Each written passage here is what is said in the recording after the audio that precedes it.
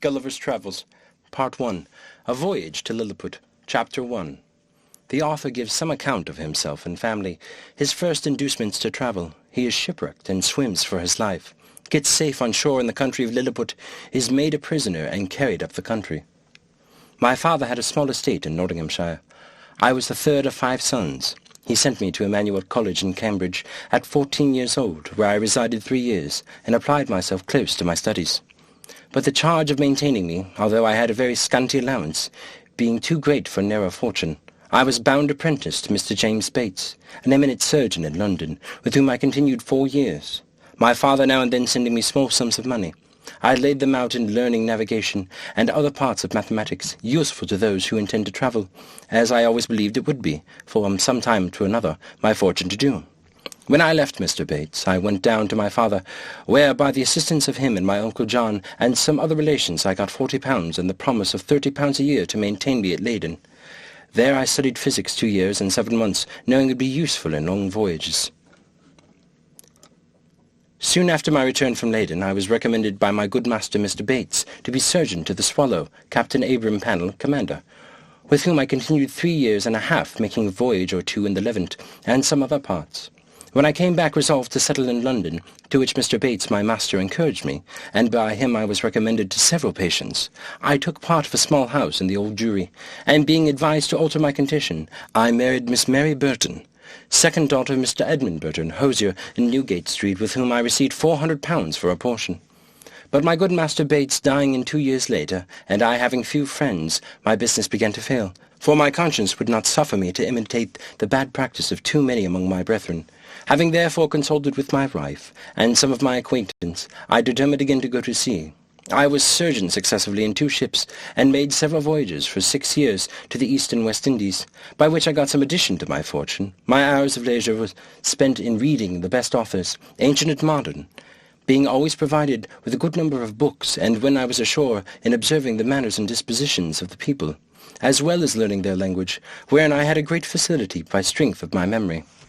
The last of these voyages not proving very fortunate, I grew weary of the sea, and intended to stay home with my wife and family. I removed from the Old Jewry to Fetter Lane, and from thence to Wapping, hoping to get business among the sailors, but it would not turn to account. After 3 years of expectation that things would mend, I accepted an advantageous offer from Captain William Pritchard, master of the Antelope, who was making a voyage to the South Sea. We set sail from Bristol May 4th, 1699, and our voyage was at first very prosperous. It would not be proper for some reasons to trouble the reader with the particulars of our adventures in those seas. Let it suffice to inform them that in our passage from thence to East Indies we were driven by a violent storm to the northwest of the Van Diemen's Land. By an observation we found ourselves in the latitude of 30 degrees 2 minutes south. 12 of our crew were dead by immoderate labour and ill food. The rest were in very weak condition. On the 5th of November, which was the beginning of summer in those parts, the weather being very hazy, the seamen spied a rock within half a cable's length of the ship, but the wind was so strong that we were driven directly upon it and immediately split. 6 of the crew, of whom I was one, having let down the boat into the sea, made a shift to get clear of the ship and the rock. We rowed, by my computation, about 3 leagues till we were able to work no longer, being already spent with labour while we were in the ship. We therefore trusted ourselves to the mercy of the waves, and in about half an hour the boat was overset by a sudden flurry from the north. What became of my companions in the boat, as well as those who escaped on the rock, or were left in the vessel, I cannot tell, but conclude they were all lost. For my own part, I swam as fortune directed me, and was pushed forward by the wind and tide. I often let my legs drop, and I could feel no bottom. But when I was almost gone, and able to struggle no longer, I found myself within my depth, and by this time the storm was much abated. The declivity was so small that I walked near a mile before I got to the shore, which I conjectured was about 8 o'clock in the evening, then advanced forward near half a mile, but I could not discover any sign of houses or inhabitants. At least I was in so weak a condition that I did not observe them. I was extremely tired, and with that, and the heat of the weather, and about half a pint of brandy that I drank as I left the ship, I found myself much inclined to sleep. I lay down on that grass, which was very short and soft, where I slept sounder than ever I remember to have done in my life. And, as I reckoned, about 9 hours, for when I awakened it was just daylight. I attempted to rise, but was not able to stir, for As I happened to lie on my back, I found my arms and legs were strongly fastened on each side to the ground, and my hair, which was long and thick, tied down in the same manner. I likewise felt several slender ligatures across my body, from my armpits to my thighs. I could only look upwards, and the sun began to grow hot, and the light offended my eyes. I heard a confused noise about me, but in the posture I lay I could see nothing except the sky. In a little time I felt something alive moving on my leg, which, advancing gently over towards my breast, came almost up to my chin. When bending my eyes downward as much as I could, I perceived it to be a human creature not 6 inches high, with a bow and arrow in his hands and a quiver at his back. In the meantime I felt at least 40 more of the same kind, as I conjectured, following the first. I was in the utmost astonishment, and roared so loud that they all ran back in affright, and some of them, as I was afterwards told, were hurt with the falls they got by leaping from my sides upon the ground. However, they soon returned, and one of them, who ventured so far as to get a full sight of my face, lifting up his hands and eyes by way of admiration, cried out in a shrill but distinct voice, "I kenna digol." The others repeated the same words several times, but I knew not what they meant. I lay all this while, as the reader may believe, in great uneasiness, at length struggling to get loose. I had the fortune to break the strings and wrench out the pegs that fastened my left arm to the ground, for, by lifting it up to my face, I discovered the methods they had taken to bind me, and at the same time, with a violent pull, which gave me excessive pain, I loosened the strings that tied down my hair on the left side, so that I was able to turn my head about 2 inches. But the creatures ran off a second time before I could seize them, whereupon there was a great shout in a very shrill accent. After it ceased, I heard one of them cry aloud, "Tol go fonnak," when in an instant I felt above 100 arrows discharged under my left hand, which pricked me like so many needles, and besides they shot another flight into the air, as we do bombs in Europe, whereof many, I suppose, fell on my body, though I felt them not, and some on my face, which I immediately covered with my left hand. When this shower of arrows was over, I fell a-groaning with grief and pain, and then striving again to get loose, they discharged another volley larger than the first, and some of them attempted with spears to stick me in the sides. But by good luck I had on a buff jerkin which they could not pierce. I thought it the most prudent method to lie still, and my design was to continue so till the night, when my left hand already being loose, I could easily free myself. As for the inhabitants, I had reason to believe I might be a match for the greatest army they could bring against me, if they were all of the same size that I saw. But fortune disposed otherwise of me. When the people observed I was quiet, they discharged no more arrows, but, by the noise I heard, I knew their numbers increased. And about 4 yards from me, over against my right ear, I heard a knocking for above an hour, like that of a people at work. When turning my head that way, as well as the pegs and strings would permit me, I saw a stage erected about 1.5 feet from the ground, capable of holding 4 of the inhabitants, with 2 or 3 letters to mount it, from whence one of them, who seemed to be a person of quality, made me a long speech, whereof I understood not one syllable. But I should have mentioned before that the principal person began his oration. He cried out 3 times, "Lengro de Husan." These words in the former were afterwards repeated and explained to me, whereupon immediately about 50 of the inhabitants came to cut the strings that fastened the left side of my head, which gave me the liberty of turning it to the right, and observing the person and gesture of him that he was to speak. He appeared to be of middle age, and taller than any of the 3 who attended him, whereof one was a page that held up his train, and seemed to be somewhat longer than my middle finger, and the other 2 stood on one side to support him. He acted every part of an orator, and I could observe his many periods of threatenings, and others promises of pity and kindness. I answered in a few words, but in the most submissive manner, lifting up my left hand and both my eyes to the sun, as calling him for a witness, and being almost famished with hunger, having not eaten a morsel for some hours before I left the ship, I found the demands of nature so strong upon me that I could not forbear showing my impatience, perhaps against the strict rules of decency, by putting my finger frequently to my mouth to signify that I wanted food. The Hergo, for they called the great lord, as I afterwards learnt, understood me very well. He descended from the stage, and commanded that several ladders should be applied to my sides, on which above 100 of the inhabitants mounted and walked towards my mouth, laden with baskets full of meat, which had been provided and sent thither by the king's orders, upon the first intelligence he received of me. I observed there was a flesh of several animals, but I could not distinguish them by taste. There were shoulders, legs, and loins, shaped like those of mutton, and very well dressed, but smaller than the wings of a lark. I ate them by 2 or 3 at a mouthful, and took 3 loaves at a time, about the bigness of musket bullets. They supplied me as fast as they could, showing 1,000 marks of wonder and astonishment at the bulk and appetite. And then I made another sign that I wanted a drink, They found by my eating that a small quantity would not suffice me, and being the most ingenious people, they slung up, with great dexterity, one of their largest hogsheads, then rolled it towards my hand, and beat out the top. I drank it off at a draught, which I might well do, for it did not hold half a pint, and tasted like a small wine of Burgundy, but much more delicious. They brought me a second hogshead, which I drank in the same manner, and made signs for more, but they had none to give me.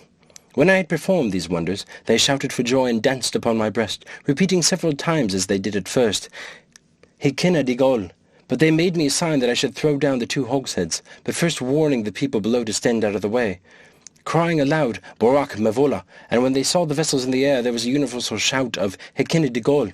I confessed I was often tempted, while they were passing backwards and forwards on my body, to seize 40 or 50 of the first that came in my reach, and dash them against the ground. But the remembrance of what I had felt, which probably might not be the worst they could do, and the promise of honor I had made them, for so I interpreted my submissive behavior, soon drew out these imaginations. Besides, I had now considered myself as bound by the laws of hospitality to a people who had treated me with so much expense and magnificence. However, in my thoughts I could not sufficiently wonder at the intrepidity of these diminutive mortals, who durst venture to mount and walk upon my body, while one of my hands was at liberty, without trembling at the sight of so prodigious a creature. I must appear to them. After some time, when they observed that I made no more demands for meat, there appeared before me a person of high rank from His Imperial Majesty. His Excellency, having mounted on the small of my right leg, advanced forwards up to my face, with about a dozen of his retinue, and producing his credentials under the signet royal, which he applied close to my eyes, spoke about 10 minutes without any signs of anger, but with a kind of determinate resolution, often pointing forwards, which afterwards I found was towards the capital city, about a half-mile distance. Whether it was agreed by His Majesty in council that I must be conveyed, I answered in few words, but to no purpose, and made a sign with my hand that was loose, putting it to the other, but over His Excellency's head for fear of hurting him or his train, and then to my own head and body to signify that I desired my liberty. It appeared that he understood me well enough, for he shook his head by way of disprobation, and held his hand in a posture to show that I must be carried as a prisoner. However, he made other signs to let me understand that I should have meat and drink enough, and very good treatment, whereupon I once more thought of attempting to break my bonds, but again, when I felt the smart of their arrows upon my face and hands, which were all in blisters, and many of the darts still sticking in them, and observing likewise that the number of my enemies increased, I gave tokens to let them know that they might do with me as they pleased. Upon this, the Hirgo and his train withdrew, with much civility and cheerful countenances. Soon after I heard a general shout, with frequent repetitions of the word peplom selan, and I felt great numbers of people on my left side relaxing the cords to such degree that I was able to turn upon my right, and to ease myself with making water, which I very plentifully did, to the great astonishment of the people, who, conjecturing by my motion what I was going to do, immediately opened to the right and left on that side to avoid the torrent, which fell with such noise and violence from me. But before this they had daubed my face and both my hands with a sort of ointment, very pleasant to the smell, which in a few minutes removed all the smart of their arrows. This circumstance, added to the refreshment that I had received by the victuals and drink, which were very nourishing, disposed me to sleep. I slept about 8 hours, and I was afterwards assured, and it was for no wonder, for the physicians by the Emperor's order had mingled a sleepy potion in the hogsheads of wine. It seems that upon the first moment I was discovered sleeping on the ground after my landing, the Emperor had early notice of it by an express, and determined in council that I should be tied in the manner I have related, which was done in the night while I slept, that plenty of meat and drink should be sent to me, and a machine prepared to carry me to the capital city. This resolution perhaps may appear very bold and dangerous. I am confident would not be imitated by any prince in Europe on the like occasion.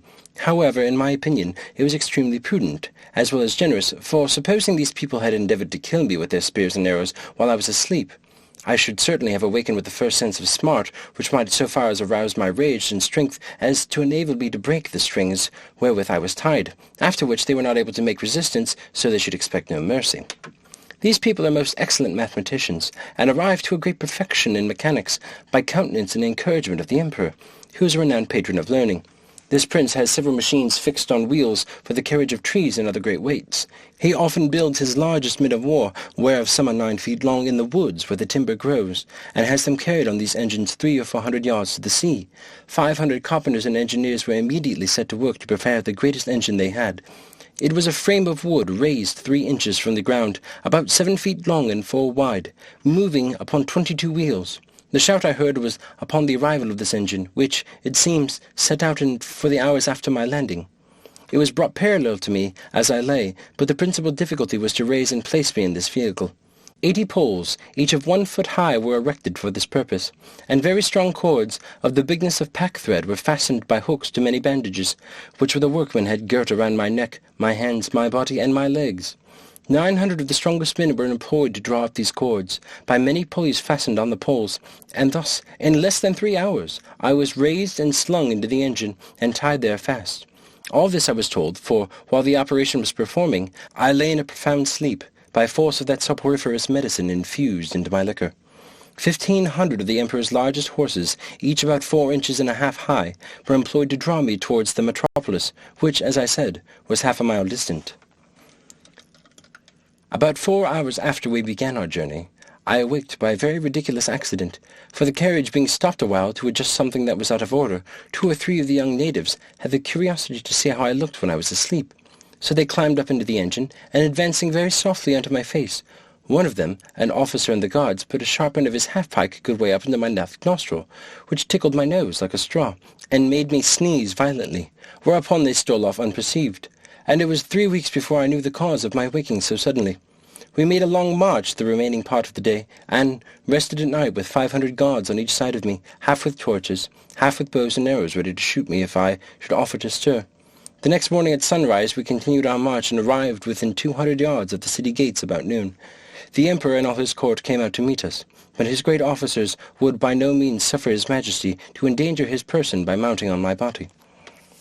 At the place where the carriage stopped there stood an ancient temple, esteemed to be the largest in the whole kingdom, which, after being polluted some years before by an unnatural murder, was, according to the zeal of most people, looked upon as profane, and therefore had been applied to common use, and all the ornaments and furniture carried away. In this edifice it was determined that I should lodge. The great gate fronting to the north was about 4 feet high and almost 2 feet wide, through which I could easily creep. On each side of the gate was a small window, not above 6 inches from the ground. Into that on the left side the king's smith conveyed 411 chains, like those that hang a lady's watch in Europe, almost as large, which were locked to my left leg with 36 padlocks. Over against this temple, on the other side of the great highway, at least 20 feet distance, there was a turret at least 5 feet high. Here the Emperor ascended, with many principal lords of his court, to have an opportunity of viewing me. As I was told, for I could not see them, it was reckoned that above 100,000 inhabitants came out of the town upon the same errand, and in spite of my gods, I believe there could not be fewer than 10,000 at several times, who mounted my body by the help of ladders. But a proclamation was soon issued, and forbid it upon the pain of death. When the workmen found out it was impossible for me to break loose, they cut all the strings that bound me, whereupon I rose up with such a melancholy disposition as ever I had in my life. But the noise and astonishment of the people at seeing me rise and walk are not to be expressed. The chains that held my leg were about 2 yards long. They gave me not only the liberty of walking backwards and forwards in a semicircle, but, being fixed within 4 inches of the gate, allowed me to creep in and lie at my full length in the temple. End of Chapter 1. Chapter 2. The Emperor of Lilliput, attended by several of the nobility, comes to see the author in his confinement. The Emperor's person and habit described, learned men appointed to teach the author their language. He gains favor by his mild disposition, his pockets are searched, and his sword and pistols taken from him. When I found myself on my feet, I looked about me, and must confess I never beheld a more entertaining prospect. The country around appeared like a continued garden, and the enclosed fields, which were generally 40 feet square, resembled so many beds of flowers. These fields were intermingled with woods of half a stang, and the tallest trees, as I could judge, appeared to be 7 feet high. I viewed the town on my left hand, which looked like a painted scene of a city in a theatre. I had been for some hours extremely pressed by the necessities of nature, which was no wonder, it being almost 2 days since I had last disburdened myself. I was under great difficulties between urgency and shame. The best expedient I could think of was to creep into my house, which I accordingly did, and shutting the gate after me, I went as far as the length of my chain would suffer, and discharged my body of that uneasy load. But this was the only time I was ever guilty of so uncleanly an action, for which I cannot but hope the candid reader will give some allowance, after he has maturely and impartially considered my case, and the distress I was in.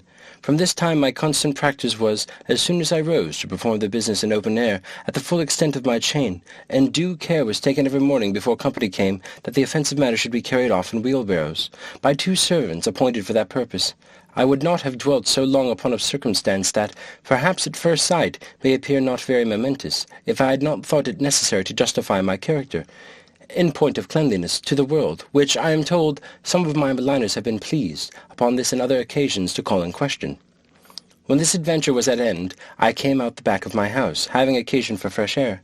The Emperor was already descended from the tower, and advancing on horseback towards me, which had likely to have cost him dear, for the beast, though very well trained, yet wholly unused to such a sight, which appeared to be as if a mountain moved before him, reared up on its hinder feet.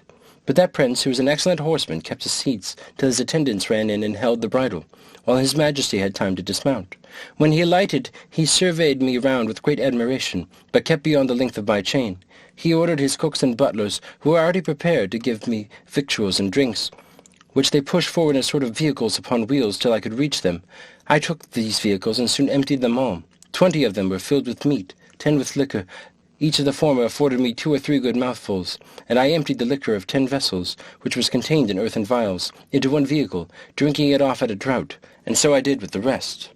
The Empress and young princes of both blood and both sexes, attended by many ladies, sat at some distance in their chairs, but upon the accident that happened to the Emperor's horse, they alighted and came near his person, which I am now going to describe. He is taller by almost the breadth of my nail than any of his court, which alone is enough to strike an awe into the beholders. His features are strong and masculine, with an Australian lip and arched nose, his complexion olive, his countenance erect, his body and limbs well proportioned, all his motions graceful, and his deportment majestic. He was then past his prime, being 28 years and 3/4 old, of which he had reigned about 7 in great felicity, and general victorious. For the better convenience of beholding him, I lay on my side, so that my face was parallel to his, and he stood but 3 yards off. However, I have had him since many times in my hand, and therefore cannot be deceived in the description.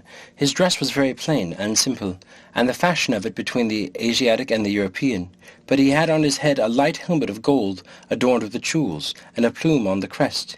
He held his sword drawn in his hand to defend himself, if I should happen to break loose, and it was almost 3 inches long. The hilt and scabbard were gold enriched with diamonds. His voice was shrill, but very clear and articulate, and I could distinctly hear it when it stood up. The ladies and courtiers were almost magnificently clad, so that the spot they stood upon seemed to resemble a petticoat spread upon the ground, embroidered with figures of gold and silver. His Imperial Majesty spoke often to me, and I returned answers, but neither of us could understand a syllable. There were several of his priests and lawyers present, as I conjectured by their habits, who were commanded to address themselves to me, and I spoke to them in as many languages as I had the least smattering of, which were High and Low Dutch, Latin, French, Spanish, Italian, and lingua franca, but all to no purpose. After about 2 hours the court retired, and I was left with a strong guard to prevent the impertinence and probably the malice of the rabble, who were very impatient to crowd upon me as near they durst, and some of them had the impudence to shoot their arrows at me, as I sat on the ground by the door of my house, whereof one very narrowly missed my left eye. But the colonel ordered 6 of the ringleaders to be seized, and thought no punishment so proper as to deliver them bound into my hands, which some of his soldiers accordingly did, pushing them forward with the butt ends of their pikes into my reach. I took them all in my right hand, put 5 of them in my coat pocket. As to the 6th, I made a countenance as if I would eat him alive. The poor men squalled terribly, and the colonel and his officers were in much pain, especially when they saw me take out my penknife. But I soon put them out of fear, for, looking mildly and immediately cutting the strings he was bound with, I sent him gently on the ground, and away he ran. I treated the rest in the same manner, taking them one and one out of my pocket, and I observed both the soldiers and people were highly delighted at this mark of my clemency, which was represented very much to my advantage at court. Towards night I got with some efficiency into my house, where I lay on the ground, and continued to do so about a fortnight, during which time the Emperor gave orders to have a bed prepared for me. 600 beds of common measure were brought in carriages and worked up in my house, and 150 of their beds sewn together made up the breadth and length, and these before double, which, however, kept me but very indifferently from the hardness of the floor. That was of smooth stone. By the same computation, they provided me with sheets, blankets, and coverlets tolerable enough for one who had been so long injured to hardships.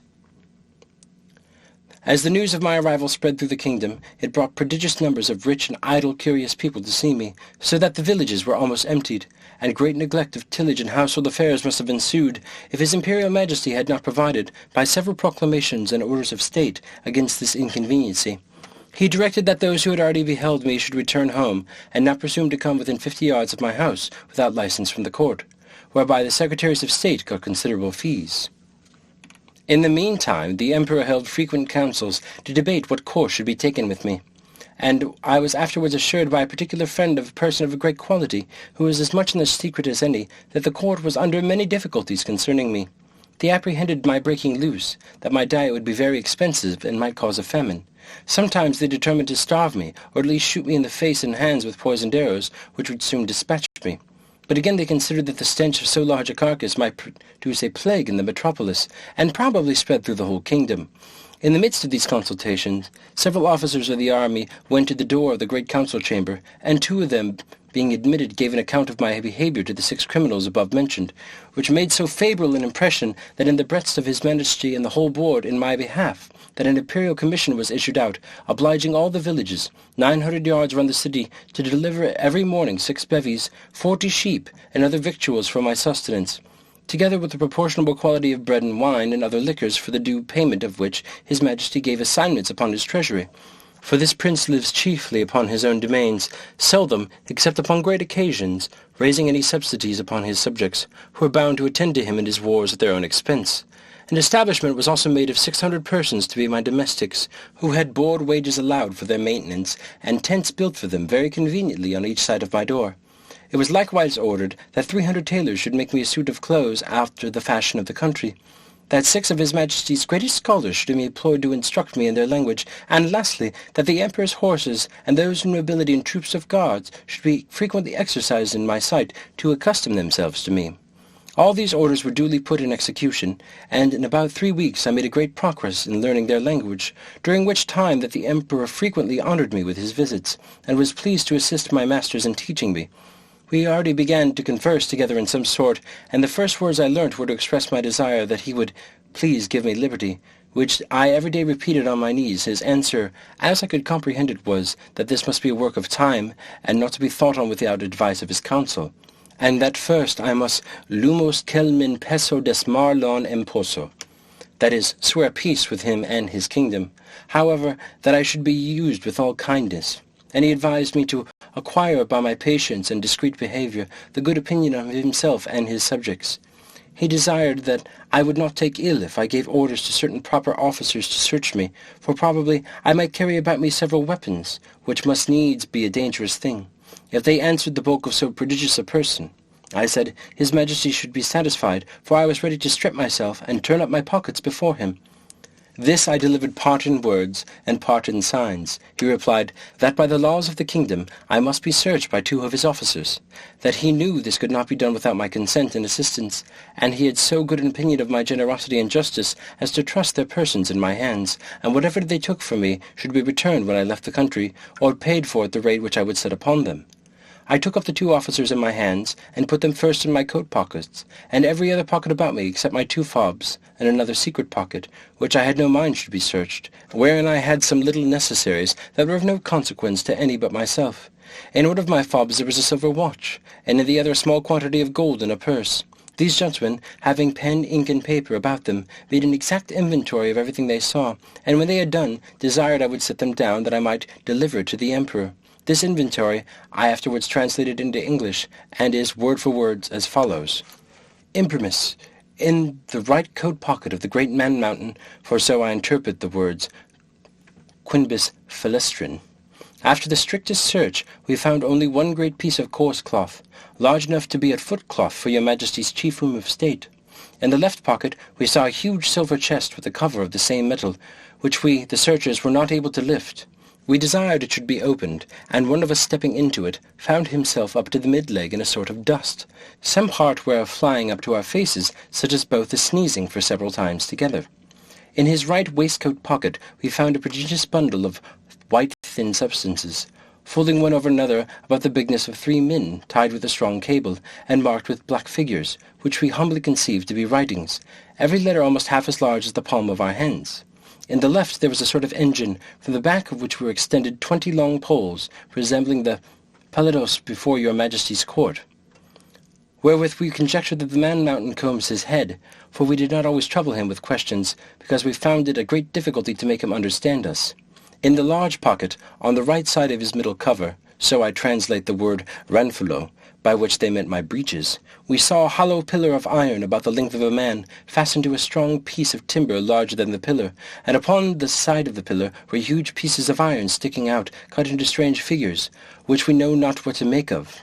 In the left pocket, another engine of the same kind. In the smaller pocket on the right side were several round flat pieces of white and red metal, of different bulk. Some of the white, which seemed to be silver, were so large and heavy that my comrades and I could hardly lift them. In the left pocket were 2 black pillars, irregularly shaped. We could not, without difficulty, reach the top of them as we stood at the bottom of his pocket. One of them was covered, and seemed all of a piece, but at the upper end of the other there appeared to be a white round substance, about twice the bigness of our heads. Within each of these was enclosed a prodigious plate of steel, which by our orders we obliged him to show us, because we apprehended that they might be dangerous engines. He took them out of their cases and told us that in his own country his practice was to shave his beard with one of these, and cut his meat with the other. There were 2 pockets which we could not enter. These he called his fobs. They were 2 large slits cut into the top of his middle cover, but squeezed close by the pressure of his belly. Out of the right fob hung a great silver chain, with a wonderful kind of engine at the bottom, which he directed him to draw out whatever was at the end of the chain, which appeared to be a globe, half silver and half of some transparent metal. For on the transparent side we saw certain strange figures circularly drawn, and though we could touch them till we found our fingers stopped by the lucid substance. He put this engine into our ears, which made an incessant noise, like that of a watermill, and we conjecture it is either some unknown animal or the god that he worships. But we are more inclined to the latter opinion, because he assured us, if we understood him right, for he expressed himself very imperfectly, that he seldom did anything without consulting it. He called it his oracle, and said it pointed out the time for every action of his life. From the left fob he took out a net almost large enough for a fisherman, but contrived to open and shut it like a purse, and served him for the same use. We found therein several massy pieces of yellow metal, which, if they be real gold, must be of immense value. Having thus, in obedience to your Majesty's command, diligently searched all his pockets, we observed a girdle about his waist made of the hide of some prodigious animal, from which on the left side hung a sword of the length of 5 min, and on the right a bag or pouch divided into 2 cells, each cell capable of holding 3 of your Majesty's subjects. In one of these cells were several globes or balls of the most ponderous metal, about the bigness of our heads, and requiring a strong hand to lift them. The other cell contained a heap of certain black grains, but of no bulk or weight, for we could hold above 50 of them in the palms of our hands. This is an exact inventory of what we found about the body of the man-mountain, who used us with great civility and due respect to your Majesty's commission, signed and sealed on the 4th day of the 8th moon of your Majesty's auspicious reign. Clefrin Freelock, Marcy Freelock. When this inventory was read over to the Emperor, he directed me, although in very gentle terms, to deliver up the several particulars. He called for my scimitar, which I took out, scabbard and all. In the meantime he ordered 3,000 of his choicest troops, who then attended him, to surround me at a distance with their bows and arrows ready to discharge. But I did not observe it, for mine eyes were wholly fixed upon his Majesty. He then desired me to draw my scimitar, which, although it had got some rust by the sea-water, was in most parts exceedingly bright. I did so, and immediately all the troops gave a shout between terror and surprise, for the sun shone clear, and the reflection dazzled their eyes as I waved the scimitar to and fro in my hand. His Majesty, who is a most magnanimous prince, was less daunted than I could expect. He ordered me to return it to the scabbard, and cast it on the ground as gently as I could about 6 feet from the end of my chain. The next thing he demanded was one of the hollow iron pillars, by which he meant my pocket pistols. I drew it out, and at his desire, as well as I could, expressed to him the use of it, and charging it with only powder, which by the closeness of my pouch happened to escape the wetting of the sea, an inconvenience against which all prudent mariners take special care to provide, I first cautioned the Emperor not to be afraid, and that I let it off in the air. The astonishment here was much greater than that at the sight of my scimitar. Hundreds fell down as if they had been struck dead, and even the Emperor, although he stood his ground, could not recover himself for some time. I delivered up both my pistol in the same manner as I had done my scimitar, and then the pouch of powder and bullets, begging him that the former might be kept from the fire, for it would kindle with the smallest spark, and blow up his imperial palace into the air. I likewise delivered up my watch, which the emperor was very curious to see, and commanded 2 of his tallest yeomen of the guards to bear it upon a pole on their shoulders, as draymen in England do a barrel of ale. He was amazed at the continual noise it made, and the motion of the minute hand, which he could easily discern, for their sight is much more acute than ours. He asked the opinions of his learned men about it, which were various and remote, as the reader may well imagine without my repeating, although indeed I could not very perfectly understand them. I then gave up my silver and copper money of my purse, with 9 large pieces of gold and some smaller ones, my knife and razor, my comb and silver snuff-box, my handkerchief and journal-book. My scimitar, pistols, and pouch were conveyed in carriages to His Majesty's stores, but the rest of my goods were returned to me. I had, as I have before observed, 1 private pocket which escaped their search, wherein there was a pair of spectacles which I sometimes use for the weakness of mine eyes, a pocket perspective, and some other little conveniences, which being of no consequence to the emperor, I did not think myself bound in honour to discover, and I apprehended that they might be lost or spoiled if I ventured them out of my possession. End of Chapter 2. Chapter 3. The author diverts the emperor and his nobility of both sexes in a very uncommon manner. The diversions of the court of Lilliput described, the author has his liberty granted upon him upon certain conditions. My gentleness and good behaviour had gained so far on the emperor and his court, and indeed upon the army and the people in general, that I began to conceive hopes of getting my liberty in a short time. I took all possible methods to cultivate this favourable position. The natives came, by degrees, to be less apprehensive of any danger from me. I would sometimes lie down and let 5 or 6 of them dance in my hand, and at last the boys and girls would venture to come and play hide-and-seek in my hair. I had now made a good progress in understanding and speaking the language. The emperor had a mind one day entertain me with several of the country shows, wherein they exceeded all nations I have known, for both dexterity and magnificence. I was diverted with none so much as that of the rope dances, performed upon a slender white thread, extended about 2 feet and 12 inches from the ground, upon which I shall desire liberty, with the reader's patience, to enlarge a little. This diversion is only practised by those persons who are candidates for great employments and high favour at court. They are trained in this art from their youth, and not are always of noble birth or liberal education. When a great office is vacant, either by death or disgrace, which often happens, 5 or 6 of those candidates petition the emperor to entertain His Majesty in the court with a dance on the rope, and whoever jumps the highest, without falling, succeeds in the office. Very often the chief ministers themselves are commanded to show their skill, and to convince the emperor that they have not lost their faculty. Flimnap, the treasurer, is allowed to cut a paper on the straight rope, at least an inch higher than any other lord in the whole empire. I have seen him do the somerset several times together upon a trencher fixed on a rope, which is no thing than a common pack-thread in England. My friend, Rodresel, principal secretary for private affairs, is, in my opinion, if I am not partial, the second after the treasurer. The rest of the great officers are much upon a par.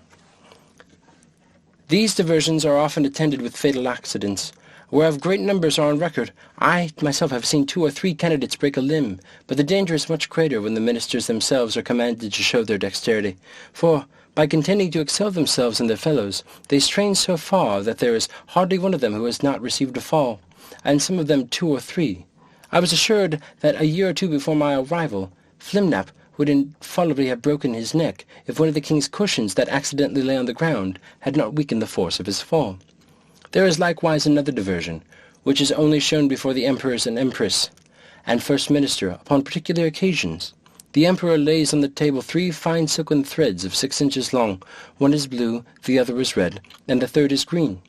These threads are proposed as prizes for those persons whom the emperor has mind to distinguish by a particular mark of his favour. The ceremony is performed in His Majesty's great chamber of state, where the candidates are to undergo a trial of dexterity very different from the former, and such as I have not observed the least resemblance in every country of the New or Old World. The emperor holds a stick in his hands, both ends parallel to the horizons, while the candidates advancing, one by one, sometimes leap over the stick, sometimes creep under it, backward and forward several times, according as the stick is advanced or depressed. Sometimes the emperor holds one end of the stick, and his first minister the other. Sometimes the minister has it entirely to himself. Whoever performs his part with most agility and holds out the longest in leaping and creeping is rewarded with the blue-coloured silk. The red is given to the next and the green to the third, which they all wear girt twice around the middle, and you can see few great persons about this court who are not adorned with one of these girdles. The horses of the army, and those of the royal stables, having daily led to me, were no longer shy, but would come up to my very feet without startling. The riders would leap them over my hand as I held it on the ground, and one of the Emperor's huntsmen, upon a large courser, took my foot, shoe and all, which was indeed a prodigious leap. I had the fortune to divert the Emperor one day after a very extraordinary manner. I desire he would order several sticks of 2 feet high and the thickness of an ordinary cane to be brought to me, whereupon his Majesty commanded the master of his woods to give the directions accordingly. And the next morning 6 woodsmen arrived with as many carriages, drawn by 8 horses to each. I took 9 of the sticks, and fixing them firmly in the ground in a quadrilateral figure 2 feet and a half square, I took 4 other sticks and tied them parallel at each corner, about 2 feet from the ground. Then I fastened my handkerchief to the 9 sticks that stood erect, and extended on all sides, till it was tight as the top of a drum, and the 4 parallel sticks, rising about 5 inches higher than the handkerchief, served as long ledges on each side. When I had finished my work, I desired the Emperor to let a troop of his best horses, 24 in number, come and exercise upon this plain. His Majesty approved of the proposal, and I took them up one by one in my hands, ready mounted and armed, with the proper officers to exercise them. As soon as they got in order, they divided into 2 parties, and performed mock skirmishes, discharged blunt arrows, and drew their swords, fled and pursued, attacked and retired, and in short discovered the best military discipline I had ever beheld. These parallel sticks secured them and their horses from falling over the stage, and the Emperor was so much delighted that he ordered this entertainment to be repeated several days, and once was pleased to be lifted up and give the word of command, and with great difficulty persuaded even the Empress herself to let me hold her in her close chair within 2 yards of the stage, where she was able to take a full view of the whole performance. It was my good fortune that no ill accident happened in these entertainments. Only once a fiery horse that belonged to the captain's, pawing with his hoof, struck a hole in my handkerchief, and his foot slipping, he overthrew his rider and himself. But I immediately relieved them both, and covering the hole with one hand, I set down the troop with the other, in the same manner as I took them up. The horse that fell was strained in the left shoulder, but the rider got no hurt, and I repaired my handkerchief as well as I could. However, I would not trust the strength of it any more in such dangerous enterprises.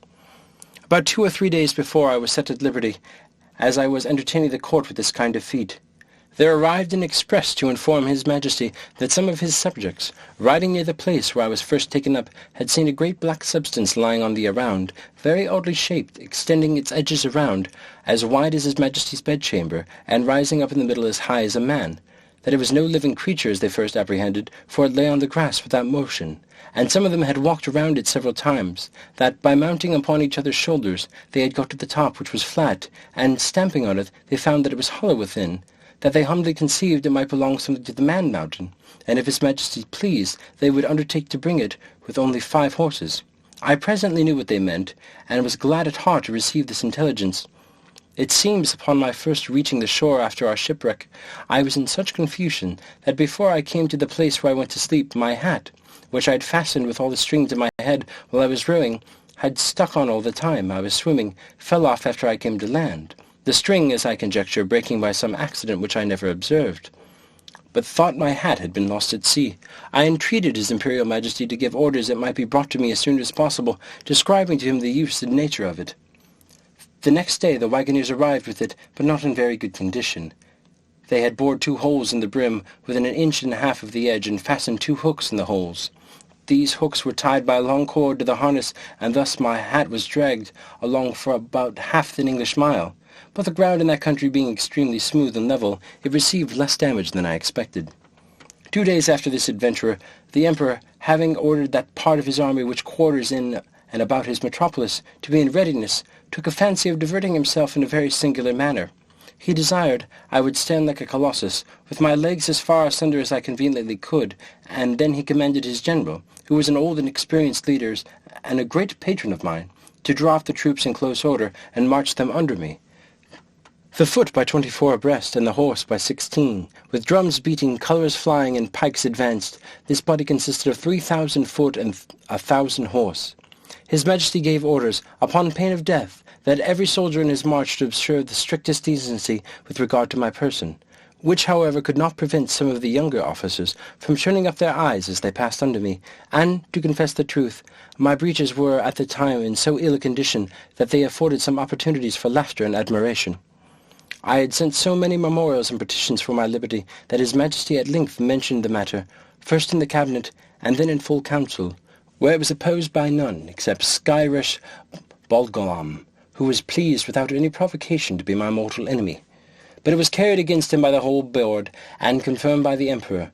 That minister was Galbay, or Admiral of the realm, very much in his master's confidence, and a person well versed in affairs, but of a morose and sour complexion. However, he was at length persuaded to comply, but prevailed that the articles and conditions upon which I should be set free, and to which I must swear, should be drawn up by himself.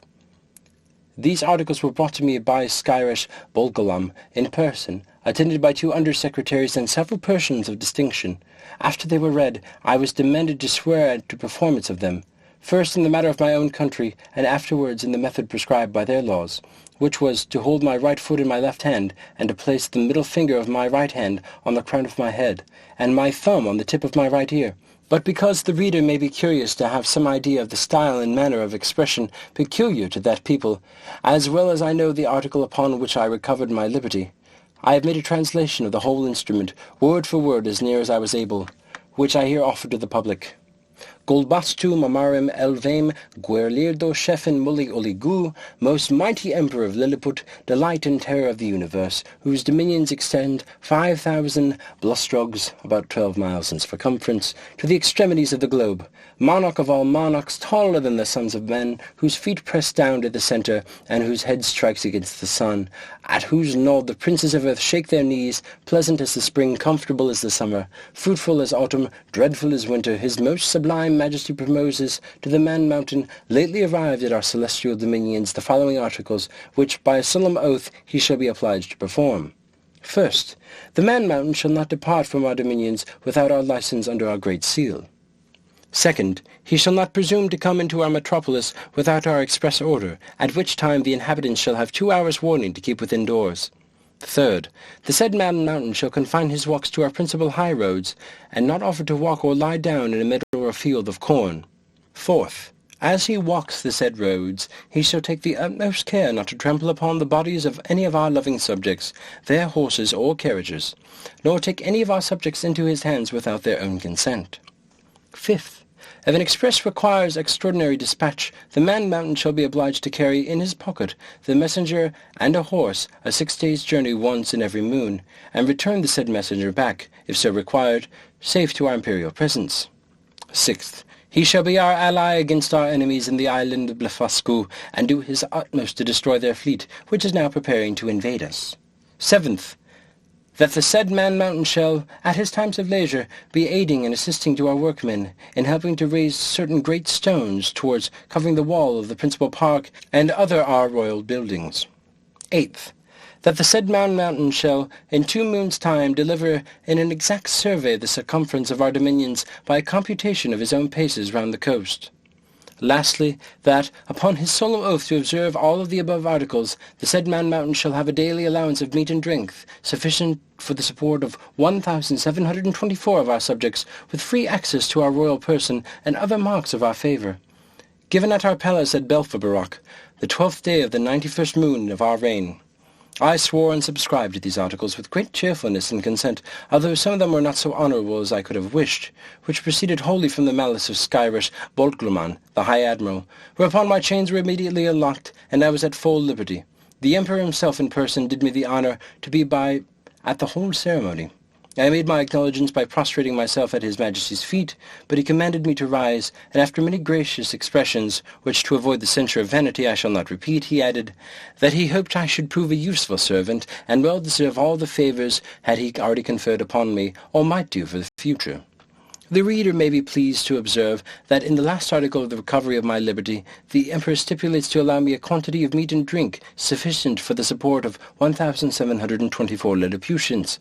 Some time after, asking a friend at court how they came to fix on that determinate number, he told me that His Majesty's mathematicians, having taken the height of my body by the help of a quadrant, and finding it to exceed theirs by the proportion of 12 to 1, they concluded from the similarity of their bodies that mine must contain at least 1,724 of theirs, and consequently would require as much food as was necessary to support that number of Lilliputians, by which the reader may conceive an idea of ingenuity of that people, as well as the prudent and exactive comedy of so great a prince.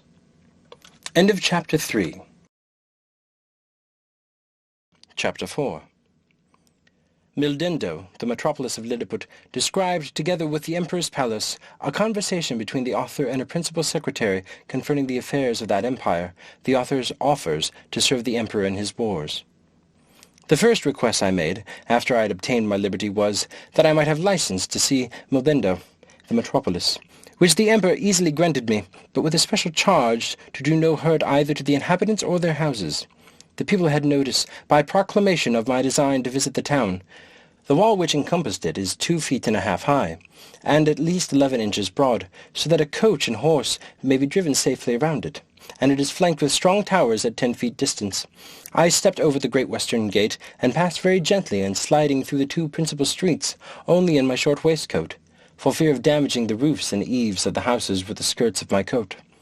I walked with the utmost circumspection to avoid treading on any stragglers who might remain in the streets, although the orders were very strict that all people should keep in their houses at their own peril.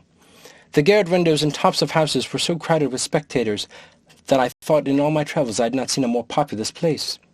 The city is an exact square, each side of the wall being 500 feet long. The 2 great streets which run across and divide it into 4 quarters are 5 feet wide. The lanes and alleys, which I could not enter, but only view them as I passed, are from 12 to 18 inches. The town is capable of holding 500,000 souls. The houses are from 3 to 5 stories, the shops and markets well provided. The Emperor's palace is in the center of the city, where the 2 great streets meet. It is enclosed by a wall of 2 feet high and 20 feet distance from the buildings. I had His Majesty's permission to step over this wall, and, the space being so wide between that and the palace, I could easily view it on every side.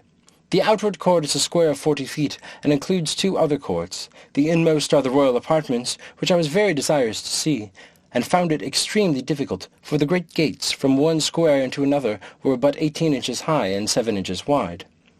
Now the buildings of the outer court were at least 5 feet high, and it was impossible for me to stride over them without infinite damage to the pile, though the walls were strongly built of hewn stone and 4 inches thick. At the same time the Emperor had a great desire that I should see the magnificence of his palace, but this I was not able to do till 3 days after, which I spent cutting down with my knife some of the largest trees in the royal park, about 100 yards distant from the city. Of these trees I made 2 stools, each about 3 feet high and strong enough to bear my weight. The people having received a notice a second time, I went again through the city to the palace, with my 2 stools in my hands. When I came to the side of the outer court, I stood upon one stool and took the other in my hand. This I lifted over the roof, and gently set it down on the space between the first and second court, which was 8 feet wide.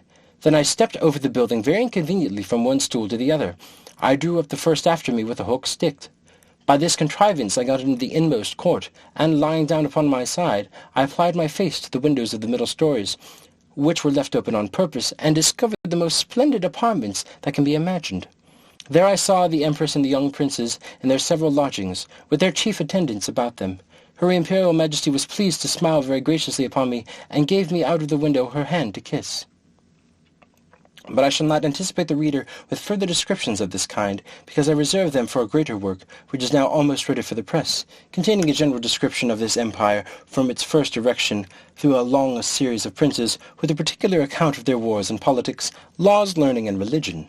Their plants and animals, their peculiar manners and customs, with other matters very curious and useful.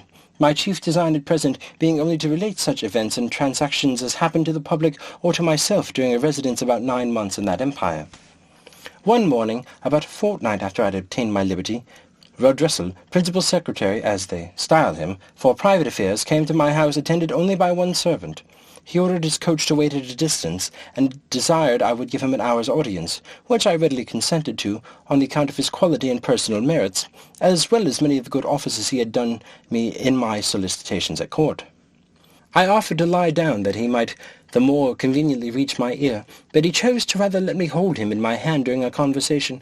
He began with compliments on my liberty, said he might pretend to be some merit in it. But, however, he added that it had not been for the present situation of things at court, perhaps I might have not obtained it so soon, for, said he, as flourishing as condition as we may appear to be to foreigners, we labour under two mighty evils, a violent faction at home, and the danger of an invasion by a most potent enemy from abroad. As to the first, you are to understand that for about 70 moons past there have been two struggling parties in this empire, under the names of Tramixen and Slemixen, from the high and low heels of their shoes, by which they distinguish themselves.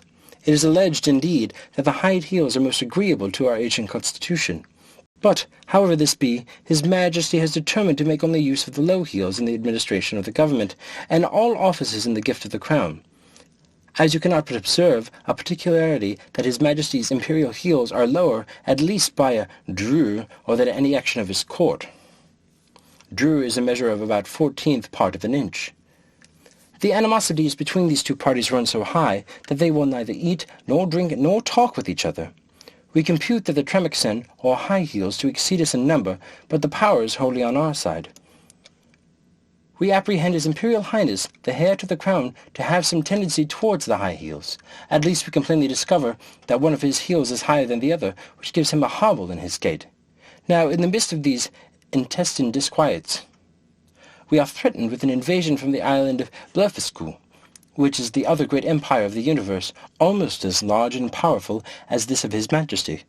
For as to what we have heard from you affirm, that there are other kingdoms and states in the world inhabited by human creatures as large as yourself, our philosophers are much in doubt, and would rather conjecture that you dropped from the moon, or one of the stars, because it is certain that 100 mortars of your bulk would in a short time destroy all the fruits and cattle of His Majesty's dominions. Besides, our histories of 6,000 moons make no mention of you or any other regions than the two great empires of Lilliput and Blefuscu, which two mighty powers have, as I was going to tell you, been engaged in almost obstinate war for 36 moons past. It began upon the following occasion. It is allowed on all hands that the primitive way of breaking eggs, before we eat them, was upon the larger end. But His present Majesty's grandfather, while he was a boy, going to go eat an egg, and breaking it according to the ancient practice, happened to cut one of his fingers. Whereupon the Emperor, his father, published an edict, commanding all his subjects, upon great penalties, to break the smaller end of their eggs. The people so highly resented this law that our histories tell us there have been 6 rebellions raised on that account, wherein one emperor lost his life, and another his crown. These civil commotions were constantly fomented by the monarchs of Blefuscu, and when they were quelled, the exiles always fled for refuge to that empire. It is computed that 11,000 persons have at several times suffered death, rather than submit to break their eggs at the smaller end. Many hundred large volumes have been published upon this controversy, but the books of the Burgundians have long been forbidden, and the whole party rendered incapable by law of holding employments. During the course of these troubles, the emperors of Blefuscu did frequently expostulate by their ambassadors, accusing us of making a schism in religion by offending against the fundamental doctrine of our great prophet, Lustrog. In the 54th chapter of the Brobdingnag, which is their Alcoran, this, however, is thought to be a mere strain upon the text, for the words are these, that all true believers break their eggs at the convenient end. And which is the convenient end seems, in my humble opinion, to be left to every man's conscience, or at least in the power of the chief magistrate to determine.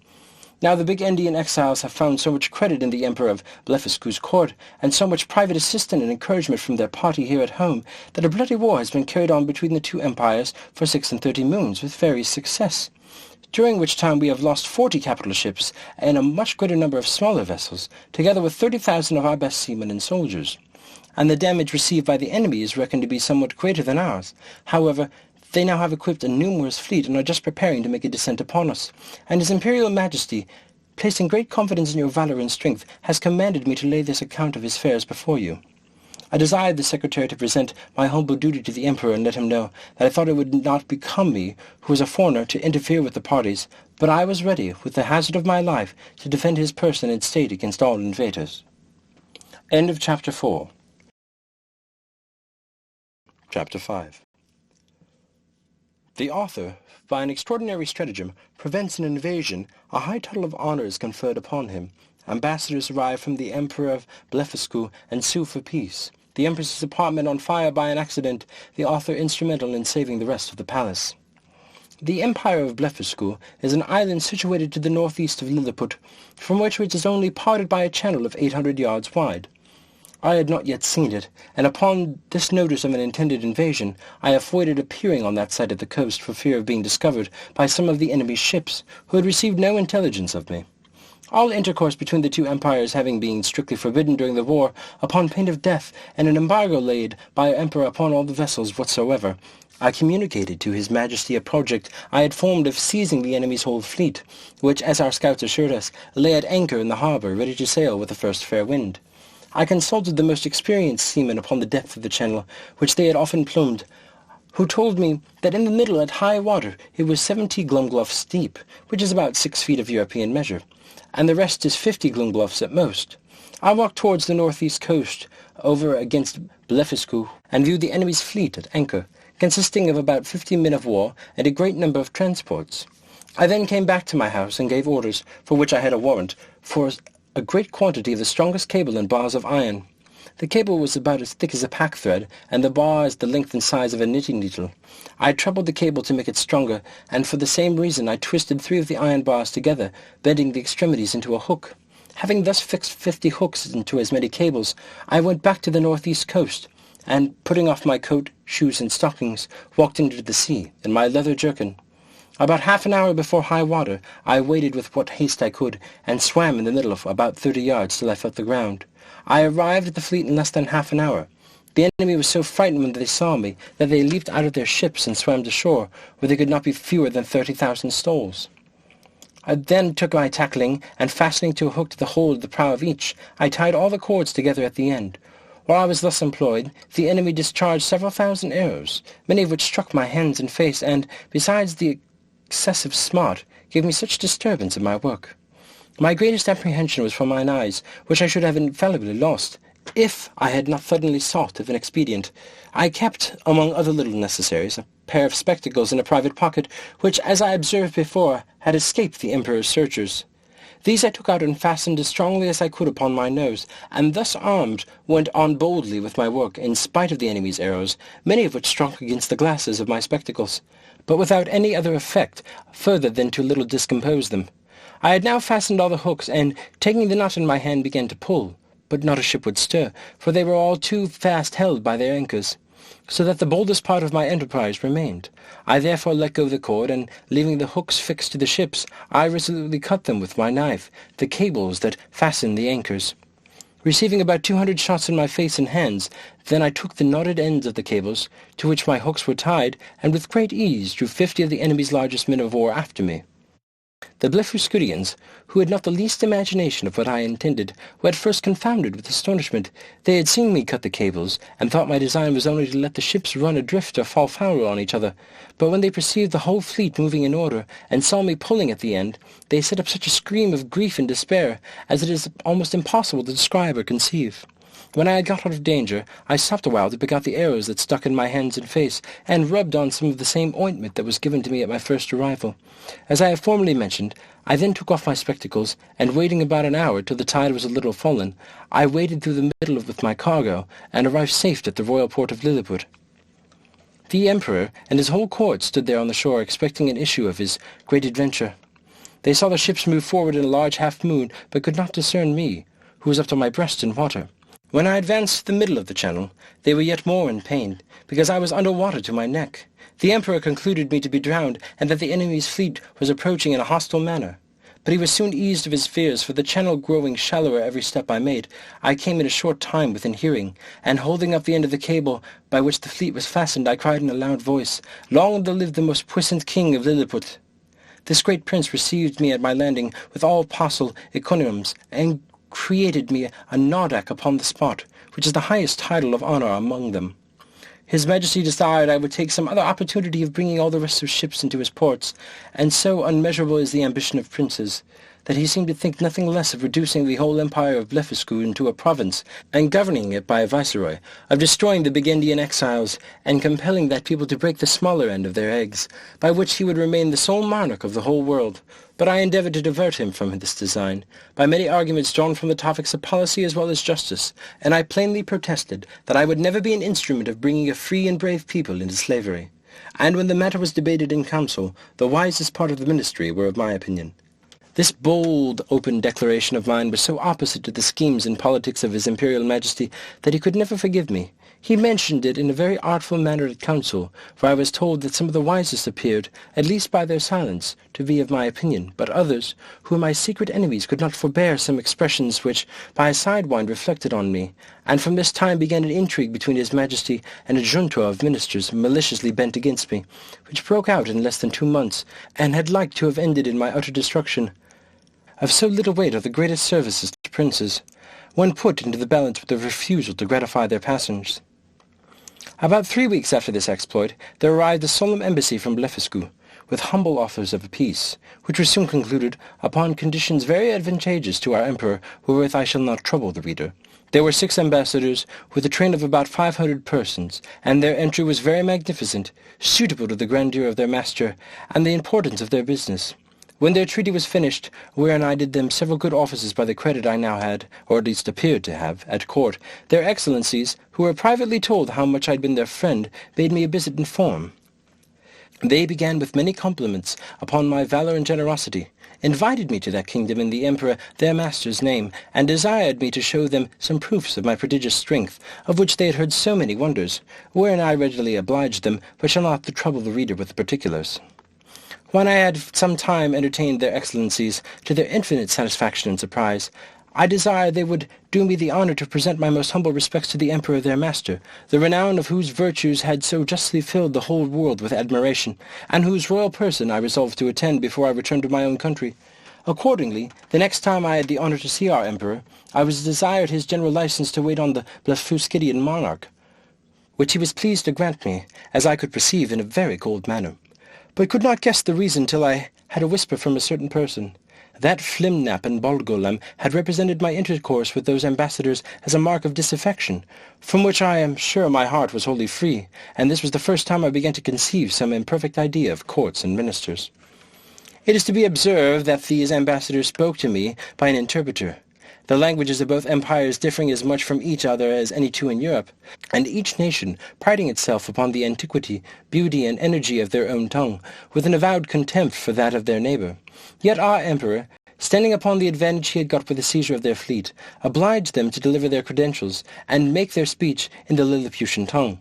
And it must be confessed that from the great intercourse of trade and commerce between both realms, from continual reception of exiles which is mutual among them, and from the custom in each empire to send their young nobility and richer gentry to the other in order to polish themselves by seeing the world, and understanding men and manners, there are few persons of distinctions, or merchants or seamen, who dwell in the maritime parts, but what can hold conversations in both tongues.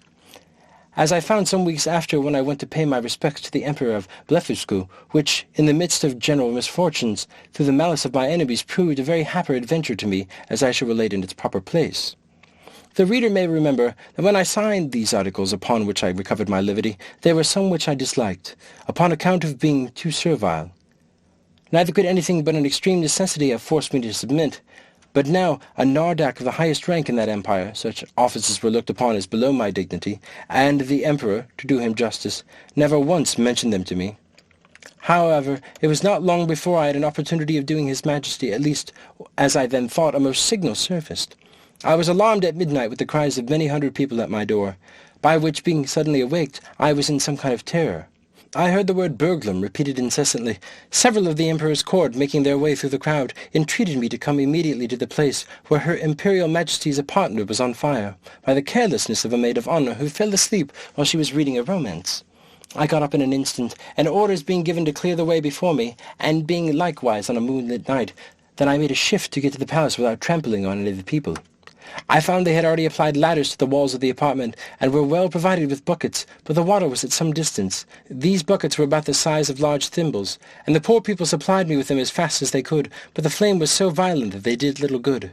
I might have easily stifled it with my coat, which I unfortunately left behind me for haste, and came away only in my leather jerkin. The case seemed wholly desperate and deplorable, and this magnificent palace would have infallibly been burnt down to the ground if, by a presence of mind unusual to me, I had not suddenly thought of an expedient.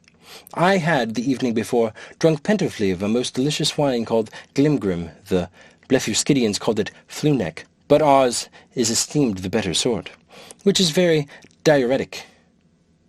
By the luckiest chance in the world, I had not discharged myself of any part of it. The heat I had contracted by coming very near the flames, and by labouring to quench them, made the wine begin to operate by urine, which I voided in such a quantity and applied so well to the proper places, that in 3 minutes the fire was wholly extinguished, and the rest of that noble pile, which had cost so many ages in erecting, preserved from destruction. It was now daylight, and I returned to my house without waiting to congratulate with the Emperor, because, although I had done a very eminent piece of service, yet I could not tell how His Majesty might resent the manner by which I had performed it, for, by the fundamental laws of the realm, it is capital in any person, of what quality soever, to make water within the precincts of the palace. But I was a little comforted by a message from His Majesty that he would give orders to the Grand Justiciary for passing my pardon in form, which, however, I could not obtain, and was privately assured that the Empress, conceiving the greatest abhorrence at what I had done, removed to the most distant side of the court, firmly resolved that those buildings should never be repaired for her use, and, in the presence of her chief confidants, could not forbear vowing revenge. End of Chapter 5. Chapter 6. Of the inhabitants of Lilliput, their learning, laws, and customs, the manner of educating their children, the author's way of living in that country, his vindication of a great lady. Although I intend to leave the description of this empire to a particular treatise, yet, in the meantime, I am content to gratify the curious reader with some general ideas. As the common size of the natives is somewhat under 6 inches high, so there is an exact proportion in all other animals as well as plants and trees. For instance, the tallest horses and oxen are between 4 and 5 inches in height, the sheep 1.5 inches more or less, their geese about the bigness of a sparrow, and so the several gradations downward, till you come to the smallest, which to my sight were almost invisible, but nature has adapted to the eyes of the Lilliputians to all objects appear for their view. They see with great exactness, but at no great distance, and to show the sharpness of their sights towards objects that are near, I have been so much pleased with observing a cook pulling a lark, which is not so much as a common fly, and a young girl threading an invisible needle with invisible silk. Their tallest trees are about 7 feet high. I mean some of those in the great royal park, the tops whereof I could but just reach with my fist clenched. The other vegetables are in the same proportion, but I leave this to the reader's imagination. I shall say but little at present of their learning, which for many ages has flourished on all its branches among them, but their manner of writing is very peculiar, being neither from the left to the right like the Europeans, nor from the right to the left like the Arabians, nor from the up to down like the Chinese, but aslant, from one corner of the paper to the other like the ladies in England. They bury their dead with their heads directly downward, because they hold an opinion that in 11,000 moons they ought to rise again, in which period the earth, which they conceive to be flat, will turn upside down, and by this means they shall at their resurrection be found ready standing on their feet. The learned among them confess the absurdity of this doctrine, but the practice still continues in compliance to the vulgar. There are some laws and customs in this empire very peculiar, and if they were not so directly contrary to those of my own dear country, I should be tempted to say a little in their justification. It is only to be wished that they were as well executed. The first I mention relates to informers. All crimes against the state are punished here with the utmost severity. But if the person accused make his innocence plainly to appear upon his trial, the accuser is immediately put to an ignominious death. And out of his goods or lands the innocent person is quadruply recompensed for the loss of his time, for the danger he underwent, and the hardship of his imprisonment, and for all the charges he has been making in his defence. Or, if that fund be deficient, it is largely supplied by the crown. The emperor also confers on him some public mark of his favour, and proclamation is made of his innocence through the whole city. They look upon fraud as a greater crime than theft, and therefore seldom fail to punish it with death, for they allege that care and vigilance, with a very common understanding, may preserve a man's good from thieves, but honesty has no defence against a superior cunning. And since it is necessary that there should be perpetual intercourse of buying and selling, and dealing upon credit, where fraud is permitted and connived at, or has no long to punish it, the honest dealer is always undone, and the knave gets the advantage. I remember when I was once interceding with the emperor for a criminal who had wronged his master of a great sum of money, which he received by order and ran away with, and happening to tell his majesty by way of extenuation that it was only a breach of trust, the emperor thought it monstrous in me to offer as a defence the greatest aggravation of the crime, and truly I had little to say in return, farther than the common answer that different nations have different customs, for I confess I was hardly ashamed. Although we usually call reward and punishment the two hinges upon which all government turns, yet I could never observe this maxim to be put into practice by any nation except that of Lilliput. Whoever can there bring sufficient proof that he has strictly observed the laws of his country for 73 moons has a claim to certain privileges, according to his quality or condition of life, with a proportionable sum of money out of a fund appropriated for that use. He likewise acquires the titles of snilpal, or legal, which is added to his name, but does not descend to his posterity. And these people thought a prodigious effect of policy among us, when I told them that our laws were enforced only by penalties, without any mention of reward. It is upon this account that the image of justice, in their courts of judicature, is formed with 6 eyes, 2 before, as many behind, and on each side 1, to signify circumspection, with a bag of gold open in her right hand, and a sword sheathed in her left, to show she is more disposed to reward than to punish.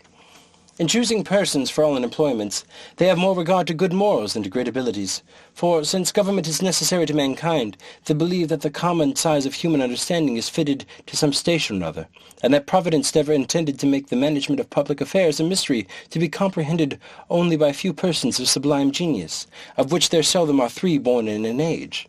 But they suppose truth, justice, and temperance, and the like, to be in every man's power, the practice of which virtues, assisted by experience and a good intention, would qualify any man for the service of his country, except where a course of study is required.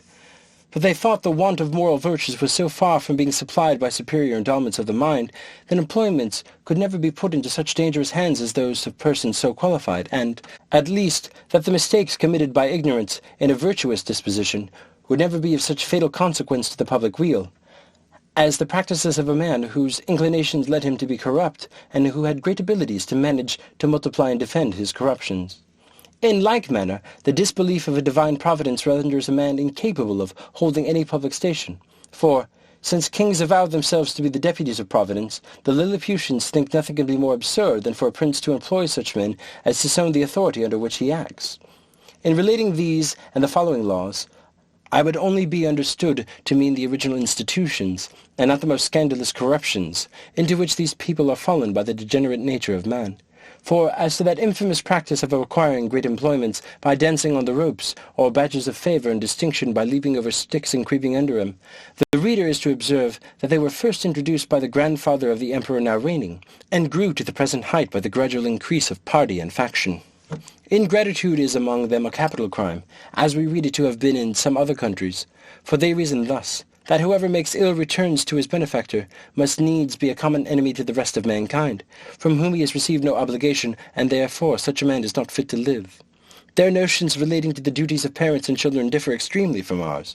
For, since the conjecture of male and female is founded upon the great law of nature, in order to propagate and continue the species, the Lilliputians will needs have it that men and women are joined together, like other animals, by the motives of concupiscence, and that their tenderness towards their young proceeds from the like natural principle, for which reason they will never allow that a child is under any obligation to his father for begetting him, or to his mother for bringing him into the world, which, considering the miseries of human life, was neither a benefit in itself, nor intended so by his parents, whose thought in their love encounters were otherwise employed.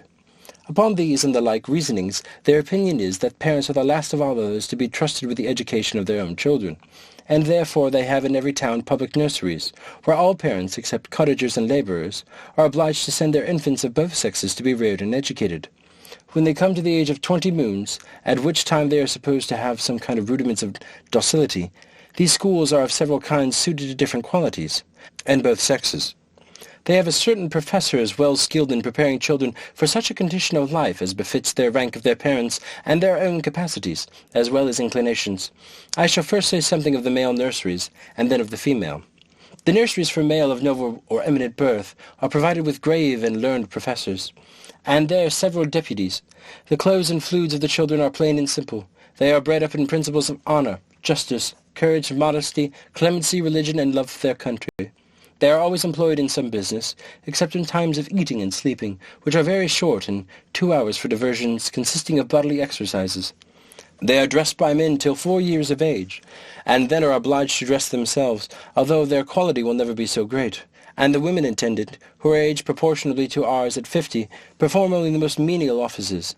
They are never suffered to converse with the servants, but go together in smaller or greater numbers to take their diversions, and always in the presence of a professor, or one of his deputies, whereby they avoid those early bad impressions of folly and vice to which our children are subject. Their parents are suffered to only see them twice a year. The visit is to last but an hour, and they are allowed to kiss the child at meeting and parting, but a professor, who always stands by on those occasions, will not suffer them to whisper or use any fondling expressions, or bring any presents of toys, sweetmeats, and the like. The pension from each family for the education and entertainment of a child, upon failure of due payment, is levied by the emperor's officers. The nurseries for children of extraordinary gentlemen, merchants, traders, and handicrafts are managed proportionally after the same manner. Only those designed for trades are put off at apprentices at 11 years old, whereas those of persons of quality continue in their exercises till 15, which answers to 21 with us, for the confinement is gradually lessened for the last 3 years. The female nurseries, the young girls of quality, are educated much like the males, only they are dressed by orderly servants of their own sex, but always in the presence of a professor or deputy, till they come to dress themselves, which is at 5 years old. And if it be found that the nurse ever presumed to entertain the girls with frightful or foolish stories, or the common follies practised by chambermaids among us, they are publicly whipped thrice about the city, imprisoned for a year, and banished for life to the most desolate part of the country. Thus the young ladies are as much ashamed of being cowards and fools as the men, and despise all personal ornaments beyond decency and cleanliness. Neither did I perceive any difference in their education made by the difference of the sex, only that the exercises of the females were not altogether so robust, and that some rules were given them to relating to domestic life, and a smaller compass of learning was enjoyed them, for their maxim is, that among peoples of quality a wife should always be a reasonable and agreeable companion, because she not always be young. When the girls are 12 years old, which among them is a marriageable age, their parents or guardians take them home, with great expressions of gratitude to the professors, and seldom without the tears of the young lady and her companions. In the nurseries of the females of the meaner sort, the children are instructed in all kinds of work proper for their sex, and there are several degrees. Those intended for apprentices are dismissed at 7 years old, the rest are kept to 11. The meaner families who have children at these nurseries are obliged, besides their annual pension, which is as low as possible, to return to the steward of the nursery a small monthly share of their gettings, to be apportioned for the child, and therefore all parents are limited in their expense by law. For the Lilliputians think nothing can be more unjust than for people, in subservience to their own appetites, to bring children into the world, and leave them the burthen of supporting themselves on the public. And to persons of quality they give security to appropriate a certain sum for each child suitable to their condition, and these funds are always managed with good husbandry and the most exact justice. The cottagers and labourers keep their children at home, their business being only to till and cultivate the earth, and therefore their education is of little consequence to the public. But the old and diseased among them are supported by hospitals, for begging is a trade unknown in this empire. And here it may perhaps divert the curious reader to give some account of my domestics, and in my manner of living in this country during a residence of 9 months and 13 days, having a head mechanically turned, and being likewise forced by necessity, I had made myself a table and chair convenient enough out of the largest trees in the royal park. 200 seamstresses were employed to make me shirts and linen for my bed and table, all of the strongest and coarsest kind they could get, which, however, they were forced to quilt together in several folds, for the thickness was some degrees finer than a lawn. Their linen is usually 3 inches wide, and 3 feet make a piece. The seamstresses took my measure as I lay on the ground, one standing at my neck, another at my mid-leg with a strong cord extended, that each held by the end, while a third measured the length of the cord with a rule of 1 inch long. Then they measured my right thumb, and desired no more. For by mathematical computation, that twice around the thumb is once around the wrist, and so on to the neck and the waist, and by the help of my old shirt, which I displayed on the ground before them for a pattern, they fitted me exactly. 300 tailors were employed in the same manner to make me clothes, but they had another contrivance for taking my measure. I kneeled down, and they raised a ladder from the ground to my neck. Upon this ladder one of them mounted, and let fall a plumb line from my collar to the floor, which just answered the length of my coat. But my waist and arms I measured myself.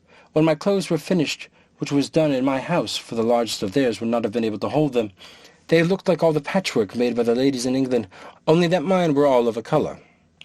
I had 300 cooks to dress my victuals, in little convenient huts built about my house, where they and their families lived, and prepared me 2 dishes apiece.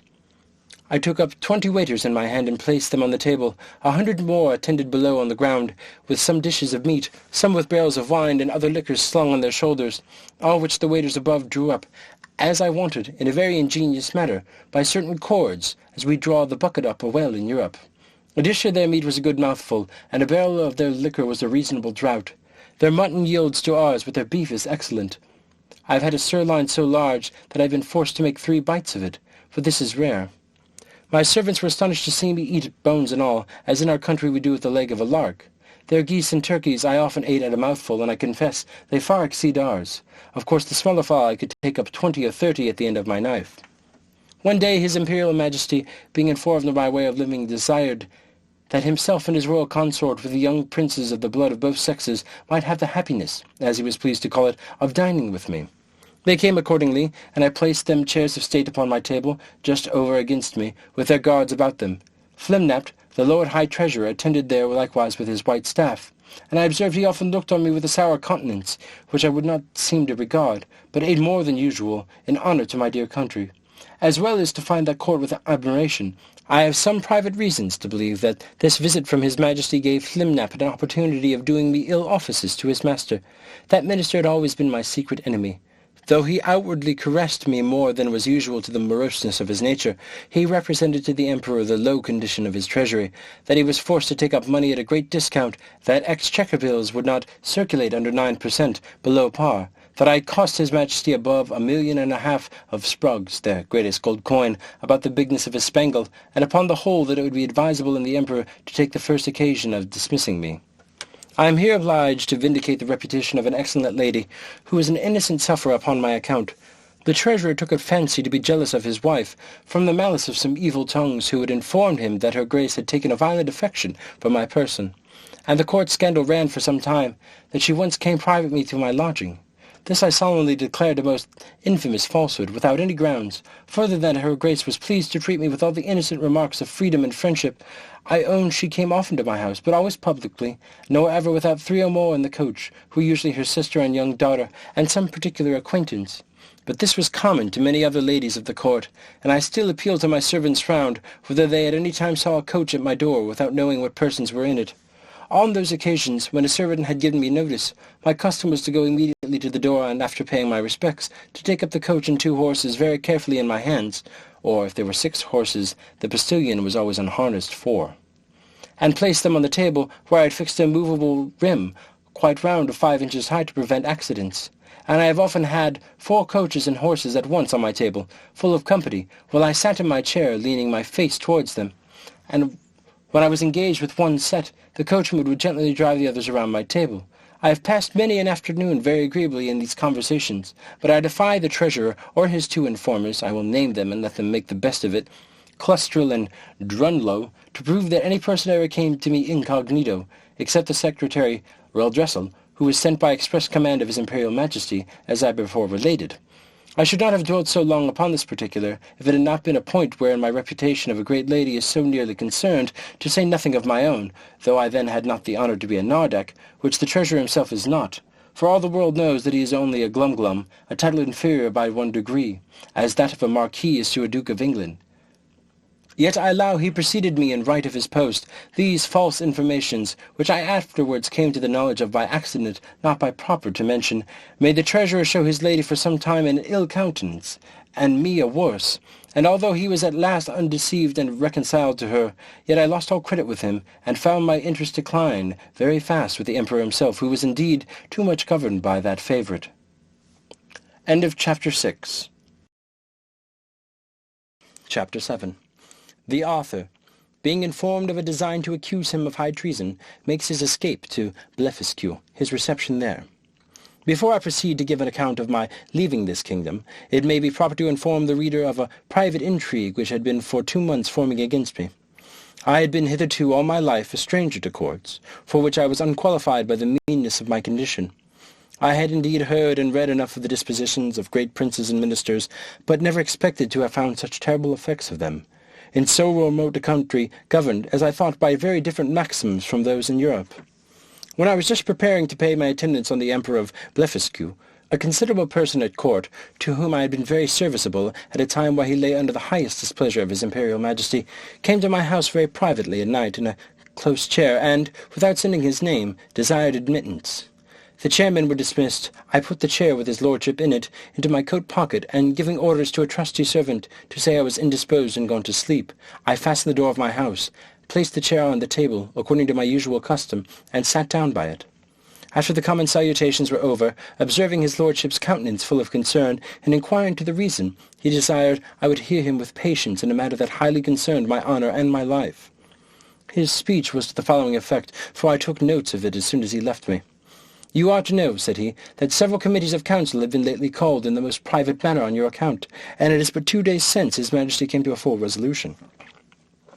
You are very sensible that Skyresh Bolgulum, Galbet, or High Admiral, has been your mortal enemy almost ever since your arrival. His original reasons I know not, but his hatred is increased since your great success against Blefuscu, by which his glorious admiral is much obscured. This lord, in conjunction with Flemnap the High Treasurer, whose enmity against you is notorious on account of his lady, Limtok the General, Lalcon the Chamberlain, and Balmulf the Grand Justiciary, have prepared articles of impeachment against you for treason and other capital crimes. This preface made me so impatient, being conscious of my own merits and innocence, that I was going to interrupt him when he entreated me to be silent, and thus proceeded. Out of gratitude for the favours you have done me, I procured information of the whole proceedings, and a copy of the articles wherein I venture my head for your service. Articles of impeachment against Quinbis Flestrum, the Man-Mountain. Article 1.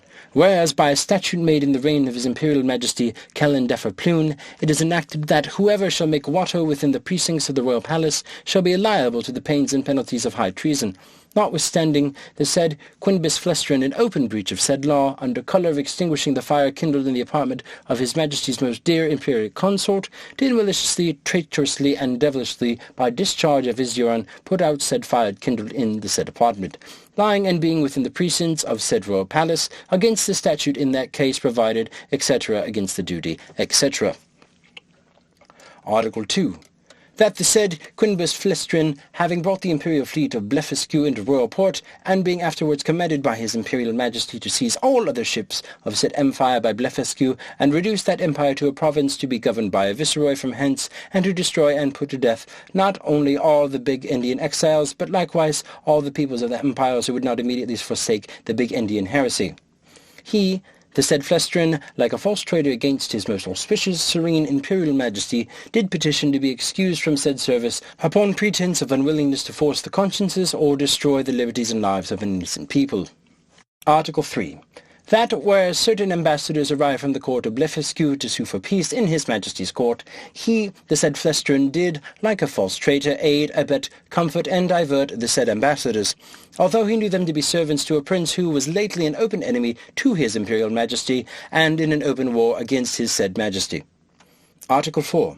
That the said Quinbus Flestrin, contrary to the duty of a faithful subject, is now preparing to make a voyage to the court and empire of Blefuscu, for which he has received only verbal license from his imperial majesty, and, under colour of said license, does falsely and traitorously intend to take the said voyage, and thereby to aid, comfort, and abet the emperor of Blefuscu, so lately an enemy, and in an open war with his imperial majesty, as foresaid.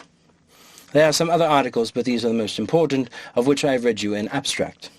In several debates upon this impeachment, it must be confessed that His Majesty gave many marks of his great lenity, often urging the services you had done for him, and endeavouring to extenuate your crimes.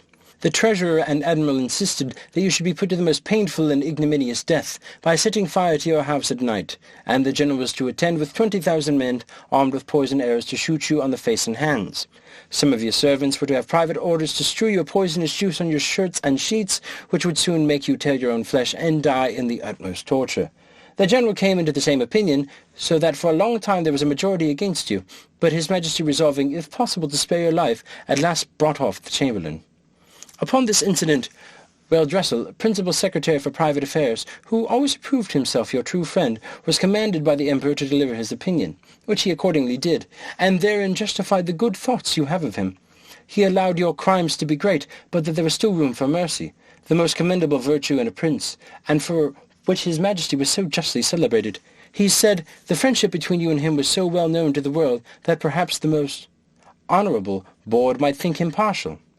However, in obedience to the commands he had received, he would freely offer his sentiments, that if His Majesty, in consideration of your services, and pursuant to his own merciful disposition, would please spare your life, and only give orders to put out both your eyes. He humbly conceived that by this expedient justice he might have in some measure be satisfied, and all the world would applaud the lenity of the Emperor, as well as the fair and generous proceedings of those who would have the honour to be his counsellors. That the loss of your eyes would be no impediment to your bodily strength, by which you might still be useful to His Majesty. That blindness is an addition to courage, by concealing dangers from us. That the fear you had for your eyes was the greatest difficulty in bringing over the enemy's fleet, and it would be sufficient for you to see by the eyes of the ministers, since the greatest princes do no more. This proposal was received with the utmost disapprobation by the whole board. Bolgolam, the admiral, would not preserve his temper, but rising up in fury, said he wondered how the secretary durst presume to give his opinion for preserving the life of a traitor, that the services you had performed were, by all true reasons of the state, the great aggravation of your crimes, that you, who were able to extinguish the fire by discharge of urine in Her Majesty's apartment, which he mentioned with horror, might at another time raise an inundation by the same means to drown the whole palace, and the same strength which enabled you to bring over the enemy's fleet might serve, upon the first discontent, to carry it back, that he had good reasons to think you were a big Indian in your heart, and as treason begins in the heart, before it ever appears in overt acts, so he accused you as a traitor on that account, and therefore insisted you should be put to death. The treasurer was of the same opinion. He showed to what straits His Majesty's revenue was reduced by the charge of maintaining you, which would soon grow insupportable, that the Secretary's expedient of putting out your eyes was so far from being a remedy against this evil that it would probably increase it, as is manifest from the common practice of blinding some kind of fowls, after which they fed the faster and grew fat sooner. That His Sacred Majesty and the Council, who are your judges, were, in their own consciences, fully convicted of your guilt, which was a sufficient argument to condemn you to death, without the formal proofs required by the strict letter of the law. But His Imperial Majesty, fully determined against capital punishment, was graciously pleased to say that since the Council thought the loss of your eyes was too easily a censure, some other way may be inflicted hereafter.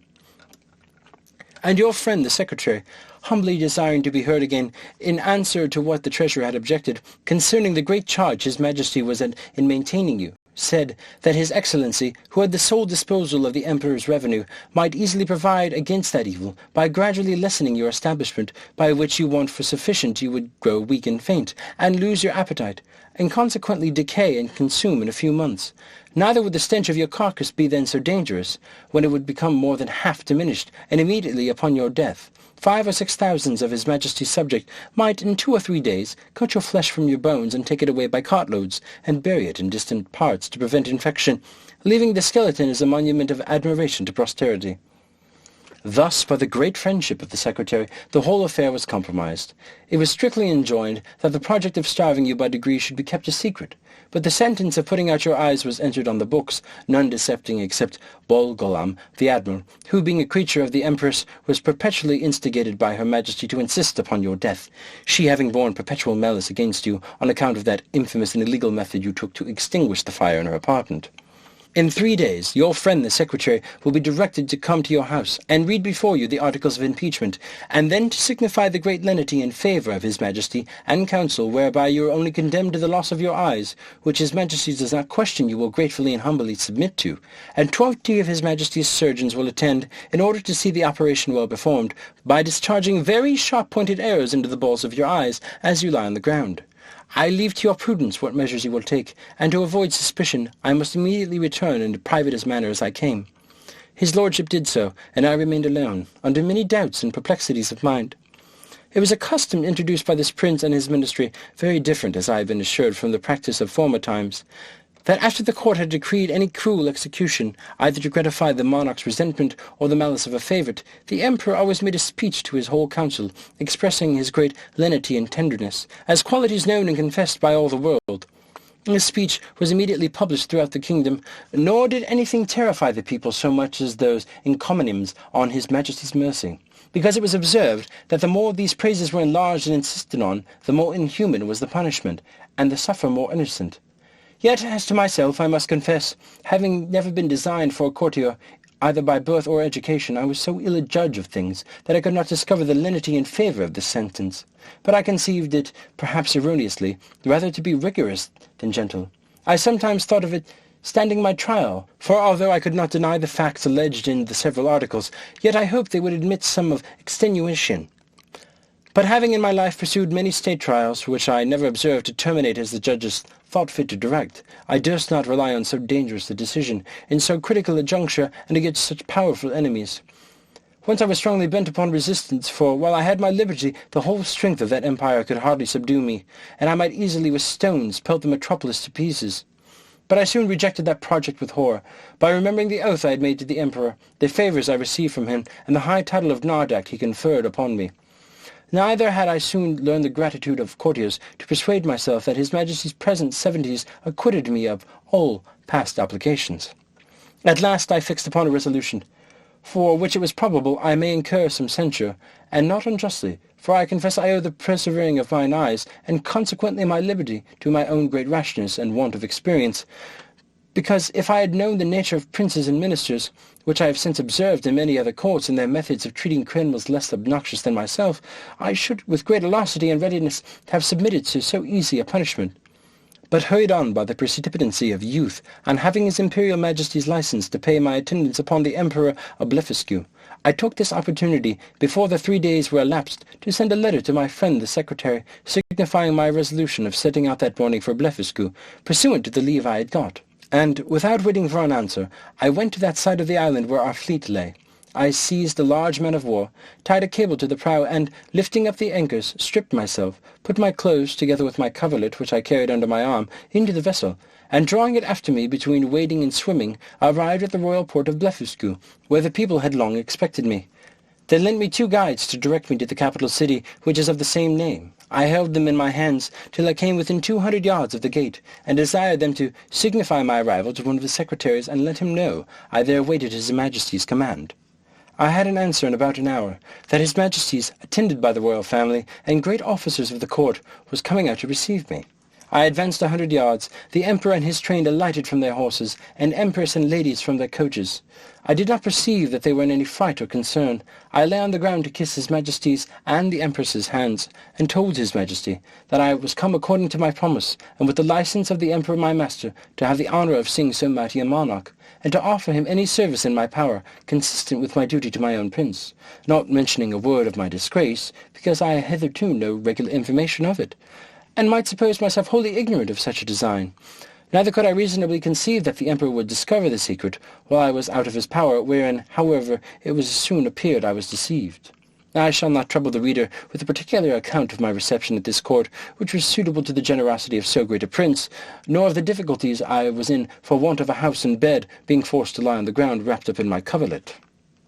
End of Chapter 7. Chapter 8. The author, by a lucky accident, finds means to leave Blefuscu, and, after some difficulties, returns safe to his native country. 3 days after my arrival, walking out of curiosity to the northeast coast of the island, I observed, about a half a league off in the sea, somewhat that looked like a boat overturned. I pulled off my shoes and stockings, and, whaling 200 or 300 yards, I found the object to approach near by force of the tide, and then plainly saw it to be a real boat, which I supposed might by some tempest must have been driven from a ship. Whereupon I returned immediately towards the city, and desired His Imperial Majesty to lend me 20 of the tallest vessels he had left. After the loss of his fleet and 3,000 seamen under the command of his vice-admiral, this fleet sailed round, while I went back to the shortest way to the coast, where I first discovered the boat. I found the tide had driven it still nearer. The seamen were all provided with cordage, which I had beforehand twisted to a sufficient strength. When the ships came up, I stripped myself, and waited till I came within 100 yards of the boat, after which I was forced to swim till I got up to it. The seaman threw me the end of the cord, which I fastened to a hole in the forepart of the boat, and the other end to the man-of-war. But I found all my labour to little purpose, for, being out of my depth, I was not able to work. In this necessity, I was forced to swim behind and push the boat forward as often as I could with just one of my hands, and the tide favouring me, I advanced so far that I could just hold up my chin and feel the ground. I rested 2 or 3 minutes, and then gave the boat another shove, and so on till the sea was no higher than my armpits, and now, the most laborious part being over, I took out my other cables, which were stowed in one of the ships, and fastened them first to the boat, and then to 9 of the vessels which attended me. The wind being favourable, the seamen towed, and I shoved until we arrived within 40 yards of the shore, and, waiting till the tide was out, I got dry to the boat, and by the assistance of 2,000 men with ropes and engines, I made a shift to turn it on its bottom, and found it was but little damaged. I shall not trouble the reader with the difficulties I was under, by the help of certain paddles which cost me 10 days making, to get my boat to the royal court of Blefuscu, where a mighty concourse of people appeared upon my arrival, full of wonder at the sight of so prodigious a vessel. I told the Emperor that my good fortune has thrown this boat in my way, to carry me to some place whence I might return into my native country, and begged His Majesty's orders for getting materials to fix it up, together with his license to depart, which, after some kind of expostulations, he was pleased to grant. I did very much wonder, in all this time, not to have heard of any express relating to me from our Emperor to the court of Blefuscu, but I was afterward given privately to understand that His Imperial Majesty, never imagining I had the least notice of his designs, believed I was only gone to Blefuscu in performance of my promise, according to the license he had given me, which was well known at our court, and would return in a few days, when the ceremony was ended. But he was at last in pain at my long absence, and after consulting with the treasurer and the rest of that cabal, a person of quality was dispatched with a copy of the articles against me. This envoy had instructions to represent to the monarch of Blefuscu the greatest lenity of his master, who was content to punish me no farther than with the loss of mine eyes, that I had fled from justice, and if I did not return in 2 hours I should be deprived of my title of Nardak, and declared a traitor. The envoy further added that in order to maintain the peace and enmity between both empires, his master expected that his brother of Blefuscu would give orders to have me sent back to Lilliput, bound hand and foot, to be punished as a traitor.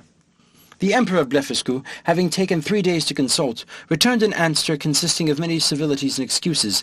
He said that as for sending me bound, his brother knew it was impossible, that although I had deprived him of his fleet, yet he owed great obligations to me for many good offices I had done him in making the peace, that, however, both their majesties would soon be made easy, for I had found prodigious vessel on the shore, able to carry me on the sea, which he had given orders to fit up with my own assistance and direction, and he hoped in a few weeks both empires would be freed of so insupportable an encumbrance. With this answer the envoy returned to Lilliput, and the monarch of Blefuscu related to me of all that had passed, offering me the same time, but under the strictest confidence, his gracious protection. If I would continue in his service, wherein, although I believed him sincere, yet I resolved never more to put any confidence in princes or ministers where I could possibly avoid it.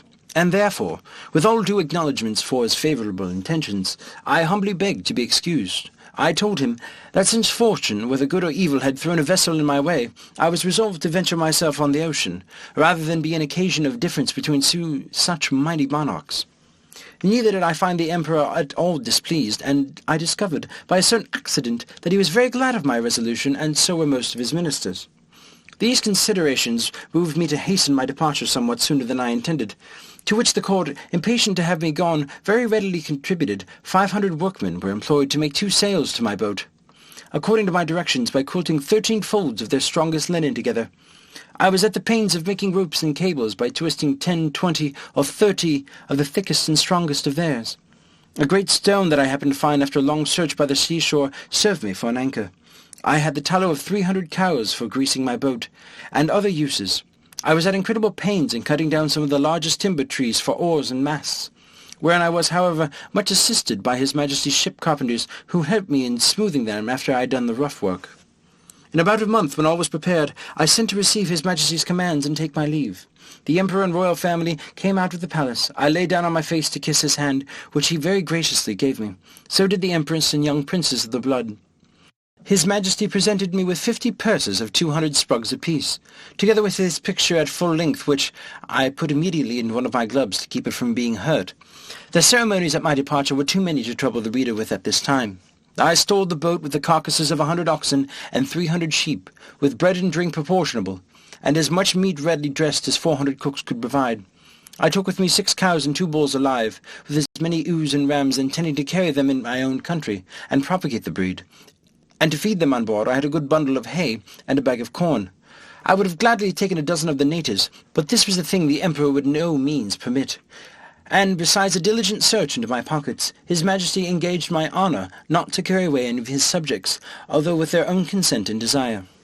Having thus prepared all things as well as I was able, I set sail on the 24th day of September 1701, at 6 in the morning, and when I had gone about 4 leagues to the northward, the wind being at southeast, at 6 in the evening, I descried a small island about half a league to the northwest. I advanced forward, and cast anchor on the lee side of the island, which seemed to be uninhabited. Then I took some refreshment and went to my rest. I slept well, and as I conjectured at least 6 hours, for I found the day broken 2 hours after I awakened. It was a clear night. I ate my breakfast before the sun was up, and heaving anchor and the wind being favourable, I steered the same course that I had done the day before, when I was directed by my pocket compass. My intention was to reach, if possible, one of those islands which I had reason to believe lay to the northeast of Van Diemen's Land.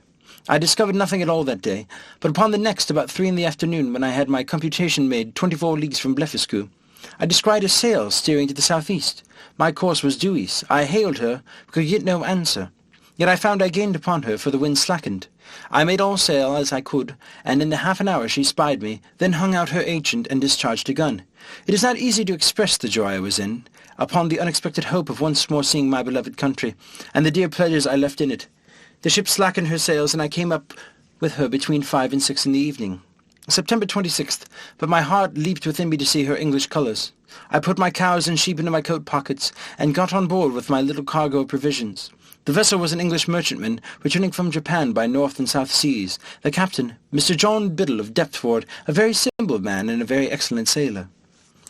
We were now in the latitude of 30 degrees south. There were about 50 men in the ship, and here I met an old comrade of mine, one Peter Williams, who gave me a good character to the captain. This gentleman treated me with kindness, and desired I would let him know what place I came from last, and whither I was bound, which I did in a few words, but he thought I was raving, and that the dangers I underwent had disturbed my head. Whereupon I took my black cattle and sheep out of my pocket, which, after great astonishment, clearly convinced him of my veracity. I then showed him the gold given me by the Emperor of Blefuscu, together with His Majesty's picture at full length, and some other rarities of the country. I gave him 2 purses of 200 sprugs each, and promised, when we arrived in England, to make him a present of a cow and sheep big with young. I shall not trouble the reader with a particular account of this voyage, which was very prosperous for the most part. We arrived in the Downs on the 13th of April, 1702. I had only one misfortune, that the rats on board carried away one of my sheep. I found her bones in a hole picked clean from the flesh. The rest of my cattle I got safe ashore, and set them a-grazing in a bowling green at Greenwich, where the fineness of the grass made them feed very heartily, though I had always feared to the contrary. Neither could I possibly have preserved them so long in a voyage if the captain had not allowed me some of his best biscuit, which rubbed to powder and mingled with water was their constant food. The short time I continued in England, I made a considerable profit by showing my cattle to many persons of quality and others, and before I began my second voyage I sold them for £600. Since my last return I find the breed is considerably increased, especially the sheep, which I hope will prove much to the advantage of the woolen manufacture by the fineness of the fleeces. I stayed but 2 months with my wife and family, for my insatiable desire of seeing foreign countries would suffer me to continue no longer. I left £1,500 with my wife, and fixed her in a good house at Redriff. My remaining stock I carried with me, part in money and part in goods, in hopes to improve my fortunes.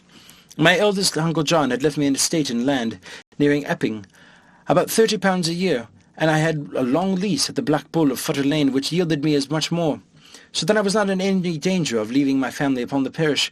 My son Johnny, named so after his uncle, was at the grammar school, and a cowardly child. My daughter Betty, who is now well married and has children, was then at her needlework. I took leave of my wife, a boy and girl, with tears on both sides, and went aboard on the Adventure, a merchant ship of 300 tons, bound for Surat. Captain John Nicholas of Liverpool, commander, but my account of this voyage must be referred to the second part of my travels. End of Chapter 8. Part 2. A Voyage to Brobdingnag. Chapter 1. A great storm described, the longboat sent to fetch water, the author goes with it to discover the country. He is left on shore, is seized by one of the natives and carried to the farmer's house. His reception, with several accidents that happened there, a description of the inhabitants. Having been condemned by nature and fortune to active and restless life in 2 months after my return, I again left my native country and took shipping in the Downs. On the 20th day of June, 1702, in the Adventure, Captain John Nicholas, a Cornish man, commander, bound for Surat. We had a very prosperous gale till we arrived at the Cape of Good Hope, where we landed for fresh water. But discovering a leak, we unshipped our goods and wintered there, for the captain falling sick of an ague, we could not leave the Cape till the end of March. We then set sail, and had a good voyage till we passed the Straits of Madagascar, but not having got northward of that island, and to about 5 degrees south latitude, the winds, which in those seas are observed to blow a constant equal gale between the north and the west, from the beginning of December to the beginning of May, on the 19th of April began to blow with a much greater violence, and more westerly than usual, continuing so for 20 days together, during which time we were driven a little to the east of the Molucca Islands, about 3 degrees northward of the line, as our captain found by an observation he took the 2nd of May, at which time the wind ceased, and it was a perfect calm, whereat I was not a little rejoiced, but he, being a man well experienced in the navigation of those seas, did bid us all prepare against a storm, which accordingly happened in the day following, for the southern wind, called the southern monsoon, began to set in. Finding it was likely to overblow, we took in our spritsail and stood by to hand the foresail. But making foul weather, we looked the guns were all fast, and handed the mizzen. The ship lay very broad off, so we thought it better spooning before the sea than trying or hulling. We reefed the foresail and set him, and hauled aft the foresheet. The helm was hard a weather. The ship wore bravely. We belayed the fore downhaul, but the sail was split, and we hauled down the yard, and the sail got into the ship and unbound all things clear of it. It was a fierce storm. The sea broke strange and dangerous. We hauled up off the lanyard all the whipstaff, and helped the man the helm. We could not get down our topmast, but let all stand because she scudded before the sea very well, and we knew that the topmast being aloft, the shift was the wholesomer, and made better way through the sea, seeing we had sea room. When the storm was over, we set foresail and mainsail, and brought the ship to. Then we set the mizzen, main topsail, and the fore topsail. Our course was east-northeast, the wind was at southwest. We got the starboard tacks aboard, and we cast off our weather braces and lift. We set in the lee braces and hauled forward by the weather bowlings, and hauled them tight and belayed them, and hauled over the mizzen tack to the windward, and kept her full, and by as near she would lie. During this storm, which was followed by a strong wind west-southwest, we were carried, by computation, about 500 leagues to the east, so that the oldest sailor on board could not tell in what part of the world we were. Our provisions held out well, our ship was staunch, and our crew was all in good health, but we lay in the utmost distress for water. We thought it best to hold on the same course, rather than to turn more northerly, which might have brought us to the northwest part of the Great Tartary, and into the frozen sea. On the 16th day of June, 1703, a boy on the topmast discovered land. On the 17th we came in full view of a great island or continent, for we knew not whether, on the south side whereof there was a small neck of land jutting out into the sea, and a creek too shallow to hold a ship of above 100 tons. We cast anchor within a league of this creek, and our captain sent a dozen of his men well armed in the longboat with vessels for water, if any could be found. I desired his leave to go with him, that I might see the country, and make whatever discoveries I could. When we came to land, we saw no river or spring, or any sign of inhabitants. Our men therefore wandered on shore to find out some fresh water near the sea, and I walked alone about a mile on the other side, where I observed the country all barren and rocky. I now began to be weary, and seeing nothing to entertain my curiosity, I returned gently towards the creek, and the sea being full in my view, I saw our men already got into the boat and rowing for life to the ship. I was going to halloo after them, although it had been to little purpose, when I observed a huge creature walking after them in the sea as fast as he could. He waded not much deeper than his knees, and took prodigious strides, but our men had the start of him at half a league, and the sea thereabouts being full of sharp-pointed rocks, the monster was not able to overtake the boat. This I was afterwards told, for I durst not stay to see the issue of the adventure, but ran as fast as I could the first way I went, and then climbed up a steep hill which gave me some prospect of the country. I found it fully cultivated, but that which first surprised me was the length of the grass, which in those grounds seemed to be kept for hay, was about 20 feet high. I fell into a high road, or so I thought it to be, though it served to the inhabitants only as a footpath through a field of barley. Here I walked on for some time, but could see little on either side, it being now near harvest, and the corn rising at least 40 feet. I was an hour walking to the end of this field, which was fenced in with a hedge of at least 120 feet high, and the trees so lofty that I could make no computation of their altitude. There was a stile to pass from this field into the next. It had 4 steps and a stone to cross over when you came to the uppermost. It was impossible for me to climb with this stile, because every step was 6 feet high, and the upper stone about 20. I was endeavouring to find some gap in the hedge when I discovered one of the habitants in the next field, advancing towards the stile, of the same size with whom I saw the sea pursuing our boat. He appeared as tall as an ordinary spile steeple, and took about 10 yards at every stride, as near as I could guess. I was struck with the utmost fear and astonishment, and ran to hide myself in the corn, whence I saw him at the top of the stile, looking back into the next field on the right hand. I heard him call in a voice many degrees louder than a speaking trumpet, for the noise was so high in the air that at first I certainly thought it was thunder. Whereupon 7 monsters like himself came towards him with reaping hooks in their hand. Each hook was the largeness of 6 scythes. These people were not so well clad as the first, who, servants or labourers they seemed to be, for, upon some words he spoke, they went to reap the corn in the field where I lay. I kept from them at a great distance as I could, but was forced to move with extreme difficulty, for the stalks of the corn were sometimes not above a foot distant, so that I could hardly squeeze my body betwixt them. However, I made a shift to go forward till I came to the part of the field where the corn had been laid by the rain and wind. Here it was impossible for me to advance a step, for the stalks were so interwoven that I could not creep through, and the beards of my fallen ears so strong and pointed that they pierced through my clothes into my flesh. At the same time I heard the reapers not 100 yards behind me, being quite dispirited with toil and wholly overcome with grief and despair. I lay down between 2 ridges, and hardly wished I might there end my days. I bemoaned my desolate widow and fatherless children. I lamented my own folly and wilfulness in attempting a second voyage against the advice of all my friends and relations. In this terrible agitation of mind I could not forbear thinking of Lilliput, whose inhabitants looked upon me as the greatest prodigy that ever appeared in the world, where I was able to draw an imperial fleet in my hand and perform those other actions which will be recorded for ever in the chronicles of that empire. While posterity shall hardly believe them, though attested by millions, I reflected what a mortification it must prove to me, to appear as inconsiderable in this nation as one single Lilliputian would be among us. But this I conceived was to be the least of my misfortunes, for, as human creatures are observed to be more savage and cruel in proportion to their bulk, what could I expect but be a morsel in the mouth of the first amongst these enormous barbarians that should happen to seize me? Undoubtedly philosophers are in the right, when they tell us that nothing is great or little otherwise than by comparison. It might have pleased fortune to have the Lilliputians find some nation where the people were as diminutive with respect to them, as they were to me. And who knows but that this prodigious race of mortals might be equally overmatched in some distant part of the world whereof we have yet no discovery. Scared and confounded as I was, I could not forbear going on with these reflections, when one of the reapers, approaching within 10 yards of the ridge where I lay, made me apprehend that with the next step I should be squashed to death under his foot, or cut in two with his reaping hook, and therefore, when he was again about to move, I screamed as loud as fear could make me, whereupon the huge creature trod short, and, looking round under him for some time, he at last espied me as I lay on the ground. He considered a while, with the caution of one who endeavours to lay hold on a small, dangerous animal in such a manner that it shall not be able to either scratch or bite him, as I myself have sometimes done with a weasel in England.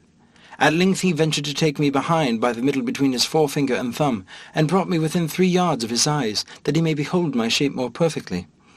I guessed his meaning, and my good fortune gave me so much presence of mind that I resolved not to struggle in the least as he held me in the air above 60 feet from the ground, though he grievously pinched my sides, for fear I should slip through his fingers.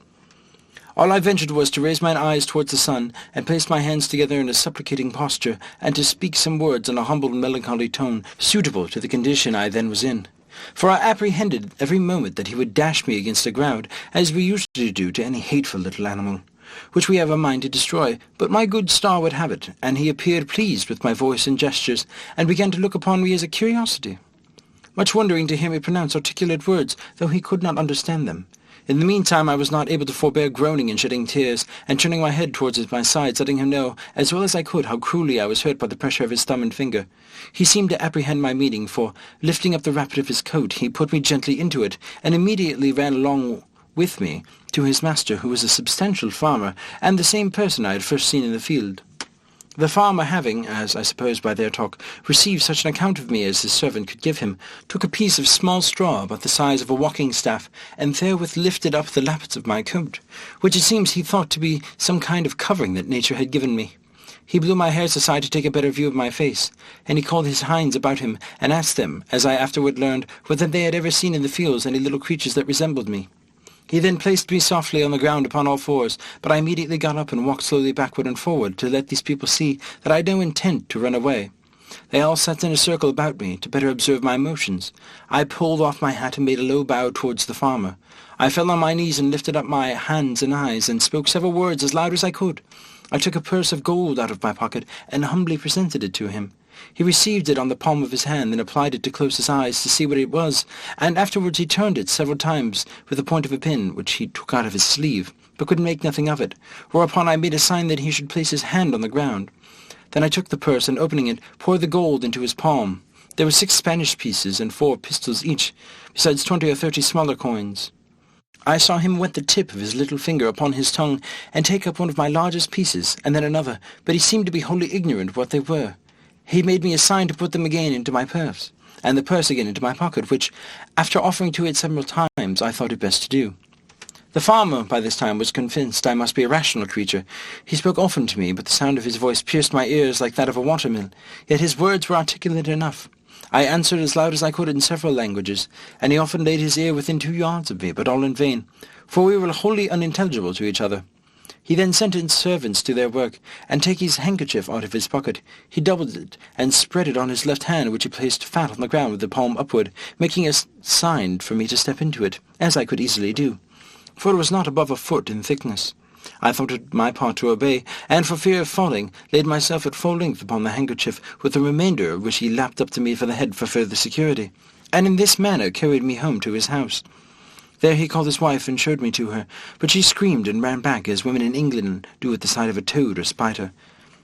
However, when she had a while seen my behaviour, and how well I observed the signs her husband made, she was soon reconciled, and by degrees grew extremely tender of me. I was about 12 at noon, and a servant brought in dinner. It was only one substantial dish of meat, fit for the plain condition of a husbandman, in a dish of about 24 feet diameter. The company were the farmer and his wife, 3 children, and an old grandmother. When they were sat down, the farmer placed me at some distance from him at the table, which was 30 feet high from the floor. I was in a terrible fright, and kept as far as I could from the edge for fear of falling. The wife minced a bit of meat, then crumbled some bread onto a trencher, and placed it before me. I made her a low bow, took out my knife and fork, and fell to eat, which gave them exceeding delight. The mistress sent her maid for a small dram cup, which held about 2 gallons, and filled it with drink. I took up the vessel with much difficulty in both hands, and in a most respectful manner drank to her ladyship's health, expressing the words as loud as I could in English, which made the company laugh so heartily that I was almost deafened with the noise. The liquor tasted like a small cider, and was not unpleasant. Then the master made me a sign to come to his trencher's side, but as I walked on the table, being in great surprise all the time, as the indulgent reader will easily conceive and excuse, I happened to stumble against a crust and fell flat on my face, but received no hurt. I got up immediately, and observing the good people to be in much concern, I took my hat, which I held under my arm out of good manners, and waving it overhead, made 3 huzzas to show I had gotten no mischief by my fall. But advancing forward towards my master, as I shall henceforth call him, his youngest son, who sat next to him, an arch of a boy about 10 years old, took me up by the legs and held me so high in the air that I trembled every limb, but his father snatched me from him, and at the same time gave him such a box on the left ear as would have felled an European troop of horse to the earth, ordering him to be taken from the table, but being afraid the boy might owe me a spite, and well remembering how mischievous all children among us naturally are to sparrows, rabbits, young kittens, and puppy dogs, I fell on my knees, and pointing to the boy, made my master to understand as well as I could that I desired his son might be pardoned. The father complied, and the lad took his seat again, whereupon I went to him and kissed his hand, which my master took, and made him stroke me gently with it. In the midst of dinner, my mistress's favourite cap leapt into her lap. I heard the noise behind me like that of a dozen stocking-weavers at work. Turning my head, I found it proceeded from the purring of that animal, who seemed to be 3 times larger than an ox, as I computed by the view of her head, and one of her paws. While her mistress was feeding and stroking her, the fierceness of this creature's countenance altogether discomposed me, though I stood at the farther end of the table above 50 feet off, and although my mistress held her fast, for fear she might give a spring and seize me in her talons, but it happened there was no danger, for the cat took not the least notice of me when my master placed me within 3 yards of her, and as I have always been told, and found true by my experience in my travels, that flying or discovering fear before a fierce animal is a certain way to make it pursue or attack you. So I resolved in this dangerous juncture to show no manner of concern. I walked with intrepidity 5 or 6 times before the very head of the cat, and came within a half-yard of her, whereupon she drew herself back, as she were more afraid of me. I had less apprehension concerning the dogs, whereof 3 or 4 came into the room as it is usual in farmers' houses, one of which was a mastiff, equal in bulk to 4 elephants, and another a greyhound, so much taller than the mastiff, but not so large. When dinner was almost done, the nurse came in with a child of a year old in her arms, who immediately spied me and began to squall that you might have heard from a London bridge to Chelsea. After the usual oratory of infants to get me for a plaything, the mother, out of pure indulgence, took me up and put me towards the child, who presently seized me by the middle and got my head into his mouth, where I roared so loudly that the urchin was frightened and let me drop, and I should have infallibly broke my neck if the mother had not held her apron under me. The nurse, to quiet her babe, made use of a rattle which was kind of a hollow vessel filled with great stones, and fastened by a cable to the child's waist, but all in vain, so that she was forced to apply the last remedy by giving it suck. I must confess no object ever disgusted me so much as the sight of his monstrous breast, which I cannot tell what to compare with, so as to give the curious reader an idea of its bulk, shape, and colour. It stood prominent 6 feet, and could not have been less than 16 in circumference. The nipple was about half the bigness of my head, and the hue both of that of the dog was so varied with spots, pimples, and freckles, that nothing could appear more nauseous. For I had the near sight of her, she sitting down the more conveniently to give a suck, and I standing on the table. This made me reflect on the fair skins of our English ladies, who appear so beautiful to us only because they are of our own size, and their defects not to be seen through a magnifying glass, where we find by experiment that the smoothest and whitest skins look rough and coarse and ill-coloured. I remembered when I was at Lilliput, the complexion of those diminutive people appeared to me the fairest in the world, and talking upon this subject with a person of the learning there, who was an intimate friend of mine, he said that my face appeared much fairer and smoother when he looked upon me on the ground, than it did upon a nearer view, when I took him up in my hand and brought him close, which he confessed was the first shocking sight. He said he could discover great holes in my skin, and that the stumps of my beard were 10 times stronger than the bristles of a boar, and that my complexion made up of several colours altogether disagreeable. Although I must beg leave to say for myself that I am as fair as most of my sex and country, and very little sunburnt in of all my travels. On the other side, discoursing of ladies that in the Emperor's court, he used to tell me one had freckles, another too wide of mouth, a third too large of a nose, nothing of which I was able to distinguish. I confess this reflection was obvious enough, which, however, I could not forbear, lest the reader might think those vast creatures were actually deformed. For I must do them injustice to say they are a comely race of people, and particularly the features of my master's countenance, although he but a farmer, when I beheld him from the height of 60 feet, appeared very well proportioned. When dinner was done, my master went out to his labourers, and, as I could discover by his voice and gesture, gave his wife strict charge to take care of me. I was very much tired and disposed to sleep, which my mistress perceiving, she put me in her own bed, and covered me with a clean white handkerchief, but larger and coarser than the mainsail of a man of war. I slept about 2 hours, and dreamt I was home with my wife and children, which aggravated my sorrows when I awaked, and found myself alone in a vast room, between 200 and 300 feet wide, and above 200 high, lying in a bed 20 yards wide. My mistress was gone about her household affairs, and had locked me in. The bed was 8 yards from the floor. Some natural necessities required me to get down. I durst not presume to call, and if I had, it would have been in vain. With such a voice as mine, not so great a distance from the room where I lay to the kitchen where the family kept. While I was under these circumstances, 2 rats crept up on the curtains, and ran smelling backwards, forwards on the bed. One of them came almost up to my face, whereas I rose in fright, and drew up my hanger to defend myself. These horrible animals had the boldness to attack me on both sides, and one of them held his forefeet at my collar. But I had the good fortune to rip up his belly before he could do me any mischief, and he fell down at my feet. And the other, seeing the fate of his comrade, made his escape, but not without one good wound on the back, which I gave him as he fled, and made the blood trickling from him. After this exploit, I walked gently to and fro in the bed to recover my breath and loss of spirits. These creatures were about the size of a large mastiff, but infinitely more nimble and fierce, so that if I had been taken off my bed before I went to sleep, I must have infallibly been torn to pieces and devoured. I measured the tail of the dead rat and found it to be 2 yards long, wanting an inch, but it went against my stomach to drag the carcass off the bed, where it still lay bleeding. I observed it yet had some life, but with a strong slash across the neck. I thoroughly dispatched it. Soon after my mistress came into the room, who, seeing me all bloody, ran and took me up in her hand. I pointed to the dead rat, smiling and making other signs to show I was not hurt, whereat she was extremely rejoiced, calling the maid to take up the dead rat with a pair of tongs and throw it out the window. Then she set me on a table where I showed her my hanger all bloody, and wiping it on the lappet of my coat, returned it to the scabbard. I was pressed to do more than one thing which another could not do for me, and therefore endeavoured to make my mistress understand that I desired to be set down on the floor, which after she had done, my bashfulness would not suffer me to express myself farther than by pointing to the door and bowing several times. The good woman, with much difficulty, at last perceived where I would be at, and taking me up again in her hand, walked to the garden where she set me down.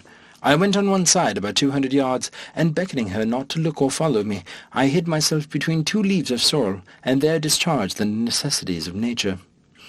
I hope the gentle reader will excuse me for dwelling on these and like particulars, which, however insignificant they may appear to grovelling vulgar minds, yet will certainly help a philosopher to enlarge his thoughts and imagination, and apply them to the benefit of public as well as private life, which was my sole design in presenting this and other accounts of my travels to the world, wherein I have been chiefly studious of truth, without affecting any ornaments of learning or of style.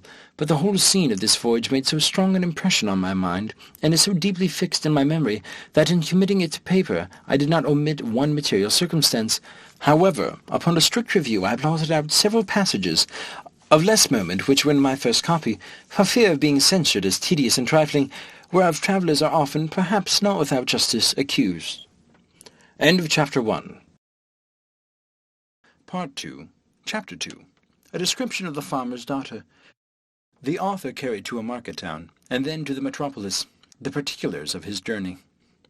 My mistress had a daughter of 9 years old, a child of cowardly parts for her age, very dexterous at her needle, and skilful in dressing her baby.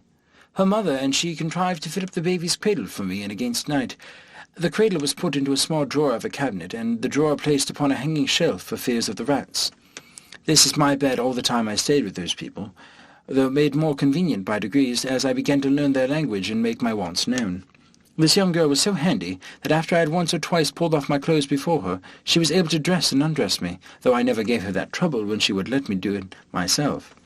She made me 7 shirts, and some other linen, as fine of cloth as could be got, which indeed was coarser than sackcloth, and these she constantly washed for me with her own hands, and was likewise my schoolmistress to teach me the language. When I pointed to anything, she told me the name of it in her own tongue, so that in a few days I was able to call for whatever I had a mind to. She was very good-natured, and not above 40 feet high, being little for her age. She gave me the name of Grildrig, which the family took up, and afterwards the whole kingdom. The word imports what the Latins call nanoculus, the Italians homensa latino, and the English manikin. To her I chiefly owe my preservation in that country. We never parted while I was there. I called her my Glumdeklich, or little nurse, and should be guilty of great ingratitude if I omitted this honourable mention of her care and affection towards me, which I heartily wish it lay in my power to requite as she deserves, instead of being the innocent but unhappy instrument of her disgrace, as I have too much reason to fear. It now began to be known and talked of in the neighbourhood that my master had found a strange animal in the field, about the bigness of a splachnook, but exactly shaped in every part like a human creature, which it likewise imitated in all its actions, seemed to speak a little language of its own, had already learned several words of theirs, went erect upon 2 legs, was tame and gentle, would come when it was called, would do whatever it was bid, had the finest limbs in the world, and a complexure fairer than a nobleman's daughter of 3 years old.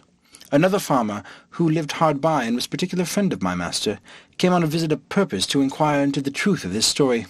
I was immediately produced and placed upon a table, where I walked as I was commanded, drew my hanger and put it up again, made my reverence to the master's guest, asked him in his own language how he did, and told him he was welcome. Just as my little nurse had instructed me, this man, who was old and dim-sighted, put on his spectacles to behold me better, at which I could not forbear laughing very heartily, for his eyes appeared like the full moon shining into a chamber at 2 windows. Our people, who discovered the cause of my mirth, bore me company in laughing, at which the old fellow was a fool enough to be angry and out of countenance. He had the character of a great miser, and to my misfortune he well deserved it by the cursed advice he gave my master to show me as a sight upon a market day in the next town, which was half an hour's riding, about 22 miles from our house. I guessed there was some mischief when I observed my master and his friend whispering together, sometimes pointing at me, and my fears made me fancy that I overheard and understood some of their words. But the next morning Glumdeklich, my little nurse, told me the whole matter which she had cunningly picked out from her mother. The poor girl laid me on her bosom, and fell a-weeping with shame and grief. She apprehended some mischief would happen to me from rude, vulgar folks, who might squeeze me to death or break one of my limbs by taking me in their hands. She had also observed how modest I was in my nature, how nicely I regarded my honour, and what an indignity I should conceive it to be exposed for money as a public spectacle to the meanest of the people. She said her papa and mamma had promised that Grildrig would be hers, but now she found they meant to serve her as they did last year, when they pretended to give her a lamb, and yet as soon as it was fat sold it to a butcher. For my own part, I may truly affirm that I was less concerned than my nurse. I had a strong hope, which never left me, that I should one day recover my liberty, and as to the ignominy of being carried around for a monster, I considered myself to be a perfect stranger in the country, and that such misfortune could never be charged upon me as a reproach, if I should ever return to England, since the King of Great Britain himself in my condition must have undergone the same distress. My master, pursuant to the advice of his friend, carried me in a box the next market day to the neighbouring town, and took along with him his little daughter, my nurse, upon a pillion behind him. The box was closed on every side, with a little door for me to go in and out, and a few gimlet holes in to let air. The girl had been so careful as to put the quilt of her baby's bed into it for me to lie down on. However, I was terribly shaken and discomposed in this journey, though it was but a half of an hour, for the horse went about 40 feet at every step, and trotted so high that the agitation was equal to the rising and falling of a ship in a great storm, but much more frequent. Our journey was somewhat farther than from London to St. Albans. My master alighted at an inn which he used to frequent, and after consulting a while with the innkeeper, and making some necessary preparations, he hired the Groltrund, or crier, to give notice to the town of a strange creature to be seen at the sign of the Green Eagle, not so big as a splachnook, an animal in that country very finely shaped, about 6 feet long, and in every part of the body resembling a human creature, could speak several words and perform 100 diverting tricks. I was placed upon a table in the largest room of the inn, which might be near 300 feet square. My little nurse stood low on a stool close to the table to take care of me and direct what I should do. My master, to avoid a crowd, would suffer only 30 people at a time to see me. I walked about the table as the girl commanded. She asked me questions as far as she knew my understanding of the language, and I answered them as loud as I could. I turned about several times to the company, paid my humble respects, said they were welcome, and used some other speeches I had been taught. I took up a thimble filled with liquor, which Glumdalclitch had given me for a cup, and drank their health. I drew out my hanger, and flourished it with after the manner of fencers in England. My nurse gave me pot of a straw, which I exercised as a pike, having learnt the art in my youth. I was that day shown to 12 sets of company, and as often forced to act over again for the same fopperies, till I was half dead with weariness and vexation. For those who had seen me made such wonderful reports that the people were ready to break down the doors to come in. My master, for his own interest, would not suffer anyone to touch me except my nurse, and to prevent danger, benches were set round the table at such a distance as to put me out of everybody's reach. However, an unlucky schoolboy aimed a hazelnut directly at my head, which very narrowly missed me, otherwise it came with so much violence that it would have infallibly knocked out my brains, for it was almost as large as a small pumpkin, but I had the satisfaction to see the young rogue well beaten, and turned out of the room. My master gave public notice that he would show me again the next market day, and in the meantime he prepared a convenient vehicle for me, which he had reason enough to do. For I was so tired with my first journey, that with entertaining company for 8 hours together, that I could hardly stand upon my legs or speak a word. It was at least 3 days before I recovered my strength, and that I might no rest at home. All the neighbouring gentlemen from 100 miles round, hearing of my fame, came to see me at my master's own house. There could not be fewer than 30 persons with their wives and children, for the country is very populous. And my master demanded the rate of a full room whenever he showed me at home, although it were only to a single family, so that for some time I had but little ease every day of the week, except Wednesday, which is their Sabbath, although I would not carry to the town. My master, finding how profitable I was likely to be, resolved to carry me to the most considerable cities of the kingdom. Having therefore provided himself with all things necessary for a long journey, and settled his affairs at home, he took leave of his wife, and upon the 17th of August, 1703, about 2 months after my arrival, we set out for the metropolis, situate near the middle of that empire, and about 3,000 miles distance from our house. My master made his daughter Glumdalclitch ride behind him. She carried me on her lap, in a box tied about her waist. The girl had lined it on sides with the softest cloth she could get, well quilted underneath, furnished it with her baby's bed, and provided me with linen and other necessaries, and made everything as convenient as she could. We had no other company but a boy of the house, who rode after us with the luggage. My master's design was to show me in all the towns by the way, and to step off the road for 50 or 100 miles to any village or person of quality's house, where he might expect custom. We made easy journeys, not above 7 or 8 score miles a day, for Glumdalclitch, on purpose to spare me, complained she was tired with the trotting of the horse. She often took me out of my box at my own desire to give me air and show me the country, but she always held me fast by a leading string. We passed over 5 or 6 rivers, many degrees broader and deeper than the Nile or the Ganges, and there was hardly a rivulet so small as the Thames or the London Bridge. We were 10 weeks on our journey, and I was shown at 18 large towns, besides many villages and private families. On the 26th day of October we arrived at the metropolis, called in their language Lorbalgrud, or Pride of the Universe. My master took a lodging in the principal street of the city, not far from the royal palace, and put bills in usual form, containing an exact description of my person and parts. He hired a large room between 300 and 400 feet wide. He provided a table 60 feet in diameter, upon which I was to act my part, and palisadoed it round 3 feet from the edge, and as many high to prevent my falling over. I was shown 10 times a day, to the wonder and satisfaction of all people. I could now speak the language tolerably well, and perfectly understood every word that was spoken to me. Besides, I had learnt their alphabet, and could make a shift to explain a sentence here and there, for Glumdalclitch had been my instructor while we were at home, and at leisure hours during our journey she carried a little book in her pocket, not much larger than a Senson's Atlas. It was a common treatise for the use of young girls, giving a short account of their religion. Out of this she taught me my letters and interpreted the words. End of Chapter 2. Part 2, Chapter 3. The author sent for to court. The Queen buys him of his master the farmer, and presents him to the king. He disputes with his Majesty's great scholars. An apartment at court provided for the author. He is in high favour with the Queen. He stands up for the honour of his own country. He quarrels with the Queen's dwarf. The frequent labours I underwent every day made in a few weeks a very considerable change in my health. The more my master got by me, the more insatiable he grew. I had quite lost my stomach, and was almost reduced to a skeleton. The farmer observed it, and concluding I must soon die, resolved to make a good hand of me as he could. While he was thus reasoning and resolving with himself, a sardral, or gentleman usher, came from court, commanding my master to carry me immediately thither for diversion of the Queen and her ladies. Some of the latter had already been to see me, and reported strange things of my beauty, behaviour, and good sense. Her Majesty and those who attend her were beyond measure delighted with my demeanour. I fell on my knees, and begged the honour of kissing her imperial foot. But this gracious princess held out her little finger towards me. After I was set on the table, which I embraced in both my arms, and put the tip of it, with the utmost respect, to my lip, she made some general questions about my country and my travels, which I answered as distinctly and as in few words as I could.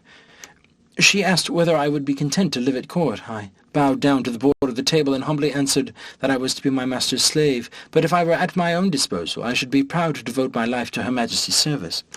He then asked my master whether he was willing to sell me at a good price. He, who apprehended I could not live a month, was ready enough to part with me, and demanded 1,000 pieces of gold, which were ordered him on the spot, each piece being about the bigness of 800 moidores. But allowing for the proportion of all things between that country and Europe, and the high price of gold among them, was hardly so a great sum as 1,000 guineas would be in England. I then said to the Queen, since I was now in Her Majesty's most humble creature and vassal, I must beg the favour that Glumdalclitch, who had always tended me with so much care and kindness, and understood to do it so well, might be admitted into her service and continue to be my nurse and instructor. Her Majesty agreed to my petition, and easily got the farmer's consent, who was glad enough to have his daughter preferred at court, and the poor girl herself was not able to hide her joy. My late master withdrew, bidding me farewell, and saying he had left me in a good service, to which I replied not a word, only making him a slight bow. The Queen observed my coldness, and, when the farmer was gone out of the apartment, asked me the reason. I made bold to tell Her Majesty that I owed no other obligation to my late master than his not dashing out the brains of a poor harmless creature found by chance in his fields, which obligation was amply recompensed by the gain he had made in showing me through half the kingdom, and the price he now sold me for, that the life I had since led was laborious enough to kill an animal of 10 times my strength, that my health was much impaired by the continual drudgery of entertaining the rabble every hour of the day, and that, if my master had not thought my life in danger, Her Majesty would not have gotten so cheap a bargain. But as I was out of all fear being ill-treated under the protection of so great and good an empress, the ornament of nature, the darling of the world, the delight of her subjects, the phoenix of creation, so I hoped my late master's apprehensions would appear to be groundless, for already found my spirits revived by the influence of her most august presence. This was the sum of my speech, delivered with great improprieties and hesitation. The latter part was altogether framed in the style peculiar to that people, whereof I learned some phrases from Glumdalclitch while she was carrying me to court. The Queen, giving great allowance for my defectiveness in speaking, was, however, surprised at so much wit and good sense in so diminutive an animal. She took me in her own hand and carried me to the King, who was then retired to his cabinet. His Majesty, a prince of much gravity and austere countenance, was not well observing my shape at first view, asked the Queen, after a cold manner, how long it was since she grew fond of a splachnook. For such it seems he took me to be. As I lay upon my breast in her Majesty's right hand, but this princess, who has an infinite deal of wit and humour, set me gently on my feet upon the scrutoire, and commanded me to give his Majesty an account of myself, which I did in very few words. And Glumdalclitch, who attended at the cabinet door, and could not endure I should be out of her sight, being admitted, confirmed all that had passed from my arrival at her father's house. The King, although he be a learned person, and in his domains had been educated in the study of philosophy, and particularly mathematics, yet when he observed my shape exactly, and saw me walk erect before I began to speak, conceived I might be a piece of clockwork, which is in that country arrived to a very great perfection, contrived by some ingenious artist. But when he heard my voice, and found what I delivered to be regular and rational, he could not conceal his astonishment. He was by no means satisfied with the relation I gave him of the manner I came into his kingdom, but thought it a story considered between Glumdalclitch and her father, who had taught me a set of words to make me sell at a better price. Upon this imagination, he put several other questions to me, and still received rational answers. No otherwise defective than by a foreign accent and an imperfect knowledge of the language, with some rustic phrases which I had learned at the farmers' houses, and did not suit the polite style of a court.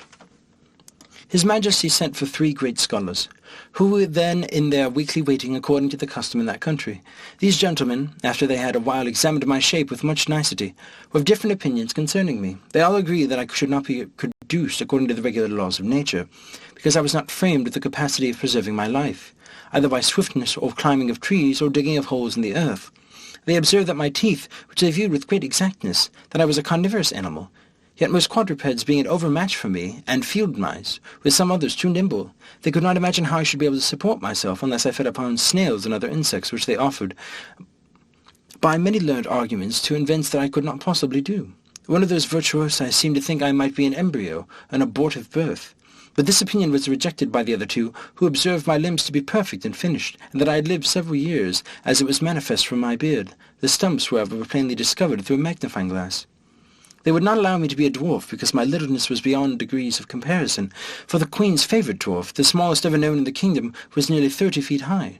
After much debate, they concluded unanimously that I was only riplum scalith, which is interpreted literally lusus naturae, a determination exactly agreeable to the modern philosophy of Europe, whose professors, disdaining the old evasion of occult causes, whereby the followers of Aristotle endeavoured in vain to disguise their ignorance, have invented this wonderful solution of all difficulties, to the unspeakable advancement of human knowledge.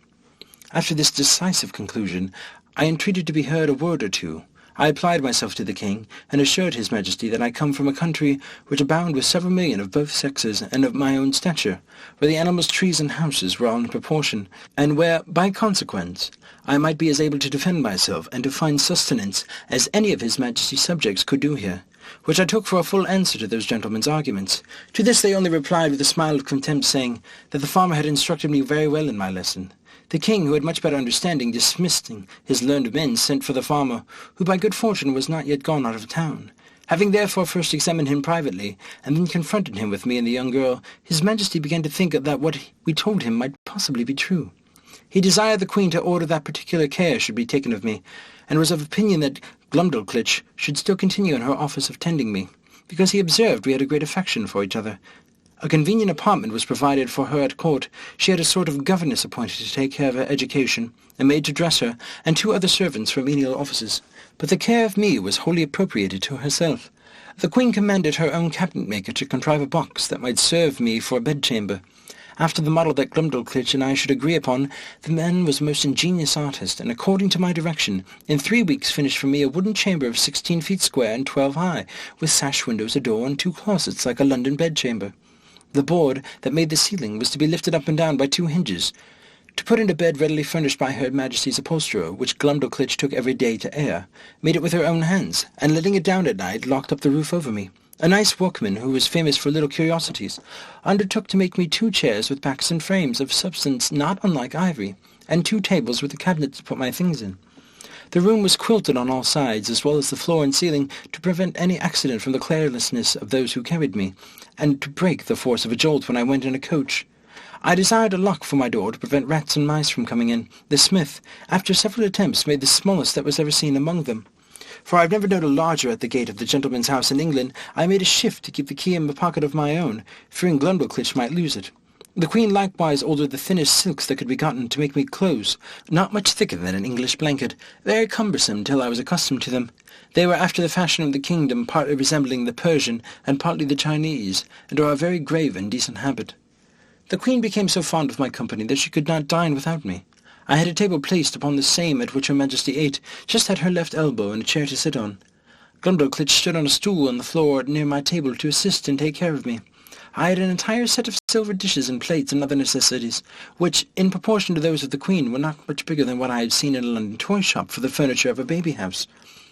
These my little nurse kept in her pocket in a silver box, and gave me at meals as I wanted them, always cleaning them herself. No person dined with the Queen but the two princesses royal, the eldest 16 years old, and the younger at the time 13 and a month. Her Majesty used to put a bit of meat on one of my dishes, out of which I carved for myself, and her diversion was to see me eat in a miniature for the Queen, who has indeed a weak stomach. Took up, at one mouthful, as much as a dozen English farmers could eat at a meal, which to me was for some time a very nauseous sight. She would crunch the wing of a lark, bones and all, between her teeth, although it were 9 times as large as that of a full-grown turkey, and put a bit of bread into her mouth as big as 2 12-penny loaves. She drank out of a golden cup above a hogshead at trout. Her knives were twice as long as a scythe, set straight upon the handle. The spoons, forks, and other instruments were all the same proportion. I remember when Glumdalclitch carried me, out of curiosity, to see some of the tables at court, where 10 or dozen of these enormous knives and forks were lifted up together. I thought I had never till then beheld so terrible a sight. It is the custom that every Wednesday, which, as I observed, is their Sabbath, the King and Queen, with the royal issue of both sexes, dine together in the apartment of His Majesty, to whom I was now become a great favourite. And at these times my little chair and table were placed at his left hand before one of the salt-cellars. This prince took pleasure in conversing with me, inquiring into the matters of religion, laws, government, and learning of Europe, wherein I gave him the best account I was able. His apprehension was so clear, and his judgment so exact, that he made very wise reflections and observations upon all I said. But I confess that after I had been a little too copious in talking of my own beloved country, of our trade and wars by sea and land, and our schisms in religions and parties and state, the prejudices of his education prevailed so far that he could not forbear taking me up in his right hand and stroking me gently with the other, after a hearty fit of laughing, and asked me whether I was a Whig or a Tory. Then turning to his first minister, who waited behind him with the white staff, as near as tall as the mainmast of a royal sovereign, he observed, how contemptible a thing was human grandeur, which could be mimicked by such diminutive insects as I, and yet, says he, I dare engage these creatures have their titles and distinctions of honour. They contrive little nests and burrows that they call houses and cities. They make a figure and dress in equipage. They love, they fight, they dispute, they cheat, they betray. And thus he continued on, while my colour came and went several times with indignation to hear our noble country, the mistress of arts and arms, the scourge of France, the arbitress of Europe, and the seat of virtue, piety, honour, and truth, and pride and envy of the world, so contemptuously treated. But while I was not in a condition to resent injuries, so upon mature thoughts I began to doubt whether I was injured or no. For after having been accustomed to several months to the sight and converse of these people, and observe every object upon which I cast mine eyes to be of proportional magnitude, the horror I had first conceived from the bulk and aspect was so far one off, that if I had then beheld a company of English lords and ladies in their finery and birthday clothes, acting their several parts in the most courtly manner of strutting and bowing and prating, to say the truth, I should have been strongly tempted to laugh as much at them as the king and his grandees did at me. Neither indeed could I forbear smiling at myself when the Queen used to place me upon her hands towards a looking-glass, by which both our persons appeared before me in full view together, and there could be nothing more ridiculous than the comparison, so that I really began to imagine myself dwindled many degrees below my usual size. Nothing angered and mortified me so much as the Queen's dwarf, who, being the lowest stature that was ever in that country, for I verily think he was not a full 30 feet high, became so insolent at seeing a creature so much beneath him that he would always affect to swagger and look big as he passed by me in the Queen's antechamber, while I was standing on some table talking with lords or ladies of the court. And he seldom failed of a smart word or two upon my littleness, against I could only revenge myself by calling him brother, challenging him to wrestle, and such repartees as are usually in the mouths of court pages. One day at dinner, this malicious little cub was so nettled with something I had said to him that, raising himself upon the frame of Her Majesty's chair, he took me up by the middle as I was sitting down, not thinking any harm, and let me drop into a large silver bowl of cream, and then ran away as fast as he could.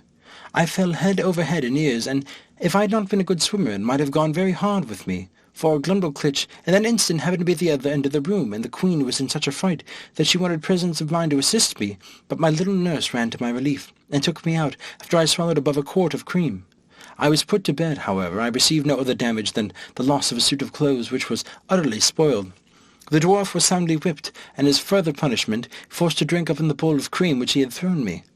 Neither was he ever restored to favour, for soon after the Queen bestowed him on a lady of high quality, so that I saw him no more, to my very great satisfaction, for I could not tell to what extremity such a malicious urchin might have carried his resentment.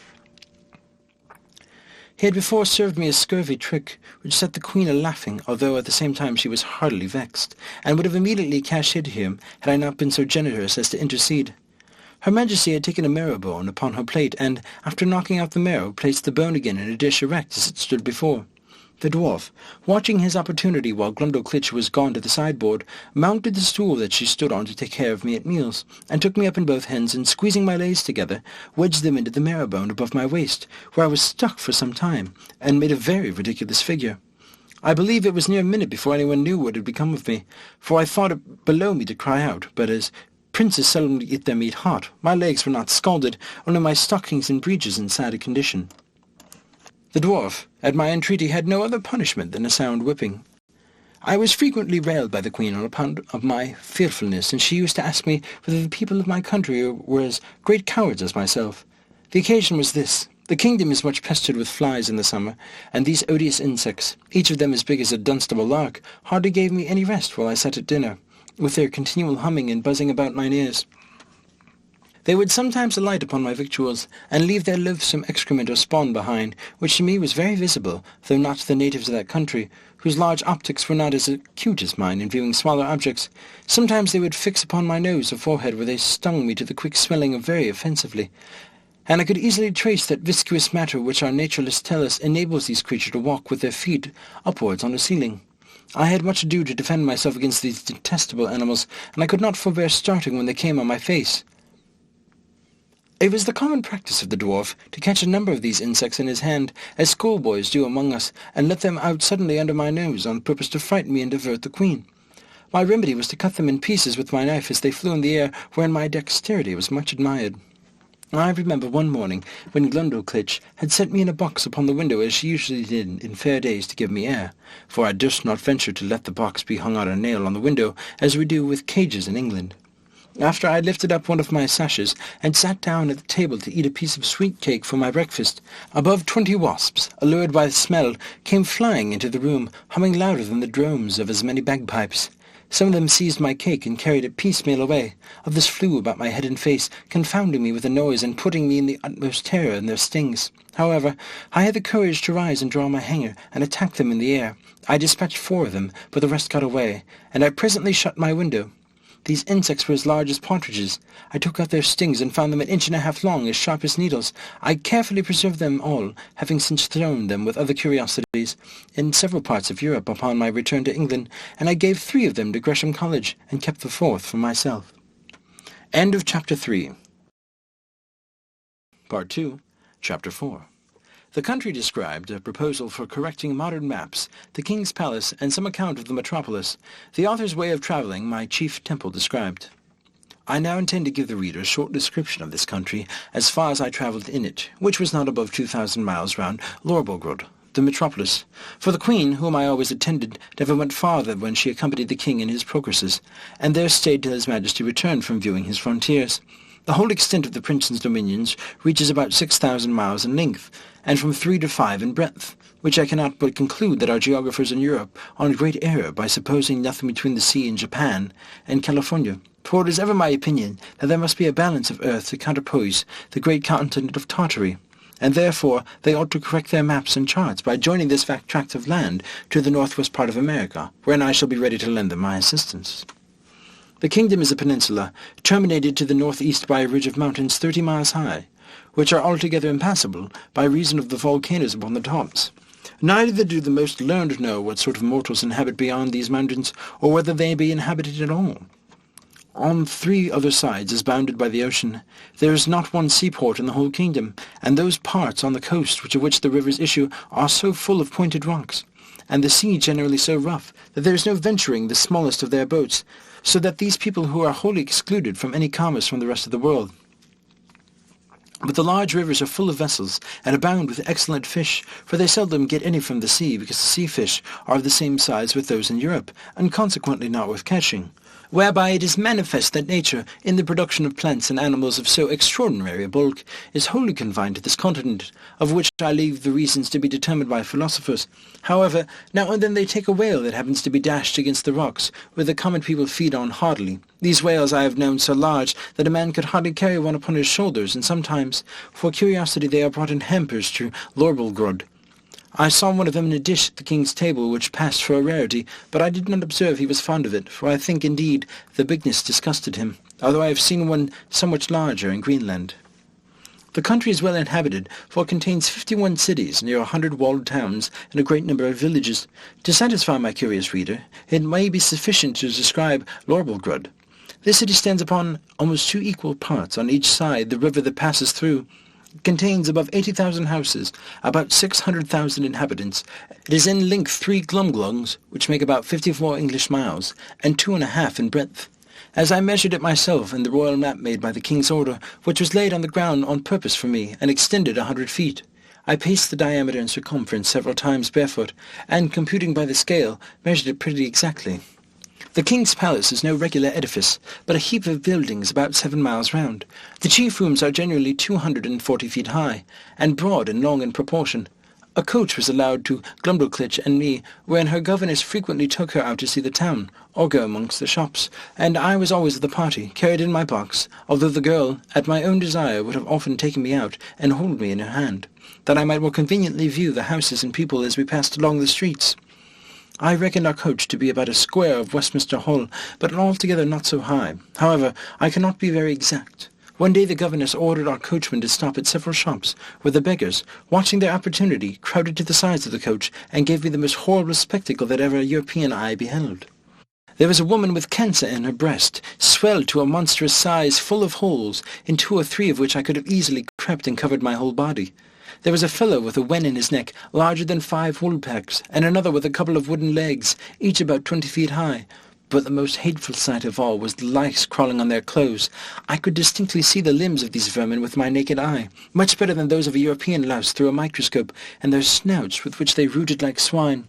They were the first I had ever beheld, and should have been curious enough to dissect one of them if I had the proper instruments, which I unluckily left behind me in the ship, although indeed the sight was so nauseous that it perfectly turned my stomach. Besides the large box in which I was usually carried, the Queen ordered a smaller one to be made for me, of about 12 feet square and 10 high, for the convenience of travelling. Because the other was somewhat too large for the Glumdalclitch's lap, and cumbersome in the coach, it was made by the same artist whom I directed in the whole contrivance. This travelling closet was an exact square, with a window in the middle of the 3 squares, and each window was latticed with iron wire on the outside, to prevent accidents in long journeys. On the 4th side, which had no window, 2 strong staples were fixed through which that the person had carried me. When I had a mind to be on horseback, put on a leather belt and buckled about his waist. This was always the office of some grave, trusty servant in whom I could confide, whether I attended the king and queen in their progress, or were disposed to see the gardens or pay a visit to some great lady or minister of state in the court. When Glumdalclitch happened to be out of order, for I soon began to be known and esteemed among the greatest officers, and supposed more upon accounts of their majesty's favour than in any merit of my own. In journeys, when I was weary of the coach, a servant on horseback would buckle on my box, and place it upon a cushion before him, and there I had a full prospect of the country on 3 sides from my 3 windows.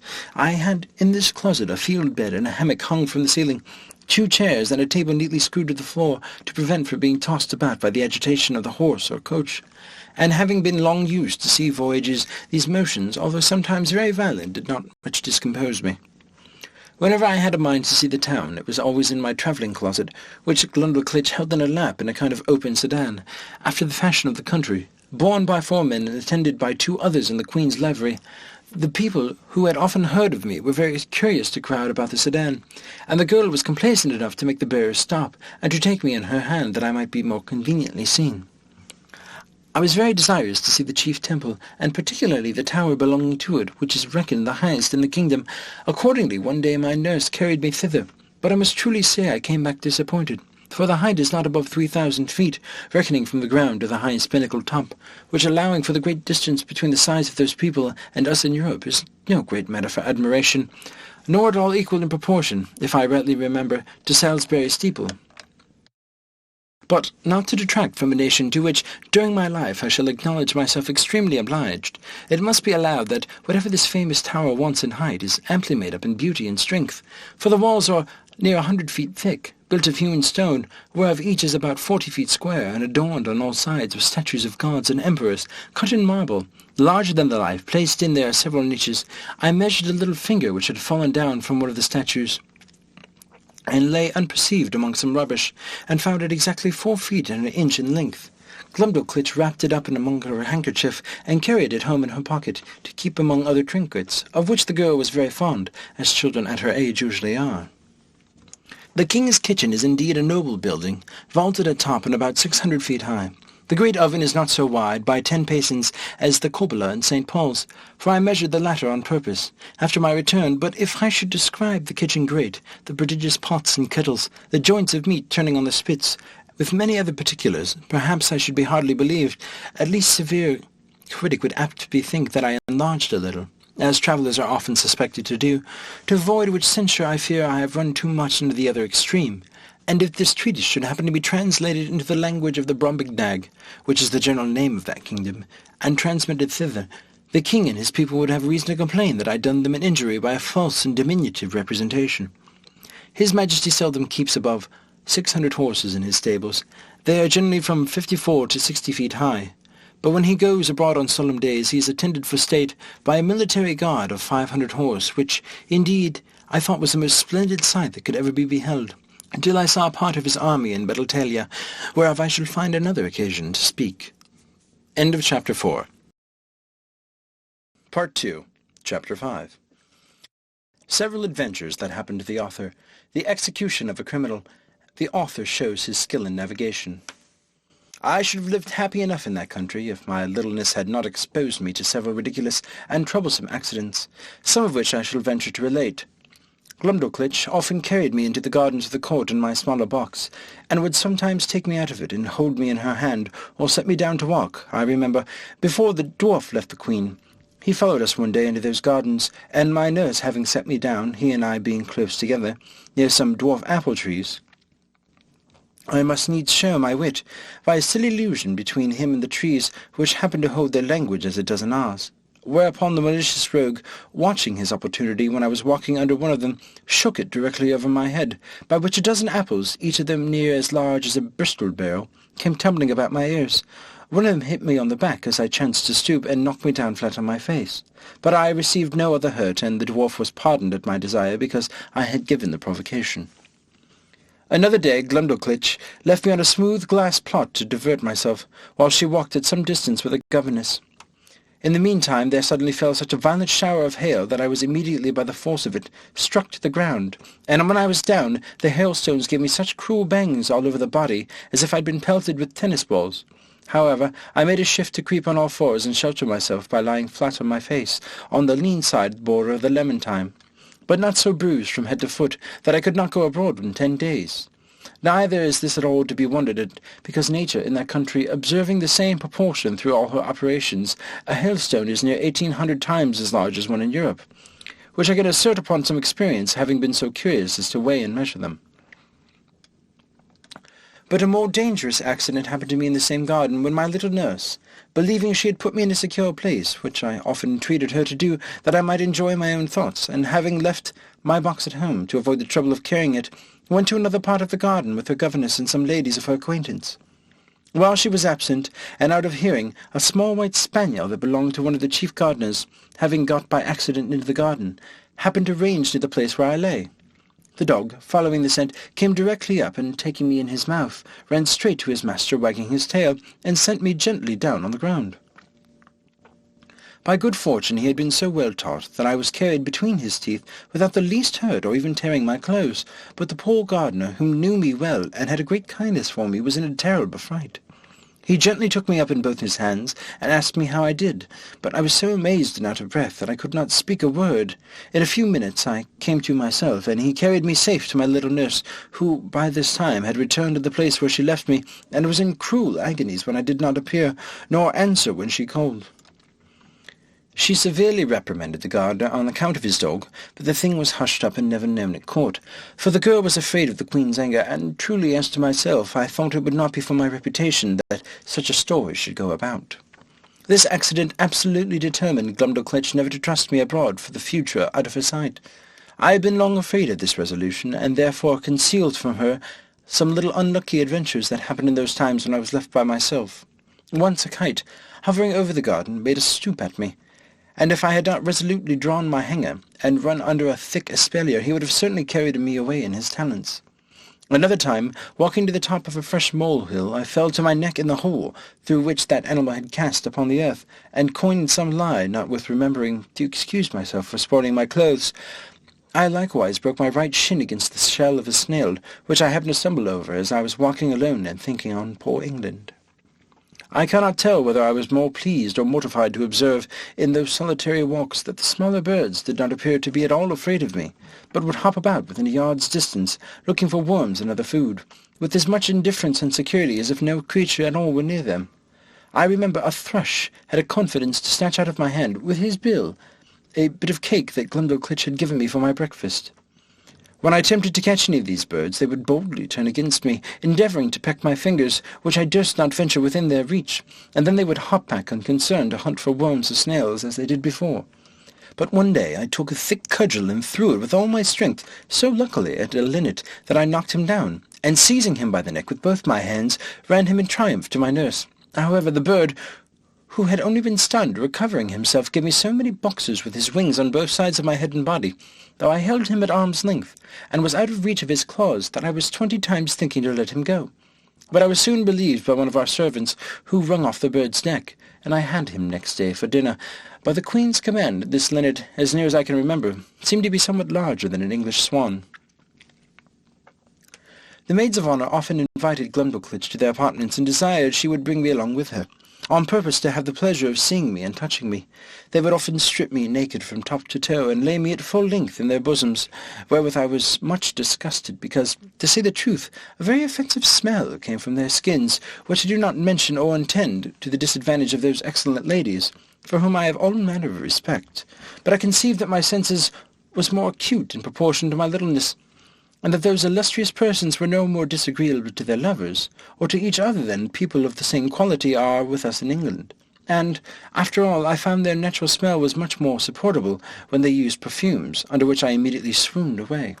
I cannot forget that an intimate friend of mine in Lilliput took the freedom, in a warm day when I had a good deal of exercise, to complain of a strong smell about me.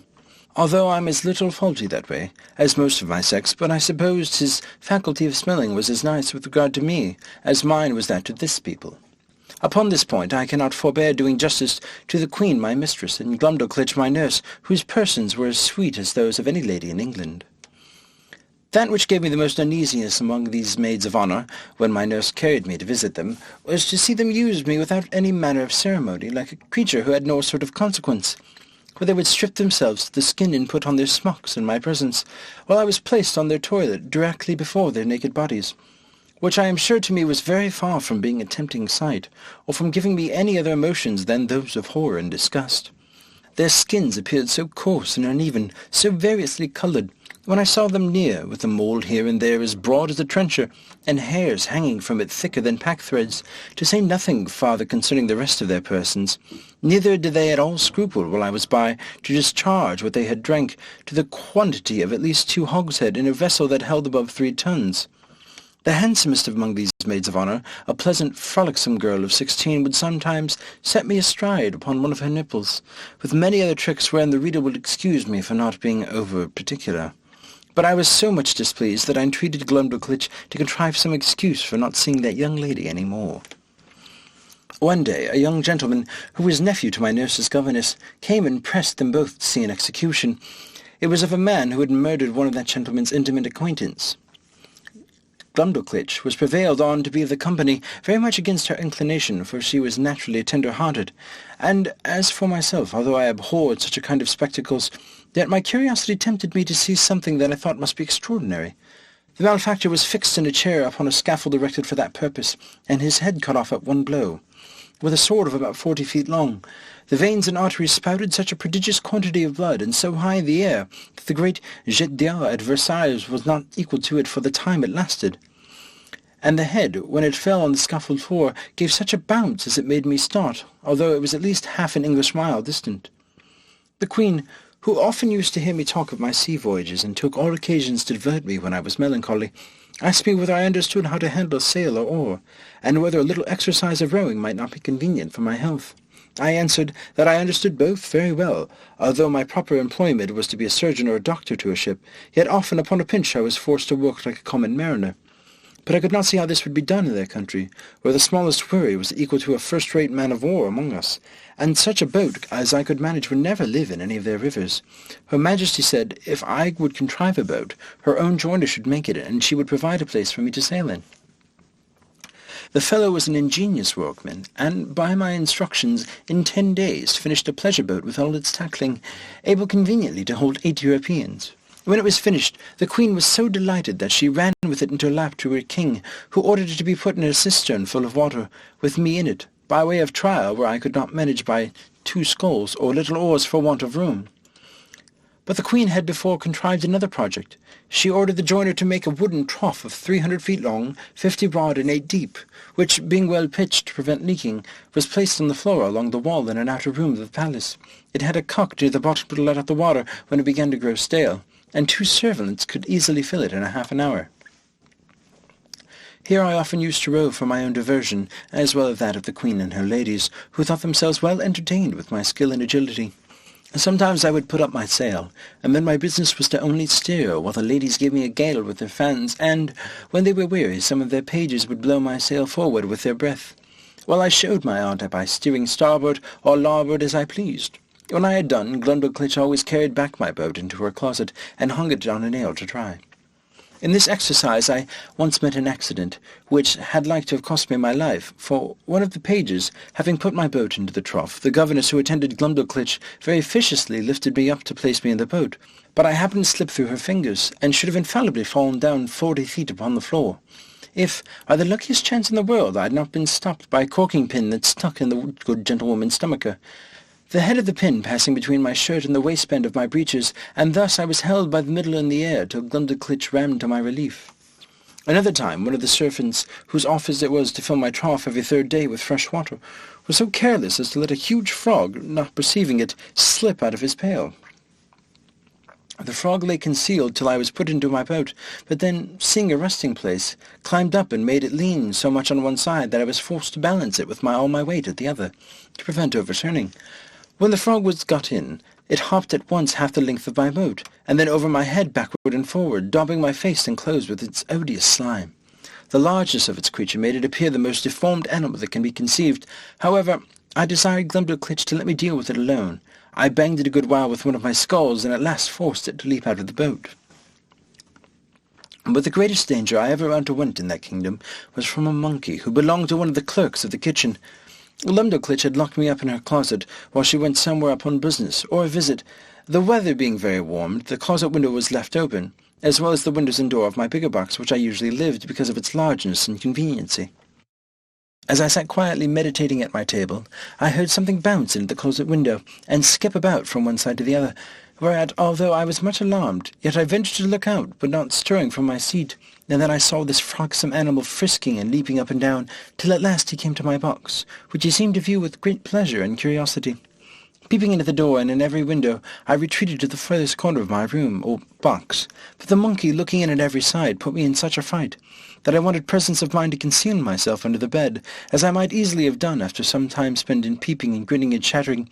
He at last espied me, and upon reaching one of his paws into the door as a cat does when she plays with a mouse, although I often shifted place to avoid him, he at length seized the lappet of my coat, which, being made of that country silk, was very thick and strong, and dragged me out. He took me up into his right forefoot and held me as the nurse does a child she is going to suckle, just as I have seen the same sort of creature do with a kitten in Europe.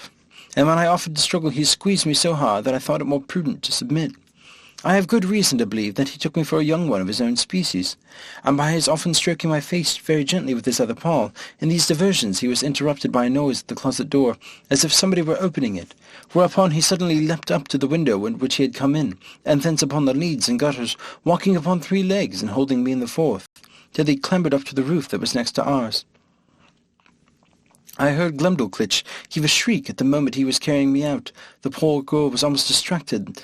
That court of the palace was all in an uproar. The servants ran for ladders. The monkeys were seen by hundreds in the court, sitting upon the ridge of a building, holding me like a baby in one of his forepaws, and feeding me with the other by cramming into my mouth some victuals he had squeezed out of the bag on one side of his chaps, and patting me when I would not eat, whereat many of the rabble below could not forbear laughing. Neither do I think they justly ought to be blamed, for without question the sight was ridiculous enough to everybody but myself. Some of the people threw up stones, hoping to drive the monkey down, but this was strictly forbidden, or else, very probably, my brains had been dashed out. The ladders were now applied and mounted by several men, which the monkey was observing, and finding himself almost encompassed, not being able to make speed enough with his 3 legs, let me drop on a ridge tile and made his escape.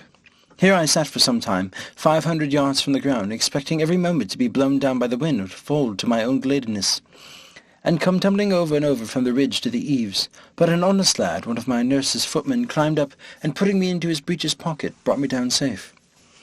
I was almost choked with the filthy stuff the monkey had crammed down my throat, but my dear little nurse picked it out of my mouth with a small needle, and then I fell a vomiting, which gave me great relief. Yet I was so weak and bruised in the sides with the squeezes given me by this odious animal, that I was forced to keep my bed a fortnight.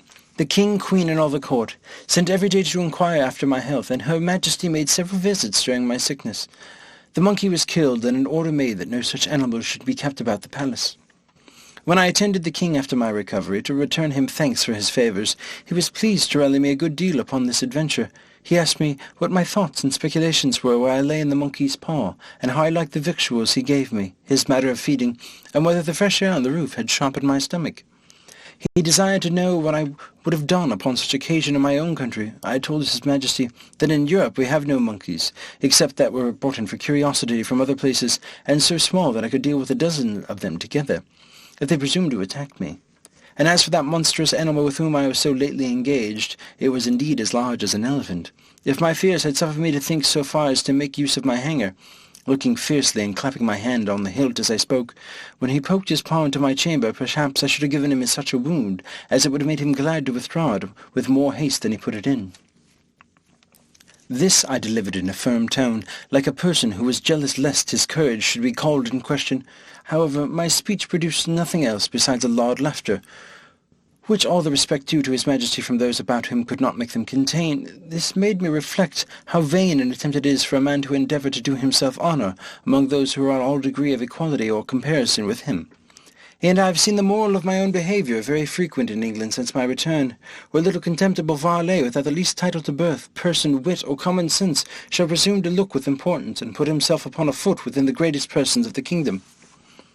I was every day furnishing the court with some ridiculous story, and Glumdalclitch, although she loved me to excess, yet was arch enough to inform the queen whenever I committed any folly that she thought would be diverting to her majesty. The girl, who had been out of order, was carried by her governess to take the air about an hour's distance, or 30 miles from town. They alighted out of the coach near a small footpath in a field, and Glumdalclitch, setting down my travelling box, I went out of it for a walk. There was a cow dung in the path. I must need try my activity by attempting to leap over it. I took a run, but unfortunately jumped short, and found myself just in the middle up to my knees. I waded through with some difficulty, and one of the footmen wiped me clean as he could with his handkerchief, for I was filthily bemired, and my nurse confined me to my box till we returned home, where the queen was soon informed of what had passed, and the footmen spread it about the court, so that all the mirth for some days was at my expense. End of Chapter 5. Part 2, Chapter 6. Several contrivances of the author to please the king and queen. He shows his skill in music. The king inquires into the state of England, which the author relates to him. The king's observations thereon. I used to attend the king's levee once or twice a week, and had often seen him under the barber's hand, which indeed was at first very terrible to behold, for the razor was almost twice as long as an ordinary scythe. His Majesty, according to the custom of the country, was only shaved twice a week. I once prevailed on the barber to give me some of the suds or lather, out of which I picked 40 or 50 of the strongest stumps of hair. I then took a piece of fine wood and cut it back like the back of a comb, making several holes in it at equal distances with as small as needles I could get from Glumdalclitch. I fixed in the stumps so artificially, scraping and sloping them with my knife toward the points, that I made a very tolerable comb, which was a seasonable supply. My own being so much broken in the teeth that it was almost useless. Neither did I know any artist in the country so nice and exact as would undertake me and make me another. As this puts me in a mind of amusement, wherein I spent many of my leisure hours, I desired the Queen's woman to save me for the combings of Her Majesty's hair, wherein in time I got a good quantity, and consulting with my friend the cabinet-maker, who had received general orders to do little jobs for me, I directed him to make 2 chair frames no larger than those I had in my box, and to bore little holes with the fine owl round those parts where I designed the backs and seats. Through these holes I wove the strongest hairs I could pick out, just after the manner of cane chairs in England. When they were finished, I made a present of them for Her Majesty, who kept them in her cabinet, and used to show them for curiosities, as indeed they were the wonder of every one that beheld them. The Queen would have me sit upon one of those chairs, but I absolutely refused to obey her, protesting I would rather die than place the dishonourable part of my body on those precious hairs that had once adorned Her Majesty's head.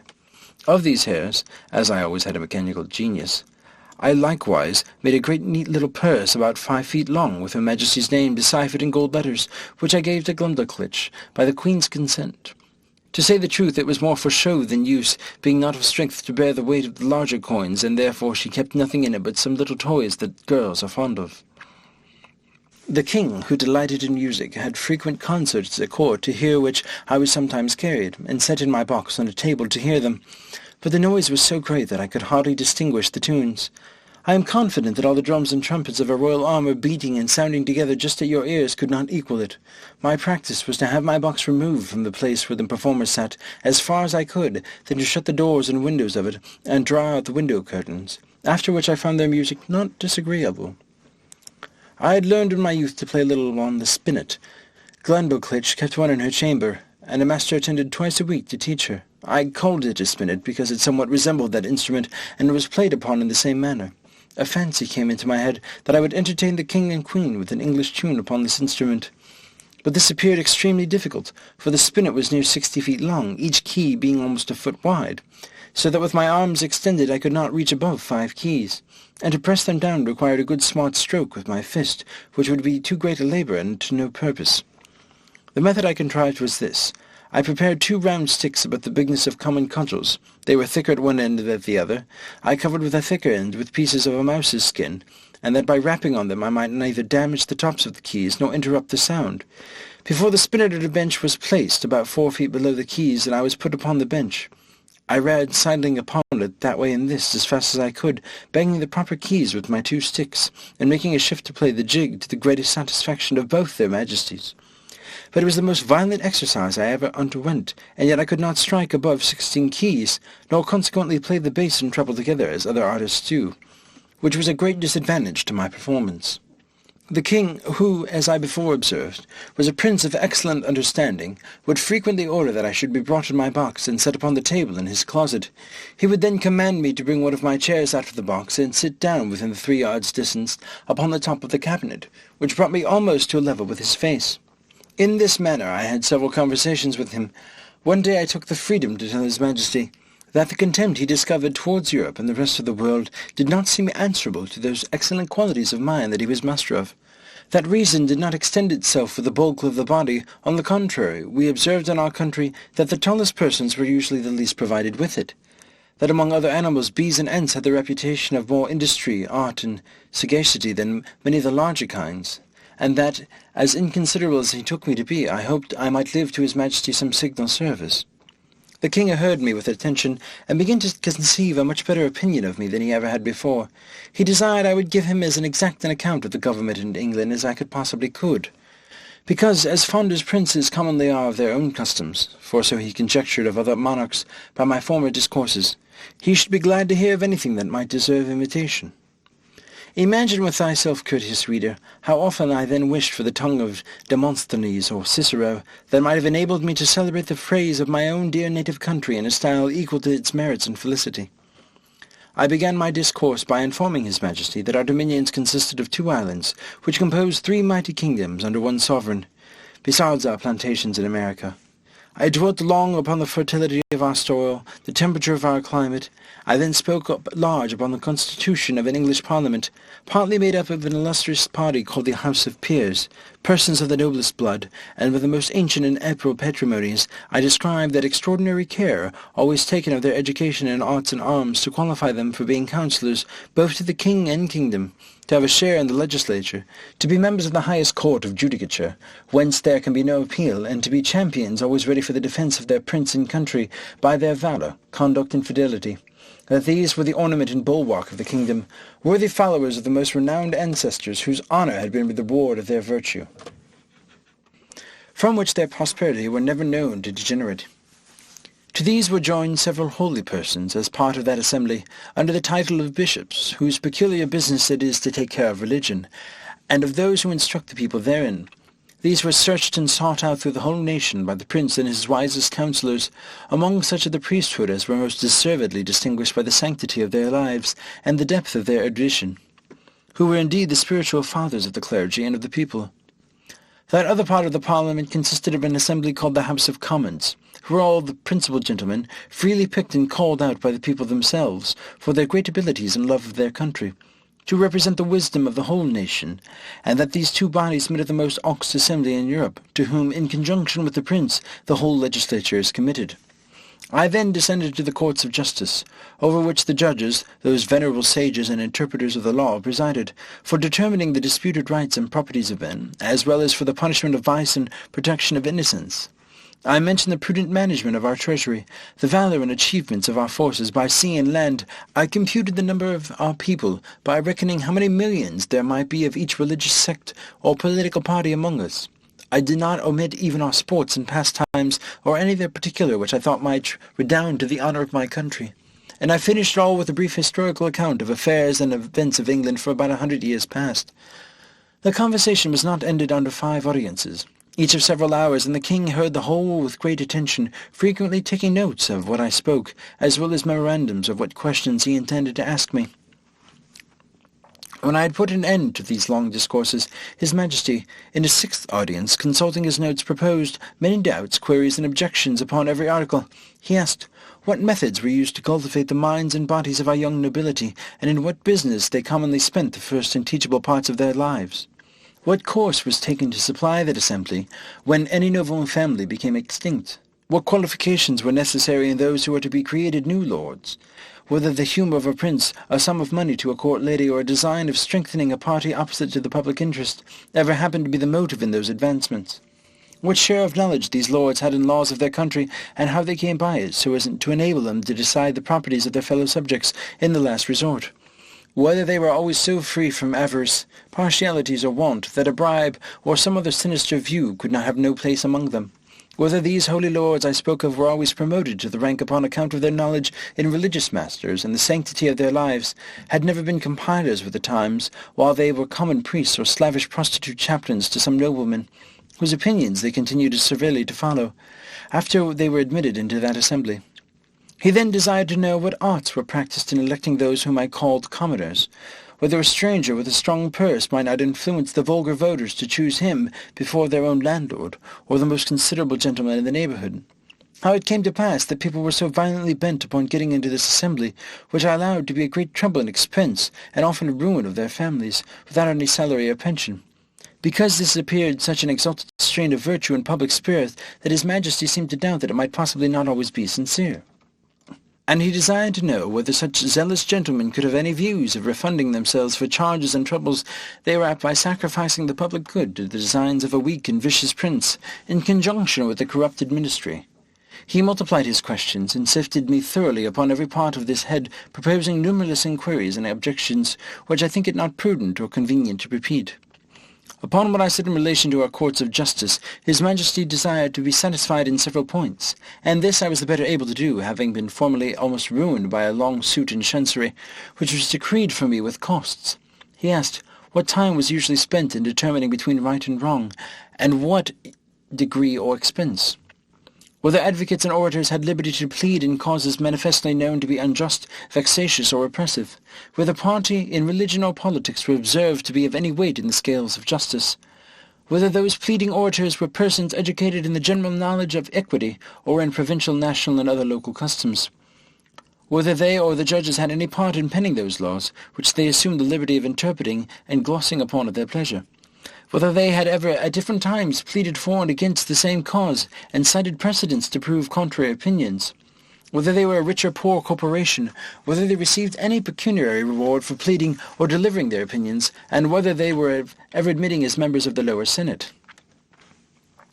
He fell upon the management of our treasury, and said he thought my memory had failed me because I computed our taxes at about 5 or 6 millions a year, and when I came to mention the issue, he found they sometimes amounted to more than double. For the notes he had taken were very particular in this point, because he hoped, as he told me, that the knowledge of our conduct might be useful to him, and he could not be deceived in his calculations. But if what I told him were true, he was still at a loss how a kingdom could run out of its estate like a private person. He asked me who are our creditors, and where we found such money to pay them. He wondered to hear me talk of such chargeable and expensive wars, that certainly we must be a quarrelsome people, or live among very bad neighbours, and that our generals must be indeed richer than our kings. He asked what business we had of our own islands, unless we upon the score of trade or treaty to defend the coast with our fleet. Above all, he was amazed to hear me talk of a mercenary standing army in the midst of peace, and among a free people. He said, if we were governed by our own consent, in the persons of our representatives, he could not imagine of whom we were afraid, or against whom we were to fight. And we would hear my opinion whether a private man's house might not be better defended by himself, his children, and family, than by a half-dozen rascals picked up at adventure by the streets for small wages, who might get 100 times more by cutting their throats. He laughed at my odd kind of arithmetic, as he was pleased to call it, in reckoning the numbers of our people by a computation drawn from the several sects amongst us, in religion and politics. He said he knew no reason why those who entertained opinions prejudicial to the public should be obliged to change, or should not be obliged to conceal them. And as it was tyranny in any government to require the first, so it was weakness not to enforce the second. For a man may be allowed to keep poisons in his closet, but not to vend them about for cordials. He observed that among the diversions of our nobility and gentry I had mentioned gaming. He desired to know at what age this entertainment was usually taken up, and when it was laid down, how much of their time it employed, whether it ever went so high as to affect their fortunes, whether mean vicious people, by their dexterity in that art, might not arrive at great riches, and sometimes keep our very nobles and dependents, as well as habituate them to vile companions, wholly take them from the improvement of their minds, and force them, by the losses they receive, to learn and practice that infamous dexterity upon others. He was perfectly astonished with the historical account gave him of our affairs during the last century, protesting it was only a heap of conspiracies, rebellions, murders, massacres, revolutions, banishments, the very worst effects that avarice, faction, hypocrisy, perfidiousness, cruelty, rage, madness, hatred, envy, lust, malice, and ambition could produce. His Majesty, in another audience, was at pains to recapitulate the sum of all I had spoken, compare the questions he made with the answers I had given, then taking me into his hands and stroking me gently, delivered himself in these words, which I shall never forget, nor the manner he spoke them in. My little friend Grildrig, you have made a most admirable panegyric upon your country. You have clearly proved that ignorance, idleness, and vice are the proper ingredients for qualifying a legislature, that laws are best explained, interpreted, and applied by those whose interest and abilities lie in perverting, confounding, and eluding them. I observe among you some lines of an institution which, in its original, might have been tolerable. But these half erased, and the rest wholly blurred and blotted by corruptions, it does not appear, from all you have said, how any one perfection is required towards the procurement of any one station among you. Much less, that men are ennobled on account of their virtue, that priests are advanced for their piety or learning, soldiers for their conduct or valour, judges for their integrity, senators for love of country, or counsellors for their wisdom. As for yourself, continued the king, who have spent the greatest part of your life in travelling, I am well disposed to hope you may hitherto have escaped many vices of your country. But by which I have gathered from your own relation and answers I have much pains wrung and extorted from you, I cannot but conclude the bulk of your natives to be the most precocious race of the little odious vermin that nature had ever so suffered to crawl upon the surface of the earth. End of Chapter 6. Part 2, Chapter 7. The author's love of his country, he makes a proposal of much advantage to the king, which is rejected. the king's great ignorance in politics, the learning of that country very imperfect and confined, the laws and military affairs, and parties in the state. Nothing but an extreme love of truth could have hindered me from concealing this part of my story.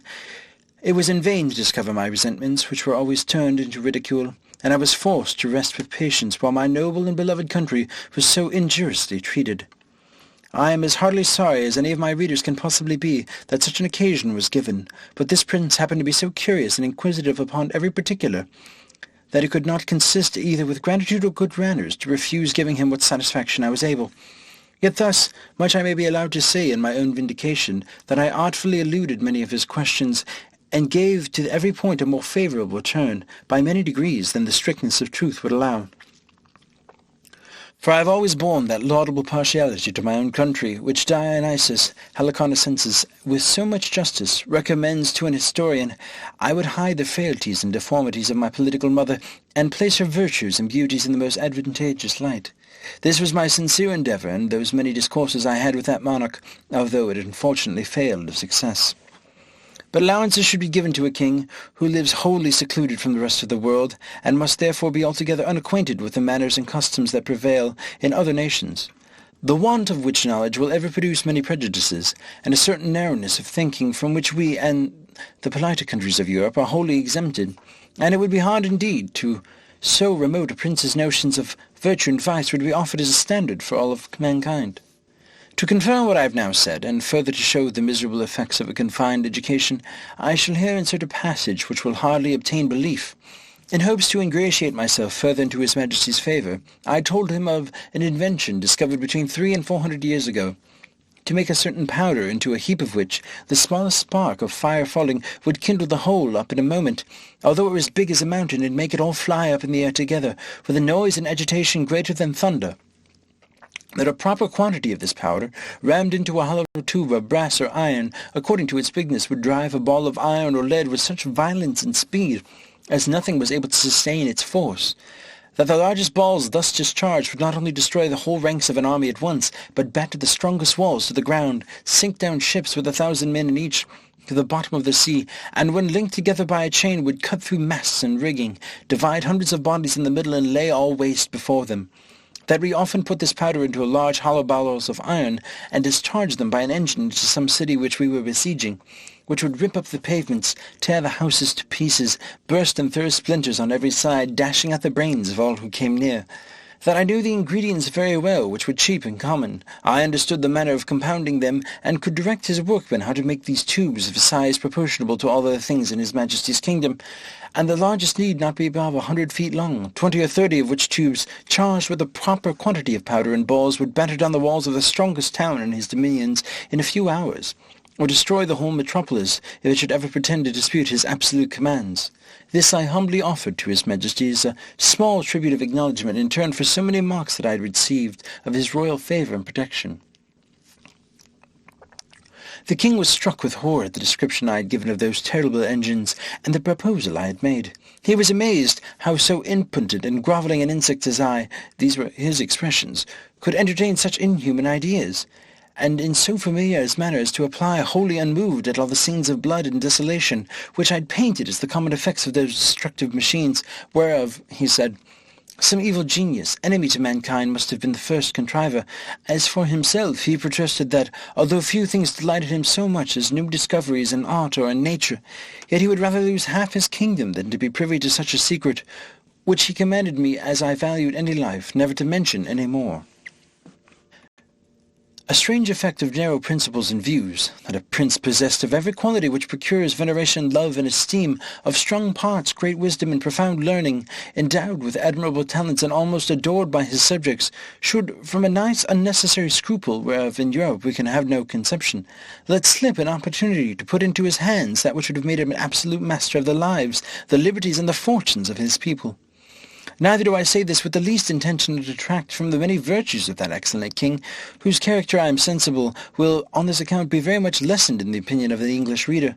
But I take this defect among them to have risen from their ignorance, by not having hitherto reduced politics into a science, as the more acute wits of Europe have done. For I remember very well in a discourse one day with the king, when I happened to say, There were several thousand books among us written upon the art of government. It gave him, directly contrary to my intention, a very mean opinion of our understandings. He professed both to abominate and despise all mystery, refinement, and intrigue, either in a prince or a minister. He could not tell what I meant by secrets of state, where an enemy or some rival nation were not in the case. He confined the knowledge of governing within very narrow bounds, to common sense and reason, to justice and lenity, to the speedy determination of civil and criminal causes, with some other obvious topics which are not worth considering. And he gave it for his opinion that whoever should make 2 ears of corn or 2 blades of grass to grow upon the spot of ground where only one grew before would deserve better of mankind, and do more essential service to his country than the whole race of politicians put together. The learning of this people is very defective, consisting only in morality, history, poetry, and mathematics, wherein they must be allowed to excel. But the last of these is wholly applied to what may be useful in life, to the improvement of agriculture, and all mechanical arts, so that among us it would be little esteemed. And as to ideas, entities, abstractions, and transcendentals, I would never drive the least conception into their heads. No law in that country must exceed in words the number of letters in their alphabet, which consist only of 22. But indeed a few of them extend even to that length. They are expressed in the most plain and simple terms, wherein those people are not mercurial enough to discover above one interpretation, and to write a comment upon any law is a capital crime. As to the decision of civil causes, or proceedings against criminals, their precedents are so few that they have little reason to boast of any extraordinary skill in either. They have had the art of printing as well as the Chinese time out of mind, but their libraries are not very large, for that of the king, which is reckoned the largest, does not amount to above 1,000 volumes, placed in a gallery of 1,200 feet long, whence I had liberty to borrow what books I pleased. The queen's joiner had contrived in one of Glumdalclitch's rooms a kind of wooden machine 25 feet high, formed like a standing ladder. The steps were each 50 feet long. It was indeed a movable pair of stairs, the lowest end placed at 10 feet distance from the wall of the chamber. The book I had in mind to read was put up leaning against the wall. I first mounted to the upper step of the ladder, and turning my face towards the book, began at the top of the page, and so walking to the right and left about 8 or 10 paces, according to the length of the lines, till I had gotten a little below the level of my eyes. Then descending gradually till I came to the bottom, after which I mounted again, and began the other page in the same manner, and so turned over the leaf, which I could easily do with both my hands, for it was as thick and stiff as a pasteboard, and in the largest folios not above 18 or 20 feet long. Their style is clear, masculine, and smooth, but not florid, for they avoid nothing more than multiplying unnecessary words, or using various expressions. I have perused many of their books, especially those in history and morality. Among the rest I was much diverted with a little old treatise, which always lay in Glumdalclitch's bedchamber, and belonged to her governess, a grave elderly gentlewoman, who dealt in writings of morality and devotion. The book treats of weaknesses of human mind, and is in little esteem except among other women and the vulgar. However, I was curious to see what an author of that country would say upon such a subject. This writer went through all the usual topics of European moralists, showing how diminutive, contemptible, and helpless an animal as man was in his own nature, how unable to defend himself from the inclemencies of the air or the fury of the wild beasts, how much he was excelled by one creature in strength, and another in speed, by a third in foresight, and a fourth in industry. He added that nature was degenerated in these latter declining ages of the world, and could now produce only a small abortive births. In comparison of those ancient times, he said, it was very reasonable to think, not only that the species of men were originally much larger, but that there must have been giants in former ages, which, as it is asserted by history and tradition, so it has been confirmed by huge bones and skulls casually dug up in several parts of the kingdom, far exceeding the common dwindled race of men in our days. He argued that the very laws of nature absolutely required that we should have been made, in the beginning, of a size more large and robust, not so liable to destruction from every little accident of a tile falling from a house, or a stone cast from the hands of a boy, or being drowned in a little brook. From this way of reasoning, the author drew several moral applications, useful in the conduct of life, but needless here to repeat. For my own part, I could not avoid reflecting how universally this talent was spread, of drawing lectures in morality, or indeed rather a matter of discontent and repining from the quarrels we raise with nature. And I believe, upon a strict inquiry, these quarrels might have shown as ill-grounded among us as they are among that people. As to their military affairs, they boast that the king's armies consist of 176,000 foot, and 32,000 horse, if that may be called an army, which is made up of tradesmen in the several cities and farmers in the country, whose commanders are the only nobility and gentry without pay or reward. They are indeed perfect enough in their exercises, and under very good discipline, where I saw no great merit, for how should it be otherwise? Where every farmer is under the command of his own landlord, and every citizen under that of the principal men in his own city, chosen after the manner of Venice by ballot. I have often seen the militia Lilliput drawn out to exercise in a great field near the city of 20 square miles. They were not all above 20,000 foot and 6,000 horse, but it was impossible for me to compute their number, considering the space of ground they took up. A cavalier mounted on a large steed might be about 90 feet high. I have seen this whole body of a horse, upon word of command, draw their swords at once and brandish them in the air. Imagination can figure nothing so grand, so surprising, and so astonishing. It looked as if 10,000 flashes of lightning were darting at the same time from every quarter of the sky. I was curious to know how this prince, whose dominions there is no access from any other country, came to think of armies, or to teach his people the practice of military discipline. But I was soon informed by both conversation and reading their histories, for in the course of many ages they have been troubled with the same disease to which the whole race of mankind is subject. The nobility often contending for power, the people for liberty, and the king for absolute dominion. All which, however happily tempered by the laws of that kingdom, have been sometimes violated by each of the three parties, and have more than once occasioned civil wars, the last whereof was happily put an end by this prince's great-grandfather. In a general composition and in the militia, then settled with common consent, has been ever since kept in the strictest duty. End of Chapter 7. Part 2. Chapter 8. The king and queen make a progress to the frontiers. The author attends them. The manner in which he leaves the country very particularly related. He returns to England. I always had a strong impulse that I should some time recover my liberty, though it was impossible to conjecture by what means, or to form any project with the least hope of succeeding. The ship in which I sailed was the first ever known to be driven within sight of that coast, and the king had given strict orders that if at any other time it appeared, it should be taken ashore and with all its crew and passengers brought into a tumbrel into Lilliput. He was strongly bent to get me a woman of my own size by whom I might propagate the breed, but I think I should rather have died than undergone the disgrace of leaving a posterity to be kept in cages, like tame canary birds, and perhaps in time sold about the kingdom to persons of quality for curiosities. I was indeed treated with much kindness. I was the favourite of a great king and queen, and the delight of a whole court, but was upon such a foot as ill became the dignity of humankind. I could never forget those domestic pledges I left behind me. I wanted to be among people with whom I could converse upon even terms, and walk about the streets and fields without being afraid to be trod to death like a frog or young puppy. But my deliverance came sooner than I expected, and in a manner not very common, the whole story and circumstances of which I shall faithfully relate. I had now been 2 years in this country. About the beginning of the third, Glumdalclinch and I attended the king and queen in a progress to the south coast of the kingdom.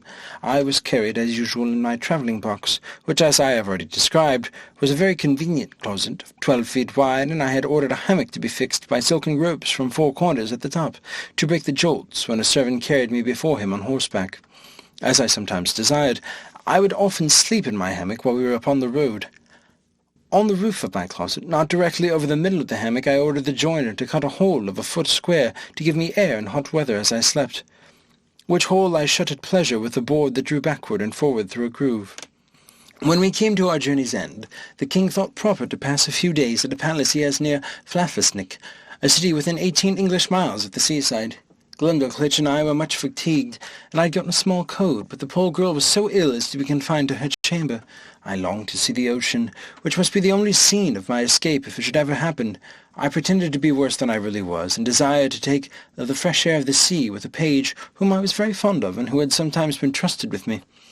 I shall never forget with what unwillingness Glumdalclinch consented, nor the strict charge she gave the page to be careful of me, bursting at the same time into a flood of tears as if she had some foreboding of what was to happen.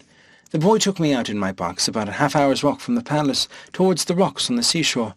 I ordered him to set me down, and lifting up one of my sashes, cast many a wistful, melancholy look towards the sea. I found myself not very well, and told the page I had in mind to take a nap in my hammock, which I hoped would do me good. I got in, and the boy shut the window closed down to keep out the cold. I soon fell asleep, and all I can conjecture is, while I slept, the page, thinking no danger could happen, went amongst the rocks to look for birds' eggs, having before observed him from my window searching about and picking up one or two in the clefts. Be that as it will, I found myself suddenly awake with a violent pull upon the ring which was fastened at the top of my box for the conveniency of carriage. I felt my box raised very high in the air, then borne forward with prodigious speed. The first jolt had like to have shaken me out of my hammock, but afterwards the motion was easy enough. I called out several times, as loud as I could raise my voice, but all to no purpose. I looked towards my windows and could see nothing but the clouds and sky. I heard a noise just over my head, like the clapping of wings, and then began to perceive the woeful condition I was in. That some eagle had gotten the ring of my box in its beak, with an intent to let it fall on the rock like a tortoise in a shell, and then pick out my body and devour it. For the sagacity and the smell of the bird enables him to discover his quarry at a great distance, though better concealed than I could be within a 2-inch board. In a little time I observed the noise and flutter of its wings to increase very fast, and my box was tossed up and down like a sign in a windy day. I heard several bangs or buffets, and I thought given to the eagle, for I am certain it must have been that held the ring of my box in his beak, and then, all of a sudden, felt myself falling perpendicularly down for just above a minute, but with such incredible swiftness that I almost lost my breath. My fall was stopped by a terrible squash that sounded louder to my ears than the cataract of Niagara. After which I was quite in the dark for another minute, and then my box began to rise so high that I could see light from the tops of the windows. I now perceived I was fallen into the sea, my box. By the weight of my body, the goods that were in, and the broad plates of iron fixed for strength at the 4 corners of top and bottom, floated about 5 feet deep in water. I did then, and do now suppose that the eagle which flew away with my box was pursued by 2 or 3 others, and forced to let me drop while he defended himself against the rest, who hoped to share in the prey. The plates of iron fastened at the bottom of the box, for those were the strongest, preserved the balance while it fell and hindered it from being broken on the surface of the water. Every joint of it was well grooved, and the door did not move on hinges, but up and down like its sash, which kept my closet so tight that very little water came in. I got with much difficulty out of my hammock, having first ventured to draw back the slipboard on the roof already mentioned, contrived on purpose to let in air, for want of which I found myself almost stifled. How often did I then wish myself with my dear Glumdalclitch, from whom 1 single hour had so far divided me. And I may say with truth that in the midst of my own misfortunes I could not forbear lamenting my poor nurse, the grief she would suffer for my loss, the displeasure of the Queen, and the ruin of her fortune. Perhaps many travellers have not been under greater difficulties and distress than I was at this juncture, expecting every moment to see my box dashed to pieces, or at least overset by the first violent blast or rising wave. A breach in 1 single pane of glass would have been an immediate death, nor could anything have preserved the windows, but the strong lattice wires placed on the outside against accidents in travelling. I saw the water ooze in its several crannies, though the leaks were not considerable, and I endeavoured to stop them as well as I could.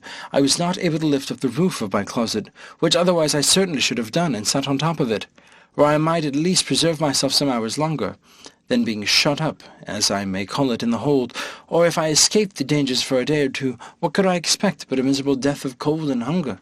I was 4 hours under these circumstances, expecting and indeed wishing every moment to be my last. I have already told the reader that there are 2 strong staples fixed upon the side of my box which had no window, and into which the servant, who used to carry me on horseback, would put a leathern belt and buckle it about his waist. Being in this disconsolate state, I heard, or at least I thought I heard, some kind of grating noise on the side of my box where the staples were fixed. And soon after I began to fancy that the box was poled or towed along the sea, for now and then felt a sort of tugging which made the waves rise near the top of my windows, leaving me almost in the dark. This gave me some faint hopes of relief, although I was not able to imagine how it would be brought about. I ventured to unscrew one of my chairs, which was always fastened to the floor, and having made a hard shift to screw it down again, directly under the slipping board that I had lately opened, I mounted on the chair, and putting my mouth as near as I could to the hole, I called for help in a loud voice, and in all the languages I understood.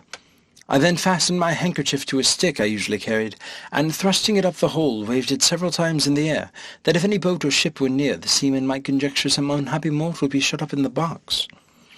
I found no effect from all I could do, but plainly perceived my closet to be moved along, and in the space of an hour or better, that side of the box where the staples were, and had no windows, struck against something that was hard. I apprehended it to be a rock, and found myself tossed more than ever. I plainly heard a noise upon the cover of my closet, like that of a cable and the grating of it as it passed through the ring. I then found myself hoisted up by degrees, at least 3 feet higher than I was before, whereupon I thrust up my stick and handkerchief, calling for help till I was almost hoarse, in return to which I heard a great shout repeated 3 times, giving me such transports of joy that are not to be conceived by those who feel them. I now heard a trampling over my head, somebody calling through the hole in a loud voice in the English tongue, "If there be anybody below, let them speak." I answered, I was an Englishman drawn by ill fortune of the greatest calamity that any other creature ever went, and begged by all that was moving to be delivered out of this dungeon I was in. The voice replied, I was safe, for my box was fastened to their ship, and the carpenter should immediately come and saw a hole in the cover large enough to pull me out. I answered, that was needless, and would take up too much time, for there was no more to be done, but let one of his crew put his finger into the ring and take the box out of the sea into the ship, and so into the captain's cabin. Some of them, upon hearing me talk so wildly, thought I was mad. Others laughed, for indeed it never came into my head that I was now among people of my own stature and strength. The carpenter came, and in a few minutes sawed a passage of about 4 feet square, then let down a small ladder, upon which I mounted, and thence was taken into the ship in a very weak condition. The sailors were all in amazement, and asked me 1,000 questions, which I had no inclination to answer. I was equally confounded at the sight of so many pygmies, for I took them to be, for after having so long accustomed mine eyes to the monstrous objects I had left. But the captain, Mr. Thomas Wilcox, an honest worthy Shropshire man, observing I was ready to faint, took me into his cabin, gave me a cordial to comfort me, and made me turn in upon his own bed, advising me to take a little rest, of which I had great need. Before I went to sleep, I gave him to understand that I had some valuable furniture in my box too good to be lost, a fine hammock, a handsome field bed, 2 chairs, a table, and a cabinet, that my closet was hung on all sides, or rather quilted with silk and cotton, that if he would let one of his crew bring my closet into his cabin, I would open it there before him, show him my goods. The captain, hearing me utter these absurdities, concluded I was raving. However, I suppose to pacify me, he promised to give order as I desired, and going upon deck, sent some of his men down into my closet, whence, as I afterward found, that they drew up all my goods and stripped off the quilting, but the chairs, cabinet, and bedstead being screwed to the fore were much damaged by the ignorance of some seamen, who tore them up by force. They then knocked off some of the boards for use on the ship, and when they got all they had mind for, they let the whole drop into the sea. By reason of many breaches made into the bottom of the sides sunk to rights, and, indeed, I was glad not to have been a spectator of the havoc they made, because I am confident it would have sensibly touched me by bringing my former passages into mind, which I would have rather forgot. I slept some hours, but perpetually disturbed with dreams of the place I had left, and the dangers I had escaped. Whereon, upon waking, I found myself much recovered. It was now about 8 o'clock at night, and the captain ordered supper immediately, thinking I had already fasted too long. He entertained me with great kindness, observing me not to look so wildly or talk inconsistently, and when we were left alone, desired I would give him a relation of my travels, and by what accident I came to be set adrift in that monstrous wooden chest. He said that about 12 o'clock at noon he was looking through his glass. He spied it at a distance, and thought it was a sail, which he had a mind to make, being not much out of his course, in hopes of buying some biscuit, his own beginning to fall short. That upon coming near and finding his error, he sent out his longboat to discover what it was. That his men came back in a fright, swearing they had seen a swimming house. That he laughed at their folly and went himself in the boat, ordering his men to take a strong cable along with them. That the weather was being calm, he rowed round me several times, observing my windows and wire lattices that defended them. That he discovered 2 staples upon one side, which was of all boards, without any passage for light. He then commanded his men to row up to that side. Fastening a cable to one of the staples, he ordered them to tow my chest, as they call it, toward the ship. When it was there, he gave directions to fasten another cable to the ring fixed in the cover, and to raise up at my chest with pulleys, which all sailors were not able to do above 2 or 3 feet. He said they saw my stick and handkerchief thrust out of the hole, and concluded some unhappy man must be shut up in the cavity. I asked whether he or the crew had seen any prodigious birds in the air, about the time he first discovered me. To which he answered that, discoursing this matter with sailors while I was asleep, one of them said he observed 3 eagles flying towards the north, but remarked nothing of their being larger than usual size, which I suppose must be imputed to the great height at which they were at, and he could not guess the reason of my question. I then asked the captain how far he reckoned we might be from land. He said by the best computation he could make, we were at least 100 leagues. I assured him that he must be mistaken by almost half, for I had not left the country whence I came above 2 hours before I dropped into the sea. Whereupon he began to think that my brain was disturbed, of which he gave me a hint, and advised me to go to bed in a cabin he provided. I assured him I was well refreshed with his good entertainment and company, and as much as my senses as ever I was in my life. He then grew serious, and desired to ask me freely whether I were not troubled in my mind by the consciousness of some enormous crime for which I was punished, at the command of some prince, by exposing me and my chest, as great criminals in other countries have been forced out to sea in a leaky vessel, without provisions. For although he should be sorry to have taken so ill a man into his ship, yet he would engage his word to set me safe ashore in the first port where we arrived. He added that his suspicions were much increased by some very absurd speeches I had delivered at first to his sailors and afterwards to himself in relation to my closet or chest, as well as by my odd looks and behaviour while I was at supper. I begged his patience to hear me tell my story, which I faithfully did, from the last time I left England to the moment he discovered me. And as truth always forces its way into rational minds, so this honest worthy gentleman, who had some tincture of learning and very good sense, was immediately convinced of my candour and veracity. But further to confirm all I had said, I entreated him to give order that my cabinet should be brought, of which I had the key in my pocket, for he had already informed me of how the seamen disposed of my closet. I opened it in his own presence, and showed him all the small collection of rarities I made in the country from which I had been so strangely delivered. There was the comb I had contrived out of stumps of the king's beard, and another of the same materials, but fixed into a paring of Her Majesty's thumbnail, which served for the back.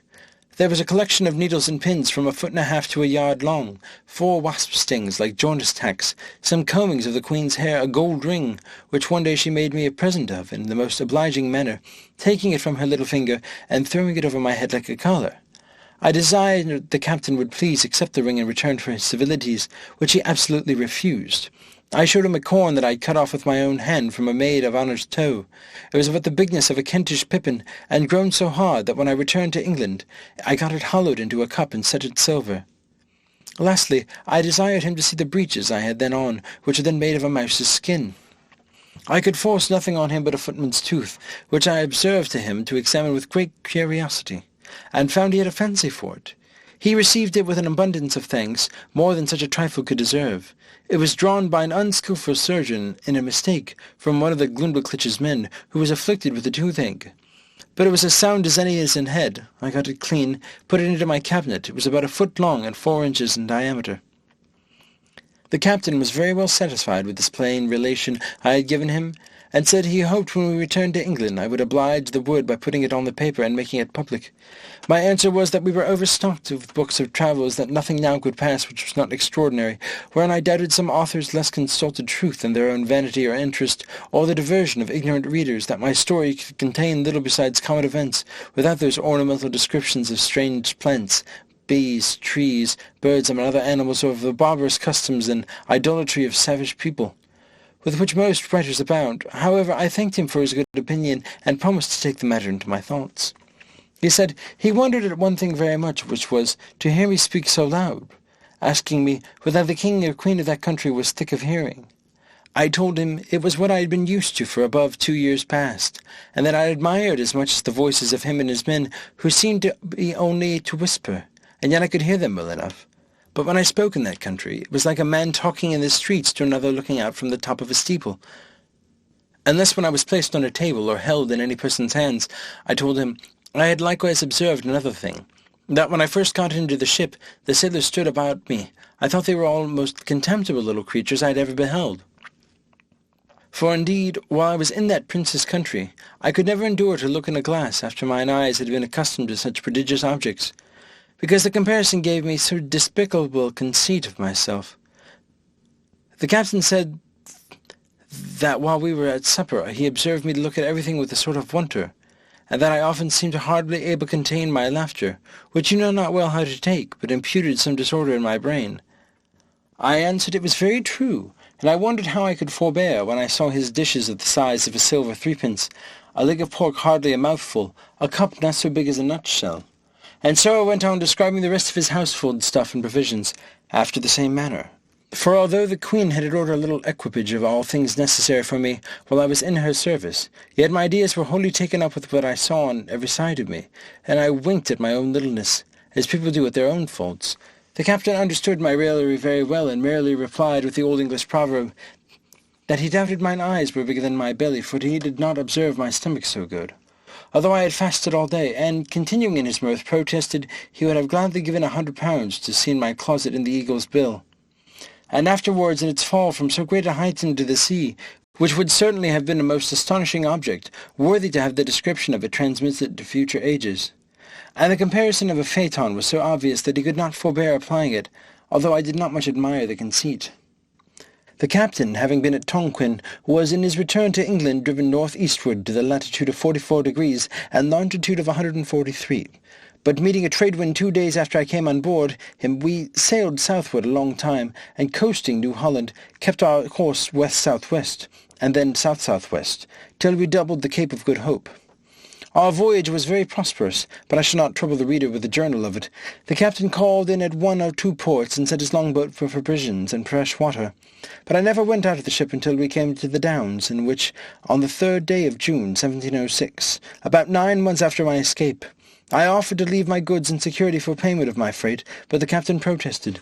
He would not receive 1 farthing. We took a kind leave of each other, and I made him promise he would come see me at my house in Redriff. I hired a horse and guide for 5 shillings, which I borrowed off the captain. As I was on the road, observing the littleness of the houses, the trees, the cattle, and the people, I began to think myself in Lilliput. I was afraid of trampling on every traveller I met, and often called aloud to have them stand out of the way, so that I had like to have gotten 1 or 2 broken heads for my impertinence.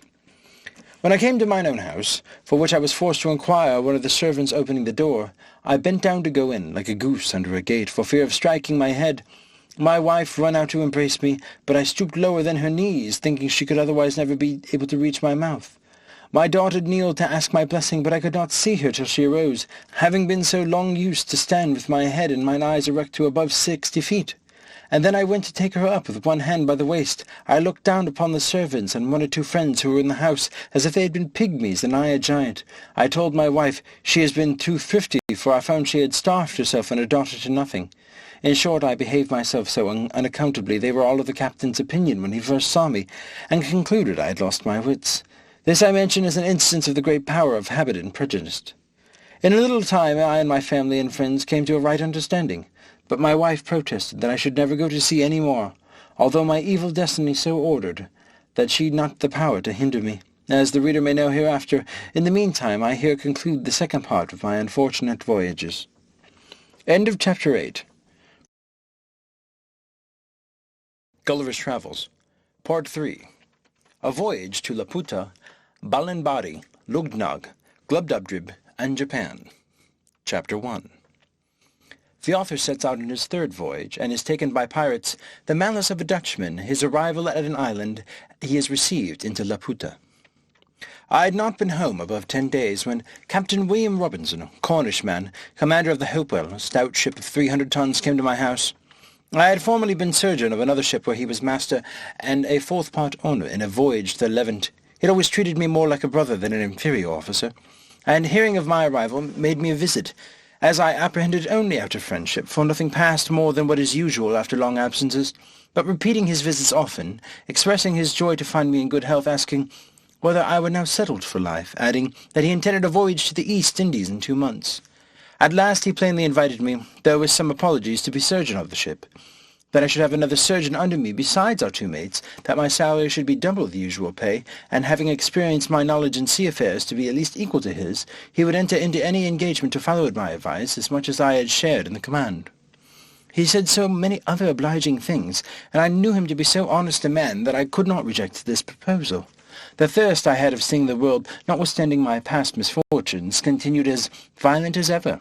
The only difficulty that remained was to persuade my wife, whose consent, however, I at last obtained by prospect of advantage should she prosper to her children. We set out the 5th day of August, 1706, and arrived at Fort St. George on the 11th of April, 1707. We stayed there 3 weeks to refresh our crew, many of whom were sick.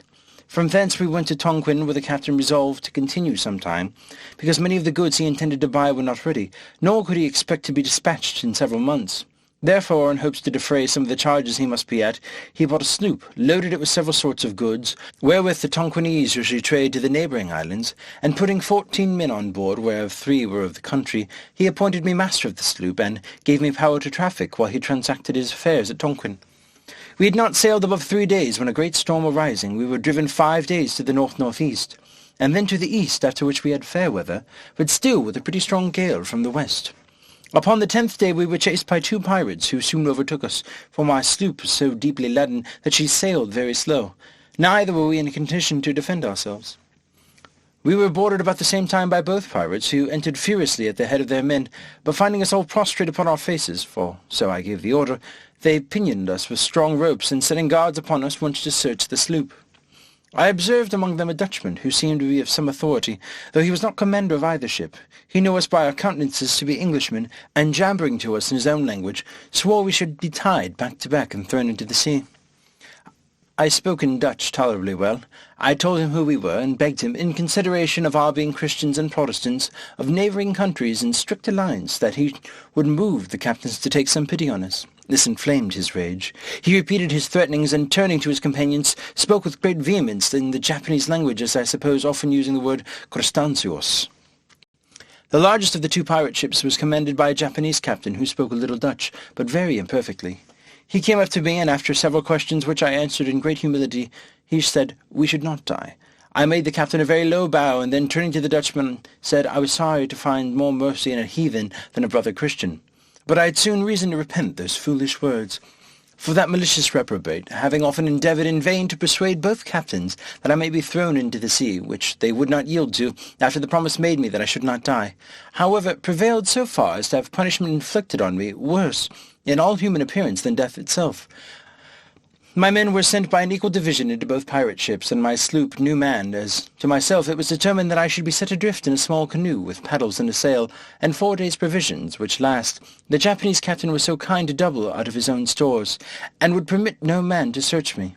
I got down into the canoe, while the Dutchman, standing on deck, loaded me with all the curses and injurious terms his language could afford. About an hour before we saw the pirates, I had taken an observation, and found we were in the latitude of 46 north and longitude of 183. When I was at some distance from the pirates, I discovered by my pocket-glass several islands to the southeast. I set up my sail, the wind being fair, with the design to reach the nearest of those islands, which I made a shift to do. In about 3 hours I was all rocky. However, I got many birds' eggs, and striking fire I kindled some heath and dry seaweed, which I roasted my eggs. I ate no other supper, being resolved to spare my provisions as much as I could. I passed the night under shelter of the rock, strewing some heath under me, and slept pretty well. The next day I sailed to another island, and thence to a third and a fourth, sometimes using my sail, sometimes my paddles, but not to trouble the reader with a particular account of my distresses, let it suffice that on the 5th day I arrived at the last island in my sight, which lay south-southeast of the former. This island was a greater distance than I expected, and I did not reach it in less than 5 hours. I encompassed it almost round before I could find a convenient place to land in, which was a small creek about 3 miles the wideness of my canoe. I found the island to be all rocky, only little intermingled with tufts of grass and sweet-smelling herbs. I took out my small provisions, and, after having refreshed myself, secured the remainder in a cave, whereof there were great numbers. I gathered plenty of eggs upon the rocks, and got a quantity of dry seaweed and parched grass, which I designed to kindle the next day, and roast my eggs as well as I could, for I had about me my flint, steel, match, and burning-glass. I lay all night in the cave where I had lodged my provisions. My bed was the same dry grass and seaweed which I intended for fuel. I slept very little, for the disquiets of my mind prevailed over my weariness, and kept me awake. I considered how impossible it was to preserve my life in so desolate a place, and how miserable my end must be, yet found myself so listless and desponding that I had not the heart to rise, and before I could get spirits enough to creep out of my cave, the day was far advanced. I walked a while among the rocks. The sky was perfectly clear, and the sun was so hot that I forced to turn my face from it, when all of a sudden it came obscure, as I thought in a manner very different from what happens by the interposition of a cloud, and I turned back and perceived a vast opaque body between me and the sun moving towards the island. It seemed to be about 2 miles high, and hid the sun 6 or 7 minutes, but I did not observe the air to be much colder or the sky more darkened than if I had stood under the shade of a mountain. As it approached near over the place where I was, it appeared to be a firm substance, the bottom flat smooth, and shining very bright from the reflection of the sea below. I stood upon a height about 200 yards from the shore, and saw this vast body descending almost to a parallel with me. At less than an English mile distant I took out my pocket perspective, and could plainly discover numbers of people moving up and down the sides of it, which appeared to be sloping, but what those people were doing I was not able to distinguish. The natural love of life gave me some inward motion of joy, and I was ready to entertain a hope that this adventure might, some way or another, help to deliver me from this desolate place and condition I was in. But at the same time, the reader can hardly conceive my astonishment to behold an island in the air, inhabited by men who were able, as it should seem, to raise or sink, or put into the progressive motion as they pleased. But not being at that time in a disposition to philosophize about this phenomenon, I rather chose to observe what course the island would take, because it seemed for a while to stand still. Yet soon after it advanced nearer, and I could see the sides of it encompassed with several gradations of galleries and stairs at certain intervals to descend from one to the other. In the lowest gallery I beheld some people fishing with long angling rods, and others looking on. I waved my cap, for my hat was long since worn out, and my handkerchief towards the island. And upon its near approach I called and shouted with my utmost strength of my voice, and then looking circumspectly, I beheld a crowd gather at least the side which was most in my view. I found by their pointing towards me and to each other that they plainly discovered me, although they made no return to my shouting, but I could see 4 or 5 men running in great haste up the stairs to the top of the island, who then disappeared. I happened rightly to conjecture that these were sent for orders to some person in authority upon this occasion. The number of people increased, and in less than half of an hour the island was moved and raised in such a manner that the lowest gallery appeared in parallel of less of 100 yards distance from the height at which I stood. I then put myself in the most supplicating posture. I spoke in the humblest accent, but received no answer. Those who stood nearest over against me seemed to be persons of distinction, as I suppose by their habit. They conferred earnestly with each other, looking often upon me.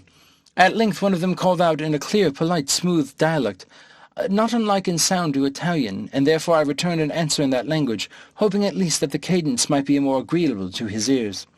Although neither of us understood each other, yet my meaning was easily known, for the people saw the distress I was in. They made signs for me to come down from the rock and go towards the shore, which I accordingly did. And the flying island being raised to a convenient height at the verge directly over me, a chain was let down from the lowest gallery, with a seat fastened to the bottom, to which I fixed myself and was drawn up by pulleys. End of Chapter 1. Part 3, Chapter 2.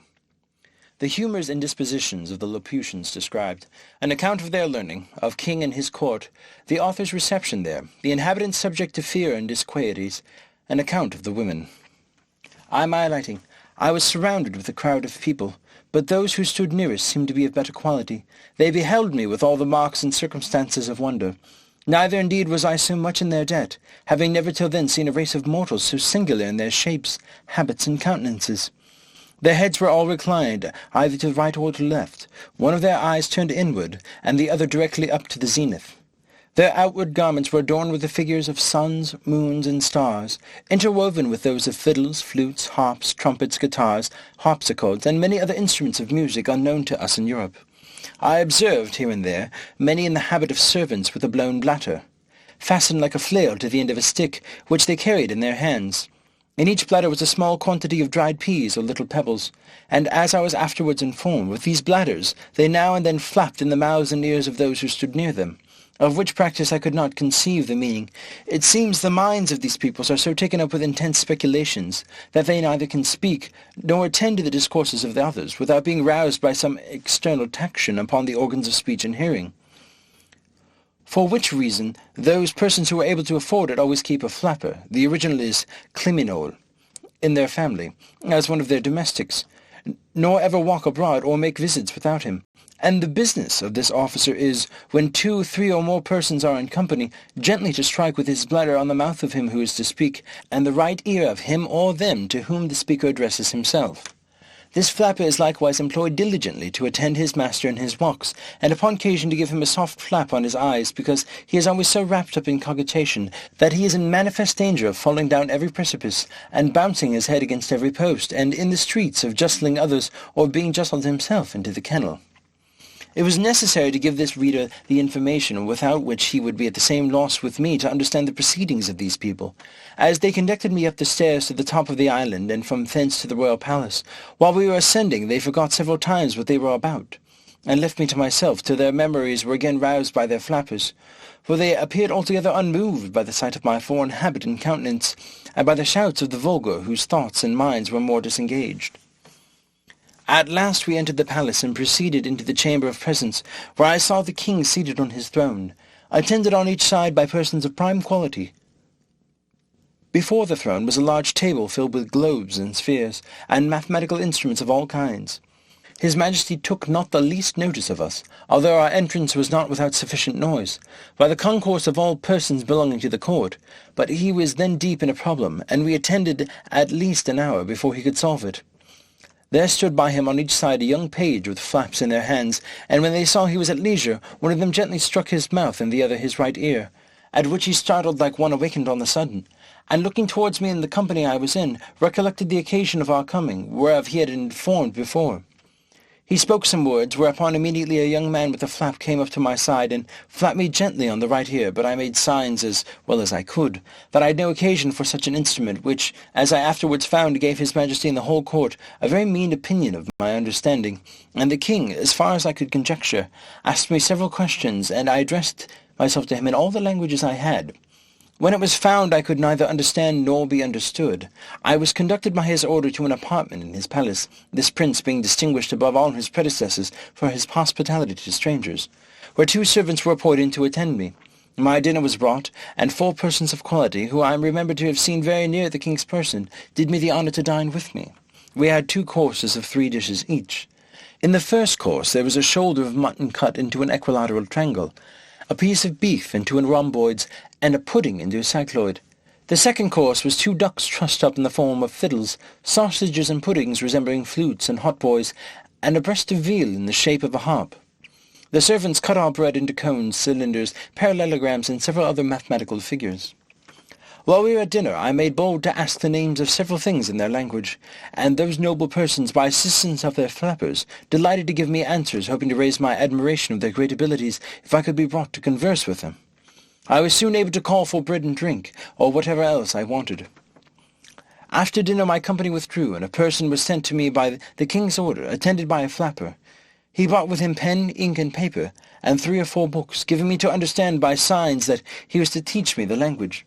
We sat together for 4 hours, in which time I wrote down a great number of words in columns, with the translations over against them. I likewise made a shift to learn several short sentences, for my tutor would order one of my servants to fetch something, to turn about, to make a bow, to sit, or to stand, or walk, and the like, and I took down the sentence in writing. He showed me also in one of his books the figures of the sun, moon, and stars, the zodiac, the tropics, and polar circles. Together with the denominations of many planes and solids, he gave me the names and descriptions of all the musical instruments and the general terms of art and playing on each of them. After he had left me, I placed all my words with their interpretations in alphabetical order, and thus in a few days, by the help of a very faithful memory, I got some insight into their language. The word which I interpret the flying or floating island is the original Laputa, whereof I could never learn the true etymology. Lap, in the old obsolete language, signifies high, and unta, a governor, from which they say by corruption was derived Laputa, from Lapunta. But I do not approve of this derivation, which seems to be a little strained. I venture to offer to the learned among them a conjecture of my own, that Laputa was quasi-lap-outed, lap signifying properly the dancing of the sunbeams in the sea, and outed a wing, which however I shall not obtrude, but submit to the judicious reader. Those to whom the king had entrusted me, observing how ill I was clad, ordered a tailor to come next morning and take a measure for a suit of clothes. This operator did his office after a different manner from those of his trade in Europe. He first took my altitude by a quadrant, and then with a rule and compass described the dimensions and outlines of my whole body, all which he entered upon paper, and in 6 days brought my clothes very ill-made and quite out of shape, by happening to mistake a figure in the calculation. But my comfort was that I observed such accidents very frequent and little regarded.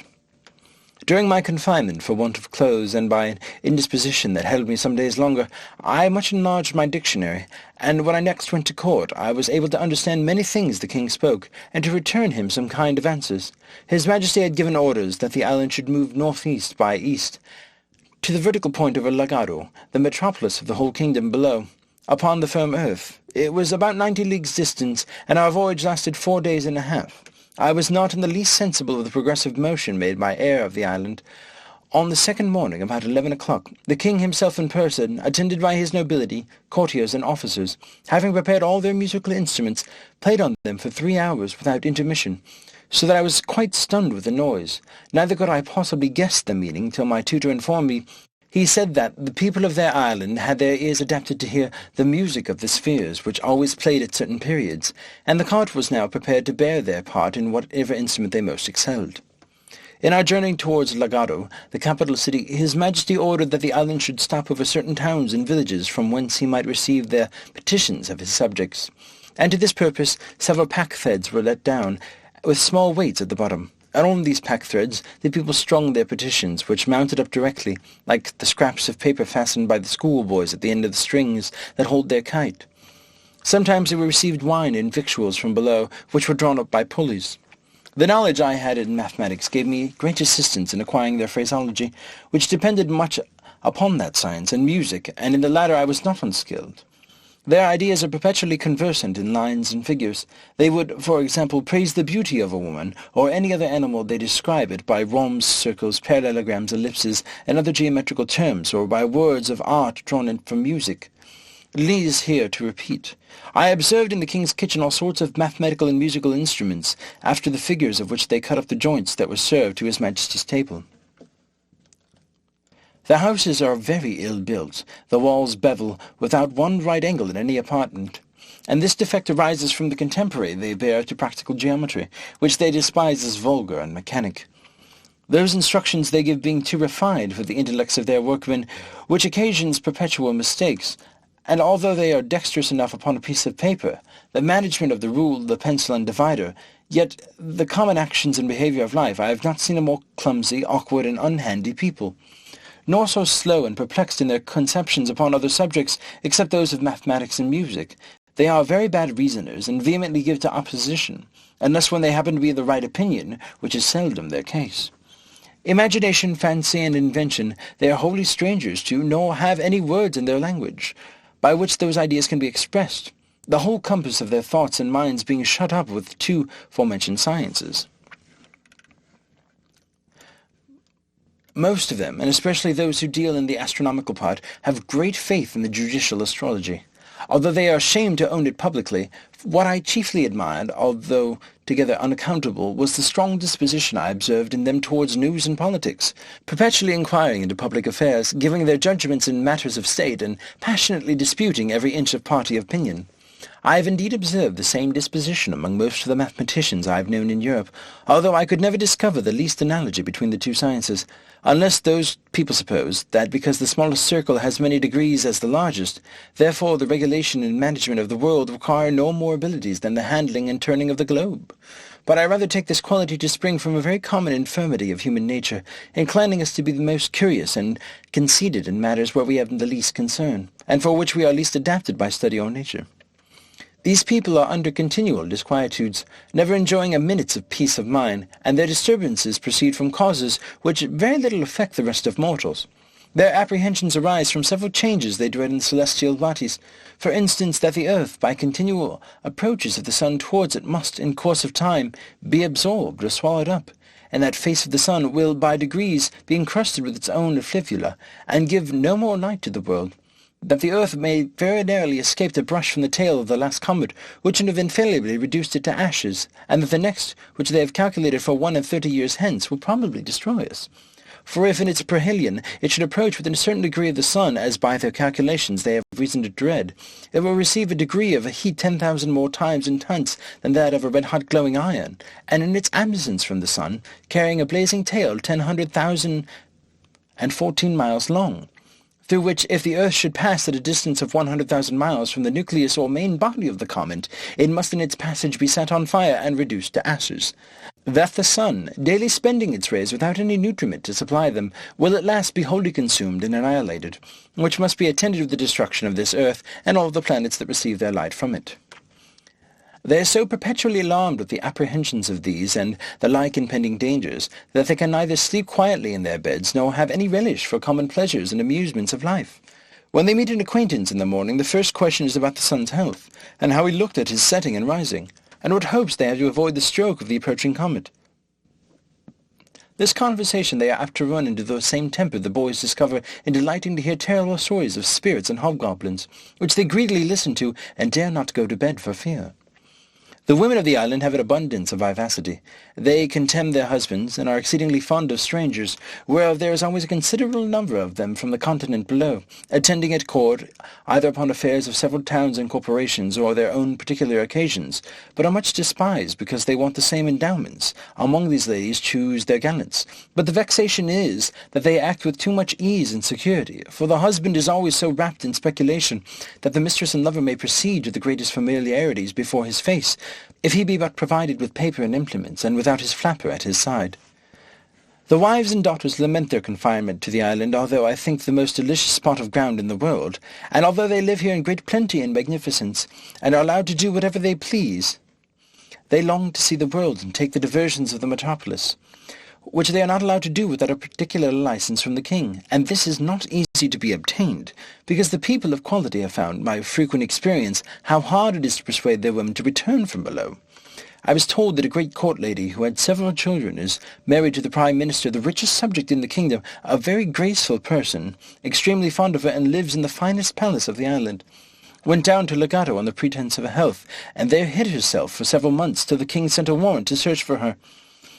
And she was found in an obscure eating-house, all in rags, having pawned her clothes to maintain an old deformed footman who beat her every day, and in whose company she was taken, much against her will.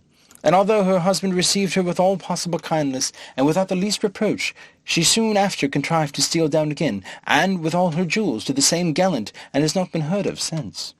This may perhaps pass with the reader rather for a European or English story than for one of a country so remote, but he may please to consider that the caprices of womankind are not limited by any climate or nation, and that they are much more uniform than can be easily imagined.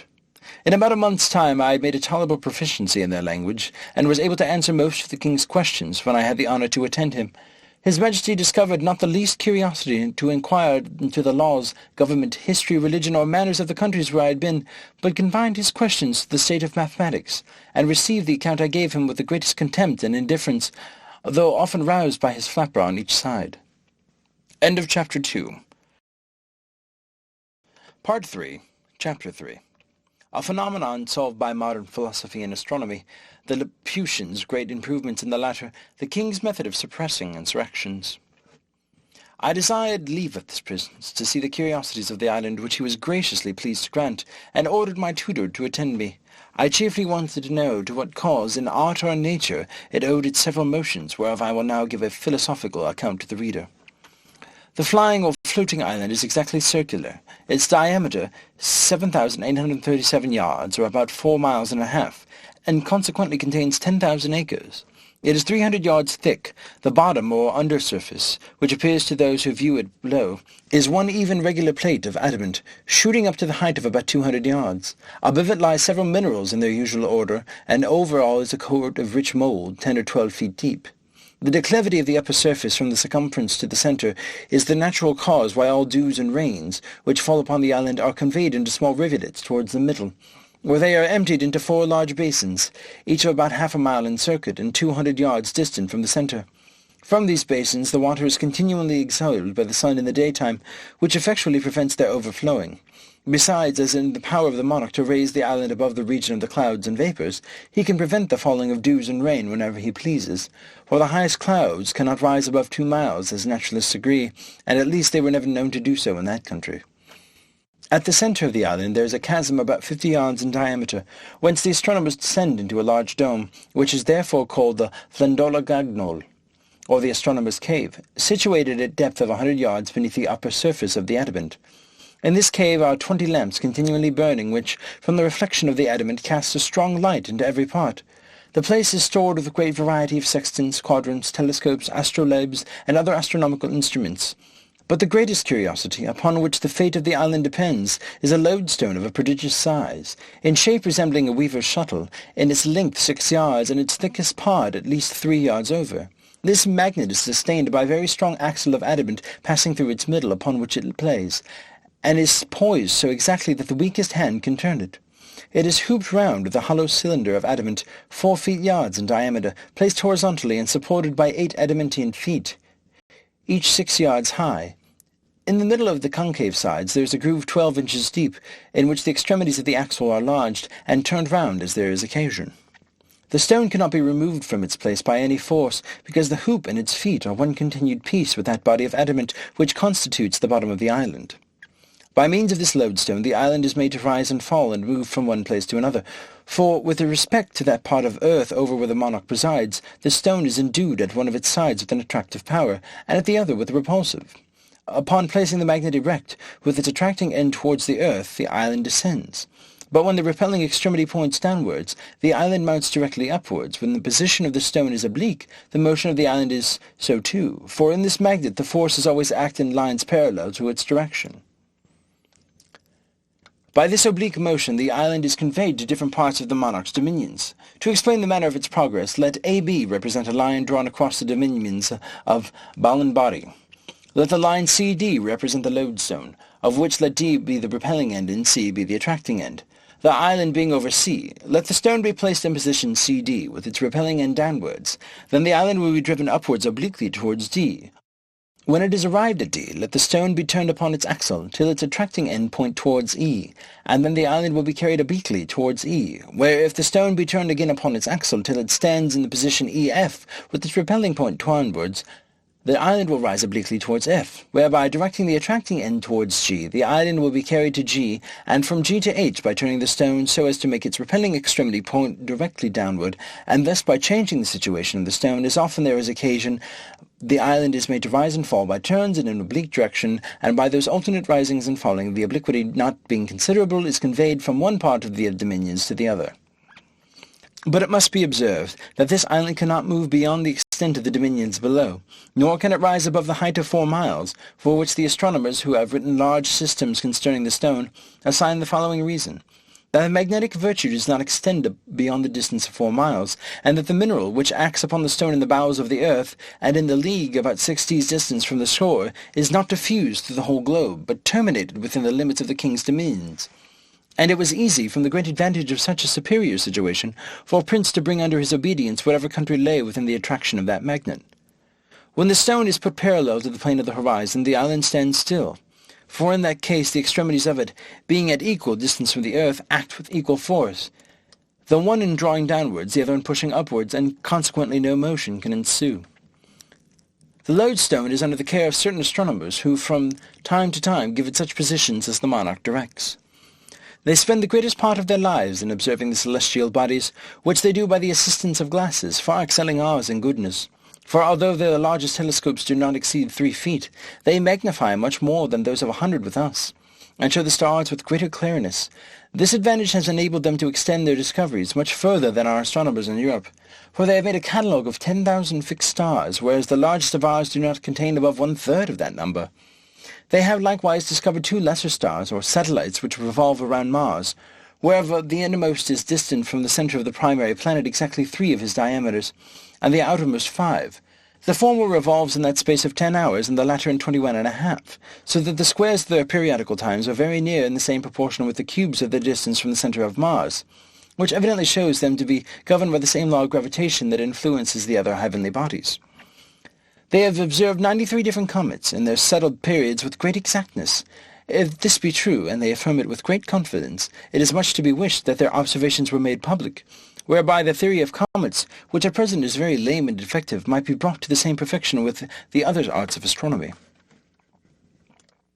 The king would be the most absolute prince in the universe if he could but prevail on a ministry to join with him, but these having their estates below on the continent, and considering that an office of the favourite has a very uncertain tenure, would never consent to the enslaving of their country. If any town should engage in rebellion or mutiny, or fall into violent factions, or refuse to pay the usual tribute, the king has 2 methods of reducing them to obedience. The first and the mildest course is by keeping the island hovering over such a town and the lands about it, whereby he can deprive them of the benefit of sun and rain, and consequently afflict the inhabitants with dearth and diseases. And if the crime deserves it, they are at the same time pelted from above with great stones, against which they have no defence, but by creeping into cellars or caves, or the roofs of their houses are beaten to pieces. But if they continue to obstinate, or offer to raise insurrections, he proceeds to the last remedy, by letting the island drop directly upon their heads, which makes a universal destruction of both houses and men, However, this is an extremity to which the prince is seldom driven. Neither indeed is he willing to put it in execution, nor dare his ministers advise him into an action, which, as it would render them odious to the people, so it would be a great damage to their own estates, which all lie below, for the island is the king's domain. But there is indeed a more weighty reason why the kings of this country have always been averse from executing so terrible an action, unless the utmost necessity. For if the town intended to be destroyed should have in it any tall rocks, as it generally falls out in the larger cities, a situation probably chosen at first with a view to prevent such a catastrophe, or if it abound in high spires or pillars of stone, a sudden fall might endanger the bottom or under surface of the island, which, although it consists, as I have said, of one entire adamant 200 yards thick, it might happen to crack by too great a shock, or burst by approaching too near the fires from the house below, as the backs of both iron and stone will often do in our chimneys. All of this the people are well appraised, and understand how far to carry the obstinacy, which their liberty of property is concerned, and the king, when he is highest provoked, and most determined to press his city into rubbish, orders the island to descend with great gentleness, out of a pretence of tenderness to his people, but indeed for fear of breaking the adamantine bottom, in which case it is the opinion of all philosophers that the lodestone would no longer hold it up, and the whole mass would fall to the ground. By a fundamental law of this realm, neither the king nor either of his elder sons are permitted to leave the island, nor the queen till she is past childbearing. End of Chapter 3. Part 3, Chapter 4. The author leaves Laputa, is conveyed to Balnabarbi, arrives at the metropolis, a description of the metropolis, and the country adjoining. The author hospitably received by a great lord, his conversation with that lord. Although I cannot say that I was ill-treated in this island, yet I must confess I thought myself too much neglected, not without some degree of contempt, for neither prince nor people appeared to be curious in any part of knowledge, except mathematics and music, wherein I was far their inferior, and upon that account very little regarded. On the other side, after having seen all the curiosities of the island, I was very desirous to leave it, being heartily weary of those people. They were indeed excellent in two sciences for which I have great esteem, and wherein I am not unversed, but at the same time so abstracted and involved in speculation that I never met with such disagreeable companions. I conversed with only women, tradesmen, flapper, and court pages during 2 months of my abode there, by which at least I rendered myself extremely contemptible, yet these were the only people from whom I could ever receive a reasonable answer. I had obtained by a hearty study a good degree of knowledge in their language. I was weary of being confined to an island where I received so little countenance, and resolved to leave it with the first opportunity. There was a great lord at court, nearly related to the king, and for that reason alone used with respect. He was universally reckoned the most ignorant and stupid person among them. He had performed many eminent services for the crown, had great natural and acquired parts, adorned with integrity and honour, but so ill an ear for music that his detractors reported he had been often known to beat time in the wrong place. Neither could his tutors without extreme difficulty teach him to demonstrate the most easy proposition in the mathematics. He was pleased to show me many marks of favour, often did me the honour of a visit, desired to be informed in the affairs of Europe, the laws and customs, the manners and learning of several countries where I had travelled. He listened to me with great attention, and made very wise observation on all I spoke. He had 2 flappers attending him for state, but never made use of them, except at court and in visits of ceremony, and would always command them to withdraw when we were alone together. I entreated this illustrious person to intercede on my behalf with his Majesty to leave for depart, which he did, as he was pleased to tell me with regret, for indeed he had made me several offers very advantageous, which, however, I refused with expressions of the highest acknowledgment. On the 16th of February I took leave of his Majesty and the court. The king made me a present to the value of about £200 English, and my protector, his kinsman, as much more, together with a letter of recommendation to a friend of his in Legado, the metropolis. The island being then hovering over a mountain about 2 miles from it, I was let down from the lowest gallery in the same manner as I had been taken up. The continent, as far as it is subject to the monarch of the flying island, passes under the general name of Balnabarbi, and the metropolis, as I said before, is called Legado. I felt some little satisfaction in finding myself on firm ground. I walked to the city without any concern, being clad like one of the natives, and sufficiently instructed to converse with them. I soon found out the person's house to whom I was recommended, presented my letter from his friend, the grandee on the island, and was received with much kindness. This great lord, whose name was Menodi, ordered me an apartment in his own house, where I continued during my stay, as was entertained in a most hospitable manner. The next morning after my arrival, he took me in his chariot to see the town, which is about half the bigness of London, but the houses very strangely built, and most of them out of repair. The people in the streets walked fast, looked wild, their eyes fixed, and were generally in rags. We passed through one of the town gates, and went about 3 miles into the country, where I saw many labourers working with several sorts of tools in the ground, but was not able to conjecture what they were about. Neither did observe any expectation either of corn or grass. Although the soil appeared to be excellent, I could not forbid admiring at these odd appearances, both in town and country, and I made bold to desire my conductor, so that he would be pleased to explain to me what could be meant by so many busy heads, hands, and faces, both in the street and the fields, because I did not discover any good effects they produced, but, on the contrary, I never knew a soil so unhappily cultivated, houses so ill-contrived and so ruinous, or people whose countenances and habit expressed so much misery and want. This Lord Minotti was a person of the first rank, and had been some years governor of Legado, but by a cabal of ministers was discharged for insufficiency. However, the king treated him with a tenderness as a well-meaning man, but a low contemptible understanding. When I gave that free censure of the country and its inhabitants, he made no further answer than by telling me that I had not been long enough among them to form a judgment, and that the different nations of the world had different customs, with other common topics to the same purpose. But when we returned to his palace, he asked me how I liked the building, what absurdities I had observed, and what quarrel I had with the dress or looks of his domestics. This he might safely do, because everything about him was magnificent, regular, and polite. I answered that His Excellency's prudence, quality, and fortune had exempted him from those defects which folly and beggary had produced in others. He said, if I would go with him to his country house about 20 miles distant, where his estate lay, there would be more leisure for this kind of conversation. I told His Excellency that I was entirely at his disposal, and accordingly we set out next morning.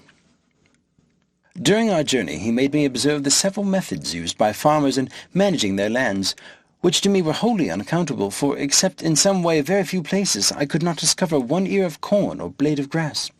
But in 3 hours' travelling the scene was wholly altered. We came into a most beautiful country, farmers' houses at small distances, neatly built, the fields enclosed, containing vineyards, corn grounds, and meadows. Neither do I remember to have seen a more delightful prospect. His Excellency observed my countenance to clear up. He told me with a sigh that there his estate began, and would continue the same till we should come to his house, that his countrymen ridiculed and despised him for managing his affairs no better, and for setting so ill an example to the kingdom, which, however, was followed by very few, such as were old and wilful and weak like himself. We came at length to the house, which was indeed a noble structure, built according to the best rules of ancient architecture. The fountains, gardens, walks, avenues, and groves were all disposed with exact judgment and taste. I gave due praises to everything I saw, whereof His Excellency took not the least notice till after supper. When there being no third companion, he told me with a very melancholy air that he doubted he must throw down his houses in town and country to rebuild them after the present mode, destroy all his plantations, and cast others into such a form as modern usage required, and give the same directions to all his tenants, unless he would submit to incur the censure of pride, singularity, affectation, ignorance, caprice, and perhaps increase his Majesty's displeasure. That the admiration I appeared to be under would cease or diminish when he had informed me of some particulars which probably I had never heard of at court, the people there being too much taken up in their own speculations to have regard to what passed here below. The sum of his discourse was to this effect. About 40 years ago, certain persons went up into Lilliput, either upon business or diversion, and, after 5 months' continuance, came back with a very little smattering in mathematics, but full of the little spirits acquired in that airy region. That these persons, upon their return, began to dislike the management of everything below, and fell into schemes of putting all arts, science, languages, and mechanics upon a new foot. To this end, they procured a royal patent for erecting an academy of projectors in Legado. And the humour prevailed so strongly among the people that there is not a town of any consequence in the kingdom without such an academy. In these colleges the professors contrived new rules and methods of agriculture and building, and new instruments and tools for all trades and manufactures, whereby, as they undertake, one man shall do the work of 10. A palace may be built in a week, of materials so durable as to last forever without repairing.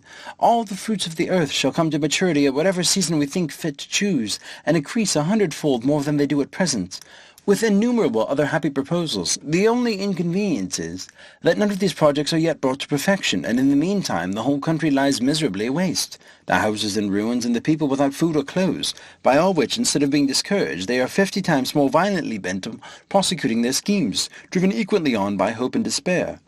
That as for himself, being not of an enterprising spirit, he was content to go on in the old forms, to live in the houses his ancestors had built, and act as they had did in every part of life, without innovation. That some few other persons of great quality and gentry had done the same, but were looked on with an eye of contempt and ill will as enemies to art, ignorant and ill commonwealth's men, preferring their own ease and sloth before the general improvement of their country. His lordship added that he would not, by any further particulars, prevent the pleasure I should certainly take in viewing the Grand Academy, whither he was resolved I should go. He only desired me to observe a ruined building upon the side of a mountain about 3 miles distant, of which he gave me this account, that he had a very convenient mill within a half-mile of his house, turned by a current from a large river, and sufficient for his own family, as well as a great number of his tenants. That about 7 years ago a club of those projectors came to him with proposals to destroy this mill and build another on the side of that mountain, on a long ridge whereof a long canal must be cut for a repository of water to be conveyed up by pipes and engines to supply the mill, because the wind and air upon a height agitated the water and thereby made it fitter for motion, and because the water descending down a declivity would turn the mill with half the current of a river whose course was upon a more level. He said that being not very well within the court, and pressed by many of his friends, he complied with the proposal, and after employing 100 yen for 2 years, the work miscarried. The projectors went off, laying the blame entirely upon him, railing at him ever since, and putting others upon the same experiment, with equal assurances of success, as well as equal disappointment. In a few days we came back to town, and His Excellency, considering the bad character he had in the academy, would not go with me himself, but recommended me to a friend of his to bear me company thither. My lord was pleased to represent me as a great admirer of projects, and a person of much curiosity and easy belief, which indeed was not without truth, for I had myself been a sort of projector in my younger days. End of Chapter 4. Part 3. Chapter 5. The author permitted to see the Grand Academy of Legado, the academy largely described, the arts wherein the professors employ themselves. This academy is not an entire single building, but a continuation of several houses on both sides of a street, which growing waste was purchased and applied to that use. I was received very kindly by the warden, and went for many days to the academy. Every room has in it one or more projectors, and I could believe not in fewer than 500 rooms. The first man I saw was of meagre aspect, with sooty hands and a face, his hair and beard long, ragged and singed in several places. His clothes, shirt, and skin were all of the same colour. He had been 8 years upon a project for extracting sunbeams out of cucumbers, which were to be put in phials hermetically sealed and let out to warm the air in raw inclement summers. He told me he did not doubt that in 8 years more he should be able to supply the governor's gardens with sunshine at a reasonable rate, but he complained that his stock was low, and entreated me to give him something as an encouragement to ingenuity, especially since this had been a very dear season for cucumbers. I made him a small present, for my lord had furnished me with money on purpose, because he knew their practice of begging from all who go to see them. I went into another chamber, but was ready to hasten back, being almost overcome with a horrid stink. My conductor pressed me forward, conjuring me in a whisper to give no offence which would be highly resented, and therefore I durst not so much as stop my nose. The projector of the cell was the most ancient student of the academy. His face and beard were a pale yellow, his hands and clothes dotted with filth. When I was presented to him, he gave me a close embrace, a compliment I could have well excused. His employment, from his first coming to the academy, was an operation to reduce human excrement to his original food by separating the several parts, removing the tincture which receives from the gall, making the odour exhale, and scumming off the saliva. He had a weekly allowance from the society of a vessel filled with human odour about the bigness of a Bristol barrel.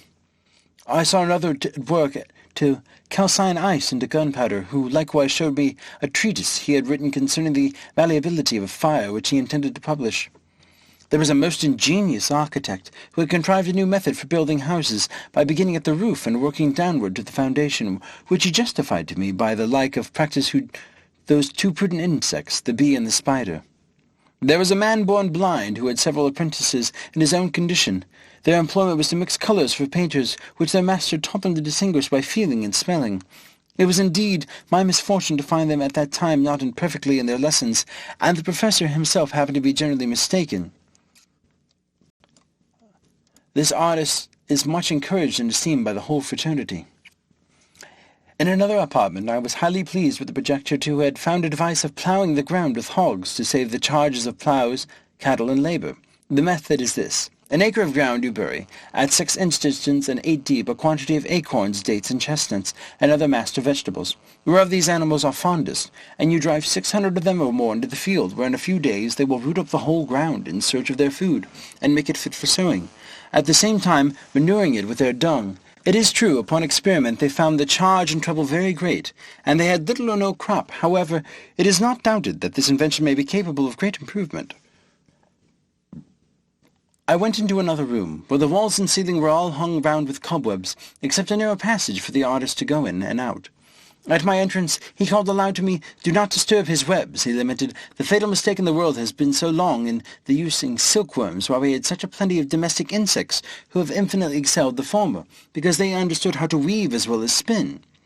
And he proposed further, that by employing spiders the charge of dyeing silks should be wholly saved, whereof I was fully convinced that when he showed me a vast number of flies the most beautifully coloured, wherewith he had fed his spiders, assuring us that the webs would take a tincture from him, and as he had themselves in all hues, he hoped to fit everybody's fancy as soon as he could find proper food for the flies, of certain gums, oils, and other glutinous matter, to give a strength and consistency to the threads. There was an astronomer who had undertaken to place a sundial upon the great weathercock on the town-house, by adjusting the annual and diurnal motions of the earth and sun, so as to answer and coincide with all accidental turnings of the wind. I was complaining of a small fit of the colic, upon which my conductor led me into a room where a great physician resided, who was famous for curing that disease. By contrary operations from the same instrument, he had a large pair of bellows with a long slender muzzle of ivory. This he conveyed 8 inches up the anus, and drawing in the wind he affirmed he could make the guts as lank as a dried bladder. But when the disease was more stubborn and violent, he let in the muzzle while the bellows were full of wind, which he discharged into the body of the patient, then withdrew the instrument to replenish it, clapping his thumb strongly against the orifice of the fundament, and this being repeated 3 or 4 times, the advantageous wind would rush out, bringing the noxious along with it, like water put into a pump, and the patient recovered. I saw him try both experiments upon a dog, but could not discern any effect from the former. After the latter, the animal was ready to burst, and made so violent a discharge as it was very offensive to me and my companion. The dog died on the spot, and we left the doctor endeavouring to recover him by the same operation. I visited many other apartments, but shall not trouble my reader with all the curiosities I observed, being studious of brevity. I had hitherto only seen one side of the academy, the other being appropriated to the advancers of speculative learning, of whom I shall say something when I have mentioned one illustrious person more, who is called among them the universal artist. He told us he had been 30 years employing his thoughts for the improvement of human life. He had 2 large rooms full of wonderful curiosities and 50-minute work. Some were condensing air into a dry tangible substance by extracting the nitre and letting the areous or fluid particles percolate. Others softening marble for pillows and pincushions. Others petrifying the hooves of a living horse to preserve them from foundering. The artist himself was at that time busy upon 2 great designs. First, to sow the land with chaff, wherein he affirmed the true seminal virtue to be contained, as he demonstrated by several experiments which I was not skilful enough to comprehend. The other was, by a certain composition of gums, minerals, and vegetables outwardly applied, to prevent the growth of wool upon 2 young lambs, and he hoped in a reasonable time to propagate the breed of naked sheep all over the kingdom. We crossed a walk to the other part of the academy, where, as I have already said, the projectors in the speculative learning resided. The first professor I saw was in a very large room, with 40 pupils about him. After salutation, observing me to look earnestly upon a frame which he took the greatest part of both in length and breadth of the room, he said, "Perhaps I might wonder to see what him employed in a project for improving speculative knowledge by practical and mechanical operations. But the world would soon be sensible of its usefulness, and he flattered himself that a more noble, exalted thought never sprang in any other man's head. For everyone knew how laborious the usual method is of attaining to arts and sciences, whereby his contrivance, the most ignorant person, at a reasonable charge and with a little bodily labour, might write books in philosophy, poetry, politics, laws, mathematics, and theology, without the least assistance from genius or study. He then led me to the frame about the sides, whereof all his pupils stood in ranks. It was 20 feet square, placed in the middle of the room. The superficies was composed of several bits of wood about the bigness of a die, but some larger than others. They were all linked together by slender wires. These bits of wood were covered on every square with paper pasted on them, and on these papers were written all the words of their language, in their several moods, tenses, and declinations, but without any order. The professor then desired me to observe, for he was going to set his engine at work. The pupils, at his command, took each of them a hold of an iron handle, whereof there were 40 fixed around the edges of the frame, and giving them a sudden turn, the whole disposition of the words was entirely changed, and then commanded 36 of the lads to read several lines softly as they appeared on the frame. Where they found 3 or 4 words together that might take part of a sentence, they dictated to the 4 remaining boys, who were scribes. This work was repeated 3 or 4 times, and at every turn the engine was so contrived that the words shifted into new places, and the square bits of wood moved upside down. 6 hours a day the young students were employed in this labour, and the professor showed me several volumes in a large folio, already collected of broken sentences, which he intended to piece together, and out of all those rich materials to give the world a complete body of all arts and sciences, which, however, might still be improved and much expedited if the public would raise a fund for making and employing 500 such frames in legato, and oblige the managers to contribute in common their several collections. He assured me that this invention had employed all his thought from his youth, that he had emptied the whole vocabulary into his frame, and made the strictest computation of the general proportion there is in books between the number of particles, nouns, and verbs in other parts of speech. I made my humblest acknowledgment to this illustrious person for his great communicativeness, and promised, if I ever had the good fortune to return to my native country, I would do him justice as the sole inventor of this wonderful machine, the form and contrivance of which I desired to leave to delineate on paper. As in the figure here annexed, I told him, although it were the custom of our learned in Europe to steal inventions from each other who had thereby the least advantage, that it became a controversy who had the right owner, yet I would take such caution that he should have the honour entire without a rival. We next went to the School of Languages, where 3 professors sat in consultation upon improving that of their own country. The first project was to shorten discourse by cutting polysyllables into one and leaving out verbs and participles, because, in reality, all things imaginable are but norms. The other project was a scheme for entirely abolishing all words whatsoever, and this was urged as a great advantage in point of health as well as brevity, for it is plain that every word we speak is, in some degree, a diminution of our lungs by corrosion, and consequently contributes to the shortening of our lives. An expedient was therefore offered that since words are only names for things, it would be more convenient for all men to carry about them such things as were necessary to express a particular business they are to discourse on. And this invention would certainly have to take place to the great ease as well as health of the subject, if the women, in conjunction with the vulgar and the literate, had not threatened to raise a rebellion unless they may allowed the liberty to speak with their tongues, after the manner of their forefathers. Such constant irreconcilable enemies to science are the common people. However, many of the most learned and wise adhere to the new scheme of expressing themselves by things which has only this inconvenience attending it, that if a man's business be very great, and of various kinds, he must be obliged, in proportion, to carry a greater bundle of things upon his back, unless he can afford 1 or 2 strong servants to attend him. I have often beheld these 2 sages almost sinking under the weight of their packs, like pedlars among us who, when they meet in the street, would lay down their loads, open up their sacks, and hold conversation for an hour together, then pick up their implements, and help each other to resume their burdens and take their leave. But for short conversations a man may carry implements in his pockets, and under his arms enough to supply him, and in his house he cannot be at a loss.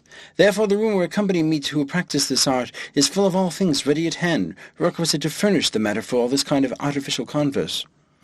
Another great advantage proposed by this invention was that it would serve as a universal language to be understood in all civilized nations, whose goods and utensils are generally of the same kind, or nearly resembling, so that their uses might easily be comprehended. And thus ambassadors would be qualified to treat with foreign princes or ministers of state, to whose tongues they were utter strangers. I was at the mathematical school, where the master taught his pupils after a method scarce imaginable to us in Europe. The proposition and demonstration were fairly written on a thin wafer, with ink composed of a cephalic tincture. This the student was to swallow upon a fasting stomach, and for 3 days following eat nothing but bread and water. As the wafer digested, the tincture mounted to his brain, bearing the proposition along with it. But the success has not hitherto been answerable, partly by some error in the quantum or composition, and partly by the perseverance of the lads, to whom this bolus is so nauseous that they generally steal aside and discharge it upwards before it can operate. Neither have they been yet persuaded to use it as long an abstinence as the prescription requires. End of Chapter 5. Part 3, Chapter 4.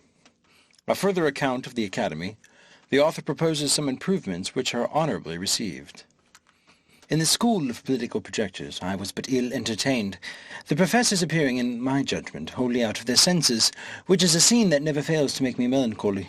These unhappy people were proposing schemes for persuading monarchs to choose favourites upon the score of their wisdom, capacity, and virtue, of teaching ministers to consult the public good, of rewarding merit, great abilities, eminent services, and instructing princes to know their true interest by placing it on the same foundation with that of their people, of choosing for employments persons qualified to exercise them, with many other wild and impossible chimeras that never entered before into the heart of a man to conceive, and confirmed in me the old observation, that there is nothing so extravagant and irrational which some philosophers have not maintained for truth. But, however, I shall so far do justice to this part of the Academy as to acknowledge that all of them were not so visionary. There was a most ingenious doctor who seemed to be perfectly versed in the whole nature and system of government.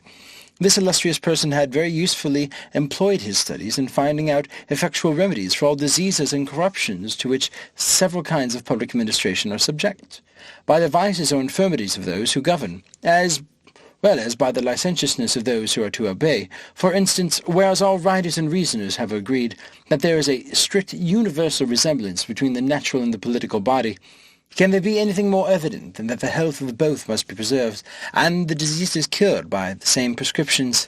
It is allowed that senates and great councils are often troubled with redundant, ebullient, and other peccant humours, with many diseases of the head, and more of the heart, with strong convulsions and grievous contractions of the nerves and sinews in both hands, but especially the right, with spleen, flatus, vertigos, and deliriums, with scrofulous tumours full of fetid putrid matter, with sour frothy recitations, and canine appetites, and crudeness of digestion, besides many others needless to mention.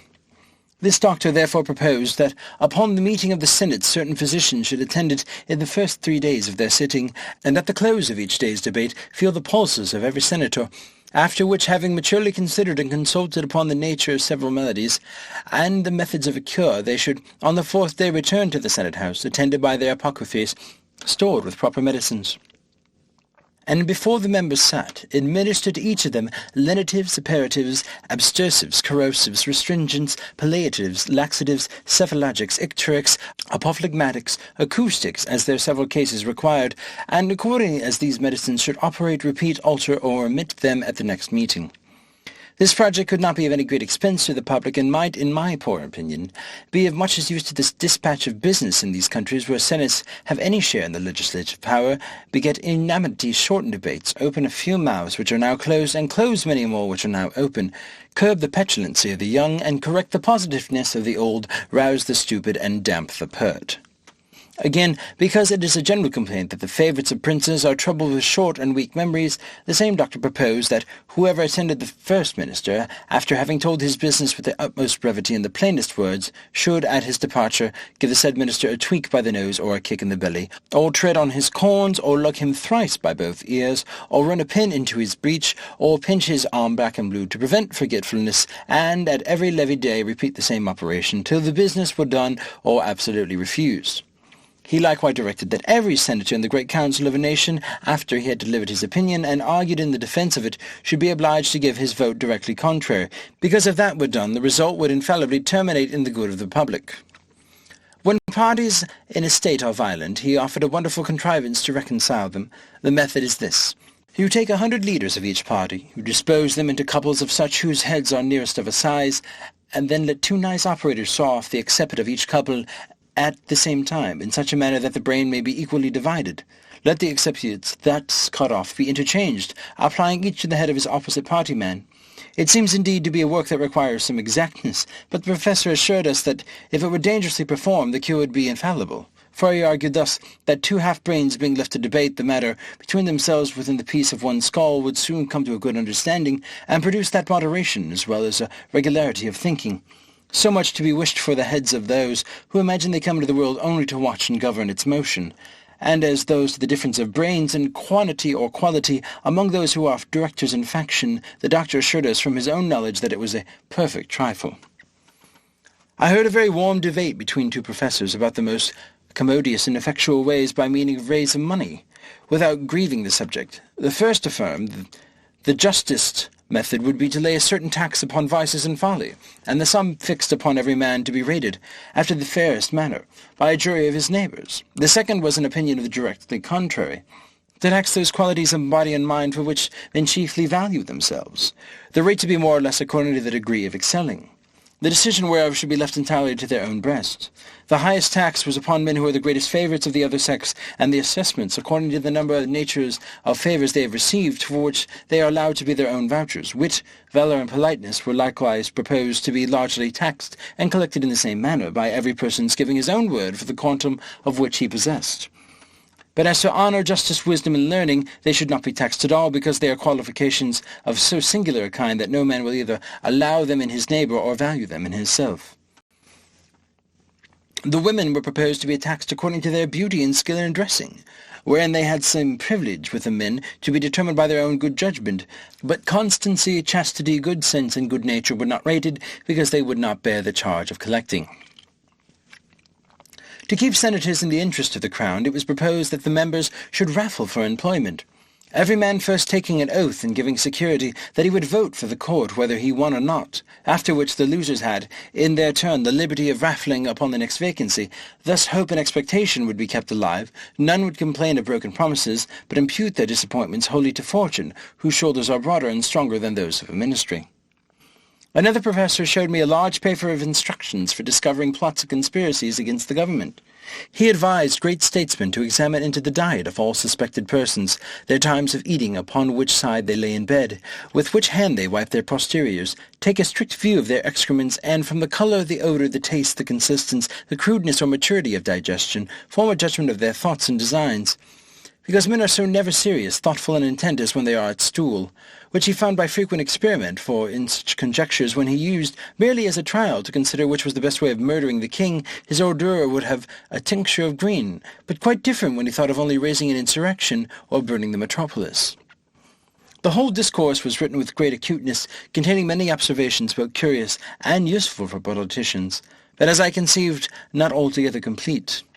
This I ventured to tell the author, and offered, if he pleased, to supply him with some additions. He received my proposition with more compliance than is usual among writers, especially those of projecting species, professing he would be glad to receive further information. I told him that in the kingdom of Tribnia, by the natives called Langdon, where I had sojourned some time in my travels, the bulk of the people consist in a matter wholly of discoverers, witnesses, informers, accusers, prosecutors, evidences, swearers, together with their several subservient and subaltern instruments, all under the colours, the conduct, and pay of ministers of state and their deputies. The plots in that kingdom are usually the workmanship of those persons who desire to raise their own characters of profound politicians, to restore new vigour to a crazy administration, to stifle or divert general discontents, to fill their coffers with forfeitures, and raise or sink opinion of public credit, as either shall best answer them to their private advantage. It is first agreed and settled among them what suspected persons shall be accused of a plot, then effectual care is taken to secure all their letters and papers, and put the owners in chains. These papers are delivered to a set of artists, very dexterous in finding out the mysterious meaning of words, syllables, and letters. For instance, they can discover a close stool to signify a privy council, a flock of geese a senate, a lame dog an invader, the plague a standing army, a buzzard a prime minister, the gout a high priest, a gibbet a secretary of state, a chamber pot a committee of gradees, a sieve a court lady, a broom a revolution, a mouse-trap an employment, a bottomless pit a treasury, a sink a court, a cap and bells a favourite, a broken reed a court of justice, an empty tun a general, a running saw the administration. When this method fails, they have two others more effectual, which the learned among them call acrostics and anagrams. First, they can decipher all the initial letters into political meanings. Thus, N shall signify a plot, B a regiment of horse, L a fleet at sail, or secondly, by transposing the letters of the alphabet in any suspected paper, they can lay open the deepest designs of a discontented party. So, for example, if I should say, in a letter to a friend, our brother Tom has just got the piles, a skilful decipherer would discover that the same letters which compose that sentence may be analysed into the following words: resist, a plot is brought home, the tour. And this is the anagrammatic method. The professor made me great acknowledgments for communicating these observations, and promised to make honourable mention of me in his treatise. I saw nothing in this country that could invite me to a longer continuance, and began to think of returning home to England. End of chapter 6. Part 3, Chapter 7. The author leaves Legado, arrives at Maldonado. No ship ready. He takes a short voyage to Gulliver. His reception by the governor. The continent of which this kingdom is a part extends itself, as I have reason to believe, eastward to that unknown tract of America westward of California, and north of the Pacific Ocean, which is not above 150 miles from Legado, where there is a good port and much commerce with the great island of Brobdingnag, situated in the northwest about 29 degrees north latitude, 140 degrees longitude. This island of Brobdingnag stands southeastward of Japan about 100 leagues distance. There is a strict alliance between the Japanese Emperor and the King of Brobdingnag, which affords frequent opportunities of sailing from one island to the other. I determined, therefore, to direct my course this way, in order to my return to Europe. I hired 2 mules with a guide to show me the way and carry my small baggage. I took leave of my noble protector, who had shown me so much favour and made me a generous present at my departure. My journey was without accident or adventure worth relating. When I arrived at the port of Maldonado, for so it is called, there was no ship in the harbour bound for Brobdingnag, nor likely to be in some time. The town was about as large as Portsmouth. I soon fell into some acquaintance, was very hospitably received. A gentleman of distinction said to me that since the ships bound for Brobdingnag could not be ready in less than a month, it might be no disagreeable amusement for me to take a trip to the little island of Gulliver, about 5 leagues off the southwest. He offered himself and a friend to accompany me, and that I should be provided with a small convenient bark for the voyage. Gulliver, as nearly as I can interpret the word, signifies the island of sorcerers or magicians. It is about 1/3 as large as the Isle of Wight, and extremely fruitful. It is governed by the head of a certain tribe, who are all magicians. This tribe marries only among each other, and the eldest in succession is a prince or governor. He has a noble palace and a park of about 3,000 acres, surrounded by a wall of hewn stone 20 feet high. In this park are several small enclosures for cattle, corn, and gardening. The governor and his family are all served and attended by domestics of a kind somewhat unusual. By his skill in necromancy, he has a power of calling whom he pleases from the dead and commanding their service for 24 hours, but no longer. Nor can he call the same persons up again in less than 3 months, except upon very extraordinary occasions. When we arrived at the island, which was about 11 in the morning, one of the gentlemen who accompanied me went to the governor, and desired admittance for a stranger, who came on purpose to have the honour of attending on his highness. This was immediately granted, and we all 3 entered the gate of the palace between 2 rows of guards, armed and dressed after a very antic manner, and with something in their countenances that made my flesh creep with a horror I cannot express. We passed through several apartments between servants of the same sort, ranked on each side as before, till we came to the chamber of presence, where after 3 profound obeisances and a few general questions we were permitted to sit on 3 stools near the lowest step of his highness's throne. He understood the language of Balnabarbi. Although it was different from that of this island, he desired me to give him some account of my travels, and to let me see that I should be treated without ceremony. He dismissed all his attendants with a turn of his finger, at which, to my great astonishment, they vanished in like an instant, like visions in a dream when we wake all of a sudden. I could not recover myself in some time, till the governor assured me that I should receive no hurt, and observing my 2 companions to be under no concern, who had often been entertained in the same manner, I began to take courage, and related to his highness a short history of my several adventures.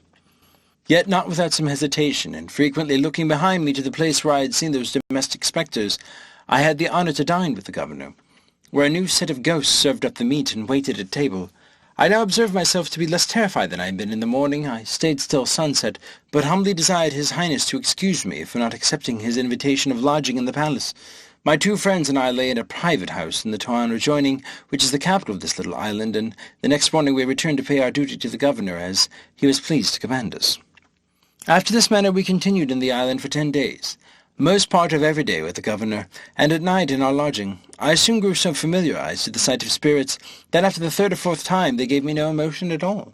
Or if I had any apprehensions left, my curiosity prevailed over them, for his highness the governor ordered me to call up whatever persons I would choose to name, and in whatever numbers among the dead from the beginning of the world to present time, and command them to answer my questions, should I think fit to ask, with this condition, that my questions must be confined within the compass of the times they lived in, and one thing I might depend on, that they would certainly tell me the truth, for lying was a talent of no use in the lower world. I made my humble acknowledgments to his highness for so great a favour. We were in a chamber from whence there was a fair prospect into the park, and because my first inclination was to be entertained with scenes and pomp of magnificence, I desired to see Alexander the Great at the head of his army just after the battle of Arbela, which upon a motion of the governor's finger immediately appeared in a large field, under the window where we stood. Alexander was called up into the room, and it was with great difficulty that I understood his Greek, and I had but little of my own. He assured me upon his honour that he was not poisoned, but died of a bad fever by excessive drinking. Next I saw Hannibal passing the Alps, who told me he had not a drop of vinegar in his camp. I saw Caesar and Pompey at the head of their troops, just ready to engage. I saw the former in his last great triumph. I desired that the Senate of Rome might appear before me in one large chamber, and an assembly of somewhat a later age in counterview another. The first seemed to be an assembly of heroes and demigods, the other a knot of peddlers, pickpocket highwaymen, and bullies. The governor, at my request, gave the sign for Caesar and Brutus to advance towards us. I was struck with a profound veneration at the sight of Brutus, and could easily discover the most consummate virtue, the greatest intrepidity and firmness of mind, the truest love of his country, and general benevolence for mankind in every lineament of his countenance. I observed with much pleasure that these two persons were in good intelligence with each other, and Caesar freely confessed to me that the greatest actions of his own life were not equal by many degrees to the glory of taking it away. I had the honour to have much conversation with Brutus, and was told that his ancestor, Junius, Socrates, Epaminondas, Cato the Younger, Sir Thomas More, and herself were perpetually together, a sextumvirate to which all the ages of the world cannot add a seventh. It would be tedious to trouble the reader with relating what vast numbers of illustrious persons were called off to gratify that insatiable desire I had to see the world in every period of antiquity placed before me. I chiefly fed mine eyes with beholding the destroyers of tyrants and usurpers, and restorers of liberty to oppressed and injured nations, but it is impossible to express the satisfaction I received in my own mind, after such a manner as to make it a suitable entertainment to the reader. End of Chapter 7. Part 3, Chapter 8. A further account of Glubbdubdrib, ancient and modern history corrected. Having a desire to see those ancients who were most renowned for wit and learning, I set apart one day on purpose. I proposed that Homer and Aristotle might appear at the head of all their commentators, but they were so numerous that some hundreds were forced to attend in the court and outward rooms of the palace. I knew and could distinguish between those two heroes at first sight, not only from the crowd, but from each other. Homer was the taller and comelier person of the two, walked very erect for one of his age, and his eyes were the most quick and piercing I ever beheld. Aristotle stooped much, and made use of a staff. His visage was meagre, his hair lank and thin, his voice hollow. I soon discovered that both of them were perfect strangers to the rest of the company, and had never been seen or heard of them before. I had heard a whisper from a ghost who shall be nameless, that these commentators always kept in the most distant quarters from their principals in the lower world, through a consciousness of shame and guilt, because they had so horribly misrepresented the meaning of those authors to posterity. I introduced Didymus and Eustachius to Homer, and prevailed on him to treat them better than perhaps they deserved, for he soon found they wanted a genius to enter the spirit of a poet. But Aristotle was all out of patience with the account I gave him of Scotus and Ramus, and presented them to him, and he asked them whether the rest of the tribe were as great as dunces of themselves. I then desired the governor to call up Descartes and Gassendi, with whom I prevailed to explain their systems to Aristotle. This great philosopher freely acknowledged his own mistakes in natural philosophy, because he proceeded in many things upon conjecture, as all men must do, and he found that Gassendi, who had made the doctrine of Epicurus as palatable as he could, and the vortices of Descartes, who were equally to be exploded, he predicted the same fate to attraction, whereof the present learned are such zealous assertors, he said, that new systems of nature were but new fashions, which could vary in every age, and even those who pretend to demonstrate them from mathematical principles would flourish but a short period of time, would be out of vogue when that was determined. I spent 5 days in conversing with many others of the ancient learned. I saw most of the first Roman emperors. I prevailed on the governor to call up Heliogabalus as cooks to dress us dinner, but they could not show us much of their skill for want of materials. A helot of Agesilaus made us a dish of Spartan broth, but I was not able to get down a second spoonful. The 2 gentlemen who conducted me to the island were pressed by their private affairs to return in 3 days, which I employed in seeing some of the modern dead, who had made the greatest figure for 200 or 300 years past, and in our own and other countries of Europe. And having been always a great admirer of old illustrious families, I desired the governor would call up a dozen or 2 of kings, with their ancestors in order for 8 or 9 generations. But my disappointment was grievous and unexpected, for, instead of a long train with royal diadems, I saw in one family 2 fiddlers, 3 spruce courtiers, an Italian prelate, another a barber, an abbot, and 2 cardinals.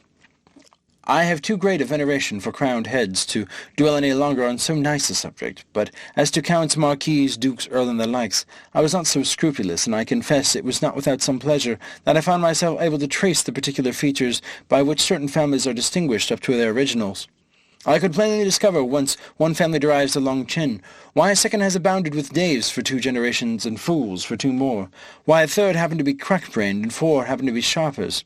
Whence it came, when Polydore Virgil says of a certain grey house, nec vir fortis nec foemina casta, how cruelty, falsehood, and cowardice grew to be characteristics by which certain families are distinguished as much as their coat of arms. Who first brought the pox into a noble house which has lineally descended in scrofulous tumours into their posterity? Neither could I wonder at all this when I saw such an interruption of lineages by pages, lackeys, valets, coachmen, gamesters, fiddlers, players, captains, and pickpockets. I was chiefly disgusted with modern history, for having strictly examined all the persons of great and name and courts of princes for 100 years past, I found how the world had been misled by prostitute writers, to ascribe the greatest exploits in war to cowards, the wisest counsel to fools, sincerity to flatterers, Roman virtue to betrayers of their country, piety to atheists, chastity to sodomites, truth to informers. How many innocent and excellent persons had been condemned to death or banishment by the practising of great ministers upon the corruption of judges, and the malice of factions! How many villains had been exalted to the highest places of trust, power, dignity, and profit? How great a share in the motions and events of courts, councils, and senates might be challenged by bawds, whores, pimps, parasites, and buffoons? How low an opinion I had of human wisdom and integrity, when I was truly informed of the springs and motives of great enterprises and revolutions in the world, and of the contemptible accidents to which they owed their success. Here I discovered the roguery and ignorance of those who pretend to write anecdotes or secret history, who send so many kings to their graves with a cup of poison, will repeat this discourse between a prince and chief minister, where no witnesses was by, unlock the thoughts and cabinets of ambassadors and secretaries of state, and have the perpetual misfortune to be mistaken. Here I discovered the true cause of many great events that have surprised the world, how a whore can govern the back stairs a council, and the council a senate. A general confessed, in my presence, that he got a victory purely by the force of cowardice and ill conduct, and an admiral, for want of proper intelligence, he beat the enemy to whom he intended to betray the fleet.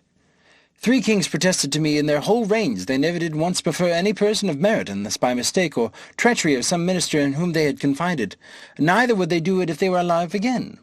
And they showed, with great strength of reason, that the royal throne could not be supported without corruption, because that positive, confident, restive temper which virtue infused into a man was a perpetual clog to public business.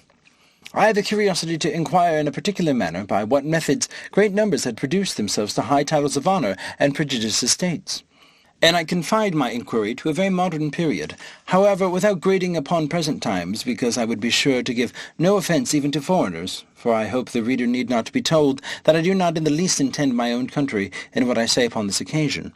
A great number of persons concerned were called up, and upon a very slight examination discovered such a scene of infamy that I cannot reflect upon it without some seriousness.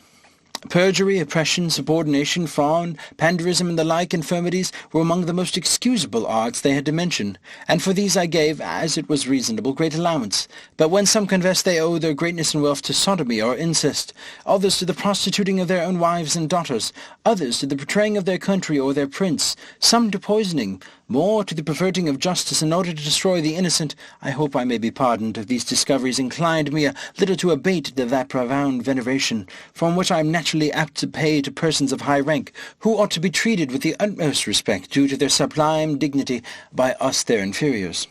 I have often read some great services done to princes and states, and desired to see the persons by whom those services were performed. Upon inquiry I was told that their names were to be found on no record, except a few of them, whom history has represented as the vilest rogues and traitors. As to the rest, I never once heard of them. They all appeared with dejected looks, and in the meanest habit, most of them telling me they died in poverty and disgrace, and the rest on a scaffold or a gibbet. Among others there was one person whose case appeared a little singular. Had a youth about 18 years old standing by his side, he told me he had for many years been a commander of a ship, and in the sea fight at Actium, and had the good fortune to break through the enemy's great line of battle, sink 3 of their capital ships, and take a 4th, which was the sole cause of Antony's flight, and the victory that ensued. That the youth standing by him, his only son, was killed in the action. he added that upon the confidence of some merit in the war being at the end, he went to Rome and solicited the court of Augustus to be preferred to a greater ship, whose commander had been killed, but without any regard to his pretensions, it was given to a boy who had never seen the sea, the son of Liburtia, who waited on one of the emperor's mistresses. Returning back to his own vessel, he was charged with neglect of duty, and the ship given to a favourite page of Publicio, the vice-admiral, whereupon he retired to a poor farm at a great distance from Rome, and there ended his life. I was curious to know the truth of this story, that I desired Agrippa might be told, who was the admiral in that fight. He appeared and confirmed the whole account, but with much more advantage to the captain, whose modesty had extenuated or concealed a great part of his merit. I was surprised to find corruption grown so high and so quick in that empire, by the force of luxury so lately introduced, which made me less wonder at many parallel cases in other countries, where vices of all kinds have reigned so much longer, and where the whole praise as well as pillage has been engrossed by the chief commander, who perhaps had the least title to either. As every person called up made exactly the same appearance he had done in the world, it gave me melancholy reflections to observe how much the race of humankind was degenerated among us with these 100 years past. How the pox, under all its consequences and denominations, had altered every lineament of English countenance, shortened the size of bodies, unbraced the nerves, relaxed the sinews and muscles, introduced a shallow complexion, and rendered the flesh loose and rancid. I descended so low as to desire some English yeomen of the old stamp might be summoned to appear, once so famous for the simplicity of their manners, diet, and dress, for justice in their dealings, for the true spirit of liberty, for their valour and love of their country. Neither could I be wholly unmoved, after comparing the living with the dead, when I considered how all these pure native virtues were prostituted for a piece of money by their grandchildren, who in selling their votes and managing at elections have acquired every vice and corruption that can be possibly learned in a court. End of Chapter 8. Part 3. Chapter 9. The author returns to Maldonada, sails to the kingdom of Brobdingnag, the author confined. He is sent for to court. The manner of his admittance, the king's great lenity to his subjects. The day of our departure being come, I took leave of his highness, the governor of Glubdubdrib, and returned with my 2 companions to Maldonada, where after a fortnight's waiting a ship was ready to sail for Brobdingnag. The 2 gentlemen and some others were so generous and kind as to furnish me with provisions, and see me on board. I was a month in this voyage. We had one violent storm, and were under a necessity of steering westward to get to the trade wind, which holds for above 60 leagues. On the 21st of April, 1708, we sailed into the river of Clamignig, which is a seaport town at the southeast point of Lugnig. We cast anchor within a league of the town, and made a signal for a pilot. 2 of them came on board in less than a half-hour, by whom we were guided between certain shoals and rocks, which are very dangerous in the passage to a large basin where a fleet may ride in safety with the cable's length of a town wall. Some of our sailors, whether out of treachery or inadvertence, had informed the pilots that I was a stranger and a great traveller, whereof these gave notice to a custom-house officer, by whom I was examined very strictly upon my landing. This officer spoke to me in the language of Balnabarbi, which, by the force of much commerce, is generally understood in that town, especially by seamen and those employed in the customs. I gave him a short account of some particulars, made my story as plausible and as consistent as I could, but I thought it necessary to disguise my country and call myself a Hollander, because my intentions were for Japan, and I knew that the Dutch were the only Europeans permitted to enter into that kingdom. I therefore told the officer that, having been shipwrecked on the coast of Balnabarbi and cast on a rock, I was received up into Lilliput, or the Flying Island, of which he had often heard, and was now endeavouring to get to Japan, whence I might find a convenience of returning to my own country. The officer said I must be confined till he could receive orders from court, for which he would write immediately, and hoped to receive an answer in a fortnight. I was carried to a convenient lodging, with a sentry placed at the door. However, I had the liberty of a large garden, and was treated with humanity enough, being maintained all the time at the king's charge. I was invited by several persons, chiefly out of curiosity, because it was reported I came from countries very remote, of which they had never heard. I hired a young man who came in the same ship to be an interpreter. He was a native of Brobdingnag, and had lived some years in Maldonada. He was a perfect master of both languages. By his assistance I was able to hold a conversation with those who came to visit me, but this consisted only of their questions and my answers. The dispatch came from court about the time we expected. It contained a warrant for conducting me and my retinue to Trowdagdrub or Trildrogdrib. for it is pronounced both ways, as near as I can remember, by a party of 10 horse. All my retinue was that poor lad for an interpreter, whom I persuaded into my service, and, at my humble request, we had each of us a mule to ride on. A messenger was dispatched half a day's journey before us to give the king notice of my approach, and to desire that his majesty would please appoint a day and hour when it would be by his gracious pleasure that I might have the honour to lick the dust before his forestool. This is the court style, and I found it to be more than a matter of form, for upon my admittance 2 days after my arrival I was commanded to crawl up on my belly and lick the floor as I had advanced. But on account of my being a stranger, care was taken to have made it so clean that the dust was not offensive. However, this was a peculiar grace, not allowed to any but persons of the highest rank when they desired admittance. Nay, sometimes the floor is strewn with dust on purpose, and the person to be admitted happens to have powerful enemies at court, and I have seen a great lord with his mouth so crammed that when he had crept to the proper distance from the throne, he was not able to speak a word. Neither is there any remedy, because it is capital for those who receive an audience to spit or wipe their mouth in his majesty's presence. There is indeed another custom which I cannot altogether approve of. When the king has a mind to put any of his nobles to death in a gentle, indulgent manner, he commands the floor to be strewn with a certain brown powder of a deadly composition, which being licked up, infallibly kills him in 24 hours.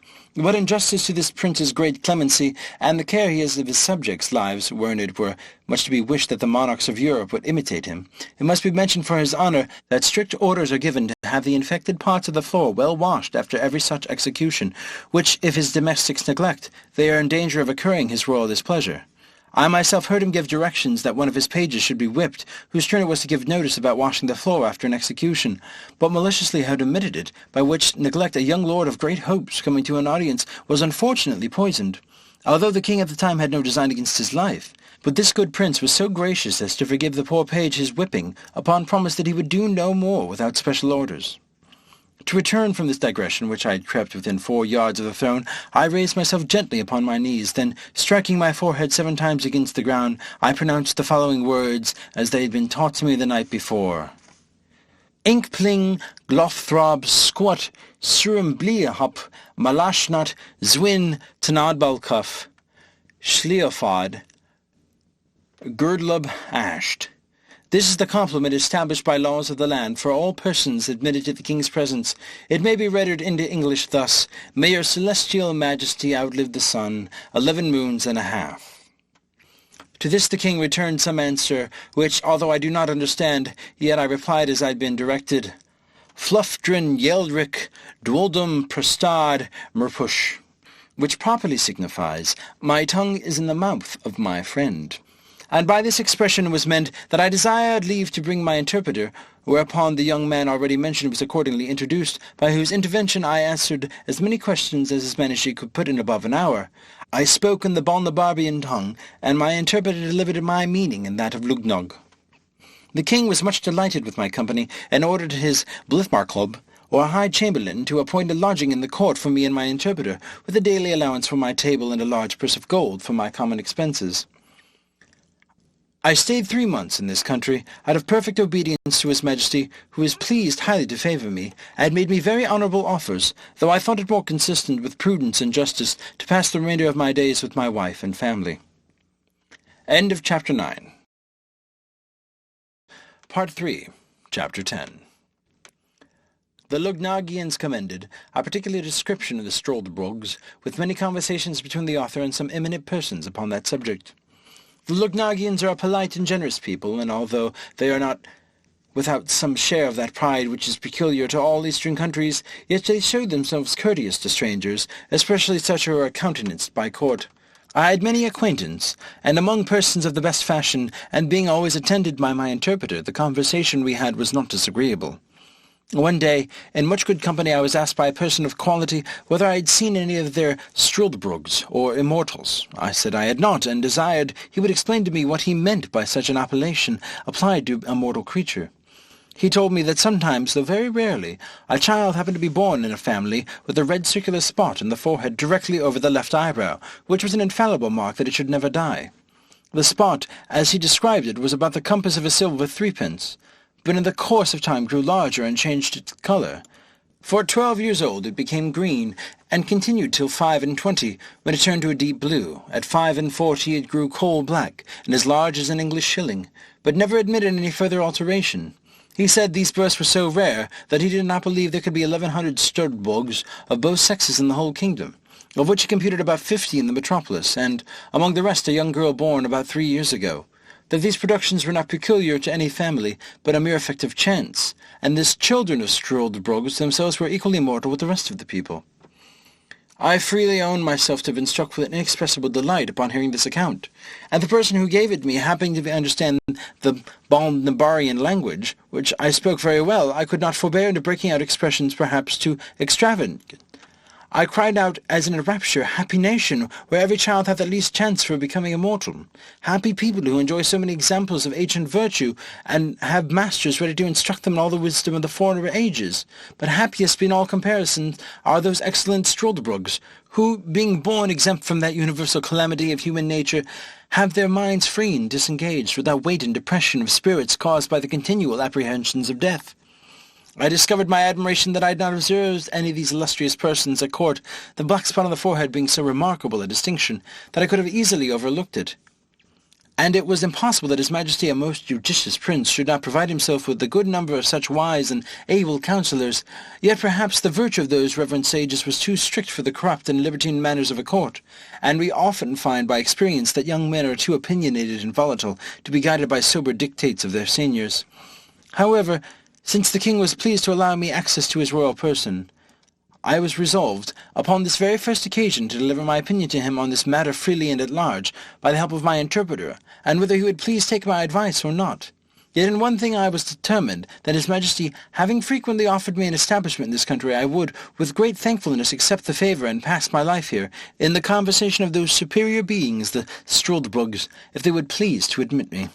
The gentleman to whom I addressed my discourse, because, as I have already observed, he spoke the language of the Brobdingnag, said to me with a sort of smile which usually arises from pity to the ignorant, that he was glad of any occasion to keep me among them, and he desired my permission to explain to the company what I had spoke. He did so, and they talked together for some time in their own language, whereof I understood not a syllable. Neither could I observe by their countenances what impression my discourse had made on them. After a short silence, the same person told me that his friends and mine, so he thought fit to express himself, were very much pleased with the judicious remarks I had made on the great happiness and advantages of an immortal life, and they were desirous to know in a particular manner what scheme of living I should have formed to myself if it had been fallen to my lot to have been born a Sturdbog. I answered, it was easy to be eloquent on so copious and delightful a subject, especially to me, who had been often apt to amuse myself with visions of what I should do if I were a king, a general, or a great lord, and upon this very case I frequently run over the whole system, how I should employ myself, pass the time, if I were sure to live forever. That if it had been my good fortune to come into the world a Sturdbog, as soon as I should discover my own happiness by understanding the differences between life and death, I would first resolve, by all arts and methods whatsoever, to procure myself riches, in the pursuit of which, by thrift and management, I might reasonably expect, in about 200 years, to be the wealthiest man in the kingdom. In the second place, I would from my earliest youth apply myself to the study of arts and sciences, by which I should arrive in time to excel all others in learning.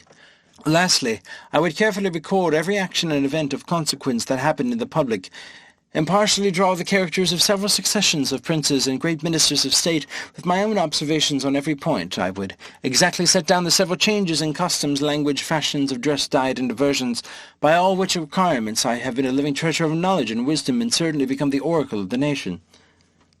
I would never marry after the 60, but live in a hospitable manner, yet still on the saving side. I would entertain myself in forming and directing the minds of hopeful young men, by convincing them from my own remembrance, experience, and observation, fortified by numerous examples of the usefulness of virtue in public and private life.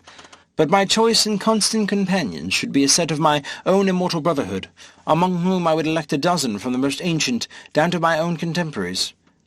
Where any of these wanted fortunes, I would provide them with convenient lodges round my own estate, and have some of them always at my table, only mingling a few of the most valuable among you mortals, whom the length of time would harden me to lose with little or no reluctance, and treat your prosperity after the same manner, just as a man diverts himself with the annual succession of pinks and tulips in his garden, without regretting the loss of those which withered the preceding year.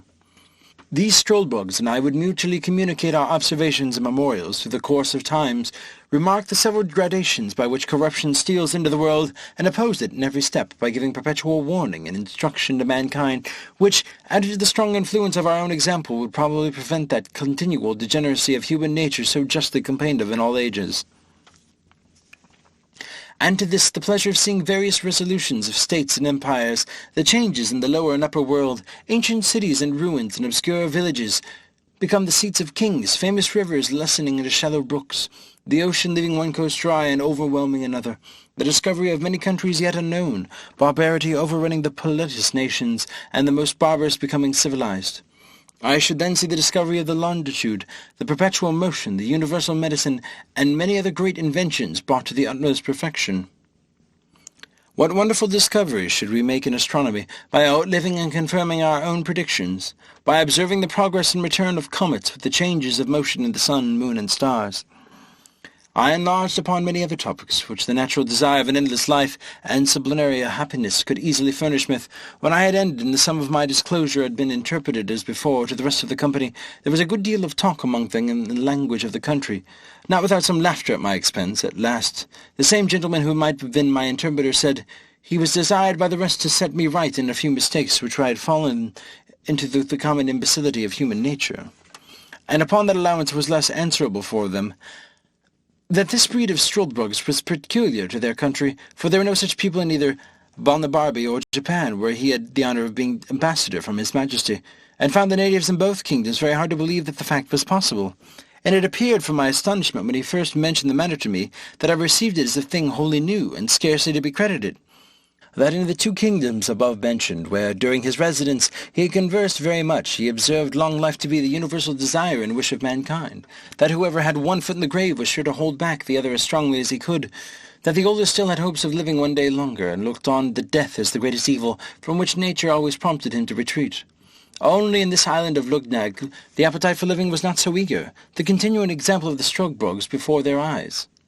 That the system of living contrived by me was unreasonable and unjust, because it supposed a perpetuity of youth, health, and vigour, which no man could be so foolish to hope, however extravagant he may be in his wishes, that the question therefore was not whether a man would choose always to be in the prime of his youth, attended with prosperity and health, but how he would pass a perpetual life under all the usual disadvantages for which old age brings along with it. For although few men and women will avow their desires of being immortal upon such hard conditions, yet in the two kingdoms before mentioned of Balnibarbi and Japan, he observed that every man desired to put off death some time longer, let it approach ever so late, and he rarely heard of any man who died willingly, except he were incited by extremity of grief or torture, and he appealed to me whether in those countries I had travelled as well as my own I had not observed the same general disposition. After this preface, he gave me a particular account of the Struldbrugs among them. He said they commonly acted like mortals till about 30 years old, after which, by degrees, they grew melancholy and dejected, increasing in both till they came to fourscore. This he learned from their own confession, for otherwise, there not being above 2 or 3 of that species born in an age, they were too few to form a general observation by. When they came to 80 years, which is reckoned the extremity of living in this country, they had not all the follies and infirmities of other old men, but many more which arose from the dreadful prospect of never dying. They were not only opinionative, peevish, covetous, morose, vain, talkative, but incapable of friendship and dead to all natural affection, which never descended below their grandchildren. Envy and impotent desires are their prevailing passions, but those objects against which their envy seems principally directed are the vices of the younger sort and the deaths of the old. By reflecting on the former, they find themselves cut off from all possibility of pleasure, and whether they see a funeral, they lament and repine that others have gone to a harbour of rest to which they themselves can never hope to arrive.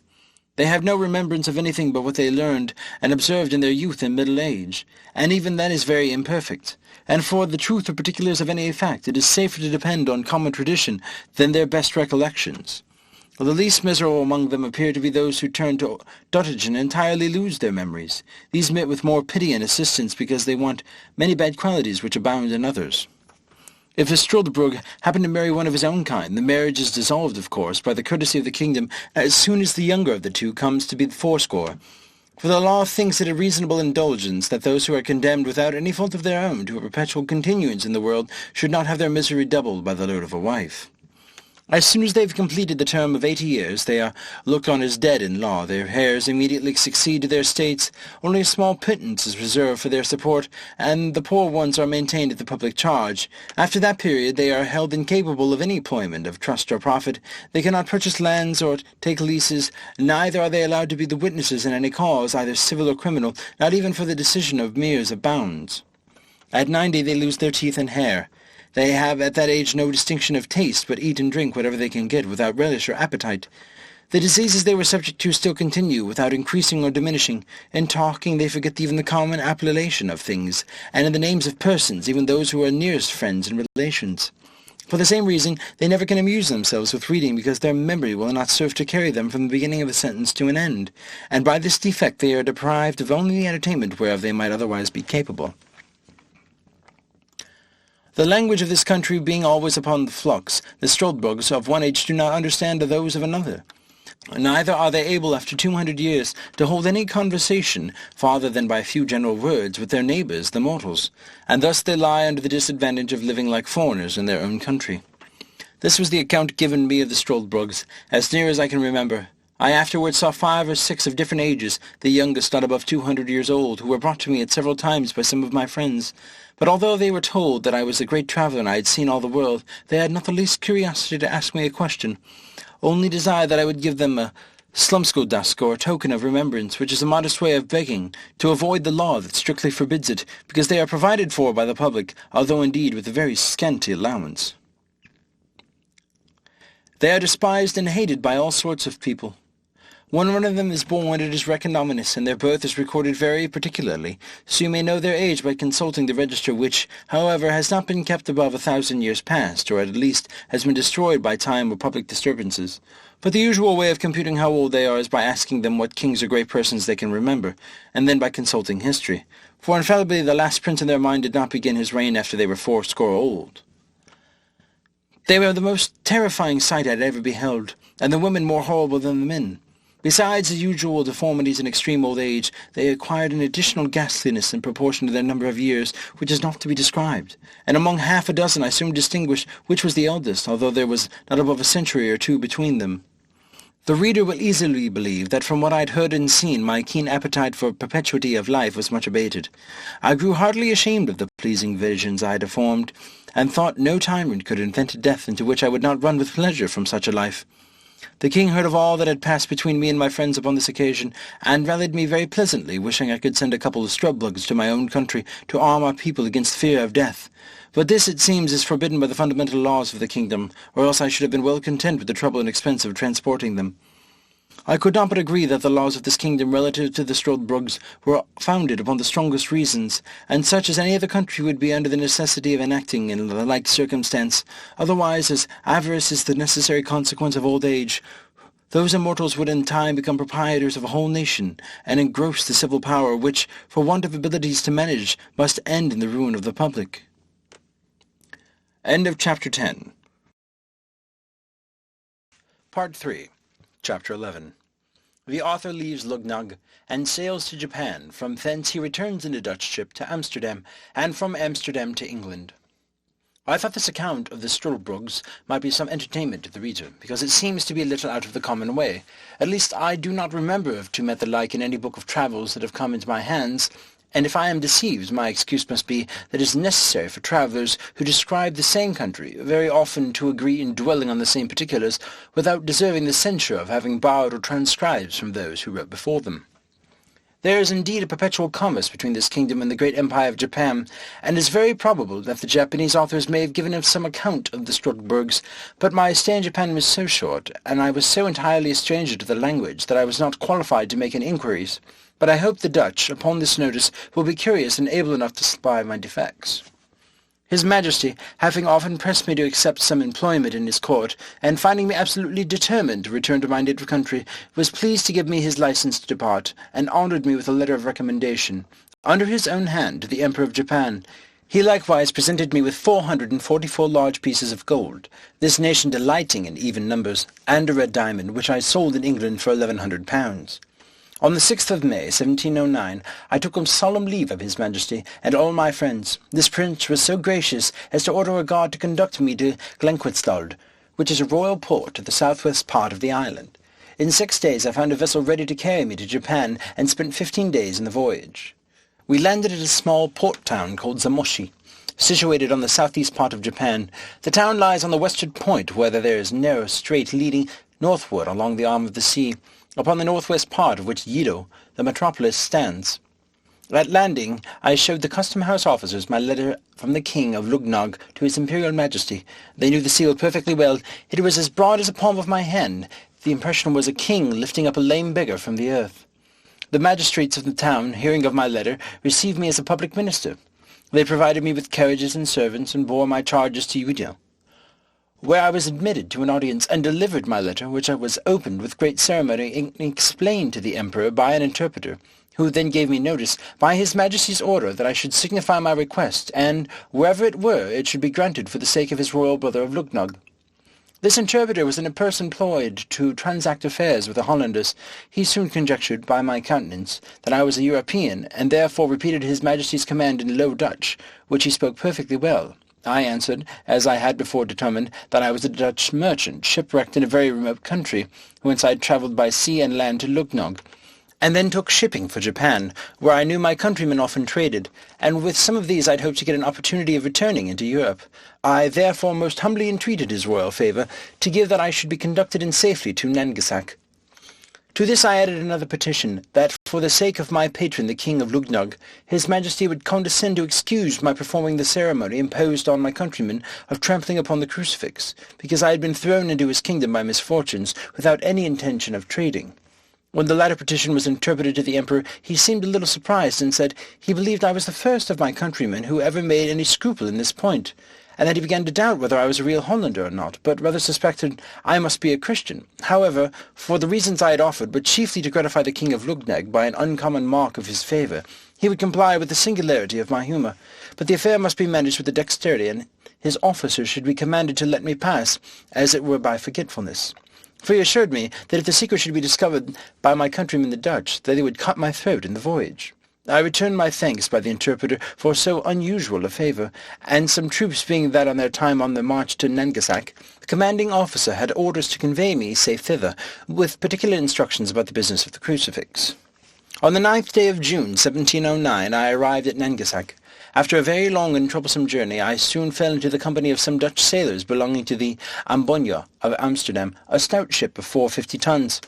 I had lived long in Holland, pursuing my studies at Leyden, and I spoke Dutch well. The seamen soon knew whence I came last. They were curious to inquire into my voyages and course of life. I made up a story as short as probable as I could, but concealed the greatest part. I knew many persons in Holland, and I was able to invent names for my parents, whom I pretended to be obscure people in the province of Gelderland. I would have given the captain one Theodorus van Goult, would he please to ask for my voyage to Holland, but understanding I was a surgeon, he was contented to take half the usual rate on condition that I would serve him in the way of my calling. Before we took shipping, I was often asked by some of the crew whether I had performed the ceremony above mentioned. I evaded the question by general answers, that I had satisfied the emperor and court in all particulars. However, a malicious rogue of a skipper went to an officer, and pointing to me told him I had not yet trampled on the crucifix. But the other, who had received instructions to let me pass, gave the rascal 20 strokes on the shoulders with a bamboo, after which I was no more troubled with such questions. Nothing happened worth mentioning in this voyage. We sailed with a fair wind to the Cape of Good Hope, where we stayed only to take in fresh water. On the 10th of April, 1710, we arrived safe in Amsterdam, having lost only 3 men by sickness in the voyage, and a 4th who fell from the foremast into the sea, not far from the coast of Guinea. From Amsterdam I soon set sail for England in a small vessel belonging to that city. On the 16th of April we put in at the Downs. I landed the next morning and saw once more my native country. After an absence of 5 years and 6 months complete, I went straight to Redrift, where I arrived the same day at 2 in the afternoon, and found my wife and family in good health. End of Chapter 11. Gulliver's Travels, Part 4, A Voyage to the Country of the Houyhnhnms. Chapter 1. The author sets out as captain of a ship. His men conspire against him, confine him a long time to his cabin, and set him on shore in an unknown land. He travels up into the country, the Yahoos, a strange sort of animal described. The author meets 2 Houyhnhnms. I continued at home with my wife and children about 5 months, in a very happy condition. If I could have learned a lesson of knowing when I was well. I left my wife poor, big with child, and accepted an advantageous offer made me to be captain of an adventurer, a stout merchantman of 350 tons. For I understood navigation well, and being grown weary of a surgeon's employment at sea, which, however, I could exercise upon occasion, I took a skilful young man of that calling, one Robert Purefoy, into my ship. We set sail from Portsmouth upon the 7th day of September, 1710. On the 14th we met with Captain Pocock of Bristol at Tenerife, who was going to the Bay of Campeche to cut logwood. On the 16th he was parted from us by a storm. I heard since my return that his ship foundered, and none escaped but one cabin boy. He was an honest man and a good sailor, but a little too positive in his own opinions, which was the cause of his destruction, as it has been with several others. For if he had followed my advice, he might still be safe at home with his family at this time, as well as myself. I had several men who died of my ship of calentures, so that I was forced to get recruits out of Barbados and the Leeward Islands, where I touched. By the direction of merchants who employed me, which I had soon too much cause to repent, for I found afterwards that most of them had been buccaneers. I had 15 hands on board, and my orders were that I should trade with the Indians in the South Sea and make what discoveries I could. These rogues, whom I had picked up, debauched my other men, and they all formed a conspiracy to seize the ship and secure me, which they did one morning, rushing into my cabin and binding me hand and foot, threatening to throw me overboard if I offered to stir. I told them I was their prisoner and would submit. They made me swear to do, and then they unbound me, only fastening one of my legs with a chain near my bed, and placed a sentry at my door with his piece charged, who was commanded to shoot me dead if I attempted my liberty. They sent me own victuals and drink, and took the government of the ship to themselves. Their design was to turn pirates and plunder the Spaniards, which they could not do till they got more men. But first they resolved to sell the goods the ship, and then go to Madagascar for recruits. Several among them having died since my confinement, they sailed many weeks and traded with the Indians, but I knew not what course they took, being kept a close prisoner in my cabin, and expecting nothing less than to be murdered, as they often threatened me. Upon the 9th day of May, 1711, when James Welch came down to my cabin and said he had orders from the captain to set me ashore, I expostulated with him, but in vain. Neither would he tell me who the new captain was. They forced me into the long-boat, putting me in my best suit of clothes, which were as good as new, and to take a small bundle of linen, but no arms, except my hanger, and they were so civil as to not search my pockets, into which I conveyed what money I had, with some other little necessities. They rowed me about a league, and then set me down on a strand. I desired them to tell me what country it was. They all swore they knew no more than myself, but they said that the captain, as they called him, was resolved, after they had sold the landing, to get rid of me in the first place where they could discover land. They pushed off immediately, advising me to make haste for fear of being overtaken by the tide, and so bade me farewell. It was this desolate condition that I advanced forward, and soon got upon firm ground, where I sat down on a bank for myself to rest, and consider what I had best to do. When I was a little refreshed, I went into the country, resolving to deliver myself to the first savages I should meet, and purchase my life from them by some bracelets, glass rings, and others toys, which sailors usually provide themselves in those voyages. And wherever I had about me, the land was dividing by long rows of trees, not regularly planted, but naturally growing. There was plenty of grass and several fields of oats. I walked very circumspectly, for fear of being surprised or suddenly shot with an arrow from behind. Or on either side I fell onto a beaten road, where I saw many tracks of human feet, and some of cows, but most of horses. At last I beheld several animals in a field, one or two of the same kind sitting in trees. Their shape was very singular and deformed, which little discomposed me, so that I lay down behind a thicket to observe them better. Some of them coming forward near the place to where I lay gave me an opportunity of distinctly marking some of their forms. Their heads and breasts were covered with a thick hair, some frizzled, others lank. They had beards like goats, and a long ridge of hair down their backs, and the fore parts of their legs and feet. But the rest of their bodies was bare, so that I might see their skins, which were brown buff colour. They had no tails, nor any hair at all on their buttocks, except about the anus, which I presume nature had placed there to defend them as they sat on the ground. For this posture they used, as well as lying down, and often stood on their hind feet. They climbed high trees as nimbly as a squirrel, for they had strong extended claws before and behind, terminating in sharp points and hooked. They would often spring and bound and leap with prodigious agility. The females were not so large as the males. They had long lank hair on their heads, but none on their faces, nor anything more but a brown spot on the rest of their bodies, except about the anus and pedundia. The dogs hung between their forefeet, and often reached almost to the ground as they walked. Their hair of both sexes was several colours, brown, red, black, and yellow. Upon the whole I never beheld in all my travels so disagreeable an animal, or one against which I naturally conceived so strong an antipathy. So that, thinking I had seen enough, full of contempt and aversion, I got up and pursued the beaten road, hoping it might direct me to the cabin or some Indian. I had not gone far when I met one of these creatures full in my way. and coming up directly to me, the ugly monster, when he saw me, distorted several ways every feature of his visage, and stared, as at an object he had never seen before. Then, approaching nearer, lifted up his forepaw, whether out of curiosity or mischief I could not tell, but I drew my hanger and gave him a good blow on the flat side of it, for I durst not strike with the edge, fearing the inhabitants might be provoked against me, if they should come to know that I killed or maimed any of their cattle. When the beast felt the smart, he drew back, and roared so loud that a herd of at least 40 came flocking about me from the next field, howling and making odious faces. But I ran off to the body of a tree, and leaning my back against them, kept them off by waving my hanger. Several of this cursed brood, getting hold of the branches behind, leapt up into the tree, whence they began to discharge their excrement on my head. However, I escaped pretty well by sticking close to the stem of the tree, but I was almost stifled with the filth which fell about me on every side. In the midst of this distress, I observed them to all run away on as sudden as fast as they could, at which I ventured to leave the tree and pursue the road, wondering what it was that could put them so into the fright. But looking on my left hand, I saw a horse walking softly in the field, which my persecutors, having sooner discovered, was the cause of their flight. The horse started a little when he came near me, but soon recovering himself, he looked me full in my face with the manifest tokens of wonder. He viewed my hands and feet, walking around me several times. I would have pursued my journey, but he placed himself directly in the way, yet looking with a very mild aspect, never offering me the least violence. We stood gazing at each other for some time. At last I took the boldness to reach my hand towards his neck, with a desire to stroke it, using the common style and whistle of jockeys when they are going to handle a strange horse. But this animal seemed to receive my civilities with disdain, shook his head and bent his brows, softly raising up his right forefoot to remove my hand. He then neighed 3 or 4 times, but in so different a cadence that I almost began to think he was speaking to himself in some language of his own.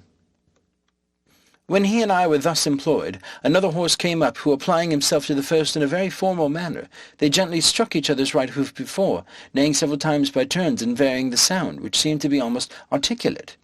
They went some paces off, as if it were to confer together, walking side by side, backward and forwards, like persons deliberating upon some affair of weight, but often turning their eyes towards me, as if it were to watch that I might not escape.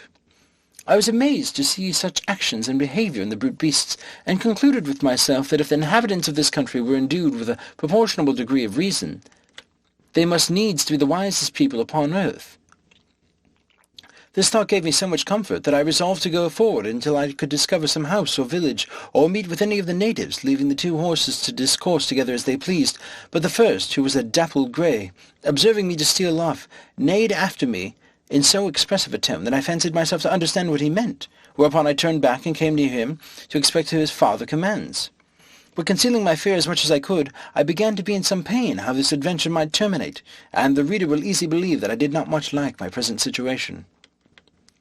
The 2 horses came up close to me, looking with great earnestness upon my face and hands. The grey steed rubbed my hat all round with the right forehoof, and discomposed it so much that I was forced to adjust it better by taking it off and settling it again, whereat both he and his companion, who was a brown bay, appeared to be much surprised. The latter felt the lappet of my coat, and finding it to hang loose about me, they both looked with new signs of wonder. He stroked my right hand, seeming to admire the softness and colour, but he squeezed it so hard between his hoof and his past turn that I was forced to roar, after which they both touched me with all possible tenderness. They were under great perplexity about my shoes and stockings, which they felt very often, neighing to each other and using various gestures, not unlike those of a philosopher when he would attempt to solve some new and difficult phenomenon.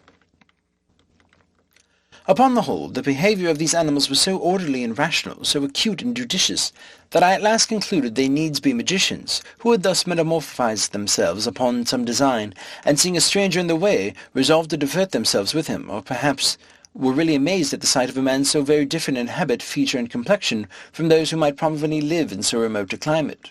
Upon the strength of this reasoning, I ventured to address them in the following manner. Gentlemen, if you be conjurers, and I have good cause to believe, you can understand my language. Therefore I make bold to let your worshippers know that I am a poor distressed Englishman, driven by his misfortunes upon your coast, and I entreat one of you to let me ride upon his back, as if he were a real horse, to some house or village where I can be relieved, in return of which favour I will make you the present of this knife and bracelet. Taking them out of my pocket, the 2 creatures stood silent while I spoke, seeming to listen with great attention, and when I had ended they neighed frequently towards each other as they were engaged in serious conversation. I plainly observed that their language expressed the passions very well, and the words might, with little pains, be resolved into an alphabet more easily than Chinese. I could frequently distinguish the word Yahoo, which was repeated by each of them several times, and although it was impossible for me to conjecture what it meant, yet while these two horses were busy in conversation, I endeavoured to practise this word upon my tongue, and as soon as they were silent, I boldly pronounced Yahoo in a loud voice, imitating at the same time, as near as I could, the neighing of a horse, at which they were both visibly surprised, and the grey repeated the same word twice, as if he meant to teach me the right accent, wherein I spoke after him as well as I could, and found myself perceivably to improve every time, though very far from any degree of perfection. The bay tried me with a second word, much harder to be pronounced, but reducing it to the English orthography, may be spelled thus: Hoyhenhenham. I did not succeed in this so well as the former, but after 2 or 3 farther trials I had better fortune, and they both appeared amazed at my capacity. After some further discourse, which I then conjectured might relate to me, the two friends took their leaves with the same compliment of striking each other's hoof, and the grey made me signs that I should walk before him, wherein I thought it prudently to comply. Still I would find a better director. When I offered to slacken my pace, he would cry, Hun, hun. I guessed his meaning, and gave him to understand as well as I could that I was weary and was not able to walk faster, upon which he would stand a while to let me rest. End of Chapter 1. Part 4. Chapter 2. The author conducted by Ahoy-Hunahunum to his house. The house described. The author's reception. The food of the Hoy-Hunahunums. The author in distress for want of meat is at last relieved. His manner of feeding in this country. Having travelled about 3 miles, we came to a long kind of building made of timber stuck on the ground and watered across. The roof was low and covered with straw. I now began to be a little comforted, and took out some toys which travellers usually carry for presents to the savage Indians of America and other parts, in hopes the people of the house would be thereby encouraged to receive me kindly. The horse made me sign to go in first. It was a large room with a smooth clay floor, a rack and a manger, extending the whole length on one side. There were 3 nags and 2 mares not eating, but some of them sitting down upon their hams, which I very much wondered at, but wondered more to see the rest employed in domestic business. These would seem but ordinary cattle. However, this confirmed my first opinion that a people who would so far civilize brute animals must needs excel in wisdom all nations of the world. The grey came in just after, and thereby prevented any ill treatment which the others might have given me. He neighed to them in several times in a style of authority, and received answers.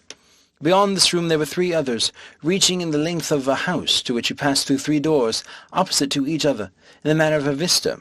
We went through one second room towards the third. Here the grey walked in first, beckoning me to attend. I waited in the second room, and got ready my presents for the master and mistress of the house. They were 2 knives, 3 bracelets of false pearls, a small looking-glass, and a bead necklace. The horse neighed 3 or 4 times, and I waited to hear some answers in a human voice, but I heard no other returns than in the same dialect, the only 1 or 2 being a little shriller than his.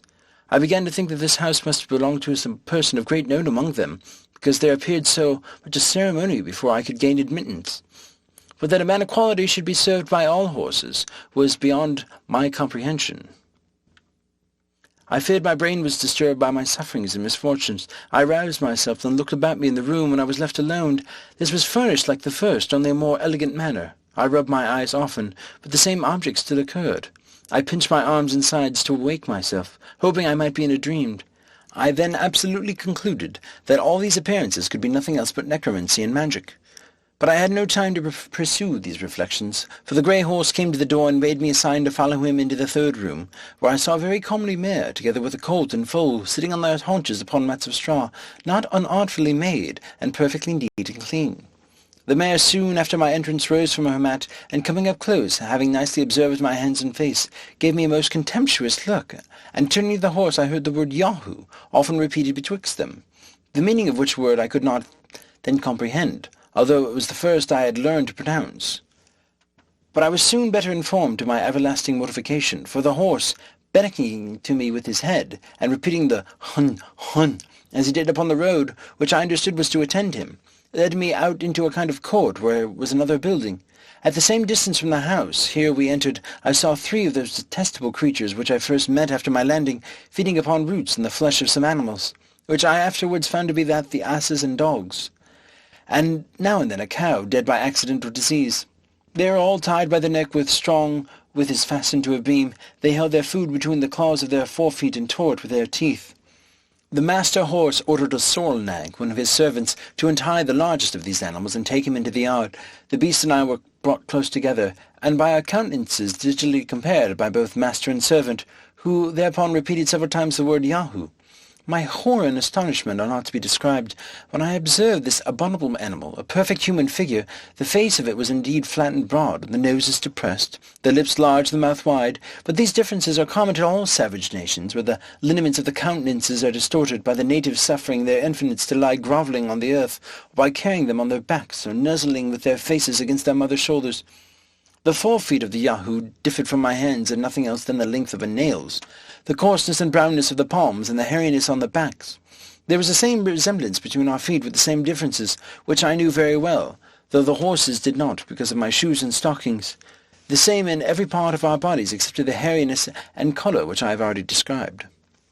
The great difficulty that seemed to stick with the two horses I was to see the rest of my body so different from that of a Yahoo, for which I was obliged to my clothes, whereof they had no conception. The sorrel nag offered me a root which he held after the manner, as we shall describe in its proper place, between his hoof and pastern.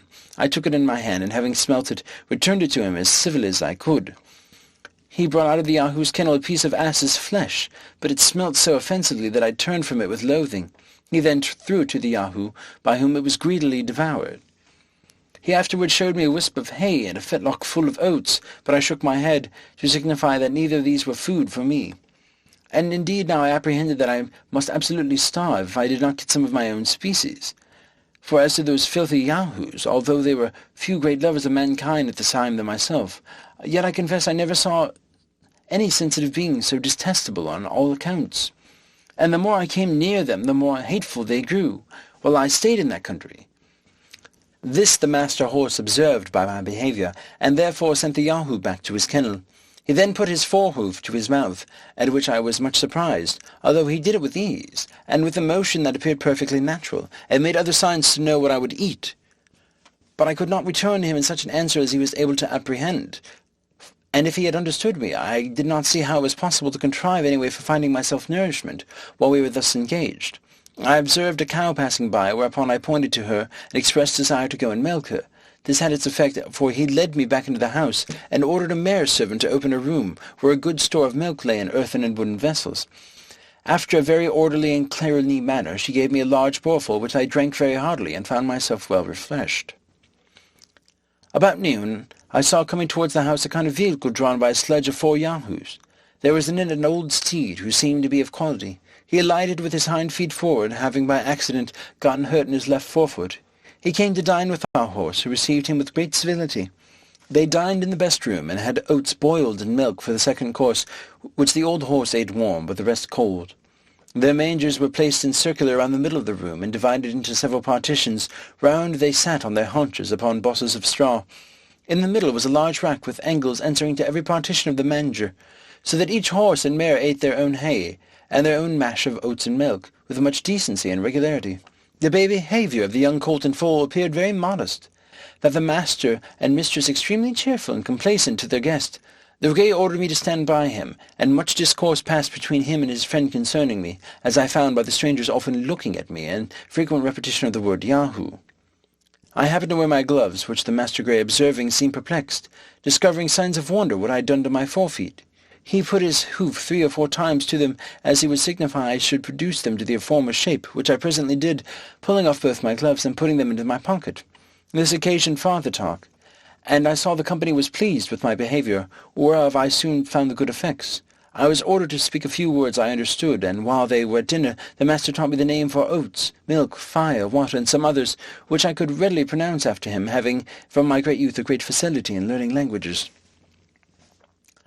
When dinner was done, the master horse took me aside, and by signs and words made me understand the concern he was in that I had nothing to eat.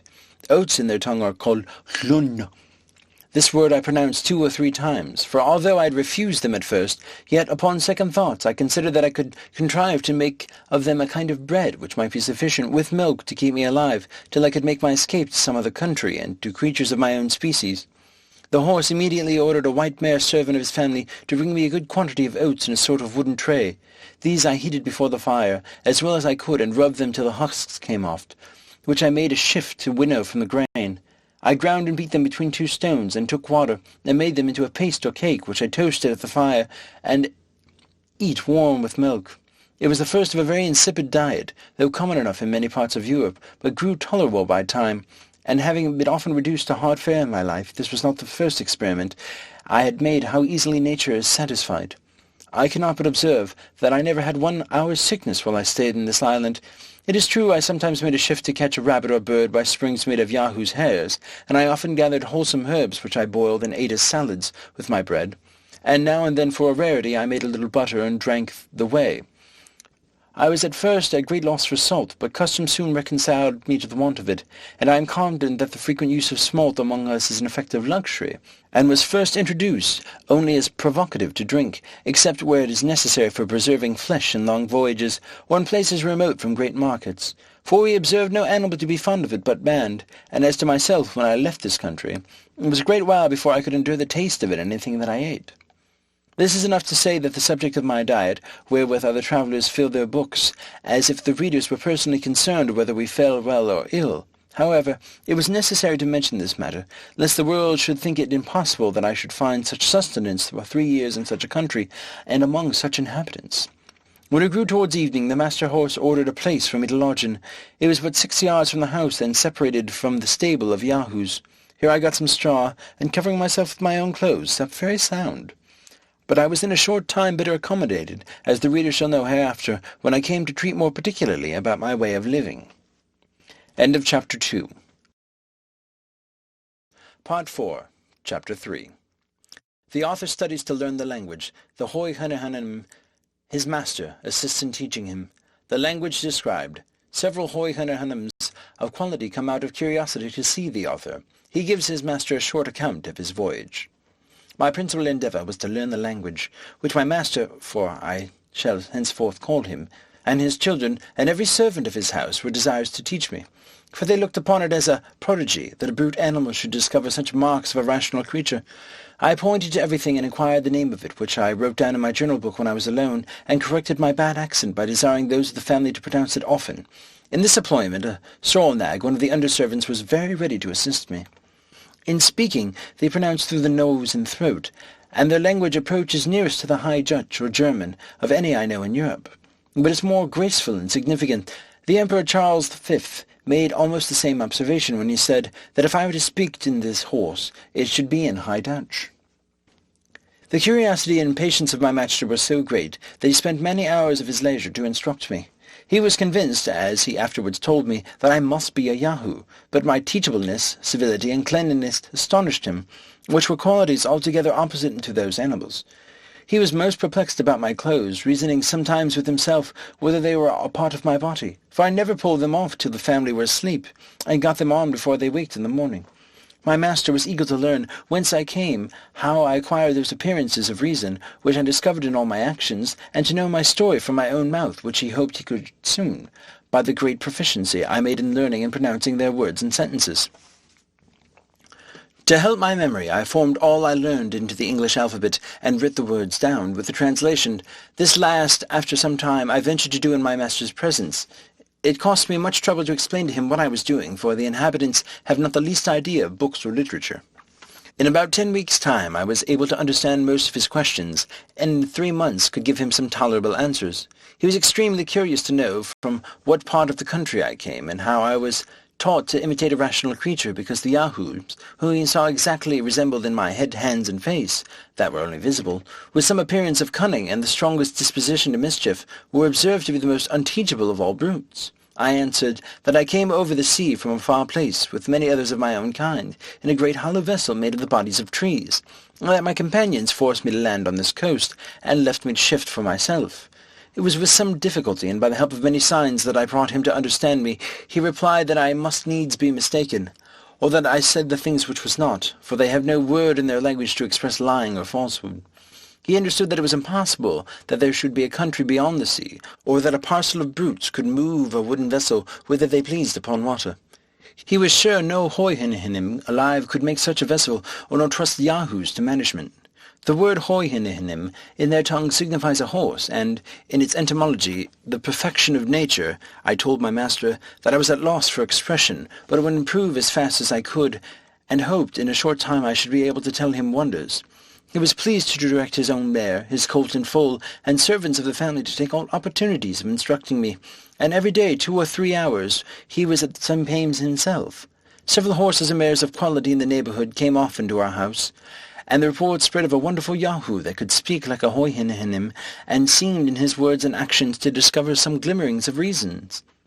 These delighted to converse with me, but they put many questions and received such answers as I was able to return. By all these advantages I made so great a progress that in 5 months from my arrival I understood whatever was spoken, and could express myself tolerably well. The hoyhennims, who came to visit my master out of a design of seeing and talking with me, could hardly believe to be a right Yahoo, because my body had a different covering from others of my kind. They were astonished to observe me without the usual hair or skin, except on my face, head, and hands. But I discovered that secret to my master upon accident, which happened about a fortnight before. I have already told the reader that every night, when the family were gone to bed, it was my custom to strip and cover myself with clothes. It happened one morning early that my master sent for me by the sorrel-nag, who was his valet. When he came in I was fast asleep, and my clothes fallen off to one side, and my shirt above my waist. I awakened at the noise he made, and observed him to deliver his message in some disorder, after which he went to my master, and, in a great fright, gave him a very confused account of what he had seen. This I presently discovered, for, going as soon as I was dressed to pay my attendance upon his honour, he asked me the meaning of what his servant had reported, that I was not the same thing when I slept, as I appeared to be at other times. That his veil assured him some part of me was white, some yellow, at least not so white, and some brown. I had hitherto concealed the secret of my dress, in order to distinguish myself as much as possible from that cursed race of Yahoos, but I now found it in vain to do so any longer. Besides, I considered that my clothes and shoes would soon wear out, which already were in a declining condition, and must be supplied by some contrivance from the hides of Yahoos or other brutes, whereby the whole secret would be known. I therefore told my master that in the country whence I came, those of my kind always covered their bodies with the hairs of certain animals prepared by art, as well for decency as to avoid the inclemencies of air, both hot and cold, of which, as to my own persons, I would give him immediate conviction, if he pleased to command me, only desiring his excuse if I had not exposed those parts that nature had taught us to conceal. He said my discourse was all very strange, but especially the last part, for he could not understand why nature should teach us to conceal what nature had given, that neither himself nor family were ashamed of any parts of their bodies, but, however, I might do as I pleased.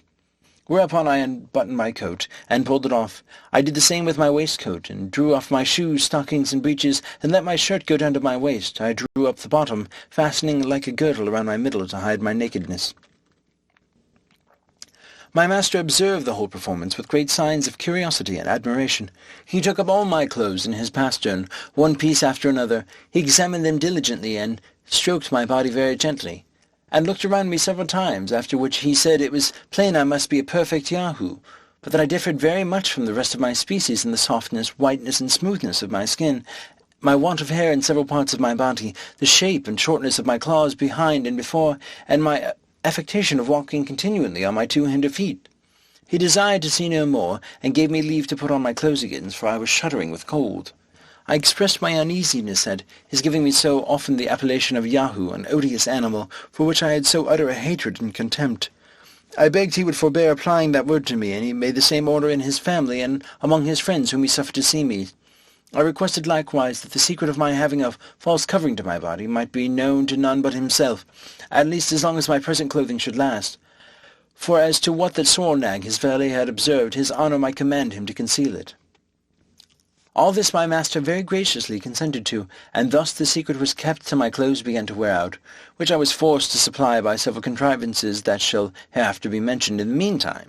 He desired I would go on with my utmost diligence to learn their language, because he was more astonished at my capacity for speech and reason than at the figure of my body, whether it were covered or not, adding that he waited with some impatience to hear the wonders which I promised to tell him.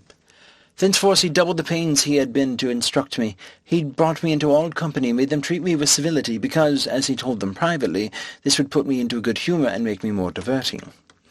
Every day when I waited on him, beside the trouble he was at in teaching, he would ask me several questions concerning myself, which I answered as well as I could. And by these means he had already received some general ideas, though very imperfect. It would be more tedious to relate the several steps by which I advanced to a more regular conversation, but the first account I gave of myself in any order and length was to his purpose. that I come from a very far country, as I had already attempted to tell him, with about 50 more of my own species, that we travelled upon the seas in a great hollow vessel made of wood, and larger than his honour's house. I described the ship to him in the best terms I could, and explained, by the help of my handkerchief, how it was driven forward by the wind, and that a quarrel among us I was set ashore on this coast, where I walked forward without knowing whither, till he delivered me from the persecution of those execrable Yahoos. He asked me who made the ship, and how it was possible that the Houyhnhnms of my country would leave it to the management of brutes. My answer was that I durst proceed no further in my relation, unless he would give me his word and honour that he would not be offended, and that I would tell him the wonders I had so often promised. He agreed, and I went on by assuring him that the ship was made by creatures like myself, who in all the countries I had travelled as well as in my own, were the only governing rational animals. That upon my arrival hither, I was as much astonished to see the Houyhnhnms act like rational beings as he or his friends could be, in finding some marks of reason in a creature he was pleased to call the Yahoo, to which I own my resemblance in every part, but could not account for the degenerate and brutal nature.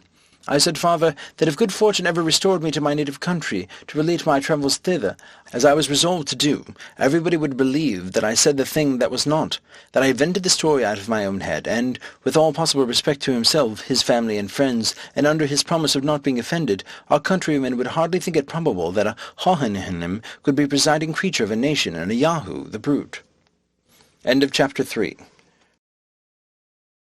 Part 4. Chapter 4.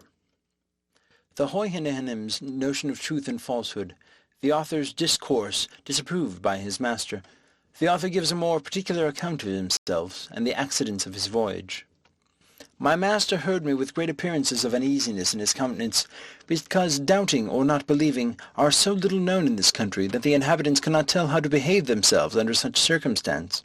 And I remember, in frequent discourses with my master concerning the nature of manhood in the other parts of the world, having occasion to talk of lying and false representation.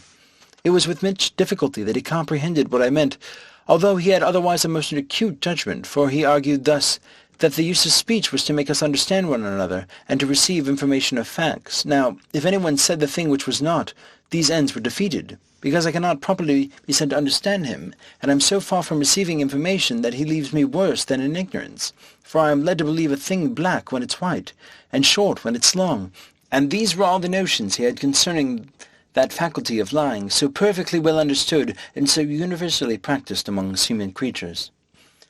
To return from this digression, when I asserted that Yahoos were the only governing animals in my country, which my master said was altogether past his conception, he desired to know whether we had Houyhnhnms among us, and what was their employment. I told him we had great numbers, that in the summer they grazed in the fields, and in winter were kept in houses with hay and oats, where Yahoo servants were employed to rub their skins smooth, and comb their manes, pick their feet, and serve them food, to make their beds.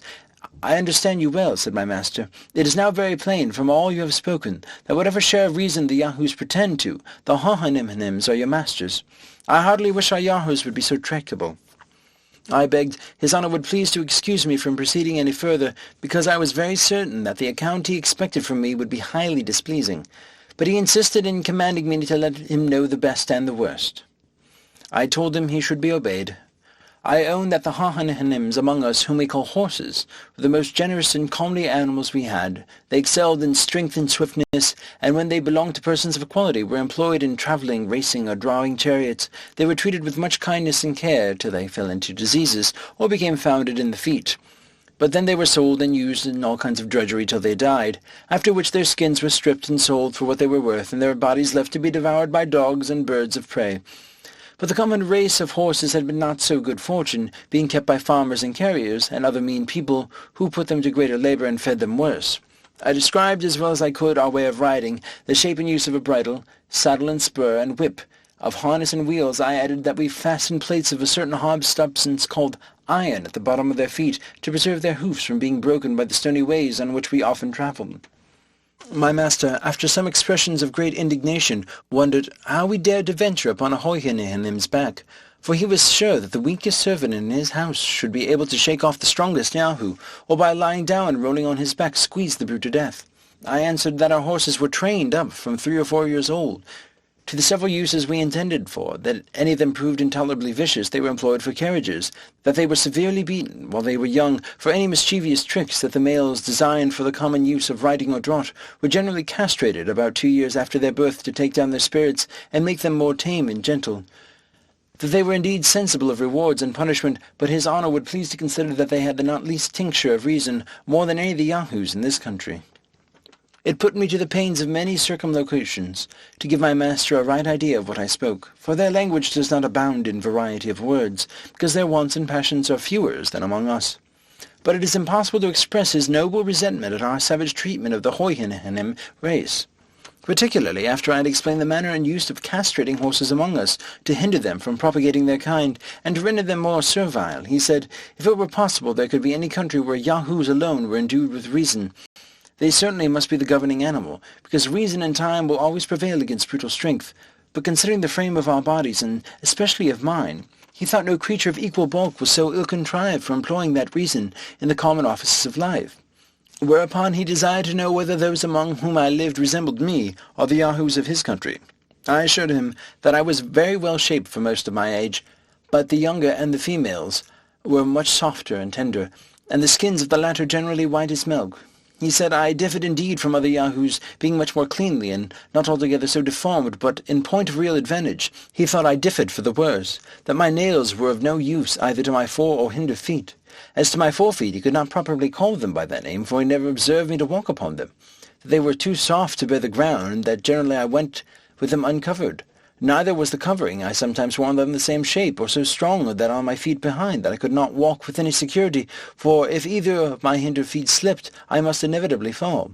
He began to find faults with other parts of my body, the flatness of my face, the prominence of my nose, mine eyes placed directly in front so that I could not look on either side without turning my head, that I was not able to feed myself without lifting one of my forefeet to my mouth, and therefore that nature had placed those joints to answer that necessity.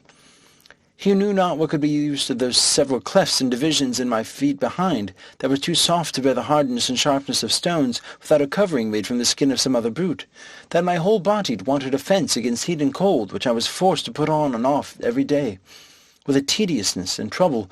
And lastly, he observed every animal in this country naturally to abhor the Yahoos, whom the weaker avoided and the stronger drove from them, so that, supposing us to have the gift of reason, he could not see how it was possible to cure that natural antipathy, which every creature discovered against us, nor consequently how we could tame and render them serviceable. However, he would, as he said, debate the matter no farther, because he was more desirous to know my own story, the country where I was born, and several actions and events of my life before I came hither. I assured him how extremely desirous I was that he should be satisfied on every point, but I doubted much whether it would be possible for me to explain myself on several subjects whereof his honour would have no conception, because I saw nothing in his country to which I could resemble them. That, however, I would do my best and strive to express myself by similitudes, humbly desiring his assistance when I wanted proper words, which he was pleased to promise me.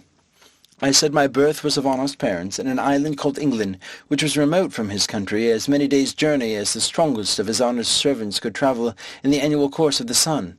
That I was bred a surgeon, whose trade it is to cure wounds and hurts in the body, gotten by accident or violence. That my country was governed by a female man, whom we called the Queen. That I left it to get riches, whereby I might maintain myself and my family, when I should return, that in my last voyage I was the commander of a ship, and had about 50 Yahoos under me, many of which died at sea, and I was forced to supply them by others picked out from several nations, that our ship was twice in danger of being sunk, first time by a great storm, the second by striking against a rock. Here my master interposed, asking me how I could persuade strangers out of different countries to venture with me after the losses I had sustained and the hazards I had run. I said they were fellows of desperate fortunes, forced to fly from the places of their birth on account of their poverty or their crimes. Some were undone by lawsuits, others spent all they had in drinking, whoring, and gaming, others fled for treason, many for murder, theft, poisoning, robbery, perjury, forgery, coining false money, for committing rapes or sodomy, for flying from their colours, or deserting to the enemy, and most of them had broken prison. None of these durst return to their native countries for fear of being hanged or starving in a jail, and therefore they were under the necessity of seeking a livelihood in other places. During this discourse my master was pleased to interrupt me several times. I had made use of many circumlocutions in describing to him the nature of several crimes for which most of our crews had been forced to fly their country. This labour took up several days' conversation. Before he was able to comprehend me, he was wholly at a loss to know what could be the use or necessity of practising those vices. To clear up which I endeavoured to give some ideas of the desire of power and riches, of the terrible effects of lust, intemperance, malice, and envy. All this I was forced to define and describe by putting cases and making suppositions, after which, like one whose imagination was struck with something never seen or heard before, he would lift his eyes with amazement and indignation. Power, government, war, law, punishment, and 1,000 other things had no terms wherein that language could express them, which made the difficulty almost insuperable to give my master any conception of what I meant.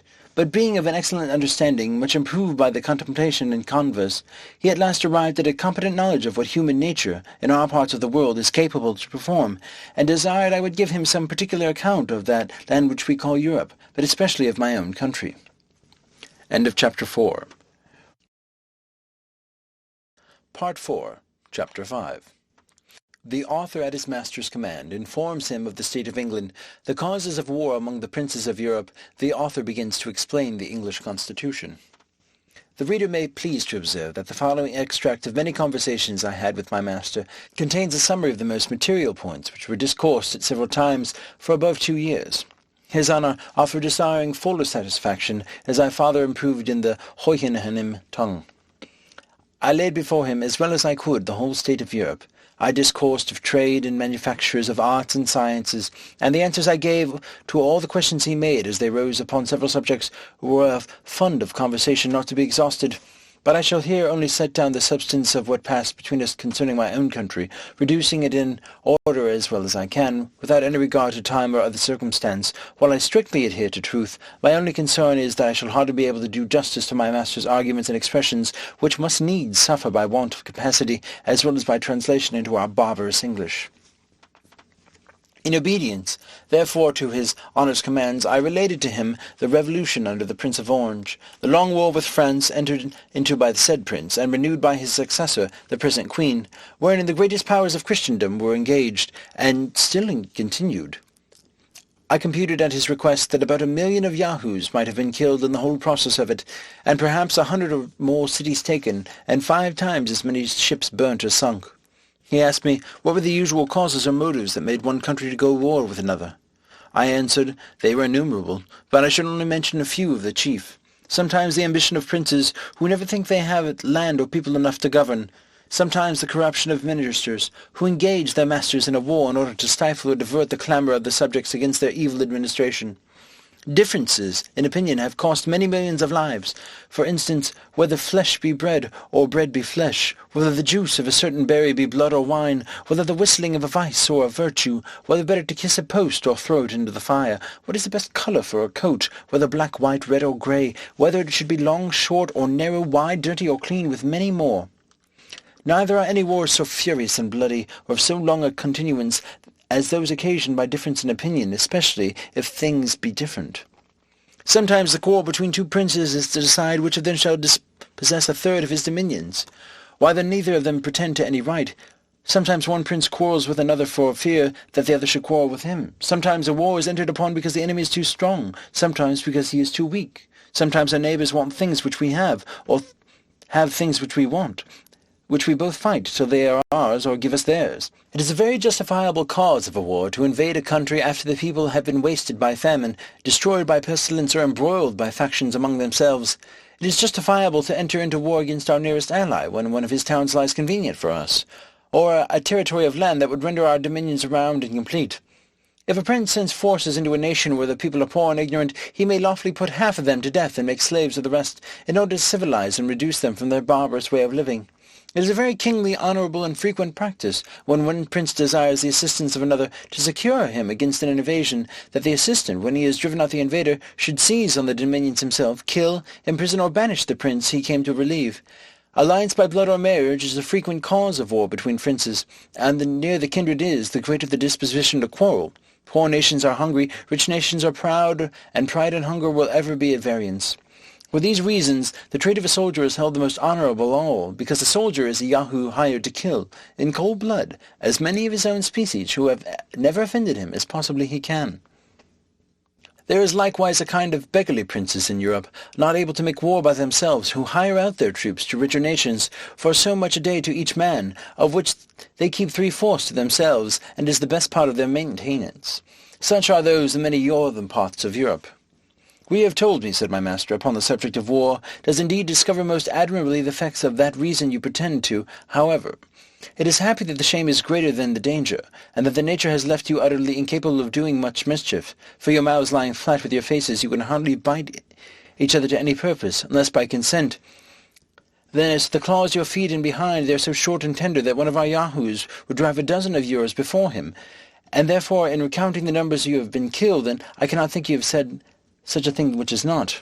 I could not forbear shaking my head and smiling a little at his ignorance, and being no stranger to the art of war, I gave him a description of cannons, culverins, muskets, carbines, pistols, bullets, powders, swords, bayonets, battles, sieges, retreats, attacks, undermines, countermines, bombardments, sea flights, ships sunk with 1,000 men, 20,000 killed on each side, dying, groans, limbs flying in the air, smoke, noise, confusion, trampling to death under horses' feet, flight, pursuit, victory, fields strewn with carcasses left for food to dogs and wolves and birds of prey, plundering, stripping, ravishing, burning, and destroying, and to set forth the valour of my own dear countrymen, I assured him that I had seen them blow up 100 enemies at once in a siege, and as many in a ship, and beheld the dead bodies drop down in pieces from the clouds, to the great diversion of the spectators.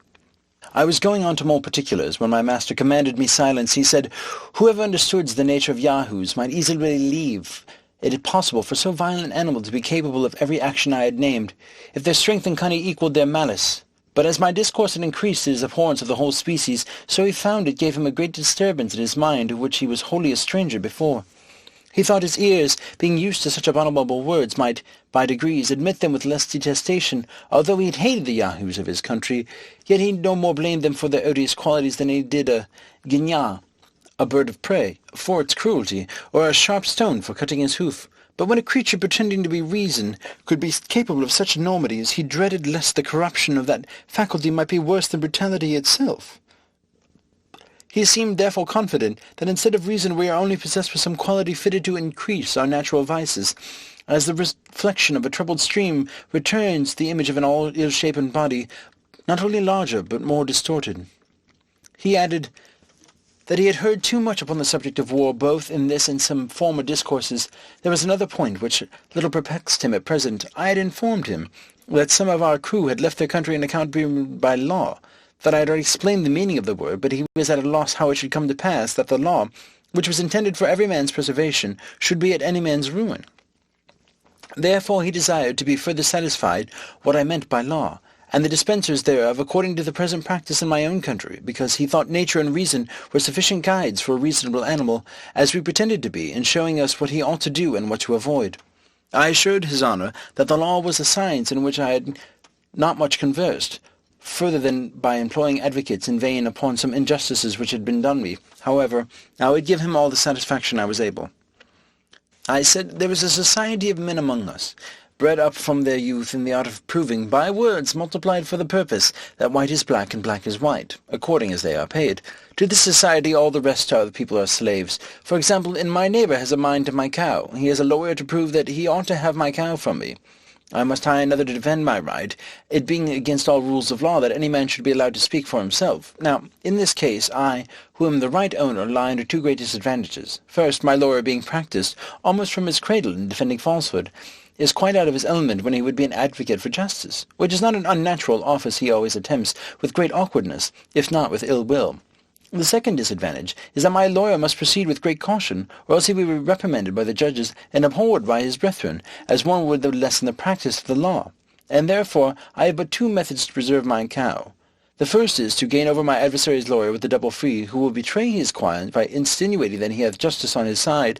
The second is for my lawyer to make my cause appear as unjust as he can, by allowing the cow to belong to my adversary, and this, if it can be skilfully done, will certainly bespeak the favour of the bench. Now your honour is to know that these judges are persons appointed to decide all controversies of property, as well as for the trial of criminals, and picked out from the most dexterous lawyers who are grown old or lazy, and having been biased all their lives against truth and equity, lie under such a fatal necessity of favouring fraud, perjury, and oppression that I have known some of them to refuse a large bribe from the side where justice lay, rather than to ensure the faculty by doing anything unbecoming their nature or their office. There is a maxim among these lawyers that whatever has been done before may legally be done again, and therefore they take special care to record all the decisions formerly made against common justice and the general reason of mankind. These, under the name of precedents, they produce as authorities to justify the most inquisitive opinions, and the judges never fail of directing accordingly. In pleading, they studiously avoid entering into the merits of the cause, but are loud, violent, and tedious, in dwelling upon all circumstances which are not to the purpose. For instance, in the case already mentioned, they never desire to know what claim or title my adversary has to my cow, but whether the said cow were red or black, her horns short or long, whether the field I graze her in be round or square, whether she was milked at home or abroad, what diseases she is subject to, and the like, after which they consult precedents, adjourn the case from time to time, and in 10, 20, or 30 years come to an issue. It is likewise to be observed that the society has a peculiar cant and jargon of their own that no mortal can understand, and wherein all their laws are written, which they take special care to multiply, whereby they have wholly confounded the very essence of truth and falsehood, of right and wrong, so that it will take 30 years to decide whether the field left by my ancestors for 6 generations belongs to me, or a stranger 300 miles off. In the trial of persons accused for crimes against the state, the method is much more short and commendable. First the judge sends to sound the disposition of those in power, after which he can easily hang or save a criminal, strictly preserving all due forms of law. Here my master interposing said it was a pity that creatures endowed with such prodigious abilities of mind as these lawyers, by the description I gave of them, must certainly be, were not rather encouraged to be instructors of others in wisdom and knowledge. In answer to which I assured his honour that, in all points of their own trade, they were usually the most ignorant and stupid generation amongst us, the most despicable in common conversation, avowed enemies to all knowledge and learning, and equally disposed to pervert the general reason of mankind in every other subject of discourse as in that of their own profession. End of Chapter 5. Part 4. Chapter 6. A continuation of the state of England under Queen Anne, the character of a first minister of state in European courts. My master was yet wholly at a loss to understand what motives could incite this race of lawyers to perplex, disquiet, and weary themselves, and engage in a confederacy of injustice, merely for the sake of inquiring their fellow animals. Neither could he comprehend what I meant in saying they did it for hire, whereupon I was at much pains to describe to him the use of money, the materials it was made of, and the value of the metals. That when a Yahoo had a great store of this precious substance, he was able to purchase whatever he had a mind to, the finest clothing, the noblest houses, great tracts of land, the most costly meat and drinks, and have his choice of the most beautiful females. Therefore, since money alone was able to perform all those feats, our Yahoos thought they could never have enough of it to spend or to save, as they found themselves inclined, from their natural bent either to profusion or avarice, that the rich man enjoyed the fruit of the poor man's labour, and the latter were 1,000 to 1 in proportion to the former, that the bulk of our people were forced to live miserably by labouring every day for small wages, to make a few live plentifully. I enlarged myself much on these, and many other particulars to the same purpose, but his honour was still to seek, for he went upon supposition that all animals had a title to share in the productions of earth, and especially those who presided over the rest. Therefore he desired I would let him know what these costly meats were, and how any of us happened to want them. Whereupon I enumerated as many sorts as came into my head, with the various methods of dressing them, which could not be done without sending vessels by sea to every part of the world, as well for liquors to drink as for sauces, and as innumerable other conveniences. I assured him that the whole globe of earth must be at least 3 times gone round before one of our better female Yahoos could get her breakfast, or a cup to put it in. He said, that must needs be a miserable country, which cannot furnish food for its own inhabitants. But what he chiefly wondered at was, how such vast tracts of ground as I described should be wholly without fresh water, and the people put out of necessity sending over sea for drink. I replied that England, the dear place of my nativity, was computed to produce 3 times the quantity of food more than its inhabitants are able to consume, as well as liquors extracted from grain or pressed out of fruit of certain trees, which made excellent drink, and the same proportion in every other conveniences of life. But in order to feed the luxury and intemperance of the males, and the vanity of the females, we sent away the greatest part of our necessary things to other countries, whence in return we brought the materials of disease, folly, and vice to spend among ourselves. Hence it follows of necessity that vast numbers of our people are compelled to seek their livelihood by begging, robbing, stealing, cheating, pimping, flattering, suborning, forswearing, forging, gaming, lying, fawning, hectoring, voting, scribbing, stargazing, poisoning, whoring, canting, libeling, free-thinking, and the like occupations, every one of which terms I was at much pains to make him understand.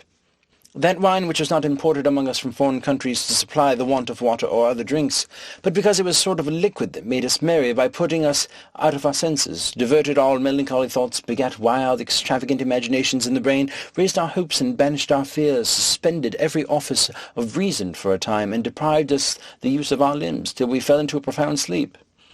Although it must be confessed that we always awakened sick and dispirited, and the use of this liquor filled us with diseases which made our lives uncomfortable and short.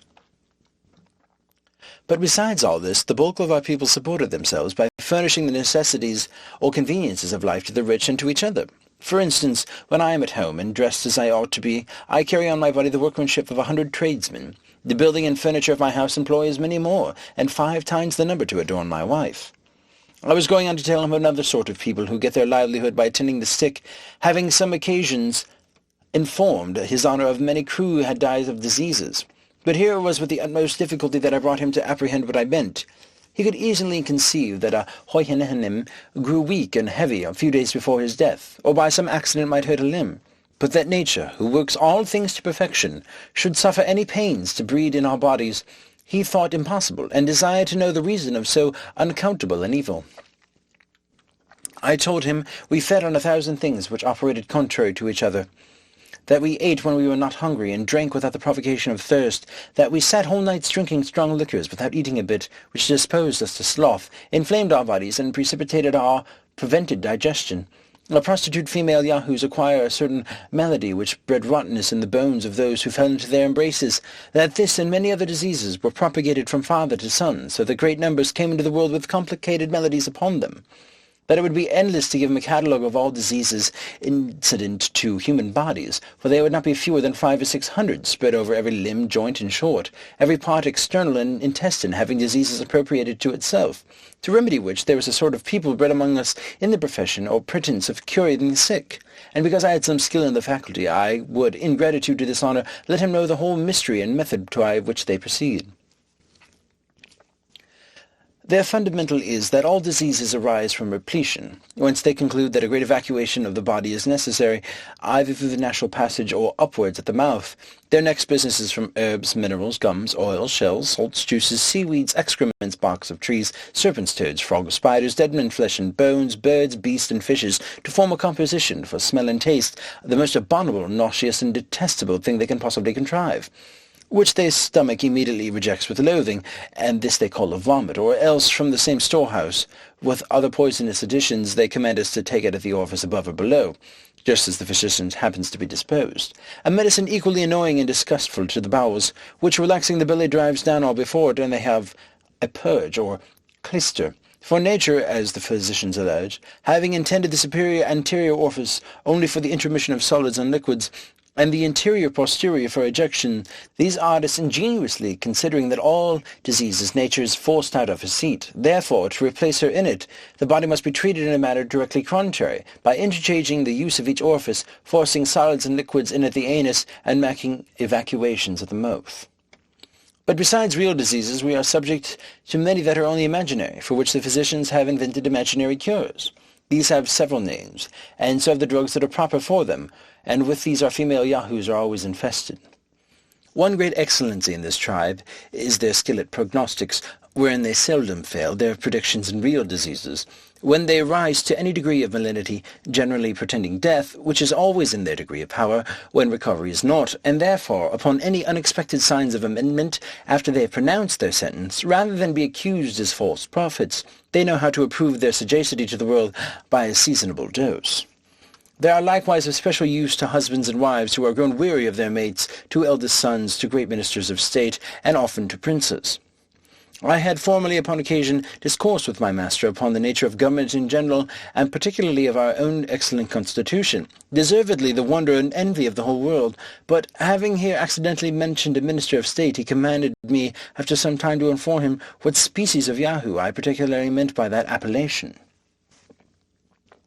I told him that a first or chief minister of state was the person I intended to describe, was a creature of wholly exempt from joy and grief, love and hatred, pity and anger, at least makes use of no other passions but a violent desire of wealth, power, and titles, and he applies his words to all uses, except to the indication of his mind that he never tells the truth, but with an intent that you should take it for a lie, nor a lie, but with a design that you should take it for a truth, that those he speaks worse of behind their backs are on the surest way of preferment.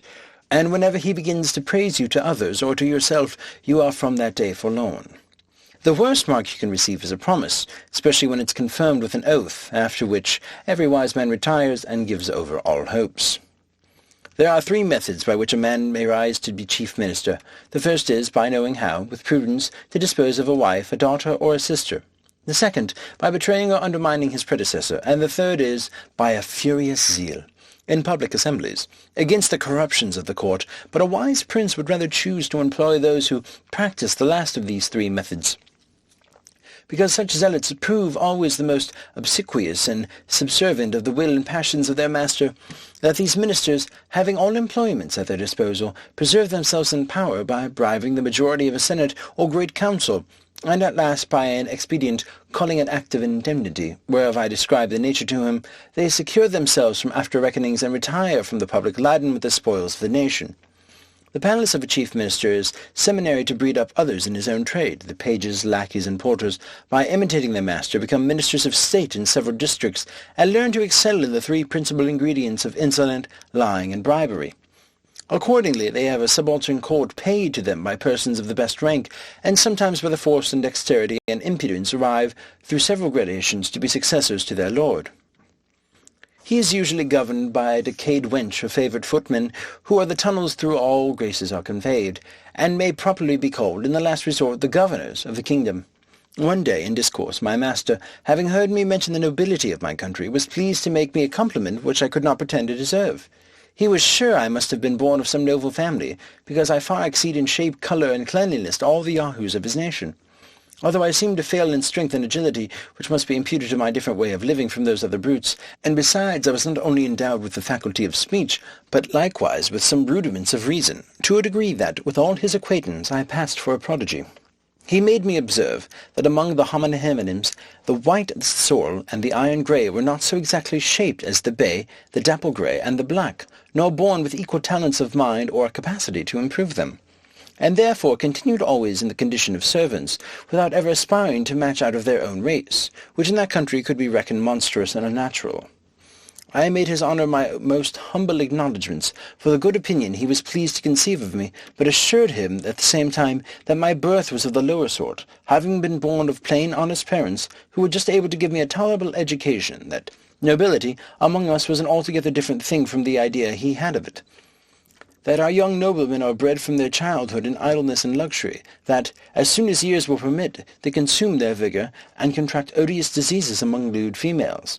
And where their fortunes is almost ruin, they marry some woman of mean birth, disagreeable person, and unsound constitution, merely for the sake of money, whom they hate and despise.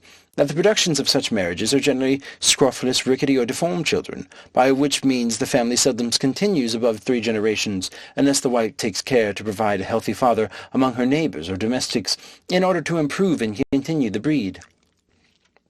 That a weak, diseased body, a meager countenance, a sallower complexion, are true marks of a noble blood, and a healthy, robust appearance is so disgraceful in a man of quality that the world concludes his real father to have been a groom or coachman. The imperfections of his mind run parallel with those of his body, being a composition of spleen, dullness, ignorance, caprice, sensuality, and pride.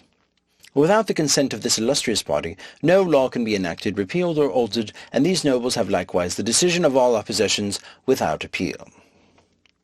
End of Chapter 6. Part 4, Chapter 7.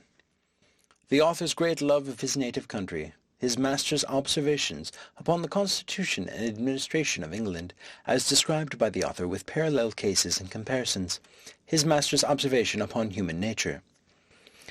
The reader may be disposed to wonder how I could prevail on myself to give so free a representation of my own species among a race of mortals who are ready too apt to conceive the vilest opinion of humankind, from that entire congruity between me and their Yahoos.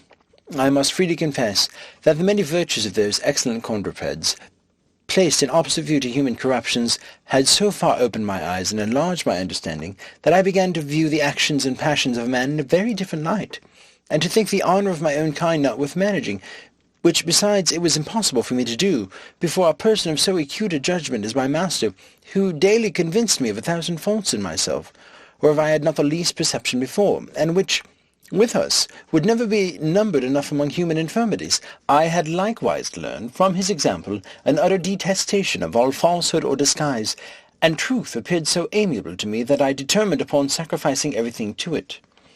Let me deal so candidly with the reader as to confess that there was a much stronger motive for the freedom I took in my representation of things. I had not been a year in this country before I contracted such a love and veneration for the inhabitants that I had entered a firm resolution never to return to humankind, but to pass the rest of my life among these admirable hoihenims, in the contemplation and practice of every virtue, where I could have no example or incitement to vice. But it was decreed my fortune, my perpetual enemy, that so great a felicity should not fall into my share. However, it is now some comfort to reflect that in what I said of my countrymen, I extenuated their faults as much as I durst before so strict an examiner, and upon every article gave as favourable a turn as the matter would bear, for indeed who is alive that will not be swayed by his bias and partiality to the place of his birth? I have related a substance of several conversations I had with my master during the greatest part of time I had the honour to be in his service, but have, indeed, for brevity's sake, omitted much more than is here set down. When I had answered all his questions, and his curiosity seemed to be fully satisfied, he sent for me one morning early, and commanded me to sit down at some distance, an honour which he had never before conferred upon me.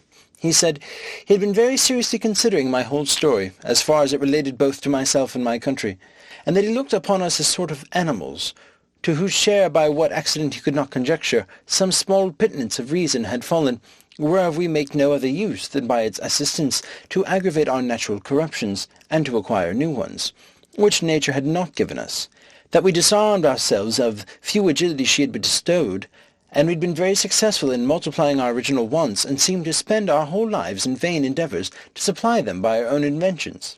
That, as to myself, it was manifest I had neither the strength nor agility of a common Yahoo, that I walked infirmly on my hinder feet, had found out a contrivance to make my claws of no use or defence, and to remove the hair from my chin, which was intended as shelter from the sun and the weather.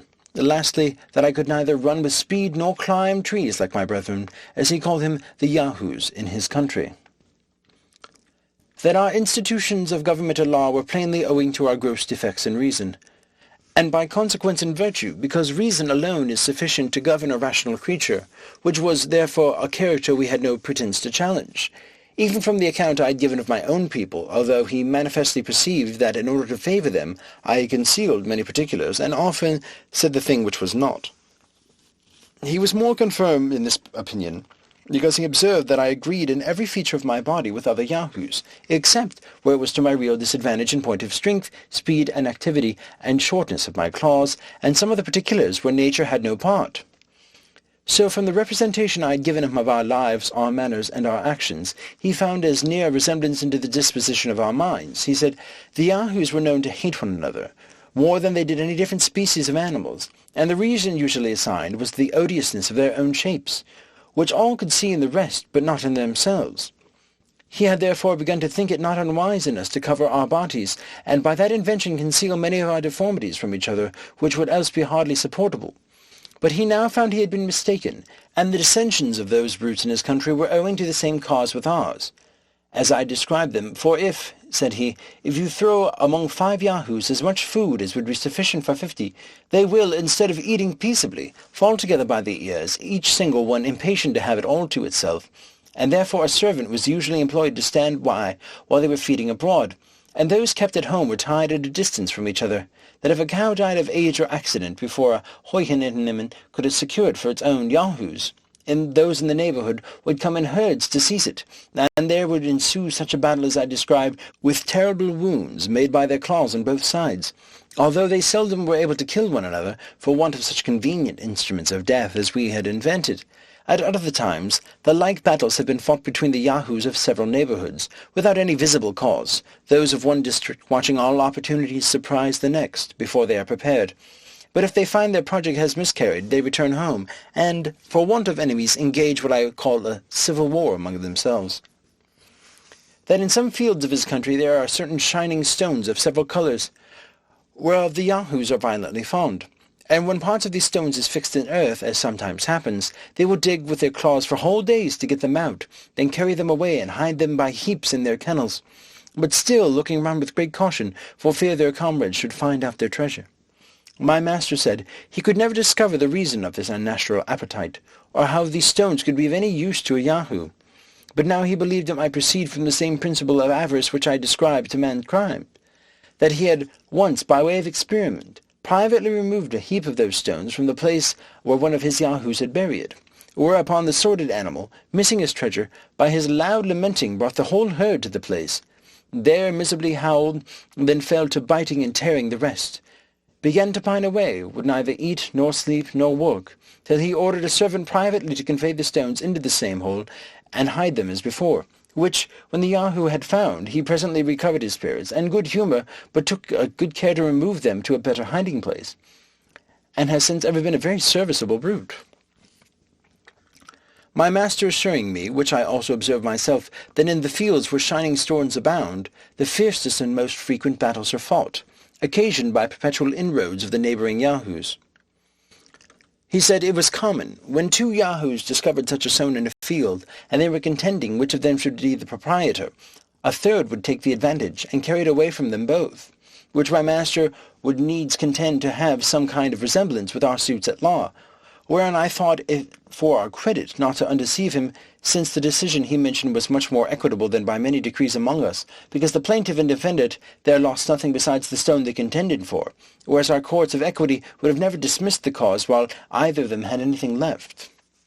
My master, continuing his discourse, said that there was nothing rendered Yahoos more odious than their undistinguishing appetite to devour everything that came in their way, whether herbs, roots, berries, the corrupted flesh of animals, or all mingled together, and it was peculiar in their temper that they were fonder of what they could get by rapine or stealth, at a greater distance than much better food provided for them at home. If their prey held out, they would eat till they were ready to burst, after which nature had pointed out to give them a certain root that gave them a general evacuation.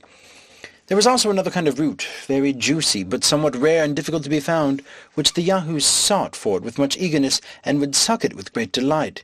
It produced in them the same effects that wine has upon us. It would make them sometimes hug, sometimes tear one another. They would howl and grin and chatter and reel and tumble, and then fall asleep in the mud. I did indeed observe that the Yahoos were the only animals in this country subject to any diseases, which, however, were much fewer than horses have among us, and contracted not by any ill treatment they meet with, but by the nastiness and greediness of all that sordid brute. Neither has the language any more than a general appellation for those maladies, which is borrowed from the name of the beast, and called Nya Yahoo, or Yahoo's evil, and the cure prescribed is a mixture of their own dung and urine, forcibly put down the Yahoo's throat. This I have since often known to have been taken with success, and here freely recommended to my countrymen for the public good, as an admirable specific against all diseases produced by repletion. As to learning, government, arts, manufactures, and the like, my master confessed he could find little or no resemblance between the Yahoos of that country and those in ours, for he only meant to observe what parity there was in our natures. He had heard, indeed, some curious Houyhnhnms observe that in most herds there was a sort of ruling Yahoo, as among us there is generally some leading or some principal stag in a park, who was always more deformed in body and mischievous in disposition than any of the rest, and that this leader had usually a favourite as him, like himself as he could get, whose employment was to lick his master's feet and posteriors, drive the female Yahoos to his kennel, for which he was now and then rewarded with the pieces of ass-flesh. This favourite is hated by the whole herd, and therefore, to protect himself, keeps always near the person of his leader. He usually continues in office till a worse can be found, but the moment he is discarded, his successor, at the head of all Yahoos in that district, young and old, male and female, come in a body and discharge their excrements upon him from head to foot. But how far this might not be applicable into our courts, and favourites and ministers of state, my master said I could best determine. I durst make no return to this malicious insinuation, which debased human understanding below the sagacity of a common hound, Who had judgment enough to distinguish between the cry of the amiable dog in the pack without ever being mistaken? My master told me there were some qualities remarkable in Yahoos which he had not observed in me to mention, or at least very slightly, in the accounts I had given of humankind. Those animals, like other brutes, had their females in common, but in this they differed, that the she-Yahoo would admit the males while she was pregnant, and that he's would quarrel and fight with the females as fiercely as with each other. Both which practices were such degrees of infamous brutality, and no other sensitive creature ever arrived at. Another thing he wondered at in the Yahoos was their strange disposition to nastiness and dirt, whereas there appears to be a natural love of cleanliness in all other animals. As to the two former accusations, I was glad to let them pass without any reply, because I had not a word to offer upon them in the defence of my species, which otherwise I certainly had done from my own inclinations. But I could have easily vindicated humankind from the imputation of singularity upon the last article, if there had been any swine in that country, as unlucky for me they were not. Which, although it may be a sweeter quadruped than a Yahoo, cannot I, humbly conceived, injustice pretend to be more cleanliness. And so his honour himself must have owned, if he had seen their filthy way of feeding and their custom of wallowing of sleeping in the mud. My master likewise mentioned another quality which his servants had discovered in several Yahoos, and to him was wholly unaccountable. He said, a fancy would sometimes take a Yahoo to retire into a corner, to lie down and howl and groan, and spurn away all that came near him, although he were young and fat, wanted neither food nor water, nor did the servant imagine what could possibly ail him, and the only remedy they found was to set him to hard work, after which he would infallibly come to himself. To this I was silent out of partiality to my own kind. Yet here I could plainly discover the true seeds of spleen, which only seizes on the lazy, the luxurious, and the rich, who, if they were forced to undergo the same regiment, I would undertake for the cure. His honour had further observed that a female Yahoo would often stand behind a bank or bush to gaze on the young males passing by, and then appear and hide, using many actic gestures and grimaces, at which time it was observed that she had a most offensive smell, and that when any of the males advanced, would slowly retire, looking often back, and with a counterfeit show of fear, run off into some convenient place where she knew the male would follow her. At other times, if a female stranger came among them, 3 or 4 of her own sex would get about her and stare and chatter and grin, and smell her all over, then turn off with gestures that seemed to express contempt and disdain. Perhaps my master might refine a little in these speculations, which he had drawn from what he had observed himself, or what he had been told by others. However, I could not reflect without some amazement and much sorrow that the rudiments of lewdness, coquetry, censure, and scandal should have place by instinct in womankind. I expected every moment that my master would accuse the Yahoos of those unnatural appetites in both sexes so common among us. But nature, it seems, has not been so expert a schoolmistress, and these politer pleasures are entirely the productions of art and reason on our own side of the globe. End of Chapter 7. Part 4, Chapter 8. The author relates several particulars of the Yahoos, the great virtues of the Houyhnhnms, the education and exercise of their youth, their general assembly. As I ought to have understood human nature much better than I supposed it possible for my master to do, so it was easy to apply the character he gave of the Yahoos to myself and my countrymen, and I believed I could yet make further discoveries from my own observation. Therefore I begged his honour to let me go among the herds of Yahoos in the neighbourhood, to which he always very graciously consented, being perfectly convinced that the hatred I bore these brutes would never suffer me to be corrupted by them. His honour ordered one of his servants, a strong sorrel-nag, very honest and good-natured, to be my guard, without whose protection I durst not undertake such adventures. For I have already told the reader how much I was pestered by these odious animals upon my first arrival, and afterwards failed very narrowly 3 or 4 times of falling into their clutches, when I happened to stray at any distance without my hanger. And I have reason to believe they have some imagination that I was of their own species, which I often assisted myself by stripping up my sleeves and showing my naked arms and breasts in their sight, when my protector was with me, at which times they would approach me as near as they durst, and imitate my actions after the manner of monkeys, but never with great signs of hatred, as a tame jackdaw with cap and stockings is always persecuted by the wild ones when he happens to be got among them. They are prodigiously nimble from their infancy. However, I once caught a young male of 3 years old, and endeavoured by all marks of tenderness to make it quiet. The little imp fell a-squalling and scratching and biting with such violence that I was forced to let it go. It was in high time, for the whole troop of old ones came about us at the noise, but finding the cub was safe, for away it ran, and my sorrel-nag being by, they durst not venture near us. I observed the young animal's flesh to smell very rank, and the stink was somewhat between a weasel and a fox, but much more disagreeable. I forgot another circumstance, and perhaps I might have the reader's pardon if it were wholly omitted, that while I held the odious vermin in my hands, it voided its filthy excrements of a yellow liquid substance all over my clothes. But by good fortune there was a small brook hard by, where I washed myself as clean as I could, although I durst not come into my master's presence until I was sufficiently aired.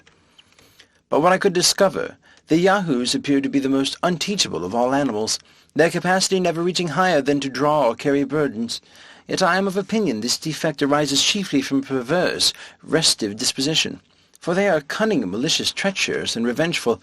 They are strong and hardy, but of a cowardly spirit, and, by consequence, insolent, abject, and cruel.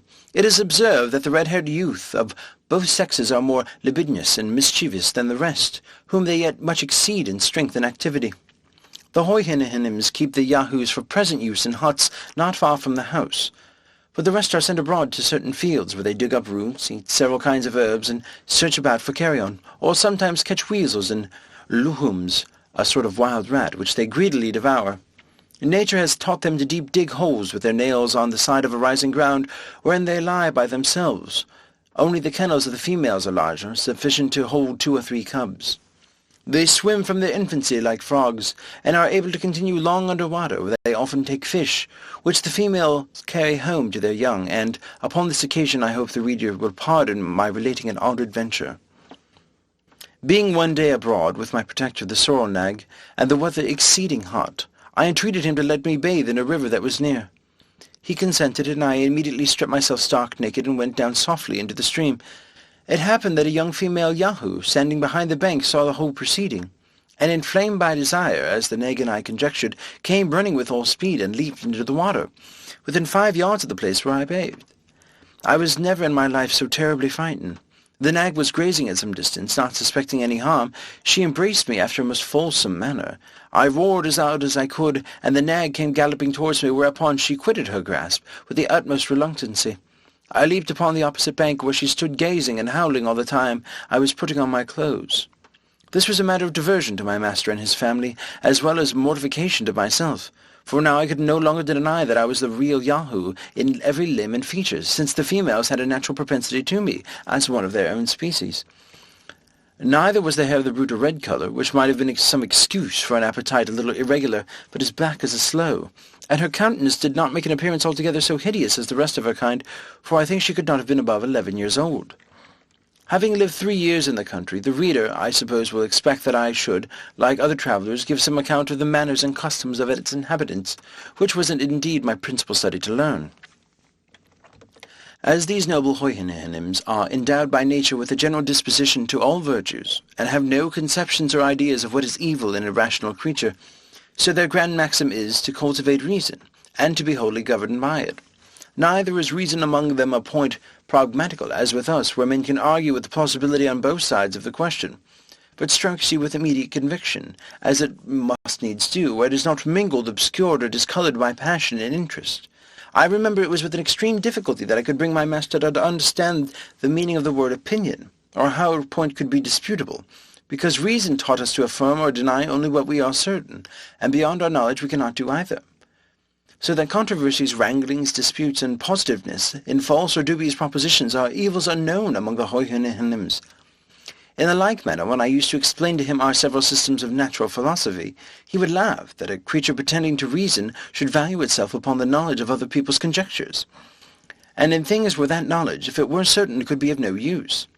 Wherein he agreed entirely with the sentiments of Socrates, as Plato delivers them, which I mention as the highest honour I can do to that prince of philosophers. I have often since reflected what destruction such doctrine would make of the libraries of Europe, and how many pampers of fame would then be shut up in the learned world. Friendship and benevolence are the 2 principal virtues among the Houyhnhnms, and these are not confined to particular objects, but universal to the whole race, for a stranger from the remotest part is equally treated with the nearest neighbour, and wherever he goes looks upon himself at home. They preserve decency and civility in the highest degrees, but are altogether ignorant of ceremony. They have no fondness for their colts or foals, but the care they take in educating them proceeds entirely from the dictates of reason, and I observe my master to show the same affection to his neighbour's issue that he had for his own. They will have it that nature teaches them to love the whole species, and it is reason only that makes a distinction of persons where there is a superior degree of virtue. When the matron Houyhnhnms have produced one of each sex, they no longer accompany with their consorts, except they lose one of their issue by some casualty, which very seldom happens, but in such a case they meet again, or when the like accident befalls a person whose wife is past bearing, some other couple bestow on him one of their own colts, and go together again until the mother is pregnant. This caution is necessary to prevent the country from being overburdened with numbers, but the race of inferior Houyhnhnms bred up to be servants is not so strictly limited upon this article. They are allowed to produce 3 of each sex to be domestics in the noble families. In their marriages, they are exactly careful to choose such colours as will not make a disagreeable mixture in the breed. Strength is chiefly valued in the male, and comeliness in the female, not upon the account of love, but to preserve the race from degenerating. For where a female happens to excel in strength, a consort is chosen with regard to comeliness. Courtship, love, presents, jointure, settlements have no place in their thoughts, or terms whereby to express them in any language. The young couple meet and are enjoined merely because it is the determination of their parents and friends. It is what they see done every day, and they look upon it as one of the necessary actions of a reasonable being. But the violation of marriage, or any other unchastity, was never heard of. The married pair pass their lives with the same friendships and mutual benevolence that they bear to all others of the same species who come their way, without jealousy, fondness, quarrelling, or discontent. In educating the youth of both sexes, their method is admirable, and highly deserves our imitation. These are not suffered to taste a grain of oats except upon certain days, till 18 years old, nor milk but very rarely. And in summer they graze 2 hours in the morning, and as many in the evening, which their parents likewise observe, but the servants are not allowed above half that time, and the great part of their grass is bought at home, where they eat in the most convenient hours where they can be best spared from work. Temperance, industry, exercise, and cleanliness are the lessons equally enjoined to the young ones of both sexes, and my master thought it monstrous in us to give the females a different kind of education from the males, except in some articles of domestic management, whereby, as he truly observed, 1/2 of our natives were good for nothing but bringing children into the world, and to trust the care of our children to such useless animals, he said, was yet a greater instance of brutality.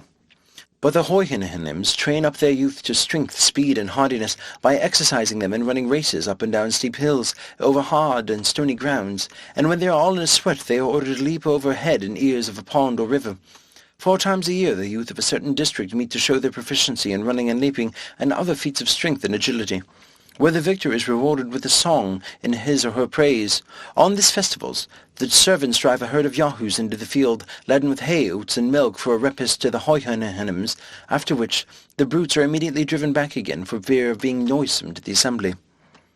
Every 4th year, at the vernal equinox, there is a representative council of the whole nation, which meets in a plain about 20 miles from our house, and continues about 5 or 6 days.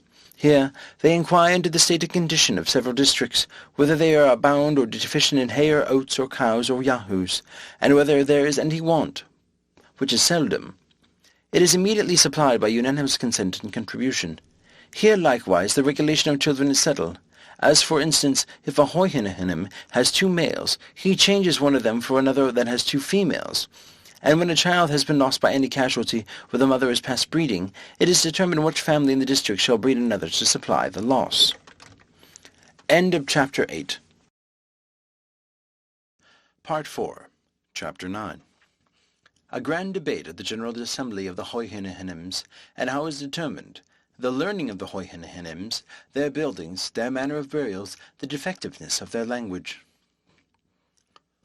One of these grand assemblies was held in my time about 3 months before my departure. Whether my master went as the representative of our district, in this council was resumed their old debate, and indeed the only debate that ever happened in their country, whereof my master, after his return, gave me a very particular account. The question to be debated was whether the Yahoos should be exterminated from the face of the earth. One of the members for the affirmative offered arguments of great strength and weight, alleging that as the Yahoos were the most filthy, noisome, and deformed animals which nature had ever produced, so they were the most restive and indocible, mischievous and malicious. they would privately suck the teats of the Hoyhinahanum's cows, kill and devour their cats, trample down their oats and grass, if they were not continually watched, and commit 1,000 other extravagancies. He took note of a general tradition that Yahoos had not always been in their country, but that many ages ago 2 of their broods appeared together upon a mountain, whether produced by the heat of the sun, or corrupted mud and slime, or from the ooze and froth of the sea, was never known, that these Yahoos engendered, and their brood in a short time grew so numerous as to overrun and infest the whole nation, that the Hoyhinahanums, to get rid of this evil, made a general hunting, and at last enclosed the whole herd, and destroying the elder, every Hoyhinahanum kept at least 2 young ones in a kennel, and brought them to such a degree of tameness as an animal so savage by nature can be capable of acquiring and using them for draught and carriage. That there seemed to be much truth in this tradition, and that those creatures could not be the Yinhanyamshi, or aborigines of the land, because of the violent hatred of the Hoyhinahanums, as well as all other animals bore them, which, although their evil disposition sufficiently deserved, could never have arrived so high a degree if they had been aborigines, or else they would have been long since rooted out. That the inhabitants, taking a fancy to use the service of the Yahoos, had, very imprudently, neglected to cultivate the breed of asses, which were a comely animal, easily kept, more tame and orderly, without any offensive smell, strong enough for labour, although they yield to the other agility of body, and in their braying be no agreeable sound. It is far preferable to the horrible howlings of the Yahoos. Several other declares their sentiments to the same purpose, when my master proposed an expedient to the assembly, whereof he had indeed borrowed the hint from me. He approved of the tradition mentioned by the honourable member who spoke before, and affirmed that the 2 Yahoos, said to be the first among them, had been driven thither over the sea, that coming to land and being forsaken by their companions, they retired to the mountains and degenerated by degrees, becoming in process of time much more savage than those of their own species in the country whence these 2 originals came. The reason of this assertion was that he had now in his possession a certain wonderful Yahoo, meaning myself, which most of them had heard of, and many of them had seen. He then related to them how he first found me, that my body was covered with an artificial composure of the skins and hairs of other animals, that I spoke in a language of my own, that I had thoroughly learned theirs, that I had related to him the accidents which brought me thither, and which he saw in me without my covering. I was an exact Yahoo in every part, of only a whiter colour, less hairy, and with shorter claws. He added how I had endeavoured to persuade him that in my own and other countries the Yahoos acted as a governing rational animal, and held the Hoyhinahanums in servitude, that he observed me in all the qualities of a Yahoo, only a little more civilized by some tincture of reason, which, however, was in a degree as far as inferior to the Hoyhinahanum race.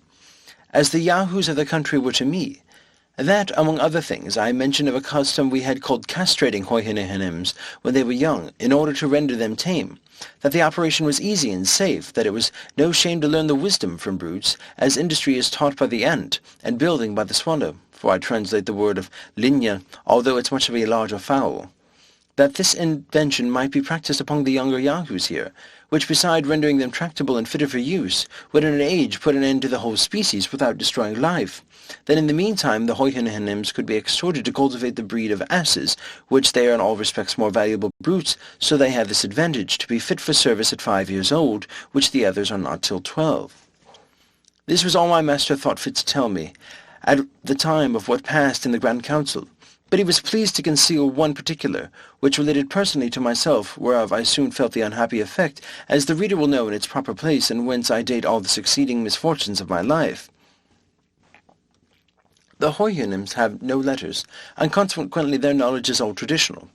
But there happening a few events of any moment among people so well united, naturally disposed to every virtue, wholly governed by reason, and cut off from all commerce with their other nations, as the historical part is easily preserved without burdening their memories. I have already observed that they are subject to no diseases, and therefore can have no need of physicians.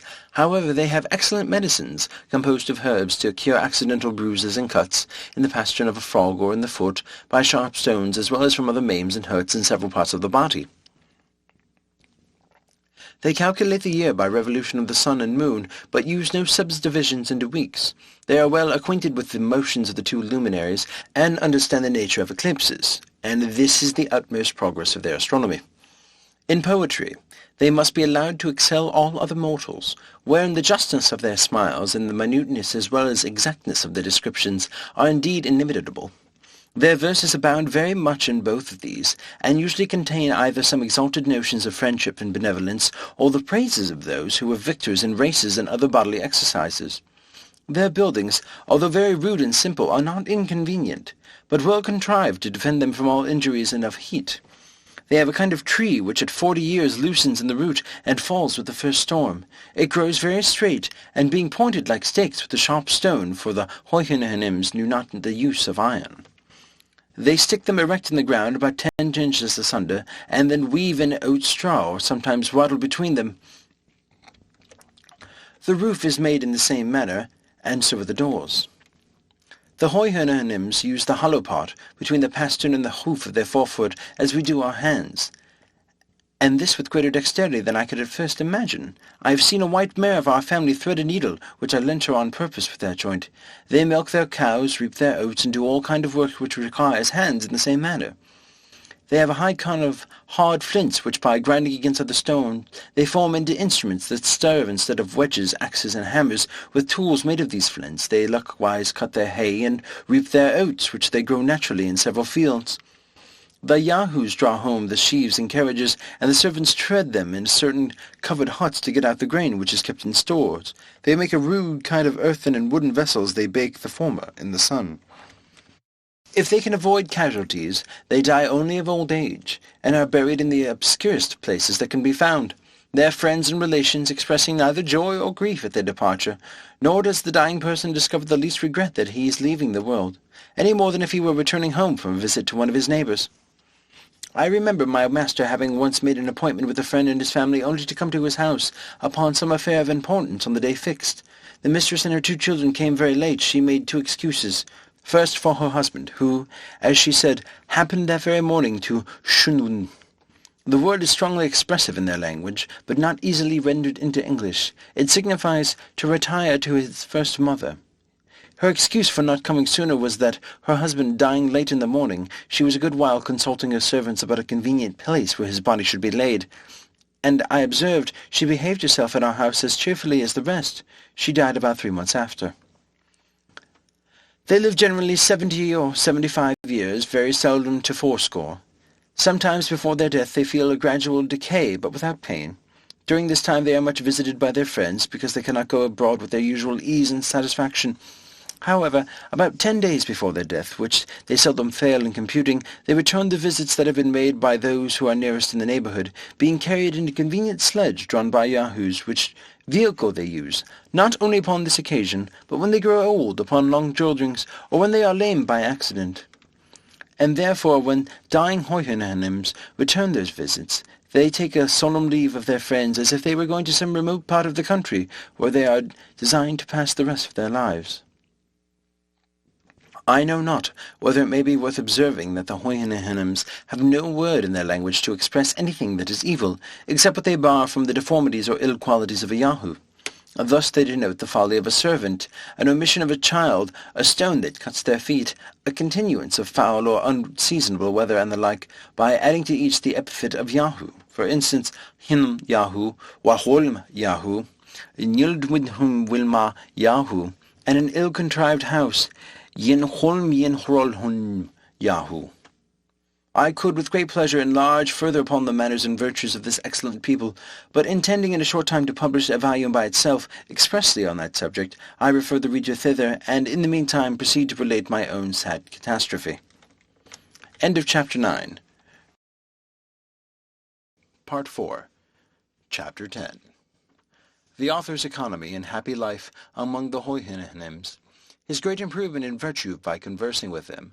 Their conversations. The author has notice given him by his master that he must depart from the country. He falls into a swoon for grief, but submits. He contrives and finishes a canoe by the help of a fellow servant, and puts to sea at a venture. I have settled my little economy to my own heart's content.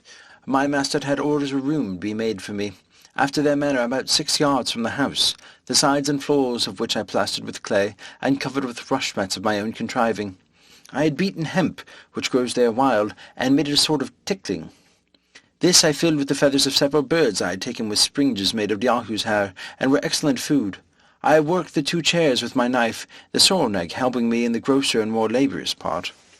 When my clothes were worn to rags, I made myself others with the skins of rabbits, and a certain beautiful animal about the same size called nohon, the skin of which is covered with a fine down.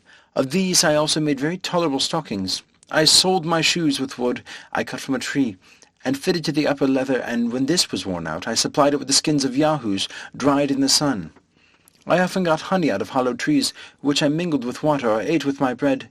No man could more verify the truth of these two maxims, that nature is very easily satisfied, and that necessity is the mother of invention. I enjoyed perfect health of body and tranquillity of mind. I did not feel the treachery or inconstancy of the friend, nor the injuries of a secret or open enemy. I had no occasion of bribing, flattering, or pimping to procure the favour of any great man or of his minion. I wanted no fence against fraud or oppression. Here was neither physician to destroy my body, nor lawyer to ruin my fortune, no informer to watch my words or actions, or forge accusations against me for hire. There were no gibers, censurers, backbiters, pickpockets, highwaymen, housebreakers, attorneys, bawds, buffoons, gamesters, politicians, wits, splinticks, tedious talkers, controverters, ravagers, murderers, robbers, virtuosos, no leaders or followers of party and faction, no encouragers to vice by seducement or examples, no dungeons, accents, gibbets, whipping posts or pillories, no cheating shopkeepers or mechanics, no pride, vanity, or affectation, no fops, bullies, drunkards, strolling whores or poxers, no renting, lewd, expensive wives, no stupid, proud pedants, no importunate, overbearing, quarrelsome, noisy, roaring, empty, conceited, swearing companions, no scoundrels raised from the dust upon the merit of their vices, or nobility thrown into it on account of their virtues, no lords, fiddlers, judges, or dancing masters. I had the favour of being admitted to several Hohenheims who came to visit or dine with my master, where his honour graciously suffered me to wait in the room and listen to their discourse. Both he and his company would often descend to ask me questions and receive my answers. I had also sometimes the honour of attending my master in his visits to others. I never presumed to speak, except in answer to a question, and then I did it with inward regret, because it was such a loss of so much time for improving myself. But I was infinitely delighted with the station of a humble auditor in such conversations, where nothing passed but what was useful, expressed in the fewest and most significant words, where, as I have already said, the greatest decency was observed, without the least degree of ceremony, where no person spoke without being pleased himself and pleasing his companions, where there was no interruption, tediousness, heat, or difference of sentiments. They have a notion that when people are met together, a short silence does much improve the conversation. This I found to be true, for during these little intermissions of talks, new ideas would arise in their minds, which very much enliven the discourse. Their subjects are generally on friendship and benevolence, and order and economy, sometimes upon the visible operations of nature or the ancient traditions, upon the bounds and limits of virtue, upon the unerring rules of reason, or upon some determinations to be taken at the next great assembly, and often upon the various excellences of poetry. I may add, without vanity, that my presence often gave them sufficient matter for discourse, because it afforded my master an occasion of letting his friends into the history of me and my country, upon which they were pleased to dissent, in a manner not very advantageous to humankind, and for that reason I shall not repeat what they said, only I may be allowed to observe that his honour, to my great admiration, appeared to understand the nature of yahoos much better than myself. He went through all our vices and follies, and discovered many which I had never mentioned to him, by only supposing what qualities a yahoo of their country, with a small proportion of reason, might be capable of exerting, and concluded, with too much probability, how vile as well as miserable such a creature must be. I can freely confess that with all the little knowledge I have of any value was acquired by the lectures I received from my master, and from hearing the discourses of him and his friends, to which I should be prouder to listen than to dictate to the greatest and wisest assembly in Europe. I admired the strength, comeliness, and speed of the inhabitants, and such a constellation of virtues in such amiable persons produced in me the highest veneration. At first, indeed, I did not feel that natural awe which the yahoos and all other animals bear towards them, but it grew upon me by degrees, much sooner than I imagined, and it was mingled with a respectful love and gratitude that they would condescend to distinguish me from the rest of my species. When I thought of my family, my friends, my countrymen, or the human race in general, I considered them as they really were, yahoos in shape and disposition, perhaps a little more civilized and qualified with the gift of speech, but making no other use of reason than to improve and multiply those vices whereof their brethren in his country had only the share of which nature allowed them. When I happened to behold the reflection of my own form in a lake or fountain, I turned away my face in horror and detestation of myself, and could better endure the sight of a common yahoo than of my own person. By conversing with the Houyhnhnms, and looking upon them with delight, I have felt to imitate their gait and gesture, which has now grown into a habit, and my friends often tell me in a blunt way that I trot like a horse, which, however, I take for a great compliment. Neither shall I disown that in speaking I am apt to fall into the voice and manner of the Houyhnhnms, and hear myself ridiculed on that account without the least mortification. In the midst of all this happiness, and when I looked upon myself to be fully settled for life, my master sent for me one morning a little earlier than his usual hour. I observed by his countenance that he was in some perplexity, and at a loss how to begin what he had to speak. After a short silence he told me he did not know how I was going to take what he was going to say, that in the last General Assembly, when the affair of Yahoos was entered upon, while the representatives have taken offence as his keeping a Yahoo, meaning myself and his family, more like a Houyhnhnm than a brute animal, that he was known frequently to converse with me, as if he could receive some advantage or pleasure in my company, that such a practice was not agreeable to reason or nature, or a thing ever heard of before among them. The Assembly did therefore exhort him to either employ me like the rest of my species, or command me to swim back to the place whence I came. That the first of these expedients was utterly rejected by all the Houyhnhnms who had ever seen me at his house or their own, for they alleged that because I had some rudiments of reason added to the natural pravity of these animals, it was to be feared I might be able to seduce them into the woody and mountain parts of the country and bring them into troops by night to destroy the Houyhnhnms' cattle, as being naturally the ravenous kind and adverse from labour. My master added that he was daily pressed by the Houyhnhnms of the neighbourhood to have the Assembly's exhortation executed, which he could not put off much longer. He doubted it would be impossible for me to swim to another country, and therefore wished I would contrive some sort of vehicle resembling those I had described to him that he might carry on the sea, in which work I should have the assistance of his own servants as well as those of his neighbours. He concluded that for his own part he should have been content to keep me in his service as long as I lived, because he found I had cured myself of some bad habits and disposition by endeavouring, as far as my inferior nature was capable, to imitate the Houyhnhnms. I should observe to the reader here that a decree of the General Assembly in this country is expressed by the word of the Houyhnhnm, which signifies an exhortation, as near as I can render it, for they have no conception how a rational creature can be compelled, but only advised or exhorted, because no person can disobey reason without giving up his claim to be a rational creature. I was struck by the utmost grief and despair at my master's discourse, and being unable to export the agonies I was under, I fell into a swoon at his feet. When I came to myself he told me that he concluded I had been dead, for these people are subject to no such imbecilities of nature. I answered in a faint voice that death would have been too great a happiness, that although I could not blame the Assembly's exhortation, or the urgency of his friends, yet, in my weak and corrupt judgment, I thought it might consist with reason to have been less rigorous, that I could not swim a league, and probably the nearest land to theirs might be distant above 100, that many materials necessary for making a small vessel to carry me off were wholly wanting in this country, which, however, I could attempt in obedience and gratitude to this honour, although I concluded the thing to be impossible, and therefore looked upon myself as already devoted to destruction.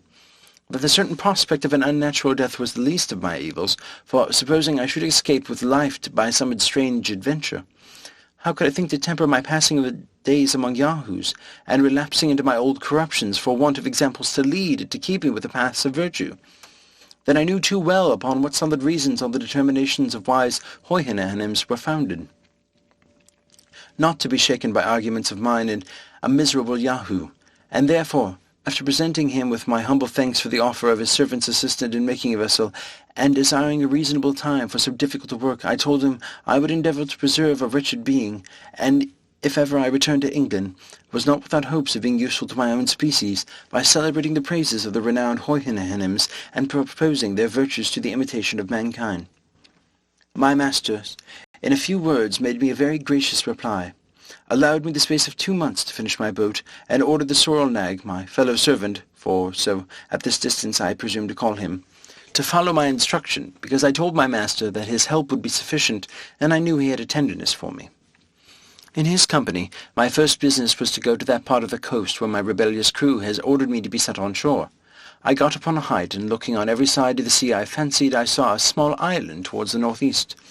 I took out my pocket-glass, and could then clearly distinguish about 5 leagues off, as I computed, but it appeared to the Sorrel-Nag to only be a blue cloud.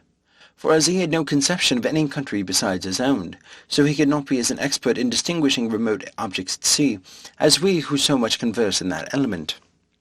After I had discovered this island, I considered no further, but resolved, if it should be possible, to be the first place of my banishment, leaving the consequence to fortune. I returned home, and consulting with the sorrel-nag, we went into a copse at some distance, where I with my knife and he with a sharp flint, fastened very artificially after their manner to a wooden handle, cut down several oak wattles, about the thickness of a walking-staff, and some larger pieces, but I shall not trouble the reader with a particular description of my own mechanics. Let it suffice to say that in 6 weeks' time, with the help of the sorrel-nag, who performed the parts that required the most labour, I finished a sort of Indian canoe, but much larger, covering it with the skins of yahoos, well stitched together with the hempen threads of my own making. My sail was likewise composed of the skins of the same animal, but I made use of the youngest I could get, the older being too tough and thick. I likewise provided myself with paw of paddles. I laid in a stock of boiled flesh and rabbits of fowls, and took with me 2 vessels, one filled with milk, the other with water. I tried my canoe in a large pond near my master's house, and then corrected it with what was amiss, stopping all the chinks with Yahoo's tallow, till I found it staunch and able to bear me and my freight. And when it was as complete as I could possibly make it, I had it drawn on a carriage very gently by Yahoos to the seaside, under the conduct of a sorrel-nag and another servant. When all was ready, and the day came for my departure, I took leave of my master and lady and the whole family, my eyes flowing with tears and my heart quite sunk with grief. But his honour, out of curiosity, and perhaps, if I may speak without vanity, partly out of kindness, was determined to see me in my canoe, and got several of his neighbouring friends to accompany him. I was forced to wait above an hour for the tide, then observing the wind very fortunately bearing towards the island which I intended to steer my course, I took a second leave of my master. But as I was going to prostrate myself to kiss his hoof, he did me the honour to raise it gently to my mouth. I am not ignorant how much I have been censured for mentioning this last particular. Detractors are pleased to think it improbable that so illustrious a person should descend to give their great mark of distinction to a creature so inferior as I. Neither have I forgotten how apt some travellers are to boast of extraordinary favours they have received. But if these censors were better acquainted with the noble and courageous disposition of the Houyhnhnms, they would soon change their opinion. I paid my respects to the rest of the Houyhnhnms in this honour's company, and getting into my canoe, I pushed off from shore. End of Chapter 10. Part 4. Chapter 9. The author's dangerous voyage. He arrives at New Holland, hoping to settle there, is wounded with an arrow by one of the natives, is seized and carried by force into a Portuguese ship. The great civilities of the captain. The author arrives at England. I began this desperate voyage on February 15th, 1715, at 9 o'clock in the morning. The wind was very favourable. However, I made use at first only of my paddles, but considering I should be weary, and that the wind might chop about, I ventured to set up my little sail, and thus, with the help of the tide, I went at the rate of 1.5 leagues an hour, as near as I could guess. My master and his friends continued on the shore till I was almost out of sight, and I often heard the sorrel-nag, who always loved me, crying out, "Nua ela, nua maha Yahoo." Take care of thyself, gentle Yahoo. My design was, if possible, to discover some small island uninhabited, yet sufficient, by my labour, to furnish me with the necessaries of life, which I would have thought a greater happiness than to be the first minister in the politest court of Europe. So horrible was the idea that I conceived of returning to live in the society and under the government of Yahoos, for in such a solitude as I desired, I could at least enjoy my own thoughts, and reflect with delight on the virtues of those inimitable Houyhnhnms, without an opportunity of degenerating into the vices and corruptions of my own species. The reader may remember what I related, when my crew conspired against me, and confined me to my cabin, how I continued there for several weeks without knowing what course we took, and when I was put ashore in the longboat, how the sailors told me with oaths, whether true or false, that they knew not what part of the world we were. However, I did them believe us to be about 10 degrees southward of the Cape of Good Hope, or about 45 degrees southern latitude, as I gathered from some general words I overheard among them, being I supposed to be southeast of their intended voyage to Madagascar, and although this were little better than conjecture, yet I resolved to steer my course eastward, hoping to reach the southwest coast of New Holland, and perhaps some such island as I desired lying westward of it. The wind was full west, and by 6 in the evening I computed I had gone eastward at least 18 leagues, when I spied a very small island about half a league off, which I soon reached. It was nothing but a rock, with one creek naturally arched by forest of tempests.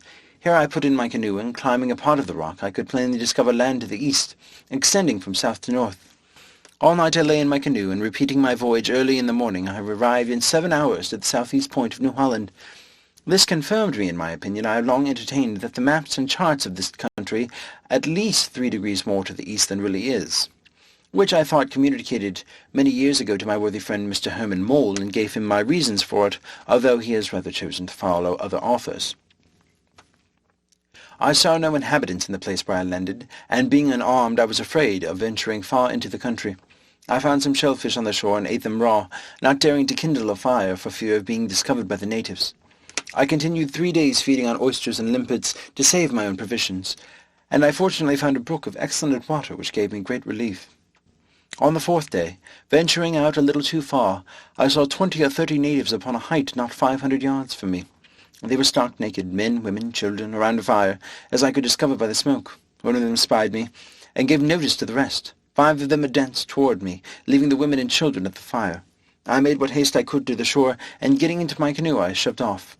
The savages, observing me retreat, ran after me, and before I could get far enough into the sea, discharged an arrow which wounded me deeply on the inside of my left knee. I shall carry that mark to my grave. I apprehended the arrow might have been poisoned, and paddling out of reach of their darts, being a calm day, I made a shift to suck the wound and dress it as well as I could.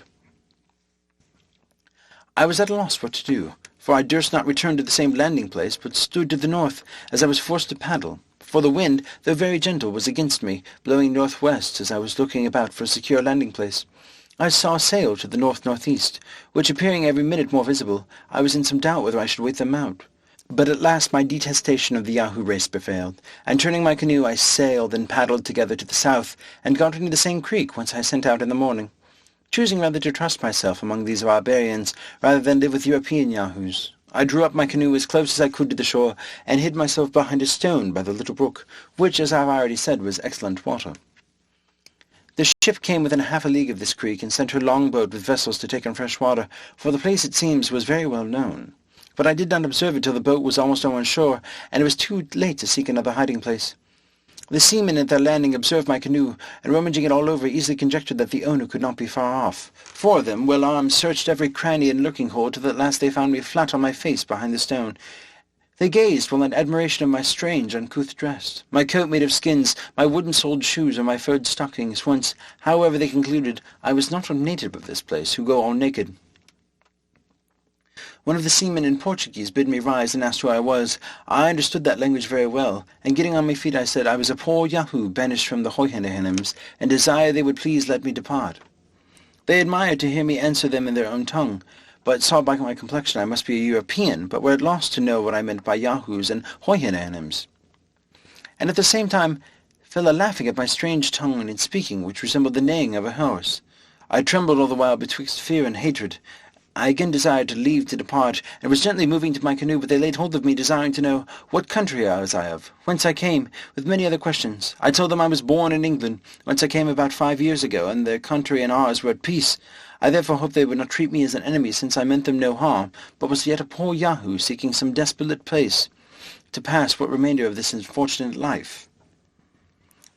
When they began to talk, I thought I never heard or saw anything more unnatural, for it appeared to me as monstrous as if a dog and cow should speak in England, or a Yahoo in Hoyhenehemland.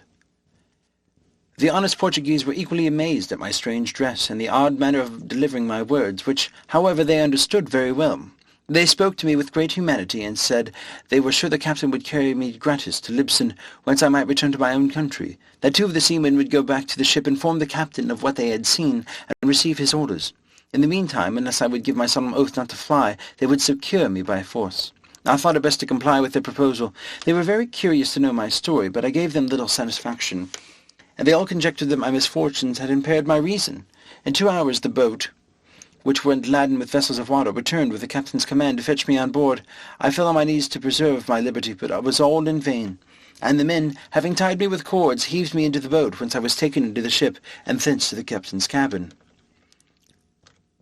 His name was Pedro de Mendes. He was a very courteous and generous person. He entreated me to give some account of myself, and desired to know what I would eat or drink. said I should be used as well as himself, and spoke so many obliging things that I wondered to find such civilities from a Yahoo. However, I remained silent and sullen. I was ready to faint at the very smell of him and his men. At last I desired something to eat out of my own canoe, but he ordered me a chicken and some excellent wine, then directed that I should be put to bed in a very clean cabin. I would not undress myself, but lay on the bedclothes.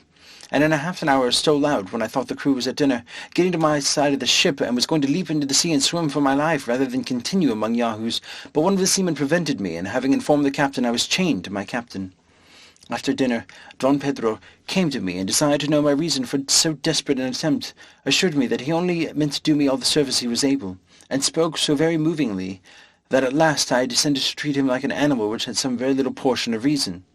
I gave him a very short relation of my voyage, of the conspiracy against me by my own men, of the country which they sent me on shore, and of my 5 years' residence thence. All which he looked upon as if I were a dream or a vision, whereat I took great offence, for I had quite forgot the faculty of lying, so peculiar to Yahoos in all countries where they preside, and consequently the disposition of suspecting truth in others of their own species. I asked him whether it were the custom in his country to say the thing which was not. I assured him I had almost forgot what he meant by falsehood, and if I lived 1,000 years in Houyhnhnm land, I should never have heard a lie in the meanest servant. But I was altogether indifferent whether he believed me or not. But, however, in return for his favours, I would give so much allowance to the corruption of his nature as to answer any objection he would please to make, and then he might easily discover the truth. The captain, a wise man, after many endeavours to catch me tripping in some part of my story, at last began to have a better opinion of my veracity. But he added that since I professed so inviolable an attachment to the truth, that I must give him my word and honour to bear him company in this voyage without attempting anything against my life, or else he would continue me a prisoner until we arrived in Libston. I gave him the promise he required, but at the same time protested that I would suffer the greatest hardships rather than return to live among Yahoos. Our voyage passed without any considerable accident. In gratitude to the captain, I sometimes sat with him at his earnest request, and strove to conceal my antipathy against humankind, although it often broke out, which he suffered to pass without observation. But the greatest part of the day I confined myself to my cabin, to avoid seeing any of the crew. The captain had often entreated me to strip myself of my savage dress, and offered to lend me the best suit of clothes he had. This I would not be prevailed on to accept, abhorring to cover myself with anything that had been on the back of a Yahoo. I only desired he would lend me 2 clean shirts, which, having been washed since he wore them, I believed would not so much defile me. These I changed every second day and washed them myself. We arrived in Libsyn November 5th, 1715. At our landing, the captain forced me to cover myself with his cloak, to prevent the rabble from crowding around me. I was conveyed to his own house. At my earnest request, he led me up to the highest room backwards. I conjured him to conceal from all persons what I've told him of the Houyhnhnms, because the least hint of such a story would not only draw numbers of people to see me, but probably put me in danger of being prisoned or burnt by the Inquisition. The captain persuaded me to accept a suit of clothes newly made, but I would not suffer the tailor to take my measure, Don Pedro being almost of my size. They fitted me well enough. He accoutred me with some other necessities, and all new, which I aired for 24 hours before I would use them.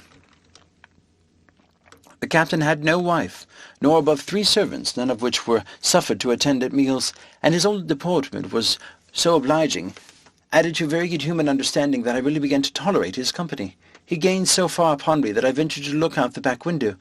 By degrees I was brought into another room, whence I peeped into the street, and drew my head back in a fright. In a week's time he seduced me down to the door. I found my terror gradually lessened, but my hatred and contempt seemed to increase. I was at last bold enough to walk the streets in his company, but I kept my nose well stopped with rue, or sometimes with tobacco. In 10 days, Don Pedro, to whom I had given some account of my domestic affairs, put it upon me as a matter of honour and conscience that I ought to return to my native country and live at home with my wife and children.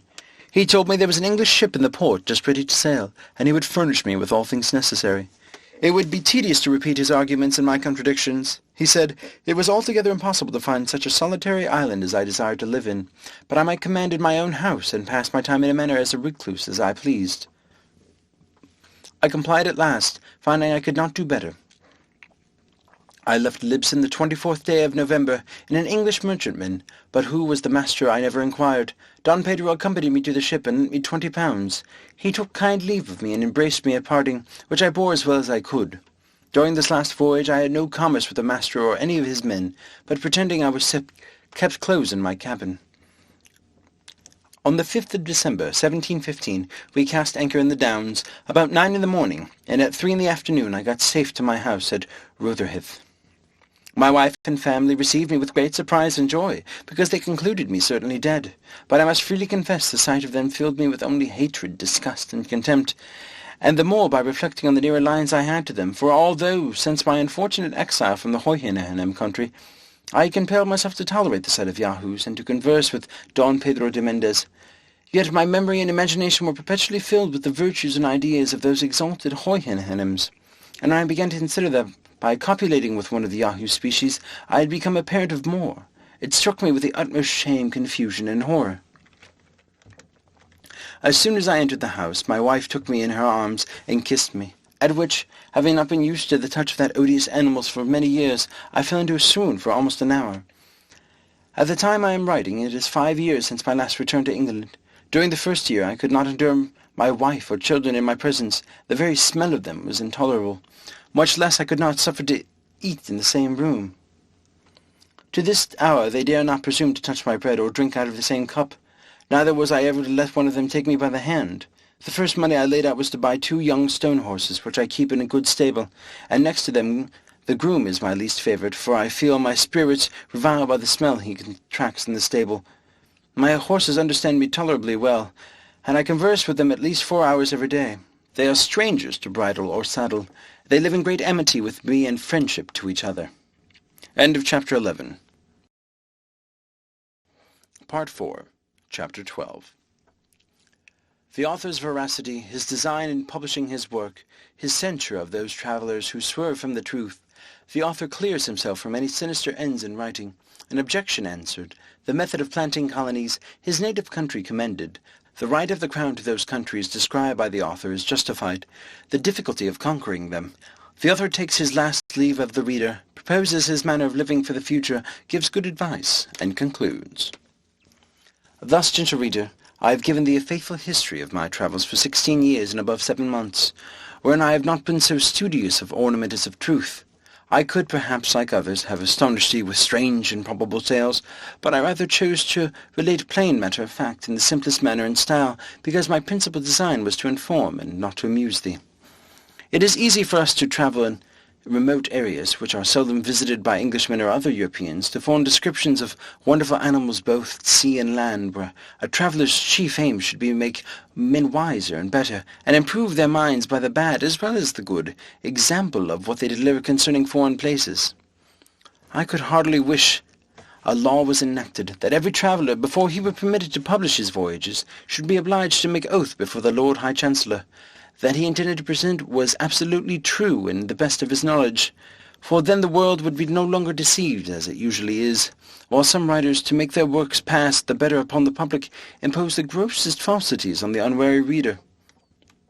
I have perused several books of travels with great delight in my younger days, but having since gone over most parts of the globe, and being able to contradict many fabulous accounts from my own observation, it has given me a great disgust against this part of reading, and some indignation to see the credulity of mankind so impudently abused. Therefore, since my acquaintance were pleased to think my poor endeavours might not be unacceptable to my country, I imposed on myself as a maxim never to be swerved from, that I would strictly adhere to truth. Neither indeed can I ever be under the least temptation to vary from it, while I retain in my mind the lectures and examples of my noble master, and other illustrious Hoyhenhems, of whom so long I had the honour to be a humble hearer. Nec si miserum fortuna synonum vinxit, vanum etiam mendesumque improba fingit. I know very well how little reputation is to be got by writings which require neither genius nor learning, nor indeed any other talent except a good memory or an exact journal. I know likewise the writers of travels, like dictionary makers, are sunk into oblivion by the most weight and bulk of those who come last, and therefore lie uppermost, and it is highly probable that such travellers, who shall hereafter visit the countries described in this work of mine, may, by detecting my errors, if there be any, and adding many discoveries of their own, justle me out of vogue, and stand in my place, making the world forget that I was ever an author. This indeed would be too great a mortification, if I wrote for fame, but as my sole intention was the public good, I cannot altogether be disappointed, For who can read of the virtues I have mentioned in the glorious Houyhnhnms without being ashamed of his own vices, when he considers himself the reasoning, governing animal of his country? I shall say nothing of those remote nations where Yahoos preside, among which the least corrupted are the Brobdingnagians, whose wide maxims observe morality and government it would be in our happiness to observe, but I forbear dissenting further, and rather leave the judicious reader to his own remarks and application. I am not a little pleased that this work of mine can possibly meet with no censurers, for what objections can be made against a writer who relates only plain facts that happen in such distant countries where they have not the least interest with respect to either to trade or negotiations? I have carefully avoided every fault with which common writers of travels are often too justly charged. Besides, I meddle not with at least any party, but write without passion, prejudice, or ill will against any man or number of men whatsoever. I write for the noblest end, to inform and instruct mankind, over whom I may, without breach of modesty, pretend to some superiority, from the advantages I received by conversing so long among the most accomplished Houyhnhnms. I write without any view to profit or praise. I never suffer a word to pass that may look like a reflection, or possibly give the least offence, even to those who are most ready to take it. So that I hope I may with justice pronounce myself an author perfectly blameless, against whom the tribes of answerers, considerers, observers, reflectors, detectors, remarkers, will never be able to find matter for exercising their talents. I confess it was whispered to me that I was bound in duty as a subject of England to have given a memorial to a Secretary of State at my first coming over, because whatever lands are discovered by a subject belonging to the Crown, but I doubt whether our conquests in the countries I treat would have been easy of those of Fernando Cortez over the naked Americans. The Lilliputians, I think, are hardly worth the charge of a fleet or army to reduce them, and I question whether it might be prudent or safe to attempt the Brobdingnagians, or whether the English army would be at much in their ease with the flying island over their heads. The Houyhnhnms, indeed, to be not so well prepared for war, a science to which they are perfect strangers, especially against missive weapons. However, supposing myself to be in a nervous state, I could never give my advice for invading them. Their prudence, unanimity, and unacquaintedness with fear, and their love of their country would amply supply all the defects in military art. Imagine 20,000 of them breaking into the midst of a European army, confounding the ranks, overturning the carriages, battering warriors' faces into mummy by terrible yerks from their hinder hoofs, for they would well deserve the character given to Augustus, reclaviat indique tertis. But instead of proposals for conquering that magnanimous nation, I rather wish they were in a capacity or disposition to send a sufficient number of their inhabitants for civilizing Europe, by teaching us the first principles of honor, justice, truth, temperance, public spirit, fortitude, chastity, friendship, benevolence, and fidelity, the names of all which virtues are still retained among us in most languages, and are to be met in with modern as well as ancient authors, which I am able to assert from my own small reading. But I had another reason which made me less forward to enlarge His Majesty's dominions by my discoveries. To say the truth, I had conceived a few scruples with relation to the distributive justice of princes upon those occasions. For instance, a crew of pirates are driven by a storm, that they know whither. At length a boy discovers a land from the topmast. They go on shore to rob and plunder. They see a harmless people, are entertained with kindness. They give the country a new name, and take formal possession of it for their king. They set up a rotten plank or stone for a memorial. They murder 2 or 3 dozen of the natives, bring a couple or more by force, for a sample return home, and get their pardon. Here commences a new dominion acquired with a title by divine right. Ships are sent with the first opportunity, the natives driven out or destroyed, their princes tortured to discover their gold, a free license given to all acts of inhumanity and lust, the earth reeking of the blood of its inhabitants, and this execrable crew of butchers, implied in so pious an expedition, is a modern colony sent to convert and civilize an idolatrous and barbarous people.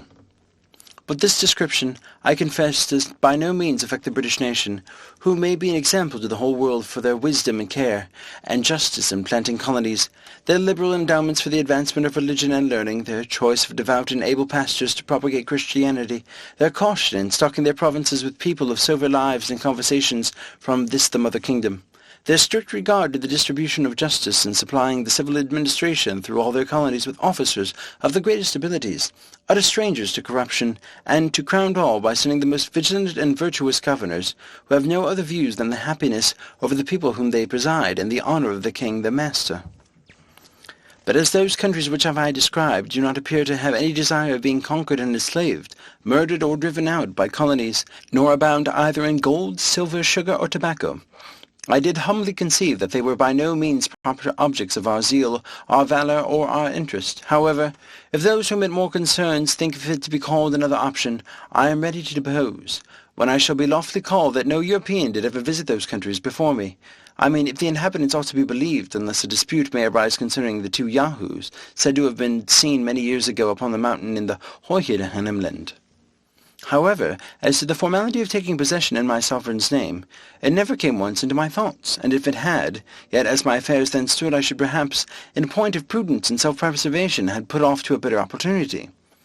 Having thus answered the only objection that can ever be raised against me as a traveller, I here take a final leave of all my courteous readers, and return to enjoy my own speculations in my little garden at Redriff, to apply those excellent lessons of virtue which I had learned among the Hoyhenems, to instruct the Yahoos of my own family as far as I shall find them docile animals, to behold my figure often in a glass, and thus, if possible, habituate myself by time to tolerate the sight of a human creature, to lament the brutality to the Hoyhenems in my own country, but always treat their persons with respect, for the sake of my noble master, his family, his friends, and the whole Hoyhenem race, whom these of ours have the honour to resemble by all their lineaments, however their intellectuals came to degenerate. I began last week to prevent my wife to sit at the dinner with me, at the farthest end of a long table, and to answer, but with the utmost brevity, the few questions I asked her. Yet the smell of a Yahoo continuing very offensive, I always kept my nose well stopped up with rue, lavender, or tobacco leaves. And although it be hard for a man late in life to remove old habits, I am not altogether out of hopes in some time to suffer a neighbour Yahoo in my company, without the apprehensions I am under yet of his teeth or claws. My reconcilement to the Yahoo kind in general might not be so difficult, if they would be content with those vices and follies only which nature had entitled them to. I am not in the least provoked at the sight of a lawyer, a pickpocket, a colonel, a fool, a lord, a gamester, a politician, a whoremonger, a physician, an evidence, a suborner, an attorney, a traitor, or the like. This is all according to the due course of things. But when I behold a lump of deformity and diseases, both in body and mind, smitten with pride, it immediately breaks all the measures of my patience. Neither shall I be able to ever comprehend how such an animal and such a vice could tally together. The wise and virtuous Hoyhenems, who abound in all excellences that can adore a rational creature, have no names for this vice in their language, which has no terms to express anything that is evil, except those whereby they describe the detestable qualities of their Yahoos, among which they were not able to distinguish this of pride, for want of thoroughly understanding human nature as it shows itself in other countries where that animal presides. But I, who had more experience, could plainly observe some rudiments of it all among the wild Yahoos.